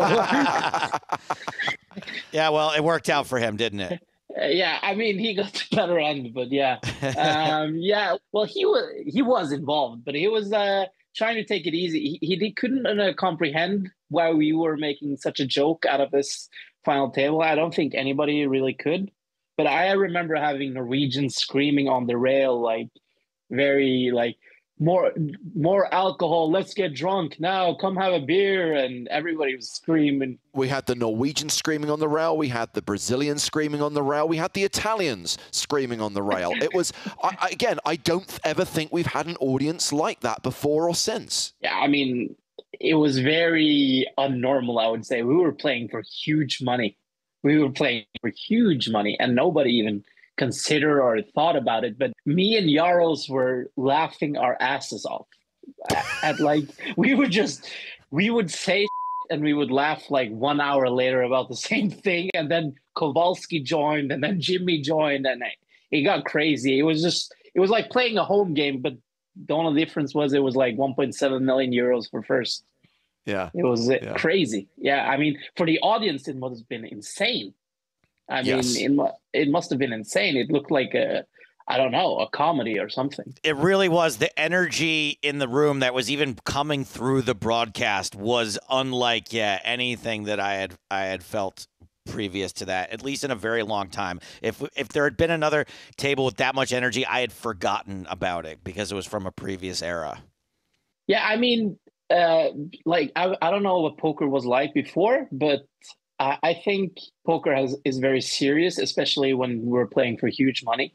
That's the normal. But for me, I mean, even at the last final table, I was just joking around. Sean Winter is the same character. I think I think it makes it easier for you to play as well. I don't think you get as nervous. You don't think about the money as much, and your brain can like focus on other things. And like, if you focus too much about the money, you might get nervous and playing worse. And I don't know. It just helps for me, at least. I don't know if what you're saying is true, but I want it to be true because that's how I like to be at the poker table. I want to have fun. If it's not fun, it's not really worth it for me. So I guess I want to find out from you is, did you grow up your whole life in Norway? And if so, how do you go from being a boy in Norway to being like the most lax super high roller on the circuit? I mean, yeah, I was born in Norway, but my parents are from Iran. So, but I was born here, like the only family member, like at least in the older ones. And then, yeah, I mean, I went to the military and I played football with some guy. Wow. Who was actually at the future table. I don't know if you remember, Arlen Melsom. He was at the future table. Yes, the full Melsom. This guy, yeah. I was playing at the same football team as him, and we're from a small city and an island in Norway. Wow, and so weird. This guy was at some final table of some Norwegian championship in Dublin, and I saw him in the newspaper, and I was like, oh, that's really cool. And then he actually learned me the rules and stuff. This guy he was a huge high stakes player back in the days. This guy, he was enormous. He was called Sir Win-A-Lot or something. He broke some records with the sit and goes and with Dario Minieri and those guys. So it's because of someone that you looked up to was really into poker, and they got you into poker. Yeah, so he was the best player at the football field, and I would like to say I would like second or third best, and he was just like a really nice guy, always smiling. And then it's because of him I got into poker, because I initially went to university to study economics. It's a cliche story, I know. Every poker player went to economics, blah, blah, blah. No, some of them went for business. Yeah, I mean, this is just the story that goes around. But yeah, he is actually the reason I started playing poker, yeah.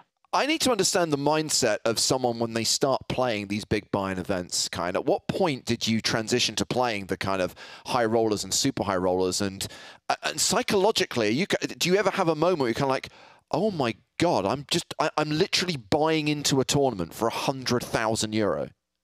Yeah, so the story is actually quite funny, I would say, because you guys remember the PCA, the last PCA. The one where you pulled $300,000 in bounties in the Bahamas? No, I pulled more, probably like 600 or something, 600. In the 10K, I had over half the bounties in play, and it was like insane. Yeah. No, I was in US playing cash games in January 2023, and then after LA, I went to Vegas. In Vegas, who do I meet? Adrian Mateos. And I wasn't even planning on going because I didn't play much tournaments. I played some, but not much. And then I got really friendly with Adrian, and he started telling me about these tournaments and yada, da, da, da, da. I mean, I don't know if he's trying fishing me in or what he was trying to do, but yeah, maybe. Yeah, I felt like it was a trick. But then, yeah, he told me like, yeah, I think you would have a shot if you tried. Like, I mean, and it's way different than you think, because I thought what everybody else thought. Like, it's like so boring. Everybody's sitting there like a robot. Nobody's friendly. It's just whatever. But then he actually convinced me, and I think I played, this was my second 25K at the Bahamas, and I got fourth or something. And Bahamas was insane for me. And then after that, I started playing 25Ks, 50Ks, and 100Ks. And I actually been enjoying it since. I think I barely even played the lower buy-ins at this point. Just going back to the super high rollers in Barcelona, how did this year compare with last year? Obviously a bigger field, therefore more prize money, but what was the dynamic like at the final table of 2023 versus this year? Well, first of all, this year it was a 3-day. Last year we ended it in a 2-day because me and Jean-Noel agreed that we would just want to finish that day. But the difference this year was it was more players, as you said, and there were way more Americans, like the top players, like Seth Davis, Nick Petrangelo, Sean Winter, you know, these guys, and Jesse Lonis, and Jesse Lonis, #1 player in the world, #1 player in the world, Jesse Lonis. No, so it was way more players, and I would say like the field this year was way tougher than the last years. It was way smaller, but nobody was there. Like there were some. It was like me, Sam Grafton, Timothy Adams, David Yan, but not many more, you know. And then this year was way tougher, and it was way longer. And yeah, I mean, it's a great tournament, but it's super competitive. It's super tough. It's super draining. Mentally, it's horrible. At times, you just want to give up. But I mean, this is what we signed up for. It's super fun as well. It's super fun, and people are very nice. I'm glad you think that. I'm glad that you have fun out there. Obviously, I brought it up in your winners interview that the amount of fun that you're seeming to have out there almost seems impossible given the stakes that you're playing for. But what I really love about it is there's something about you that the other players, they play along. They might be quiet if you weren't there, but there's something about you doing it that sort of gives them permission to loosen up a little bit. You know, I think it's like, I don't know what like the normal thing is, but I feel like if somebody is friendly to you, it's very easy to be friendly back and do the same thing, you know? But if everybody's being very serious, it's also easy to do the same as them. You know, I think, I mean, I wouldn't take credit for like getting people to loosen up. I don't know about that, but I think I just have like this aura that makes it easier for people to treat it more as a home game, I would say. Yeah. Here's the benchmark. Can you get Patrick Antonius to smile? Answer yes. Can you get Patrick Antonius to laugh? In your case, yes. Yeah, I mean, the final table at this 100K, I must be honest, I've gotten Patrick mad once. First time I played with Patrick, he actually got mad, but not at me, but like some run out. And then after that, we started talking, and me and Patrick, when we see each other at the elevator or the hallway or something, and we talk. And I've never seen him laugh as much as he does this time and makes jokes. He shot, like he fired a shot against the Americans, which I thought was super funny. You know, I think, yeah, Patrick is a great guy. And you can just see, like, even him, he's very serious. When he opens up even, it's hilarious. It is hilarious. Patrick is very, very funny. He just doesn't show it that often. Exactly. You know, that's so once you get to know these people, like these guys who are playing, as much as I do now, you would see like 99, I would say not even 95, 99% of them are super nice.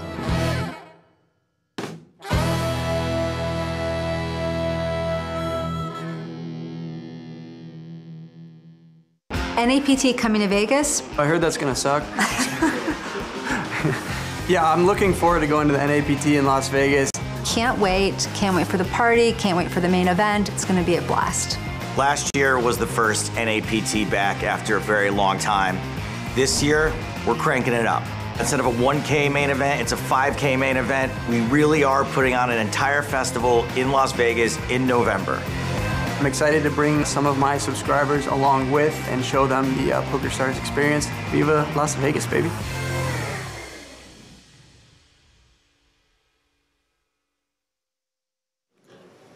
So we are starting this hand about 42 big blinds effective. Peter Jorgna is the shorter of the two stacks.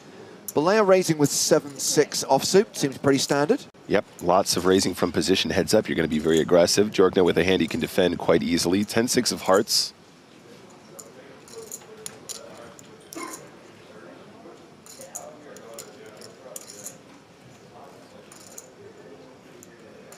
And he does defend, calling for an extra 400K, and we will see the first flop of this level. And that flop is 10 high, 10-5-3, so it's top pair for Jorgna. Balea does have a gut shot straight draw. Yeah, absolutely. These are boards you want to see bet very aggressively. You have gut shots, heads up, you're in position, you have absolute position against your opponent. So even though Jorgna does have a top pair, a c-bet here will take it down a lot of the time when he hasn't connected. Also sets you up for bets on later streets as well, James, if you want to try and convince a 5 or a 3 to fold. So I do expect a continuation from Balea pretty much every time. 2 million in the middle. Balea does make a c-bet of 600,000. And with top pair, just a call from Jorgna. Yep, I think with a hand like 10-6, you just want to play it slow here. Oh. But wait. That is not a call. Jorgner check raises with a pair of 10s.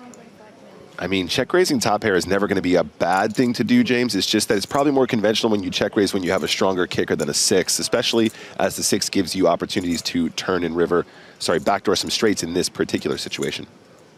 Okay, so the raise is to 1.5 million, 900,000 to call, and seems that Balea is planning to make that call. I really like this float, James. With the 6 of spades in your hand in particular, you can actually represent much stronger hands on later streets if the spades start to fall. If your opponent slows down, they might just have pure bluffs that you can get to fold as well. Makes the call, and we go to the turn. I'm calling it, Nick. Action card, 4 of diamonds. That would be quite the action card. Oh, come on! I got the right color. I didn't get the right suit, but I got the right color. The commentator's curse strikes again. James Hardigan is to blame. It is a turn straight for Balea. And as I said, Jorgner now has a straight draw to go with his 10, so he's going to be even more sticky in these situations. Of course, so 0%. He cannot win the pot outright. But of course, a rivered 7 would chop it. I mean, a deuce would be disastrous for him. In fact, a 10 or a 6 would also be disastrous on the river. Yeah, I think the 10 more disastrous than the 6 because, of course, he might give Balea some straights if a 6 falls, but the trips are really hard to get away from without losing some more. So having check raised flop, Jorgner barrels turn for 2.6. Yeah, full 50% pot on the turn, and there's so much in the middle now. I mean, heads up, EPT main event, you just turn the nuts and you're getting led into. It feels pretty fantastic, James. And remember, this heads-up battle is worth a huge amount of money. They've both locked up 780K, but the winner gets 1.17 million. And before you ask, no deal, because deals aren't allowed under French gaming law. Balea not interested in a deal when he's got the nuts on the turn. I'll take all of it, thank you very much.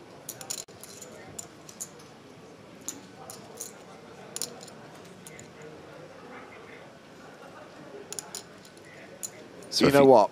Yep. I'm feeling another prediction. Okay. I think it's always coming 7. Oh, man. I think we're going to see a river 7. I think we're going to see another dramatic chop. That would be pretty wild. I mean, this is just this card is such a strangely action-y card. Actually, it's so weird how the 4, seemingly innocuous, just creates so much more additional action. If he just flats, SPR is still above 1, James, so it might be tricky to get the rest in on the river. But if we see Jorgner lead river after having called the turn from Balea, it's going to easily go in. SPR way less than 1. Looks like he's going to try and raise right here, right now, though.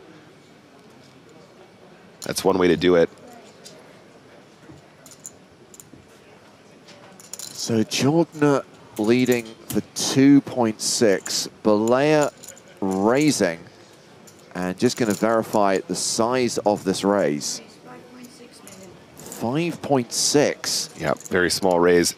4.6, sorry. I think he was thinking along the lines that I was thinking on the turn here, James. He's going, how do I get the whole stack on the river? And if he doesn't raise right now, there's not always going to be SPR less than 1, which is one of the easiest ways to guarantee an all-in less than pot. And he's made it a size that Jorgner just can't fold. I mean, you have top pair and you have the straight draw.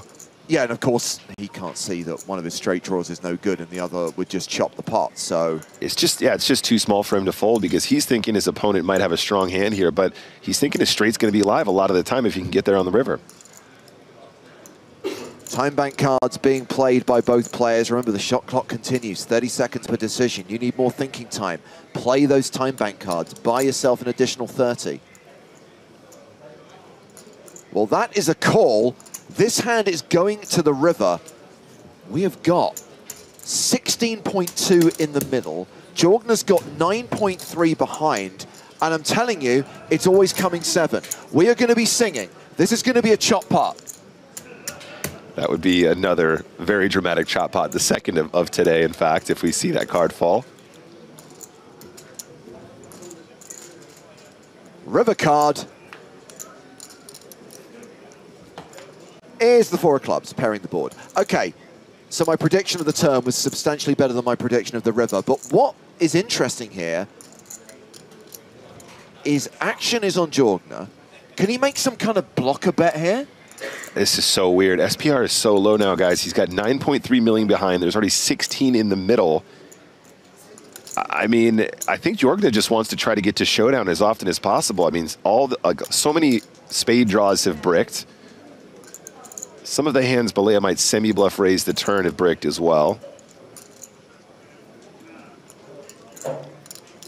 You know, what if he had like ace-6 of spades or something like that? I don't know. Maybe that's a card he might just... I'm not even sure if he'd play it like that, but in any case, Jorgner obviously has a hand that can win at showdown quite easily. I'm assuming he's going to just check here. He moves all in. What? And Balea cannot fold this, surely. This is an HTC situation. This has to call. I know the board's paired, but his hand's too strong. That was so unexpected from Jorgner. He has so much showdown. Is he kind of turning his hand into a bluff, James? Balea asked for a count. I don't see how he can possibly... I don't think I can fold this one. He doesn't think he can fold. I don't think he can fold. HTC plays here. And if/when Balea makes this call, we will have our winner.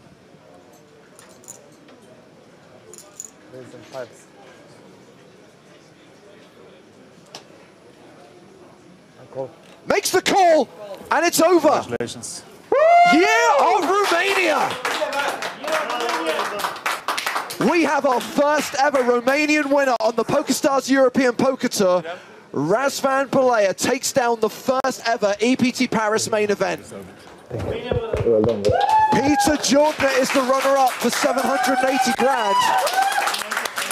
Razvan Balea, who qualified for $530, will cash out for 1.17 million. Wow, what a result. Year of Romania. Congratulated by his wife Andrea and his friends, other members of the Romanian poker community on the rail. Wow, what a final hand, James. What a final hand here in Paris.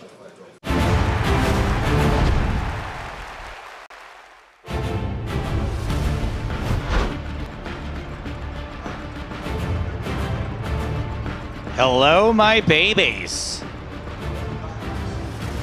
Welcome back to EPT Cyprus. Main event day 3 live from the Marriott Royal Diamond Hotel and Casino. Joe Stapleton and James Hardigan. Hello, Joseph. Bringing you the last level of the night and an unlikely chip leader. Bobby James, 2.1 million, and another Brit, Dan Jackson, second in chips with 1.7. Faradin Mustafov has been in the top 5 for most of the day. Roland Peaks, we've also seen him peaking at various points today. I can reveal that we've got 2 of the biggest stacks on our new feature table, including the chip leader Bobby James and Mr. Peaks. A new lineup for the final level of the day. Just 90 more minutes of poker to be played until day 3 is in the books. Right now, we are paying $18,240 over the course of the last 2 days of this tournament, Saturday and Sunday. We will start paying out 7-figure scores and $1 million to the winner, who will also claim this year's EPT Cyprus main event trophy. At the end of that break there, we just saw the conclusion of EPT Paris. Paris, one of 2 new stops on the tour in 2023, both back for 2024, the other being Cyprus, of course. So this is only the 2nd time this tournament has been held. Right now, Bobby James is the favorite with the biggest stack, 176 big blinds at the new level, which is 6,000, 12,000, with a 12K big blind ante. And for this final level, Joe and I are joined live via satellite from the city of Los Angeles, California, by Maria Ho. Hello, Maria. Hello. And this is where we put the poker on pause, Maria, because we need to know how many points in the bowling league did you rack up last night? It's not points, it's pins. All right, Joe, relax. Pins, myself, or us as a team? Well, you do get points. Score. It's so yes, you do get points if you're right. You know, like, why focus on my individual points, James. Sounds like not no, good. no, We can just focus on how we did overall. Yeah, sounds like it wasn't very good. Did you break 100, Maria?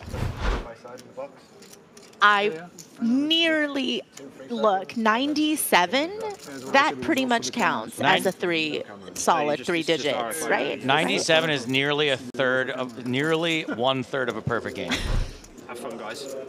Have fun. Maria, I don't actually mind how you did individually. How is your team performing in the league is what I need to know. Oh, we beat our heads-up match yesterday handily. Excellent. Handily. You know, I'd like to think it was my contribution personally, but, you know. Okay, sounds like delusion to me, but that's fine. So here we go with the final level of the day. 90 more minutes of poker to be played, and then the survivors will bag and tag and come back for day 4. Tomorrow, the day when we play down to the last 2 tables, the final 16. I was consulting the widget, Maria, because I know you're a fan of the widget. And I do think there is the possibility that tomorrow might be a longer day. I think we're going to end probably with between 45 and 50 players tonight. And to get down to 16 tomorrow might require more than 5 levels. Yeah, we talked a little bit yesterday about, you know, first of all, just how good the structure is and how the average is a bit higher, you know, when we're talking about 90-minute levels. And also, I think these days, people are so much more ICM aware, right? So the more significant the pay jumps are, the more they're going to be playing a little bit more conservatively, you know, not willing to go all in. Whereas, you know, 10 years ago, people are blasting off at these stages. Yeah, those were the golden days when you played for the win. And you got in 300 big blinds pre-flop because... On the bubble. Yeah. It was first or nothing.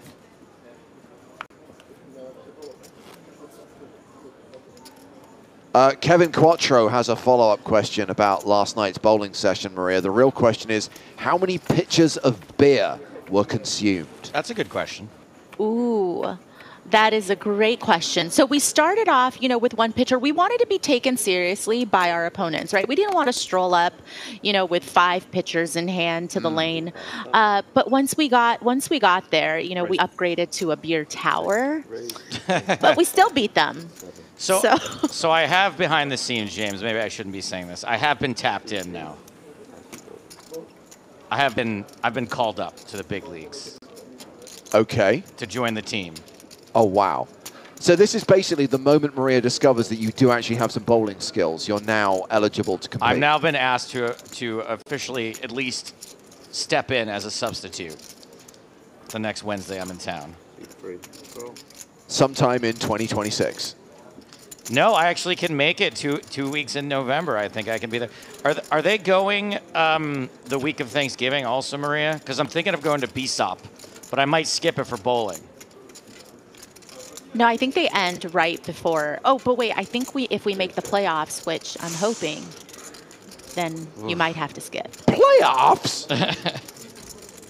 18,000. Well, I can see why Bobby James is the chip leader. 18,000. Flop's the best flush draw here. We have a post-flop flip on our hands. Pink's still ahead with a pair of 5s, but has to fade a lot of cards in the deck.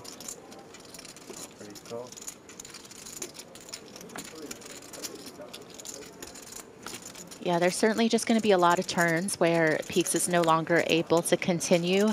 And James doesn't even really need to make his hand in order to get Peaks off of 5s, especially now turning some additional equity. Yeah, we talk about post-flop flips. This is almost a post-turn flip. Now he's open-ended. It's just so hard for 5s to get to showdown here. Second barrel from Bobby James gets a fold from Roland Peaks. And James increases his chip lead, not just at this table, but in the tournament overall, 2.2 million. Bobby James.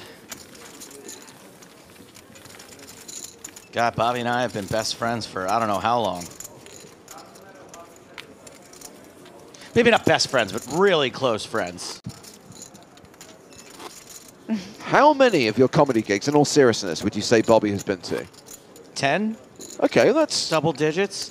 Especially in the early days too, where I wasn't as good. Not to say I'm good now, but I definitely was not as good back then.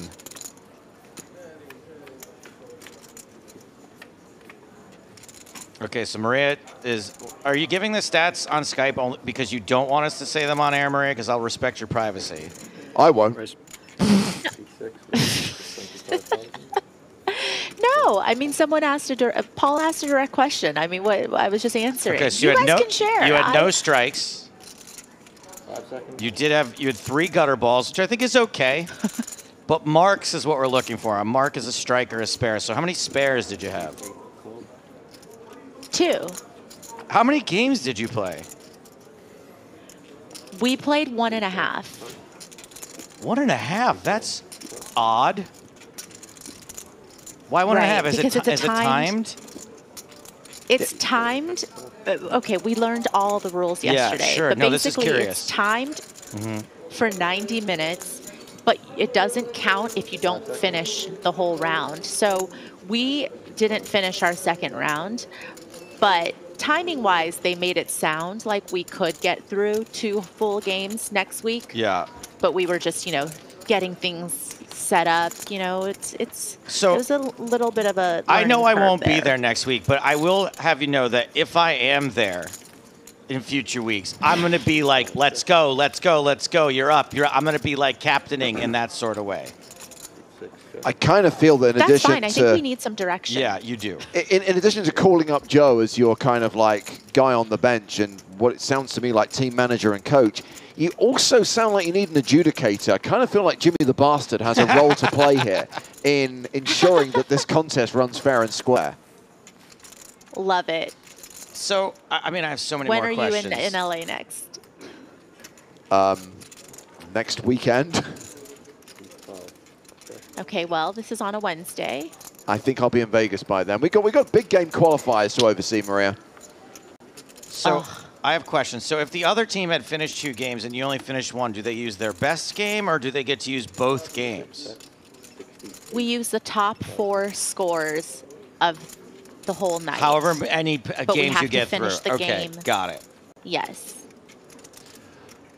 Okay, well, we've got 3-way action here. Bobby James raised under the gun, called by Santos Savana and by Diogo Coelho, and Coelho exits on the turn. Santos calling Bobby's delayed c-bet of 68,000. Do you think Suvarna gets a little weird here with the ace of clubs if the club hits and then... Ooh. How nice to I be mean, running that like would this be in a an pretty- EPT main. Right? That would be pretty spicy from Savarna. We will see. I mean, I think his reasoning for calling the turn was twofold, right? He thought ace high might be the best hand, but also he realizes that if a club rolls off, he could perhaps try to rep the nut flush, but it's going to be tough here when your opponent has the second nut flush. Yes, and your opponent has around 2 million chips. You've got 400K.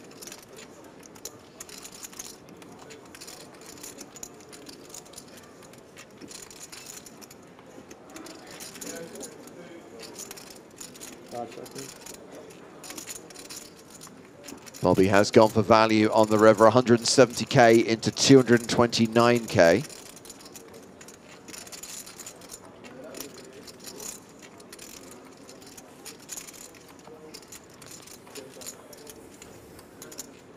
Maybe Savarna's concerned that he doesn't have quite enough behind to elicit a lot of fold equity here from this sizing. You know, if we're talking about 423K total, it's, you know, not even a 3x shove if he decides to go in. So I don't know, that plus judging by his body language and mannerisms, I think he might just be thinking about hero calling and not trying to turn his hand into a bluff.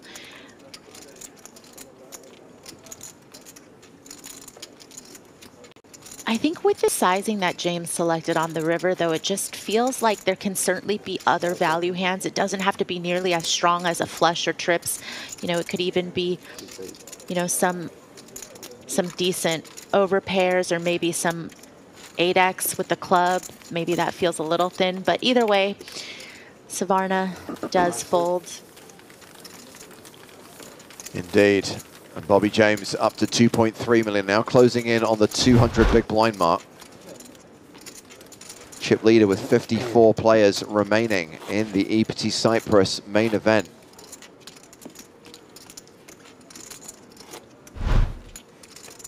I'm going to read two comments back to back. Monovan says, James's sizing is unbelievably perfect. Great job, James. Putri says, I don't like the sizing from James. Ooh, terrible, James. The internet in two comments, ladies and gentlemen.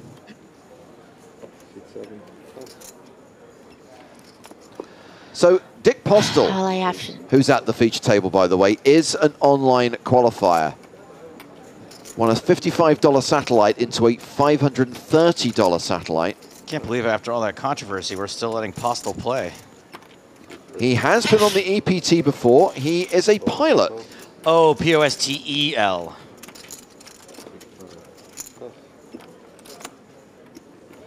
But he doesn't appear to be the guy that was dressed up like a pilot this week. I don't think the guy who was dressed as a pilot is an actual pilot, whereas the guy who's not dressed as a pilot does work as a pilot. Logical, right?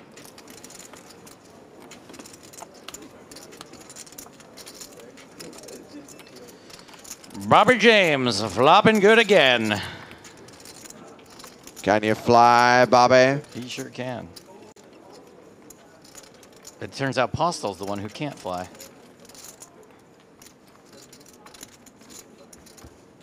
Check, check, domination, rotation in full effect. Club on the turn for good measure. Yeah, sure.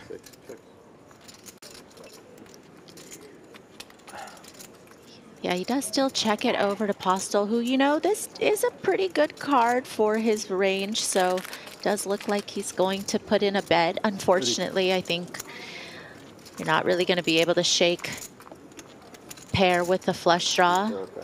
However, though, if the flush draw bricks, then I do think there are some good reasons for which Postel might want to try to bet again, but we'll have to see what he wants to do.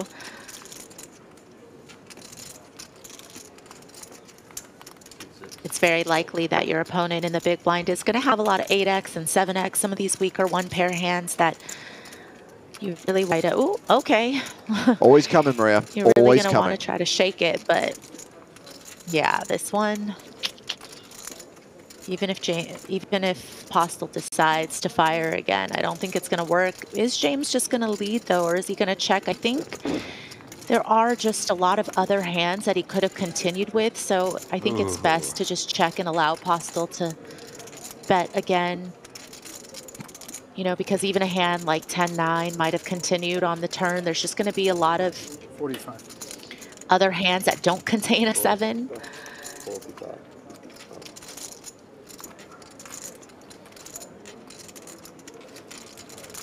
Hey, Bobby.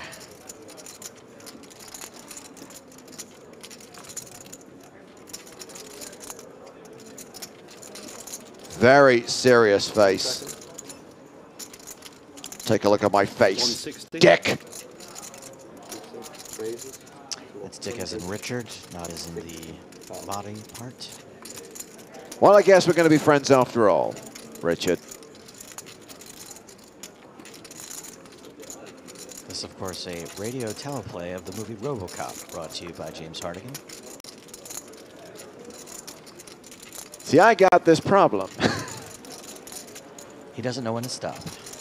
5 seconds. There's never a time when one should stop quoting RoboCop. Raise gets through. What's Bobby got now? 2.4 million, more than 200 big blinds. Bobby's got a lottie.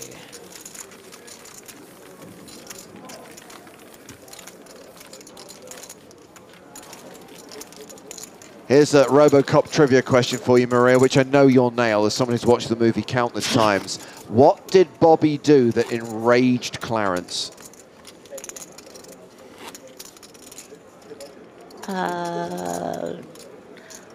Throw a gutter ball? Bowling was not involved. I'll give you a clue. Okay. It was related to a bank heist.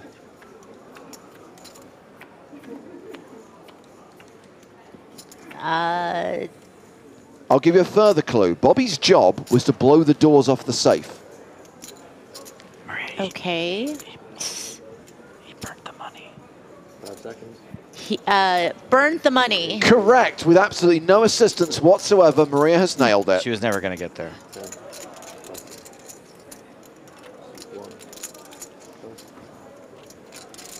24?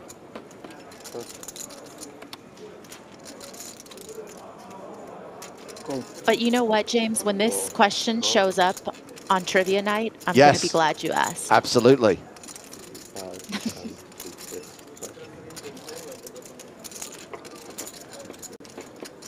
Still steaming about the double points in the music round. Oh, Can you spread your cards in the bottom? nightmares about that.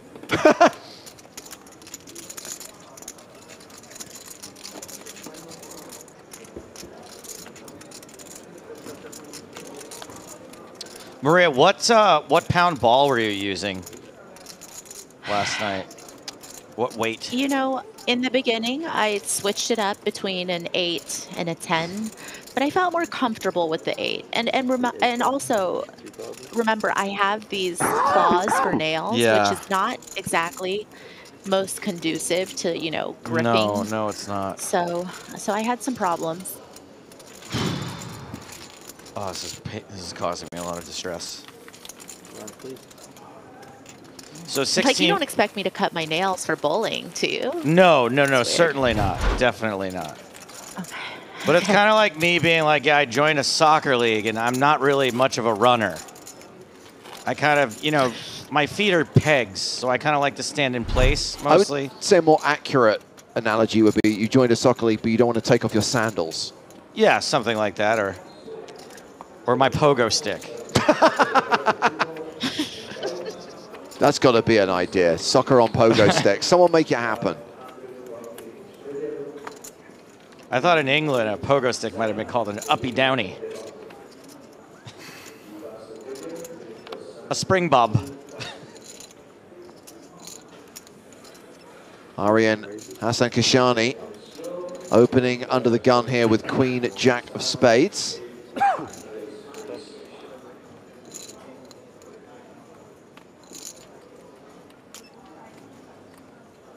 It's okay, buddy. Don't worry. And it is Santosh Sivana in the big blind with 7 deuce of spades. It's okay. I think people have probably done that a lot before. You probably mentioned this already. But Santos Cervano made a final table in something, right? Recently? He was at the final table of the Super High Roller that we streamed from Barcelona. Yeah. Well, we are going to the outer tables where Lucien Cohen, one of our former champs, who was on our previous feature table, is all in and at risk. He had like 9 big blinds. Cohen is dominated here. King Jack versus Ace Jack. And, oh my word, he just rivered a flush. Okay. Nice. Domination rotation in spectacular fashion.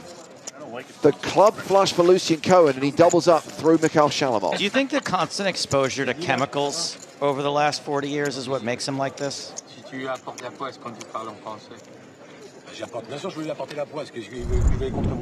Yes. There's no way that he hasn't ingested more than his fair share of rat poison over the years.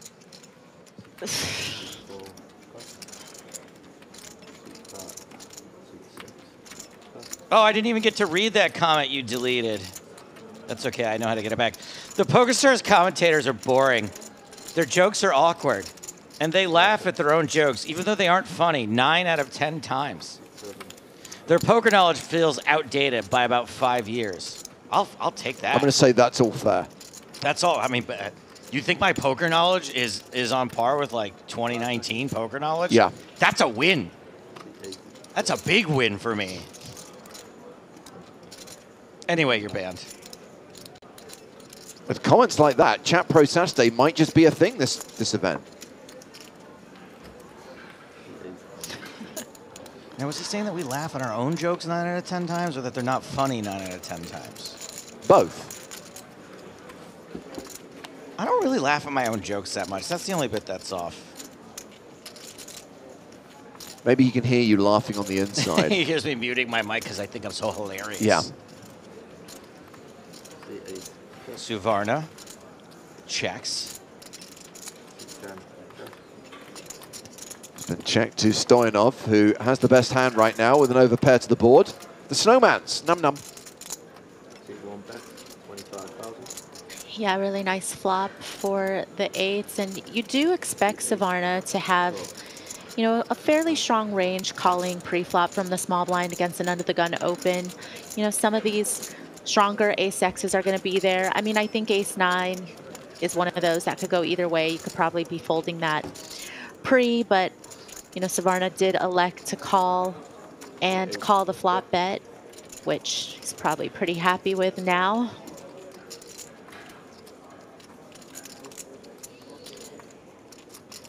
There's going to be a portion of Suvarna's range that, you know, 8s are still going to be very well ahead of, you know, 7s and 5s, 4s, all of those smaller pocket pairs. You do see him slow down with a check. That check leads to the 4 of hearts on the river. Oh, you got him again, James, huh? Suvarna gonna bet that 9. How much? 55,000. 55?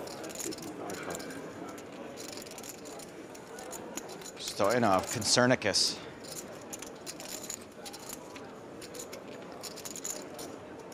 Oh, this sucks. Yeah, this... You feel bad folding here. You feel worse calling. Yeah, it really feels like, you know, do you think your opponent's ever going to bet like a 6x here or 7s? You know, if you do, then obviously you're going to make the call with 8s, but they do have a lot of suited combos calling from the small blind as well. The flush got there on the turn. It is a very, very disciplined fold if you choose to make it, but there's just not a whole lot of bluffs, but there might be some thinner value bets that are betting a worse hand than 8s for this size. Okay, so Paul is saying that he's actually interested in what the optimal ball weight for bowling is. So 16 pounds is the maximum. And it used to be that you'd want to play with the maximum, but the physics and the technology of the balls has gotten so good that most pros use a 15-pound ball now. When I say that bowling is mostly physics, what happens is, what you're doing is when you're using an 8-pound ball, the energy, the kinetic energy that's building up as it goes across the lane, first of all, isn't building up much if you're using a lane ball because it's plastic sliding over oil, so it's just not building any energy at all. And an 8-pound ball, when it hits the pins, actually bounces off the pins. So what you want is a heavier ball, so that way when it hits the pins, it drives through the pins and goes and causes more of a chain reaction, knocks more pins over. A plastic ball, Maria, I'm guessing the reason why you did not make many spares is because you probably left a lot of splits last night. But the thing is with my nails, you do understand how it's harder for me to use a heavier ball. That was my main consideration. Like, I understand. That's why I was whether she was going to use that rampy thing. So, I know that it seems like something like nails would prevent you from using a heavier ball, and it does to a certain extent.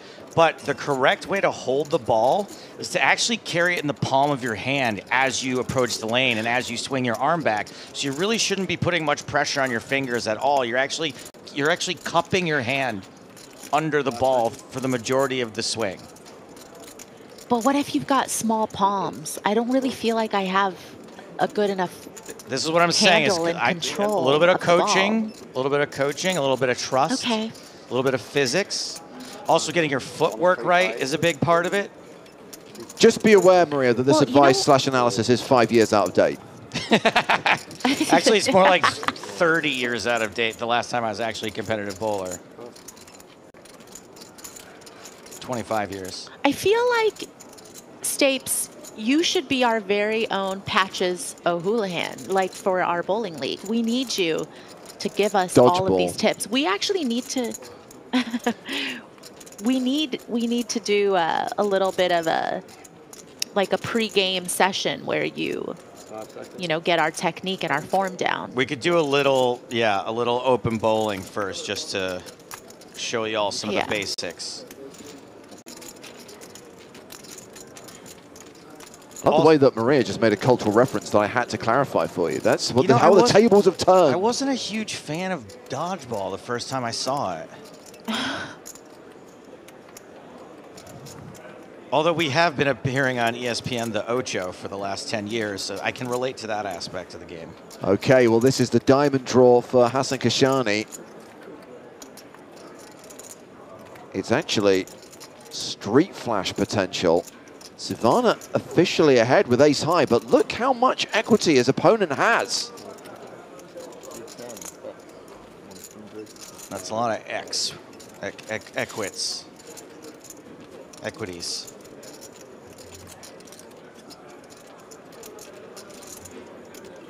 That is true, Stuart. If you can dodge a wrench, you can dodge a bowling ball. Common misconception, dodging a bowling ball, not part of the game.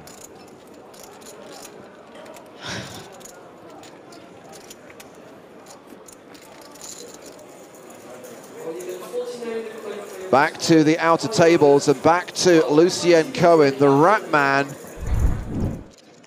with jacks against 10-9. Survivor. Survivor! I am a Rat Man! And jacks hold. Rat Man. Survivor, yes, Survivor. I'm not sure I want my exterminator yes. bragging about how the rats survive. 88? So Ratman doubles up again. Wait, has he always had his own merch? He does. He's had it for a couple of years now. That Rat Man, no did. Noted. I am disturbed and disappointed at the absence of the plastic rats, though. I do feel the mascots were an essential part of his game. I like the upgrade to merch only. And it's a cartoon rat, so you don't feel as bad for them dying. Yeah, fair. I like to imagine, like, when he goes on, like, estimate calls, he, like, shows up, he's in full Ratman gear, and then he, like, takes out the iPad where he shows you, like, the price quote, and then he's like, oh, by the way, and then he plays, like, a clip of him winning poker tournaments. It's, like, part of the sales pitch.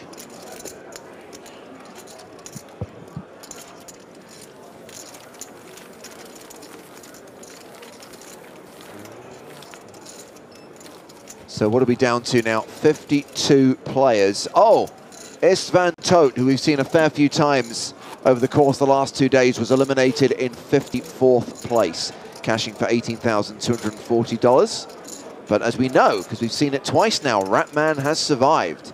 Still one of the shortest stacks in the room, but still alive and still on for the two-time. He is a former EPT champion, won Deauville back in 2011, and when Kenny Hallett was with us last night, Kenny revealed he was at that final table that year. I think, Maria, it's also essential viewing that as a team we watch Kingpin. It's probably a top 10 or 20 comedy for me. I think top 10. When was this movie made? You know you know how I feel about movies that are mid-1990s, yeah. I don't know. It's where one of my favorite quotes of all time comes from. Maria, don't do it. You know this irks me. Don't do it. I've said this to you before, actually, Marissa. You know, when you've seen me kind of ropey and sick, and you go, Stapes, have you been drinking? And I go, no, Maria. I don't puke when I drink. I puke when I don't.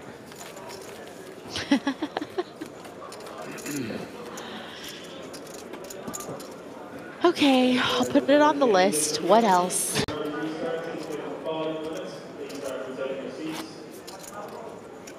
So Maria gets to fade all of the classics that I've been recommending for the last 2 years, but Kingpin gets fast-tracked to the top of the list. Kingpin is a classic, I mean. Well, listen, James, if put me in a competitive environment and I'll do anything. What do I get if I were to watch, you know, The Godfather or something? Am I going to win a prize for this? No, you just become a better person. You become an actual Kingpin.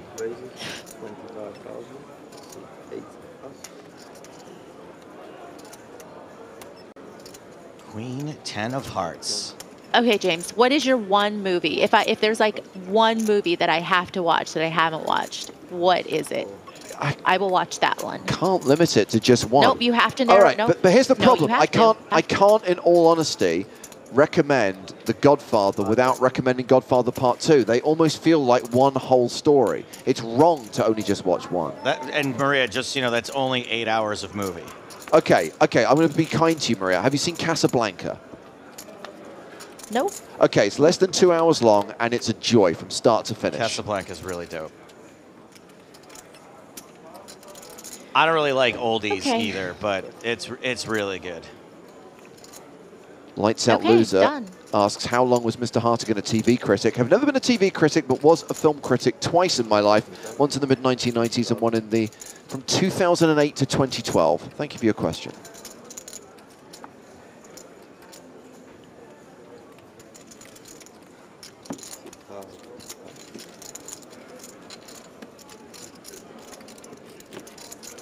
What do we think about Gladiator 2? Is that going to be bad or what? The whole concept annoys me, and the trailer made me think I never want to see this. I'm happy to be proved wrong, but it's such a great movie. It does not need a follow-up. It does not need a sequel. Yeah, I know how Hollywood works, Paul. I know that existing IP makes money, yes. Didn't you send me a link recently, Joe, to the fact that having done the disastrous RoboCop reboot, the rights owners, which is now Amazon, have decided they're going to turn it into a TV show? I think it's going to be good, though. I think it's going to be good. I think Zakat has a good question, though. In order to know Maria's taste, we have to know, Maria, what is your favorite movie? Which of the Twilights is your favorite movie? No, honestly, my favorite movie of all time is Sound of Music. That's not a terrible choice. But it's just out of character. You just spent the whole time. She loves singing. But she's complaining about old movies. The Sound of Music was made in 1965. Okay, but hold on. The caveat is, James, if I watched it when I was young, right, so that it wasn't that old for when I watched it, it's nostalgic and it's already ingrained in me. But like if I'm watching a movie made in the 1960s in 2024, that's gonna feel a little different. But some of the other movies that I've really enjoyed are Shawshank Redemption, Braveheart. Okay, you're really digging yourself into a hole here, Maria. Joe and I are making faces at each other. The Big Lebowski. Stop. Labyrinth. Those choices. All right. Me and James are big-time gatekeepers, in case you didn't know that. You guys are super judgy. You've only just realized that? No, but I've never felt so judged by you guys until now. Key question, which I appreciate some of the audience have picked up on as well. Do you like The Sound of Music because the main character is called Maria? No, I just love the music in and the fact that some of the songs contain the name Maria. She hates Nazis. No. No, it's just such a wholesome movie, and I no, watched you it don't with my hate family Nazis? growing up.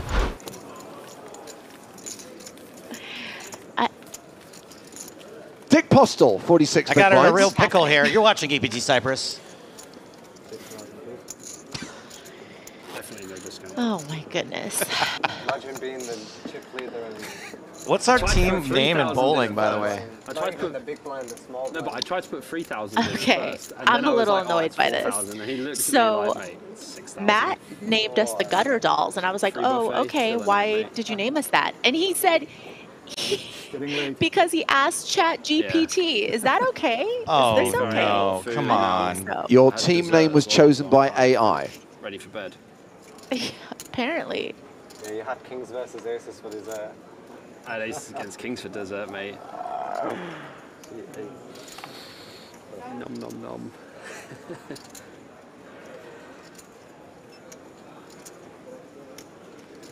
28. Hassan Kashani opening with 6-5 of clubs.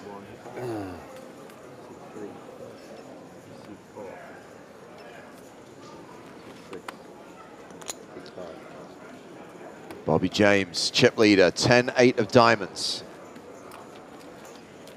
What? Fold? Are you feeling okay? Have you not been smashing every flop? I mean, I feel like that would be an okay call even if you weren't. Yeah. Can you read the 5,000s and the 1,000s around, please? I'm told twice now. You have a lot of big shuffle, chips. you have My a big lot of chips are shuffling. in. Careful, because he's not very handy with the chips sometimes. Oh yeah, I dropped a lot, didn't I? But my big chips are showing there. Like the blues need to go behind the greens, basically. That's what he's saying.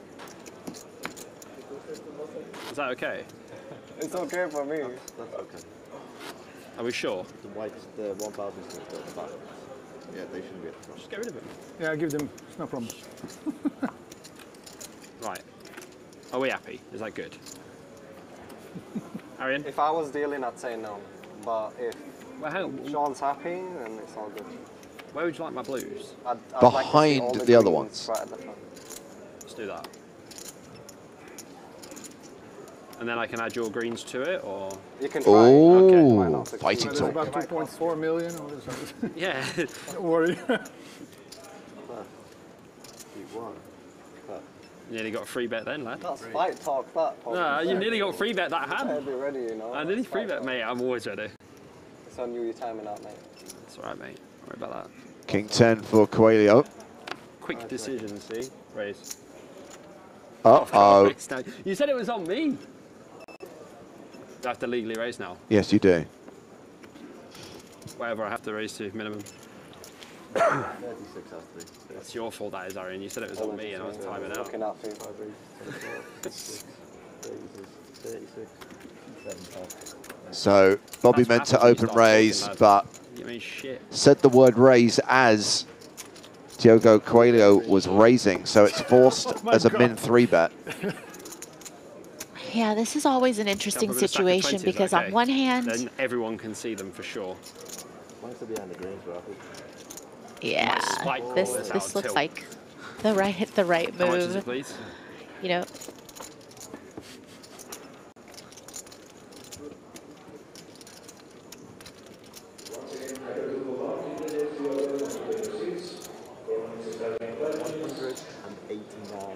$189. Oh, I don't even think I have 2 live cards. Take the free money. chips, basically. Thank Arian. Apologies, mate. I thought it was on you and He you're goes, timing out. it's on you, mate, you're timing out. And I was like, raise, because I would open button with that hand. And then all of a sudden I see this. Good thing you didn't bloody jam. If you jammed, I was in big trouble. I'd have had you for the car park for that one, mate, I tell you.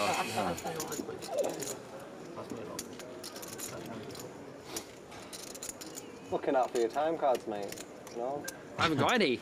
You don't have any? I used them all in one hand. The worst part is he didn't know the action was on him. Hand would have been dead then. Me?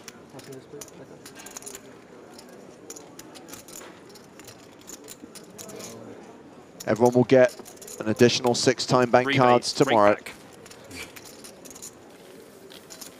I'd like to think that Bobby James will survive for day 4. There's 51 minutes on the clock, and he currently has 2.3 million chips. As much as I like Bobby, him not surviving is going to be real entertaining. I know. The thing is, if you spike call and bust him, you'll be... I just heard Ratman screaming again. Yes, you would. Because the Portuguese poker community would be like, that's not bad from England. I don't mind you using it for now, but that pen's way too nice for me to Well, at leave least it we've with you opened up a bit of chat forever. on the table. Lads. Oh, sorry, is this your pen? It only cost me 37,000 chips. I nearly gave him more. Let's keep chatting then. It's got the phone number of Yeah, a yeah. general maintenance company on it. Yeah, when I was getting all those quotes from my air conditioning, the least they could do is leave a goddamn pen behind. Trying to charge me $30,000. Me neither, mate. It's on TV. Good memory, that. Yeah.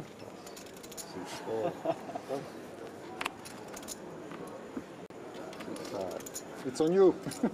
Raise. Oh, we had a laugh. This time, Bobby James opening the action, raising to 25,000 with ace-8. Oh boy. Kirill Sherbakov, ace-queen of clubs.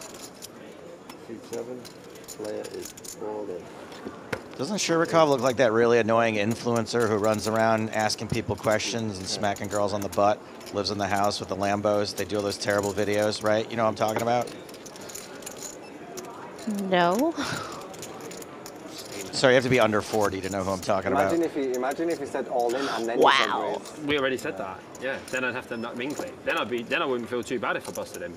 I reckon you'd have flopped him dead with how you've been running. My first 3 hands on the table, mate. Yeah, Jack Doherty, that's his name. The reason I know about him is because Nico Leonard's made various videos about him. About him being a poser, I assume? Yes, about the fact that the watches are borrowed, the cars are borrowed, his luxury lifestyle is not real. Yeah. Nothing wrong with donating to the poor, mate. I do it often. Lights Out Loser says, isn't Joe almost 50? That'd be ridiculous. It's close to 60. You're only as old as you feel, and for me, that's 48. Your blue's out behind your green still.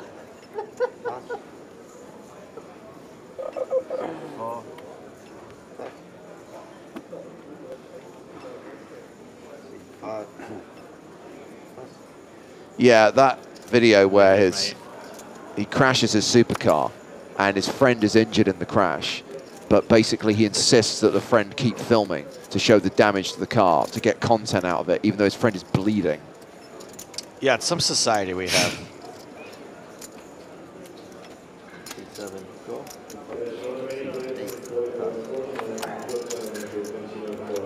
Anyway, sorry, I think you look like him. By the way, you did not break the rules of bad lookalikes. Right. You compared him to someone who is not another poker player.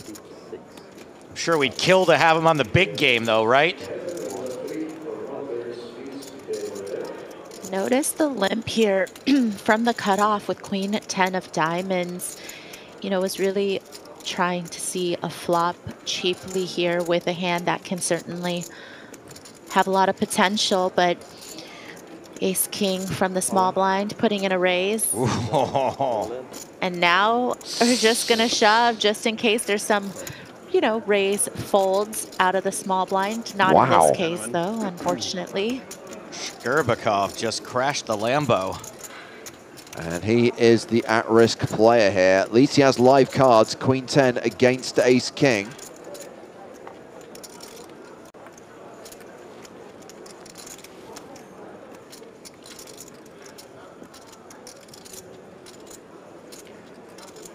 You know, theoretically, I do like the idea of having a limping range with 20, 25 bigs, but, you know, in this case, you know, not doing too bad, 40%.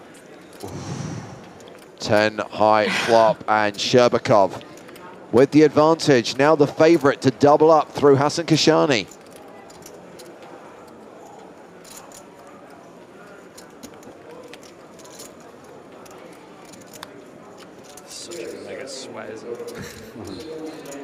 Is going to double up unless there's an ace or a king on the river.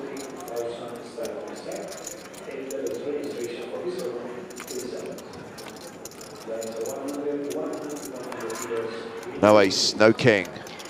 3 pair for Sherbakov, and he will get the double up.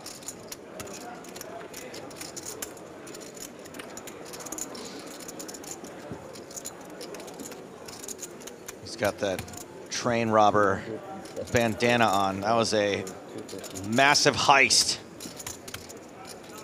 from Hassan Kashani's stack. Good old hole in the wall, gang. We're going to the outer tables again. I guess we're checking on Ratman Lucien Cohen. Action on Cohen in the small blind. In. All in. Shakib Miri with the decision. Now this is over the top of an under the gun open from Boris Tabayev. So Miri calls, and looks like Tabayev's calling as well.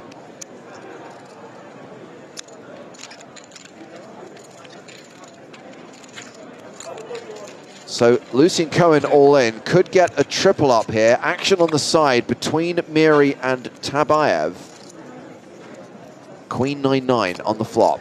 Action went check, check. 8 on the turn. Check, check. 3 on the river. Where they really want to eliminate Lucian Cohen. Gets checked to showdown. Pair of 8s is good. Look at Shamalov. I am a crazy man. Yep. Story checks out. He's tripled up to 100K. Still has fewer than 10 big blinds. I had like 5 calls. Those rats are always tripling up. Check, check. Multiply.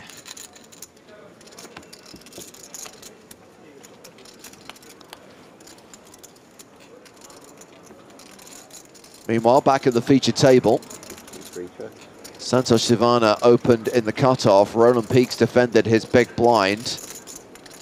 And Santos is going to continue this Queen Jack 6 flop. Does actually have the best hand right now with a pair of 6s and gets a fold from Peaks.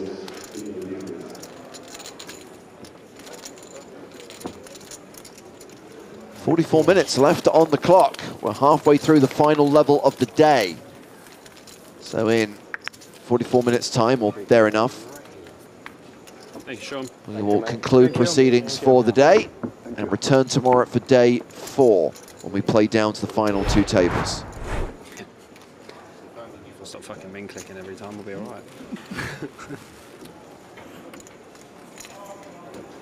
Me again. It's the first time we've seen you. Yeah, I didn't see you before. We're a new table. This is technically the same table, but yeah. What was the name? Was it Romford? Yeah, that was it. Romford, I know it well. Have you been to Romford, Maria? No. Is this, where would it be if I wanted to visit? It's in the New Jersey of London.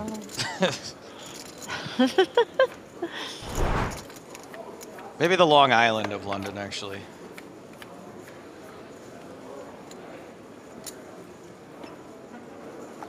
What would you say is the difference between Long Island and New Jersey? It's like a big trashy suburb. Like the distinction.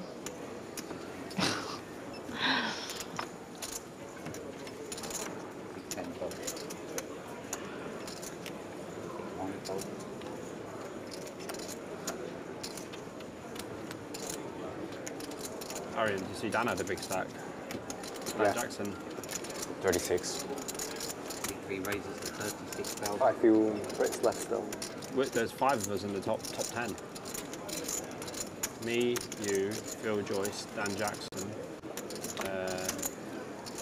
someone else as well. 105. Ooh. Yeah, raise 105. I like this from Postel. You know, even a hand like Jack 5 suited sometimes would end up just limping in from the small blind. Peaks decided to raise, and now, you know, he's not really able to continue against this 3-bet, even though, you know, with any suited hand, it would be nice to see a cheap flop, but I think he probably underestimated a little bit of Postel's willingness to have very many light 3-bets, but I was like, he would have been, he was wrong. Sweat. You know when the cards get dealt, you know it's on you.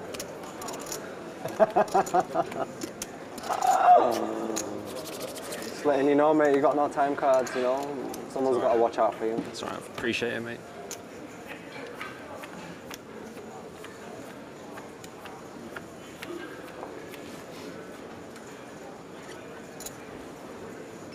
Yeah, baby.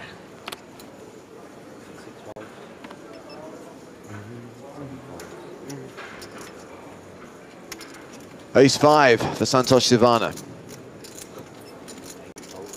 Folds.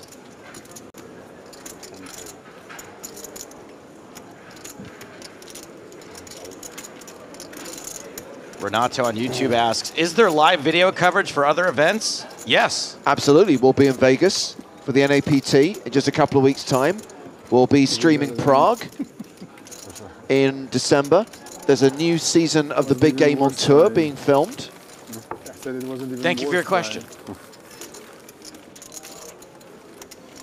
Yeah, and then I try and hit the flop. Well, Sebastian Malitz just eliminated from the main event. One of our former champions gone in 50th place. Malitz cashes for $18,240. We still have Lucian Cohen. We still have Nicholas Schweete. I think we still have Anton Wigg, right? Yeah. And Wigg, as well as being a former champion, made a decent run in last year's EPT Cyprus main event, as did Andrea Dato. He was last year's runner-up, and he's still a decent-sized stack right now. Don't worry, my stack's similar. Big fan of both of those fellas. Dato, the announcer.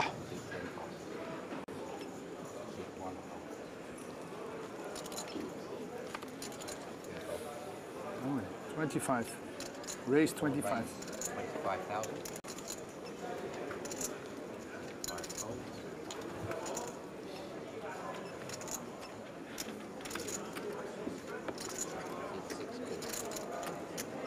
Is that close enough? Yeah.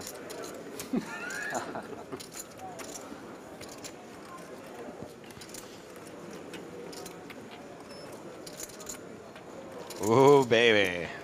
Bobby. Bottom set. Flopping pretty strong today. Flopping Bobby. 25.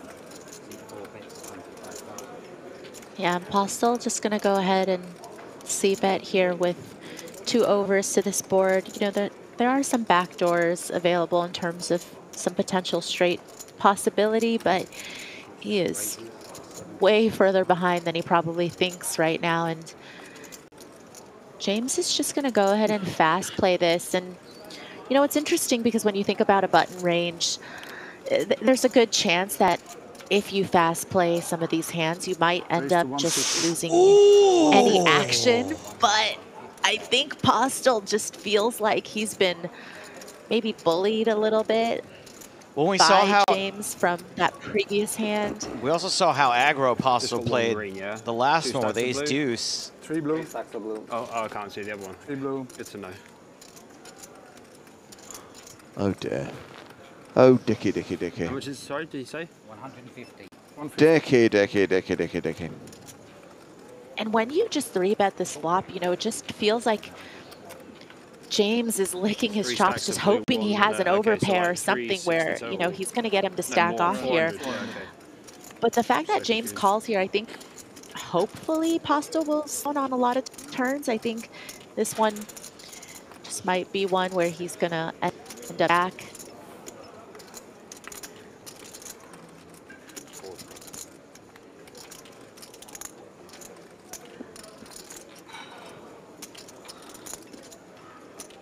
Ace, 3, 4, 5. That's not a straight.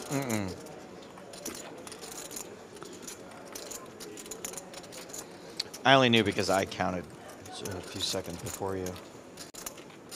You've got to count, otherwise how would you know? You got to make sure.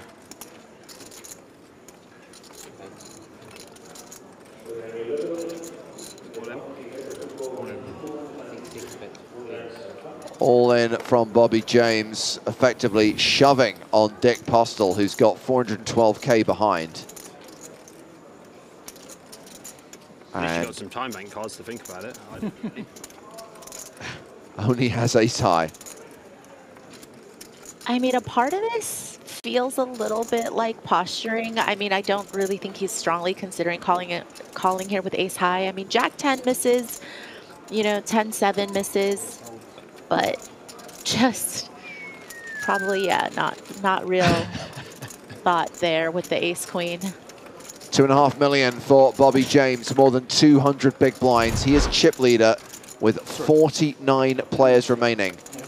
And we can see that Kirill Sherbakov is being balanced off the feature table. He was due to post the big blind next. He's being moved to one of the outer tables so that we have a relatively even number of players at all the remaining tables. Good luck, man. Thank you. Aww.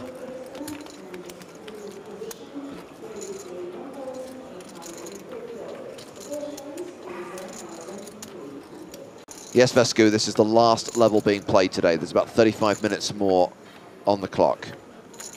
Thanks for the needle, mate. That's right, man. A small one.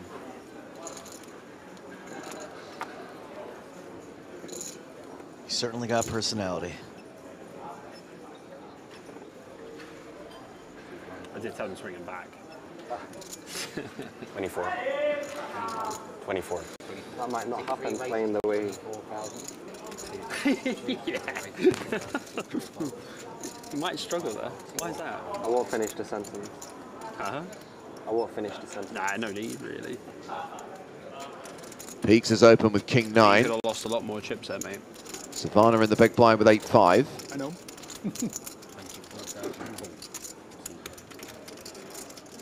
Okay, Zakat's got a bad lookalike for us. Okay. And it concerns one of the players in this hand. I was thinking about raising the flop again. Roland I was gonna raise Peaks. the flop again. Get ready for it. You just fold, yeah? Should we raise the flop? So if you make it 140 and Imagine I just make it Savannah will 280. check. Okay, Roland Peaks. On the after the flop, you mean? On the flop. No, I would have folded. Show me. Yeah? I should have put it in there. Yeah, but Jack 10 suited or something. Are we actually going to see Roland Peaks? There is a young David Hyde Pierce. You're almost dead on the flop. Okay. Sounds like a flop set, man. Does sound well. The winner. You'll see it later anyway if you want. You'll see it later. Yeah. Imagine if I assume you guys are taking my silence for I don't know who that is. Oh my All god. a big bluff. How have you never seen Frasier? Trying to deceive you. Definitely have not seen Frasier. Marira's too maybe busy when I'm grinding flipping through 2040 channels. mixed games up to Commerce during all Go away. 13 seasons of Frasier.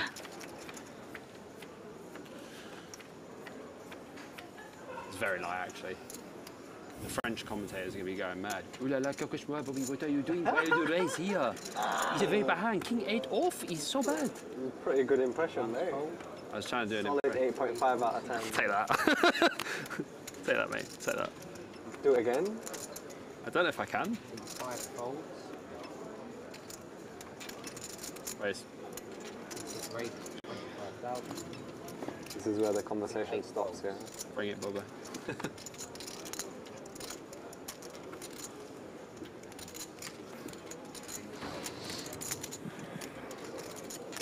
And it begins again. Imagine The all that pace stretching of you'd have play right now does seem pretty indicative of what we would expect at this time of night. You know, the last level of the day, just pretty straightforward so far, with the exception of, you know, that 3-bet from Ace Queen on the flop. Lucian Cohen all in again. 9s against Ace Jack. Allez, papa! As you can probably tell, it's another double up. Voila, voila. Voila, Ratman. The No Superman, no Spiderman. I am a Ratman. Ratman now playing 190k. I didn't realize Victoria Lifshit's still in the event too. Yeah. Wonder what she makes of his shtick. Lipstick.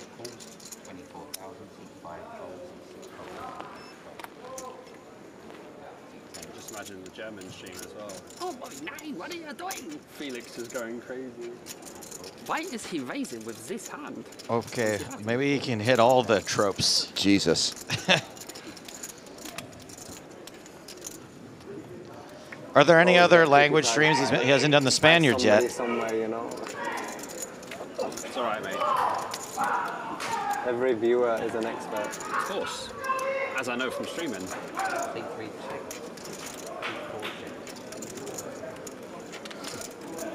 Even with my ace-10 hand from earlier, where the man went crazy, I told you about like how he just went ballistic, you know. Even my mate was like, oh, I just limp jam pre, and I was like, the 35 big blinds. I was like, why would I need to do that? I'm just gonna let him blast. He's gonna go home and put a picture of you on his dartboard, you know, and get a few 180s right on your forehead. Mate, he's just gonna put me on the entire dartboard. Checked all the way to the river. You know, this does feel like a board that sometimes might favor I reckon he probably got a bill for at least the caller, the flatter, which is Postel here. But, you know, Postel checked all the way back to the river, and I feel like this is just going to be an auto call. You know, and there's definitely some argument to be made that if it had been checked to him, that he should go for a value bet on the river himself. So, you know, certainly not a lot of hands, I think, that makes sense that would play this way from peaks that has him beat. You know, if you had an overpair, you're not really going to be inclined to check the flop and turn with all of those straight and flush draws possible. You know, do you really even go for a potential check raise with a set? You know, probably not. So you probably would have led on either the flop or the turn with some of those stronger hands. So makes the call. He figured it out. Got a hanger, Sarge. Arcadia says Postle has a really nice shirt, and he made a really nice call. Adds 114k to his stack.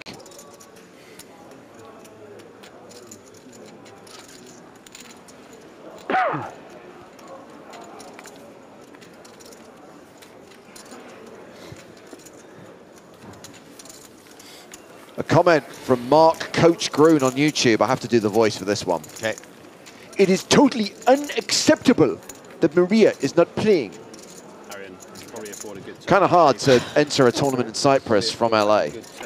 I kind of feel like Maria should be in charge of her own body and what she does with it, and she chose not to play here in Cyprus, but that's just me.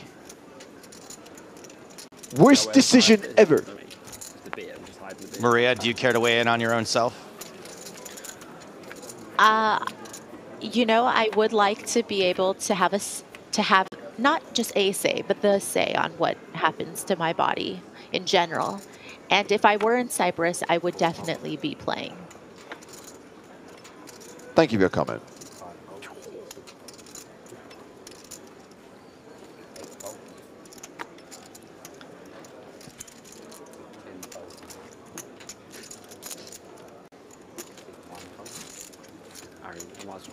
A walk there for Roland Peaks.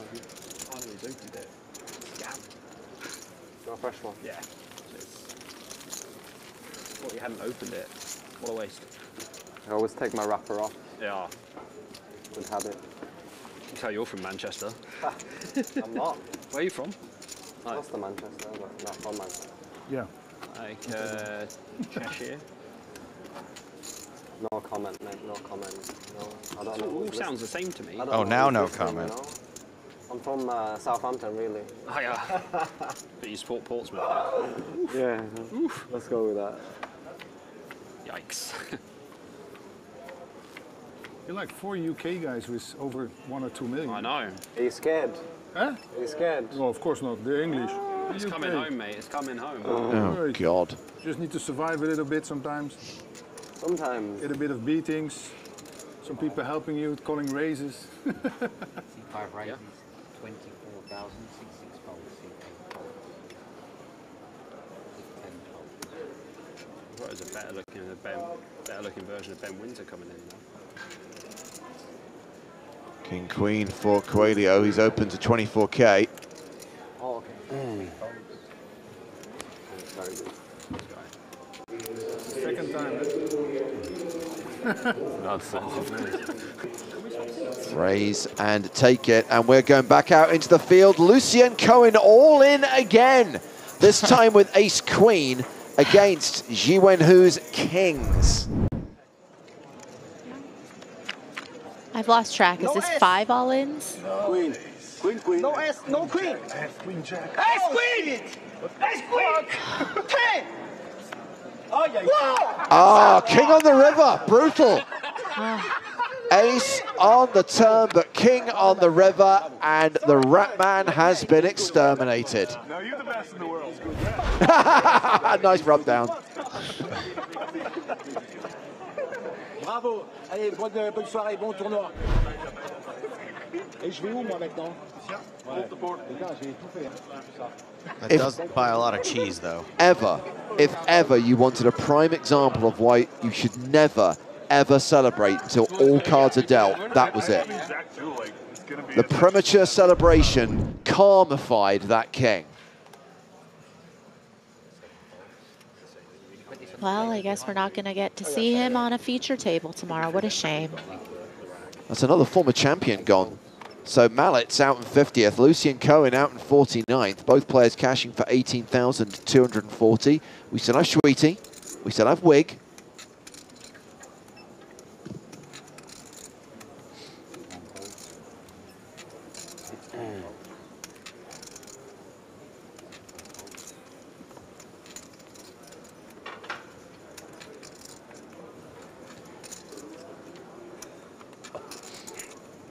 See, Daffa says, thank God that guy will not be at the final table.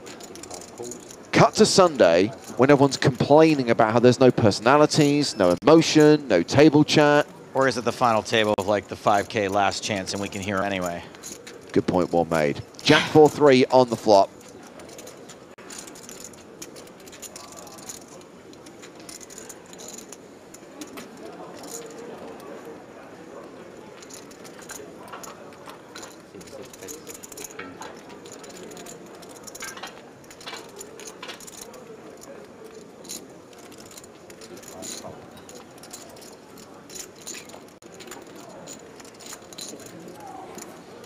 Bobby picks up another one.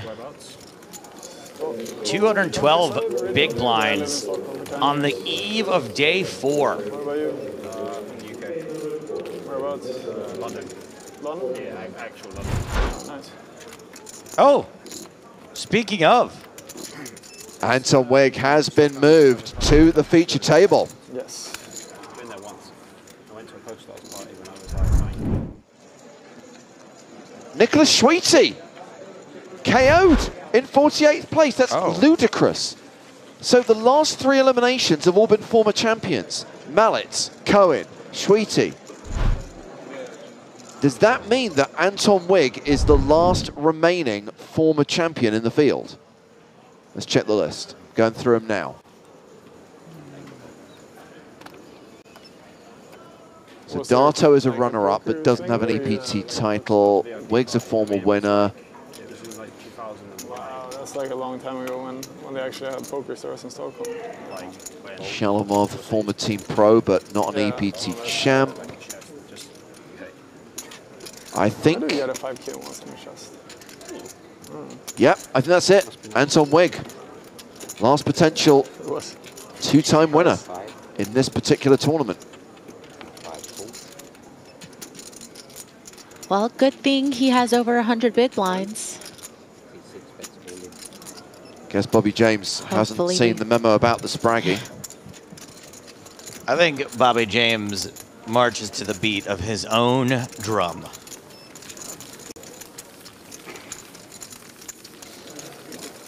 I know one thing, I don't think Bobby James likes Anton Wig to his direct left. I moved out a long time You know, ago. it's just been pretty smooth sailing for him so far. I live here. Yeah, I moved 2 weeks ago. And Wig is the second biggest stack at this table. Bobby James, not just table chip leader, but tournament chip leader with close to 2.6 million. Yeah, of course. Even though the Greek part. Of course, that's why I'm here to set up businesses, so the northern part is a natural choice. Nice. I'm in Lara. Okay. Yeah, I really like it. Surprisingly, surprised how much I like it. I found I can't find anything here though, like supermarkets, like till late at night or anything like. I don't mind. I got the beach. I got the nice weather. I used to live in southern Spain. It's amazing. Yeah. Nice. Hot.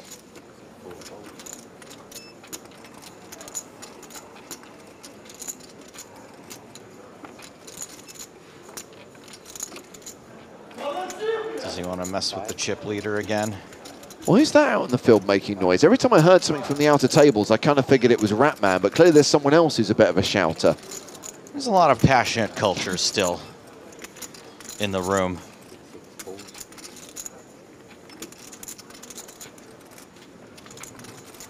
That's a good thing Coelho didn't open. Officer of the Watches predicts that Wig will get the majority of James's stock before today ends. He's going to swindle those shares from under him. No dividends for you, sir. It's only 21 minutes to the closing bell. Pretty good flop for Bobby, again.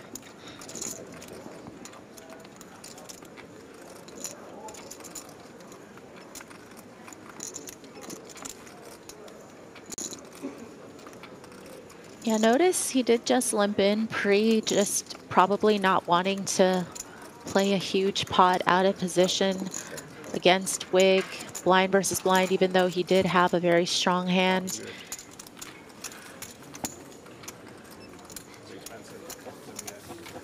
I like it. No, it's pretty reasonable. I mean, Sweden is And setting up businesses, good, very good here. Yeah, You know what one of his businesses it's a is? great place. Tables. I have 2 businesses. So. But, I mean, It's tables! But what does he do? Like, how does he make money? Tables! Yeah, I mean, they should. It's like I was running around on a bike getting stamps on papers. It's like ridiculous. It's hard work, isn't it? I mean, is not much better at the moment. Yeah, I mean, it's just 2024. We have artificial intelligence, but we still can't work out passports. Wow. I'd settle for a little human intelligence, am I right? Just systems built for big business. A little common sense. We're going to need to see it tomorrow on Twitch or and YouTube. Otherwise, Chat Pro Saturday will not be a thing. Don't blow it. You're good.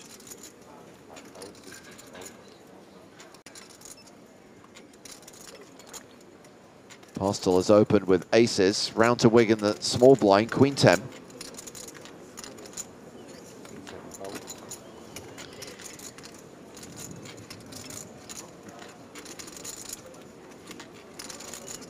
(10-9) for Sivana. Defends the big blind.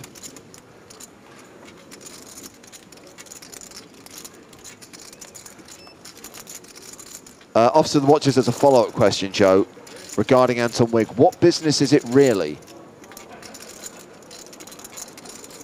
Tables!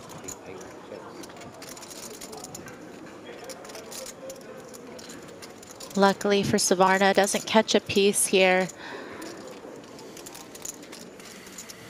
4 bets, 30,000.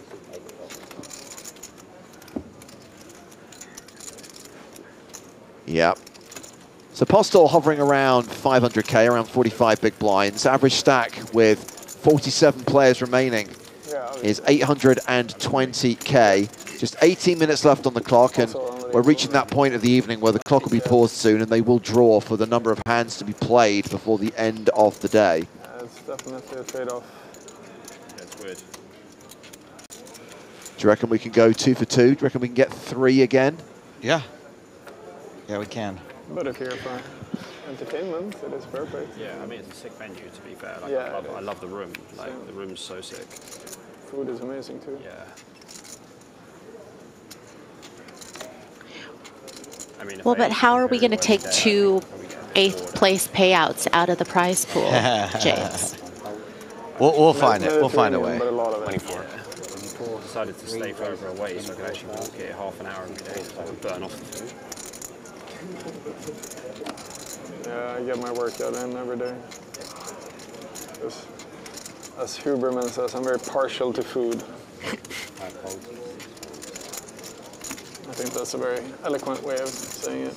I mean, you look like quite a trim guy. I gotta lose more though. I'm running a half marathon in a month. One of my friends who came here singing, plays a little bit of poker, and it was like, we're going to run 5k, and I was out at 7 o'clock in the morning. So Peaks is raised, called by Savannah in the small blind. King Queen versus Ace 4. Pretty much 50-50 as we go to the flop.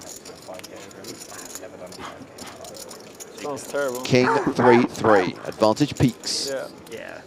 But you did it. Yeah. That's what counts. Yeah, my friends got me into this half marathon thing, and Yeah, it does feel like this is the board myself, texture that you're just going to be betting range as the pre-flop aggressor. I think I'm like slightly behind. But Savarna has some reason to continue, you know, does have backdoor flush possibility My with that first ace high, objective but was just to gain some strength. not really gonna.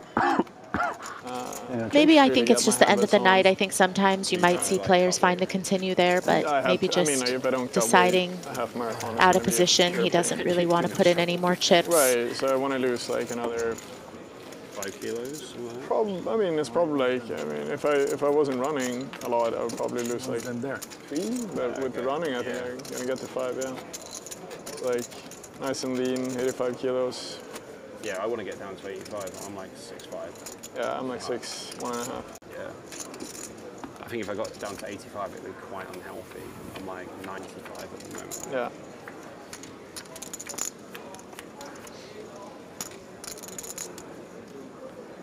But I did.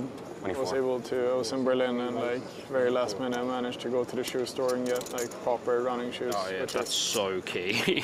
But I did run a 10K. My parents gave me. My parents gave me a 10K when I was starting to play poker professionally, and I was playing online and eating lasagna and drinking multivitamin juice every day. And for Living my the dream. birthday, I got a little envelope. I'm like, hey, what is this? It's like, hey, congratulations, happy birthday, you're getting a 10K. I'm like, but I don't, oh. Yeah, like, you're calling me fat, aren't you? Yeah. I didn't say anything. I just did what any normal person. Well, your mouth was full of lasagna, how could you? They don't say it directly, but you know. I know. So I had a month, and I did what any normal person would do. I went out and jogged twice. Died. and then I ran it. I had like these. Oh, I want to see the end of the lasagna story. We're going to the outer tables, it seems. It's one of our former feature tables, and it's Damir Zagralin against Faradin Mustafov. Oh, very mindful. Very Damir. Looks like Mustafov has moved all in on the river. And... oh, look at all those chips. I know, it's a huge pot. And bear in mind, Mustafov is the covering stack. So this is a decision for Zagralin's tournament life. It's all into call, and if he calls and is wrong, he will be out. The board, by the way, ace 10-9-7-5. Ace 10-9-7-5. Any suits? No flush possible. And this is like a 2 million chip pot if he calls.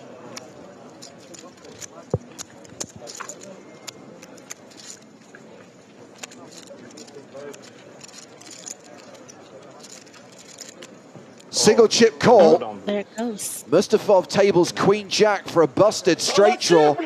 A set of sevens, the hand for Zagralin. And he wins a pot worth 2.2 million. I don't know that I would have thought that long with the 3 sevens, but there is a potential straight out there. It's a big spot.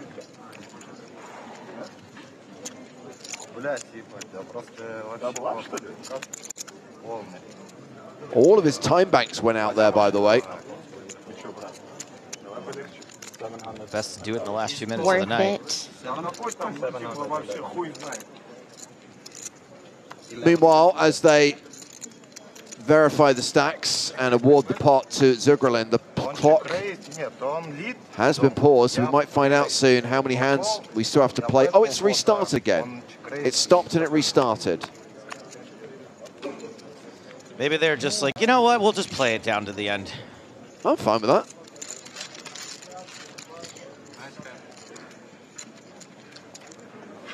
You know, they've just decided that they want to trust the players, won't stall, so they don't take their big blinds. You know, we're giving a little bit of the long distance power back to the players, and you know, we're gonna do the honor system. Okay, well, it's stopped again. It's been paused at 12 minutes, so I imagine they are now doing the draw. Fair, we're not that trustworthy Go to one of anyways. these like run shops where you actually they like run you through a machine. They have a whole system, and then they see like are you a little bit like on the outside, and they get you insoles and a pair of shoes that really work. I've got this tracker at my gym, and it tells you about like your metabolic age and like body fat and stuff like that. Yeah. It's like so my metabolic age was 42. 72. Well, that's your cue, right? Yeah, this 3-bet with 10s is going to be happy to get it in against the button if Stoyanov decides he wants to go with this hand.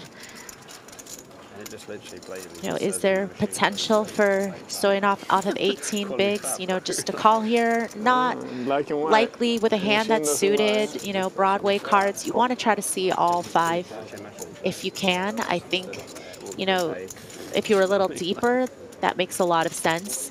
But I think you are committing quite a bit of your stack here, you know, just to have to fold if you don't flop any decent equity. Try to teach the guys how to do it. Jack 6-3. Peaks has been outflopped. Yeah, hold on. Yeah, it's fun. It's fun. I realized this month, I realized my role. I'm actually a football coach. That's how I see myself. Okay, yeah. That's the way to look at it. Yeah, and it just makes everything so much easier. Your involvement has to be quite heavy though with stables, I think. Obviously. Yeah, I mean, like, I think it's just like my coach, he told me this. He's like, when you have kids, they don't do what you tell them to do. They do what you do. Yeah. And I think the same goes for any type of like team organization. I agree. They just look up at you. They look at what you do. Like, I used to be in a stable with like people who used to run Romero. Oh yeah, I know James. Yeah. So I was getting really good coach. Obviously, I was like happiest man in the world. Yeah. But like other people in the stable, like not as driven. 24,000 apiece going to the turn. It's all about having a culture, performance culture. Okay, well, Peaks does have the 10 of clubs in his hand. That's something, I guess. If people lower the bar, then Craiger's super happy to see. Like one guy starts complaining, and then all of a sudden you have a mute. King Jack. Like, yeah. It's terrible. Yeah. Do we know how many more hands we're playing? But then when it's group flow, then it's amazing. 3. They drew 3. Going in the same direction. Again? Yeah. Wow, that's 16K out the prize pool. 8K yesterday, 8K today. Wait, 8th place prize money is only 8K? Oh, you're right. 8th place prize money is what? 123K. Ooh, this is getting expensive. I guess second is going to get paid a lot less. Yeah. Can't take it off first prize, right? That's just wrong. Has to come off second. For a rebate. Peaks has managed to find the winning hand here with that 4-club run out. First of all, Flaming Barries, please. It is an ace on the river, but it is the ace of clubs, and that has given Peaks the flush. Well, so far, so good, right? I started today with like 200, I think. So I cooled it then. I saw you doing a little interview there. Oh yeah, so I work. What's that? You work? Oh, cool. Yeah, I'm good friends with Mario. Oh yeah. And Money. Yeah. Speak to him. This is very unfortunate for Stoyanov. Has just invested so much of his stack in there. Does get away on the river and, you know, saves himself 13 bigs. 3 hands. 3 hands. Be the last 3 hands for the guy. Are you raising the 1K? Okay, so 3 more hands to play at the feature table. I was like, this guy. Good. Lucky big blind. If you didn't hear, they will shout it to you. Are you gonna get them or somebody else? You gonna get them, Bobby? I don't mind. Are we racing off the 1Ks or? Last 3 hands for the Yeah, but are we racing off the 1Ks? Yeah, because it is 15. The next level. Oh no, wait. The next level is not. Surely the next level is going to be 8:15 or something, right? So. Pretty sure they said they were raising. We'll see. We'll see what they say. Oh, okay.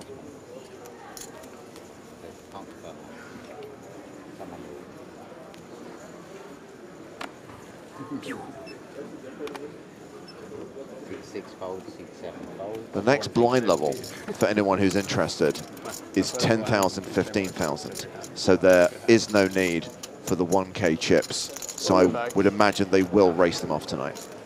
We will be back.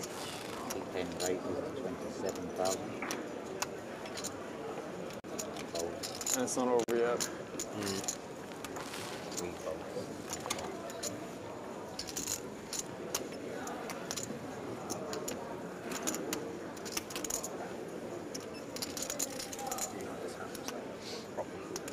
Quello just has had to be patient today. Really hasn't, you know, especially this last level, hasn't picked up many hands. Has found some of these suited hands to defend with out of the big blind.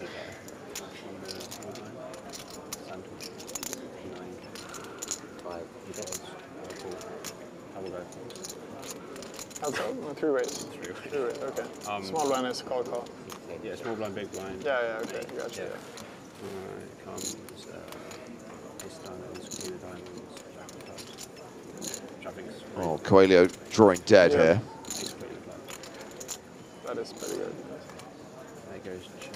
Santos bets 45. These are like 205 180, 230. Likely has given up at this point.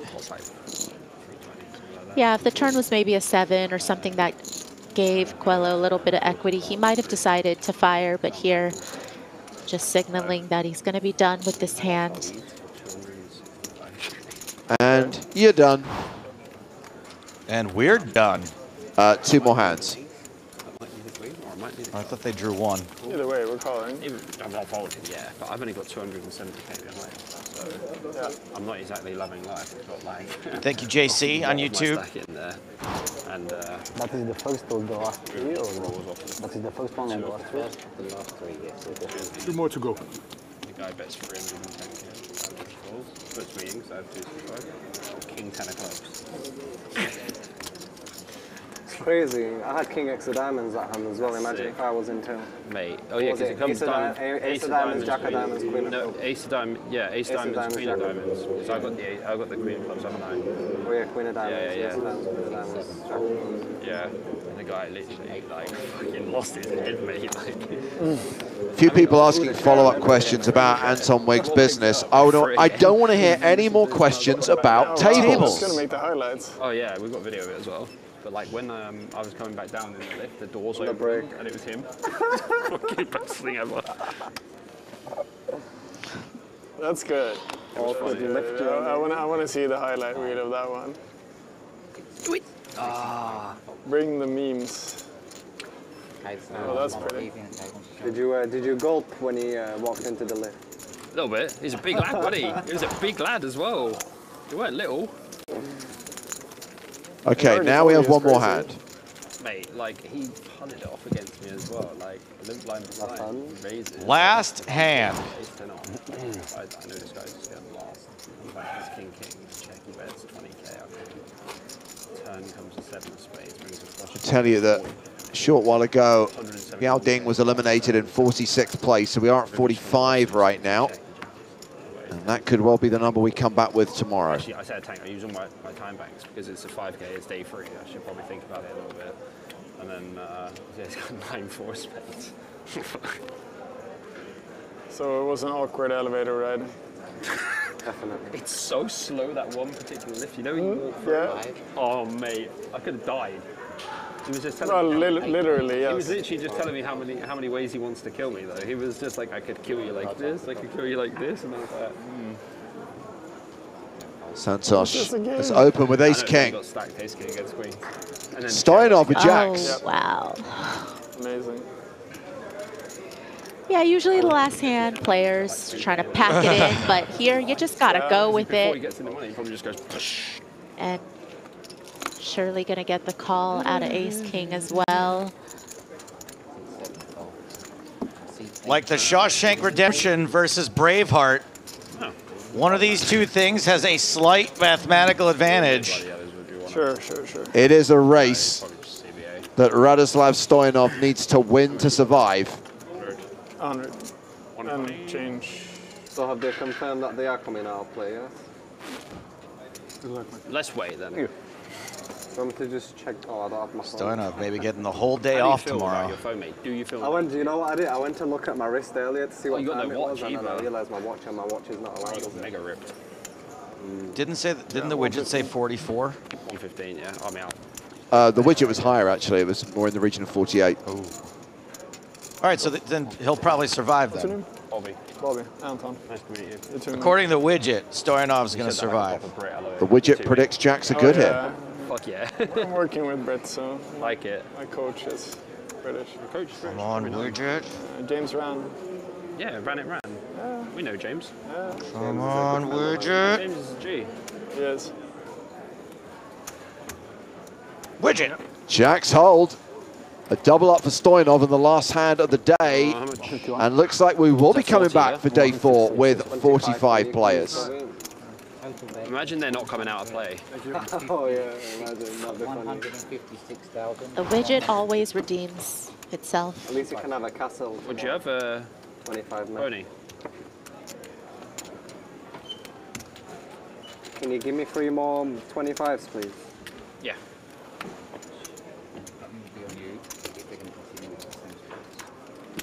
So congratulations to all these players for making it through the day. Well done. Bag those chips. Come back tomorrow. Can we remove the stuff? Can you reach? Yeah, how much you have?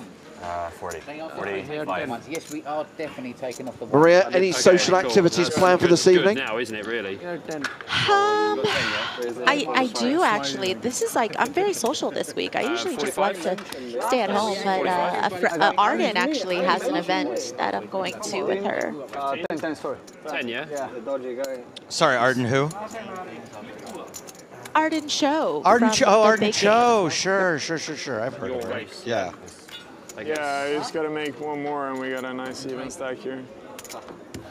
Like the all-time winningest player in the big game on tour. Cheers, mate.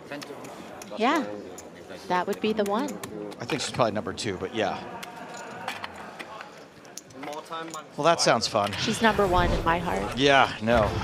Well, enjoy your evening, Maria. We will join you live via satellite tomorrow during our day 4 coverage of the EPT Cyprus main event.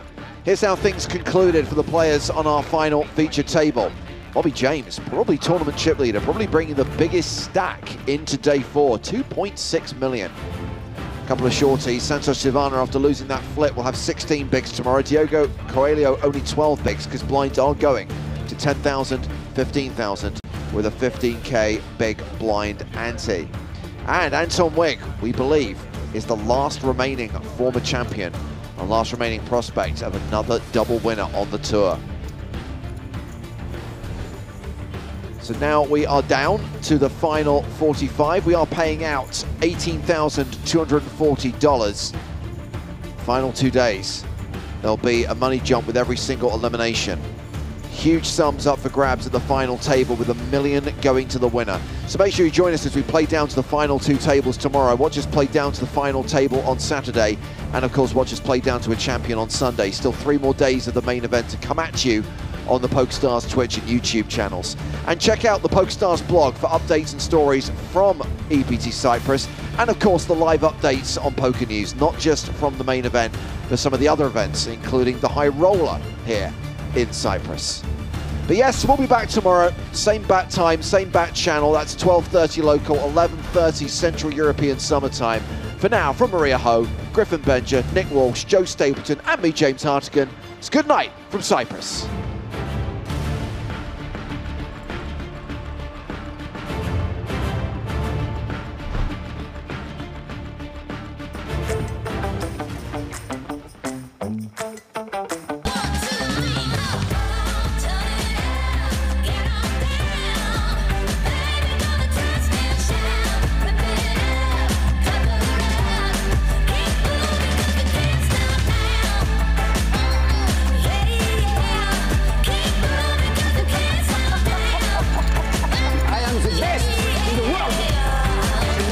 Je m'en prie un petit peu. Allez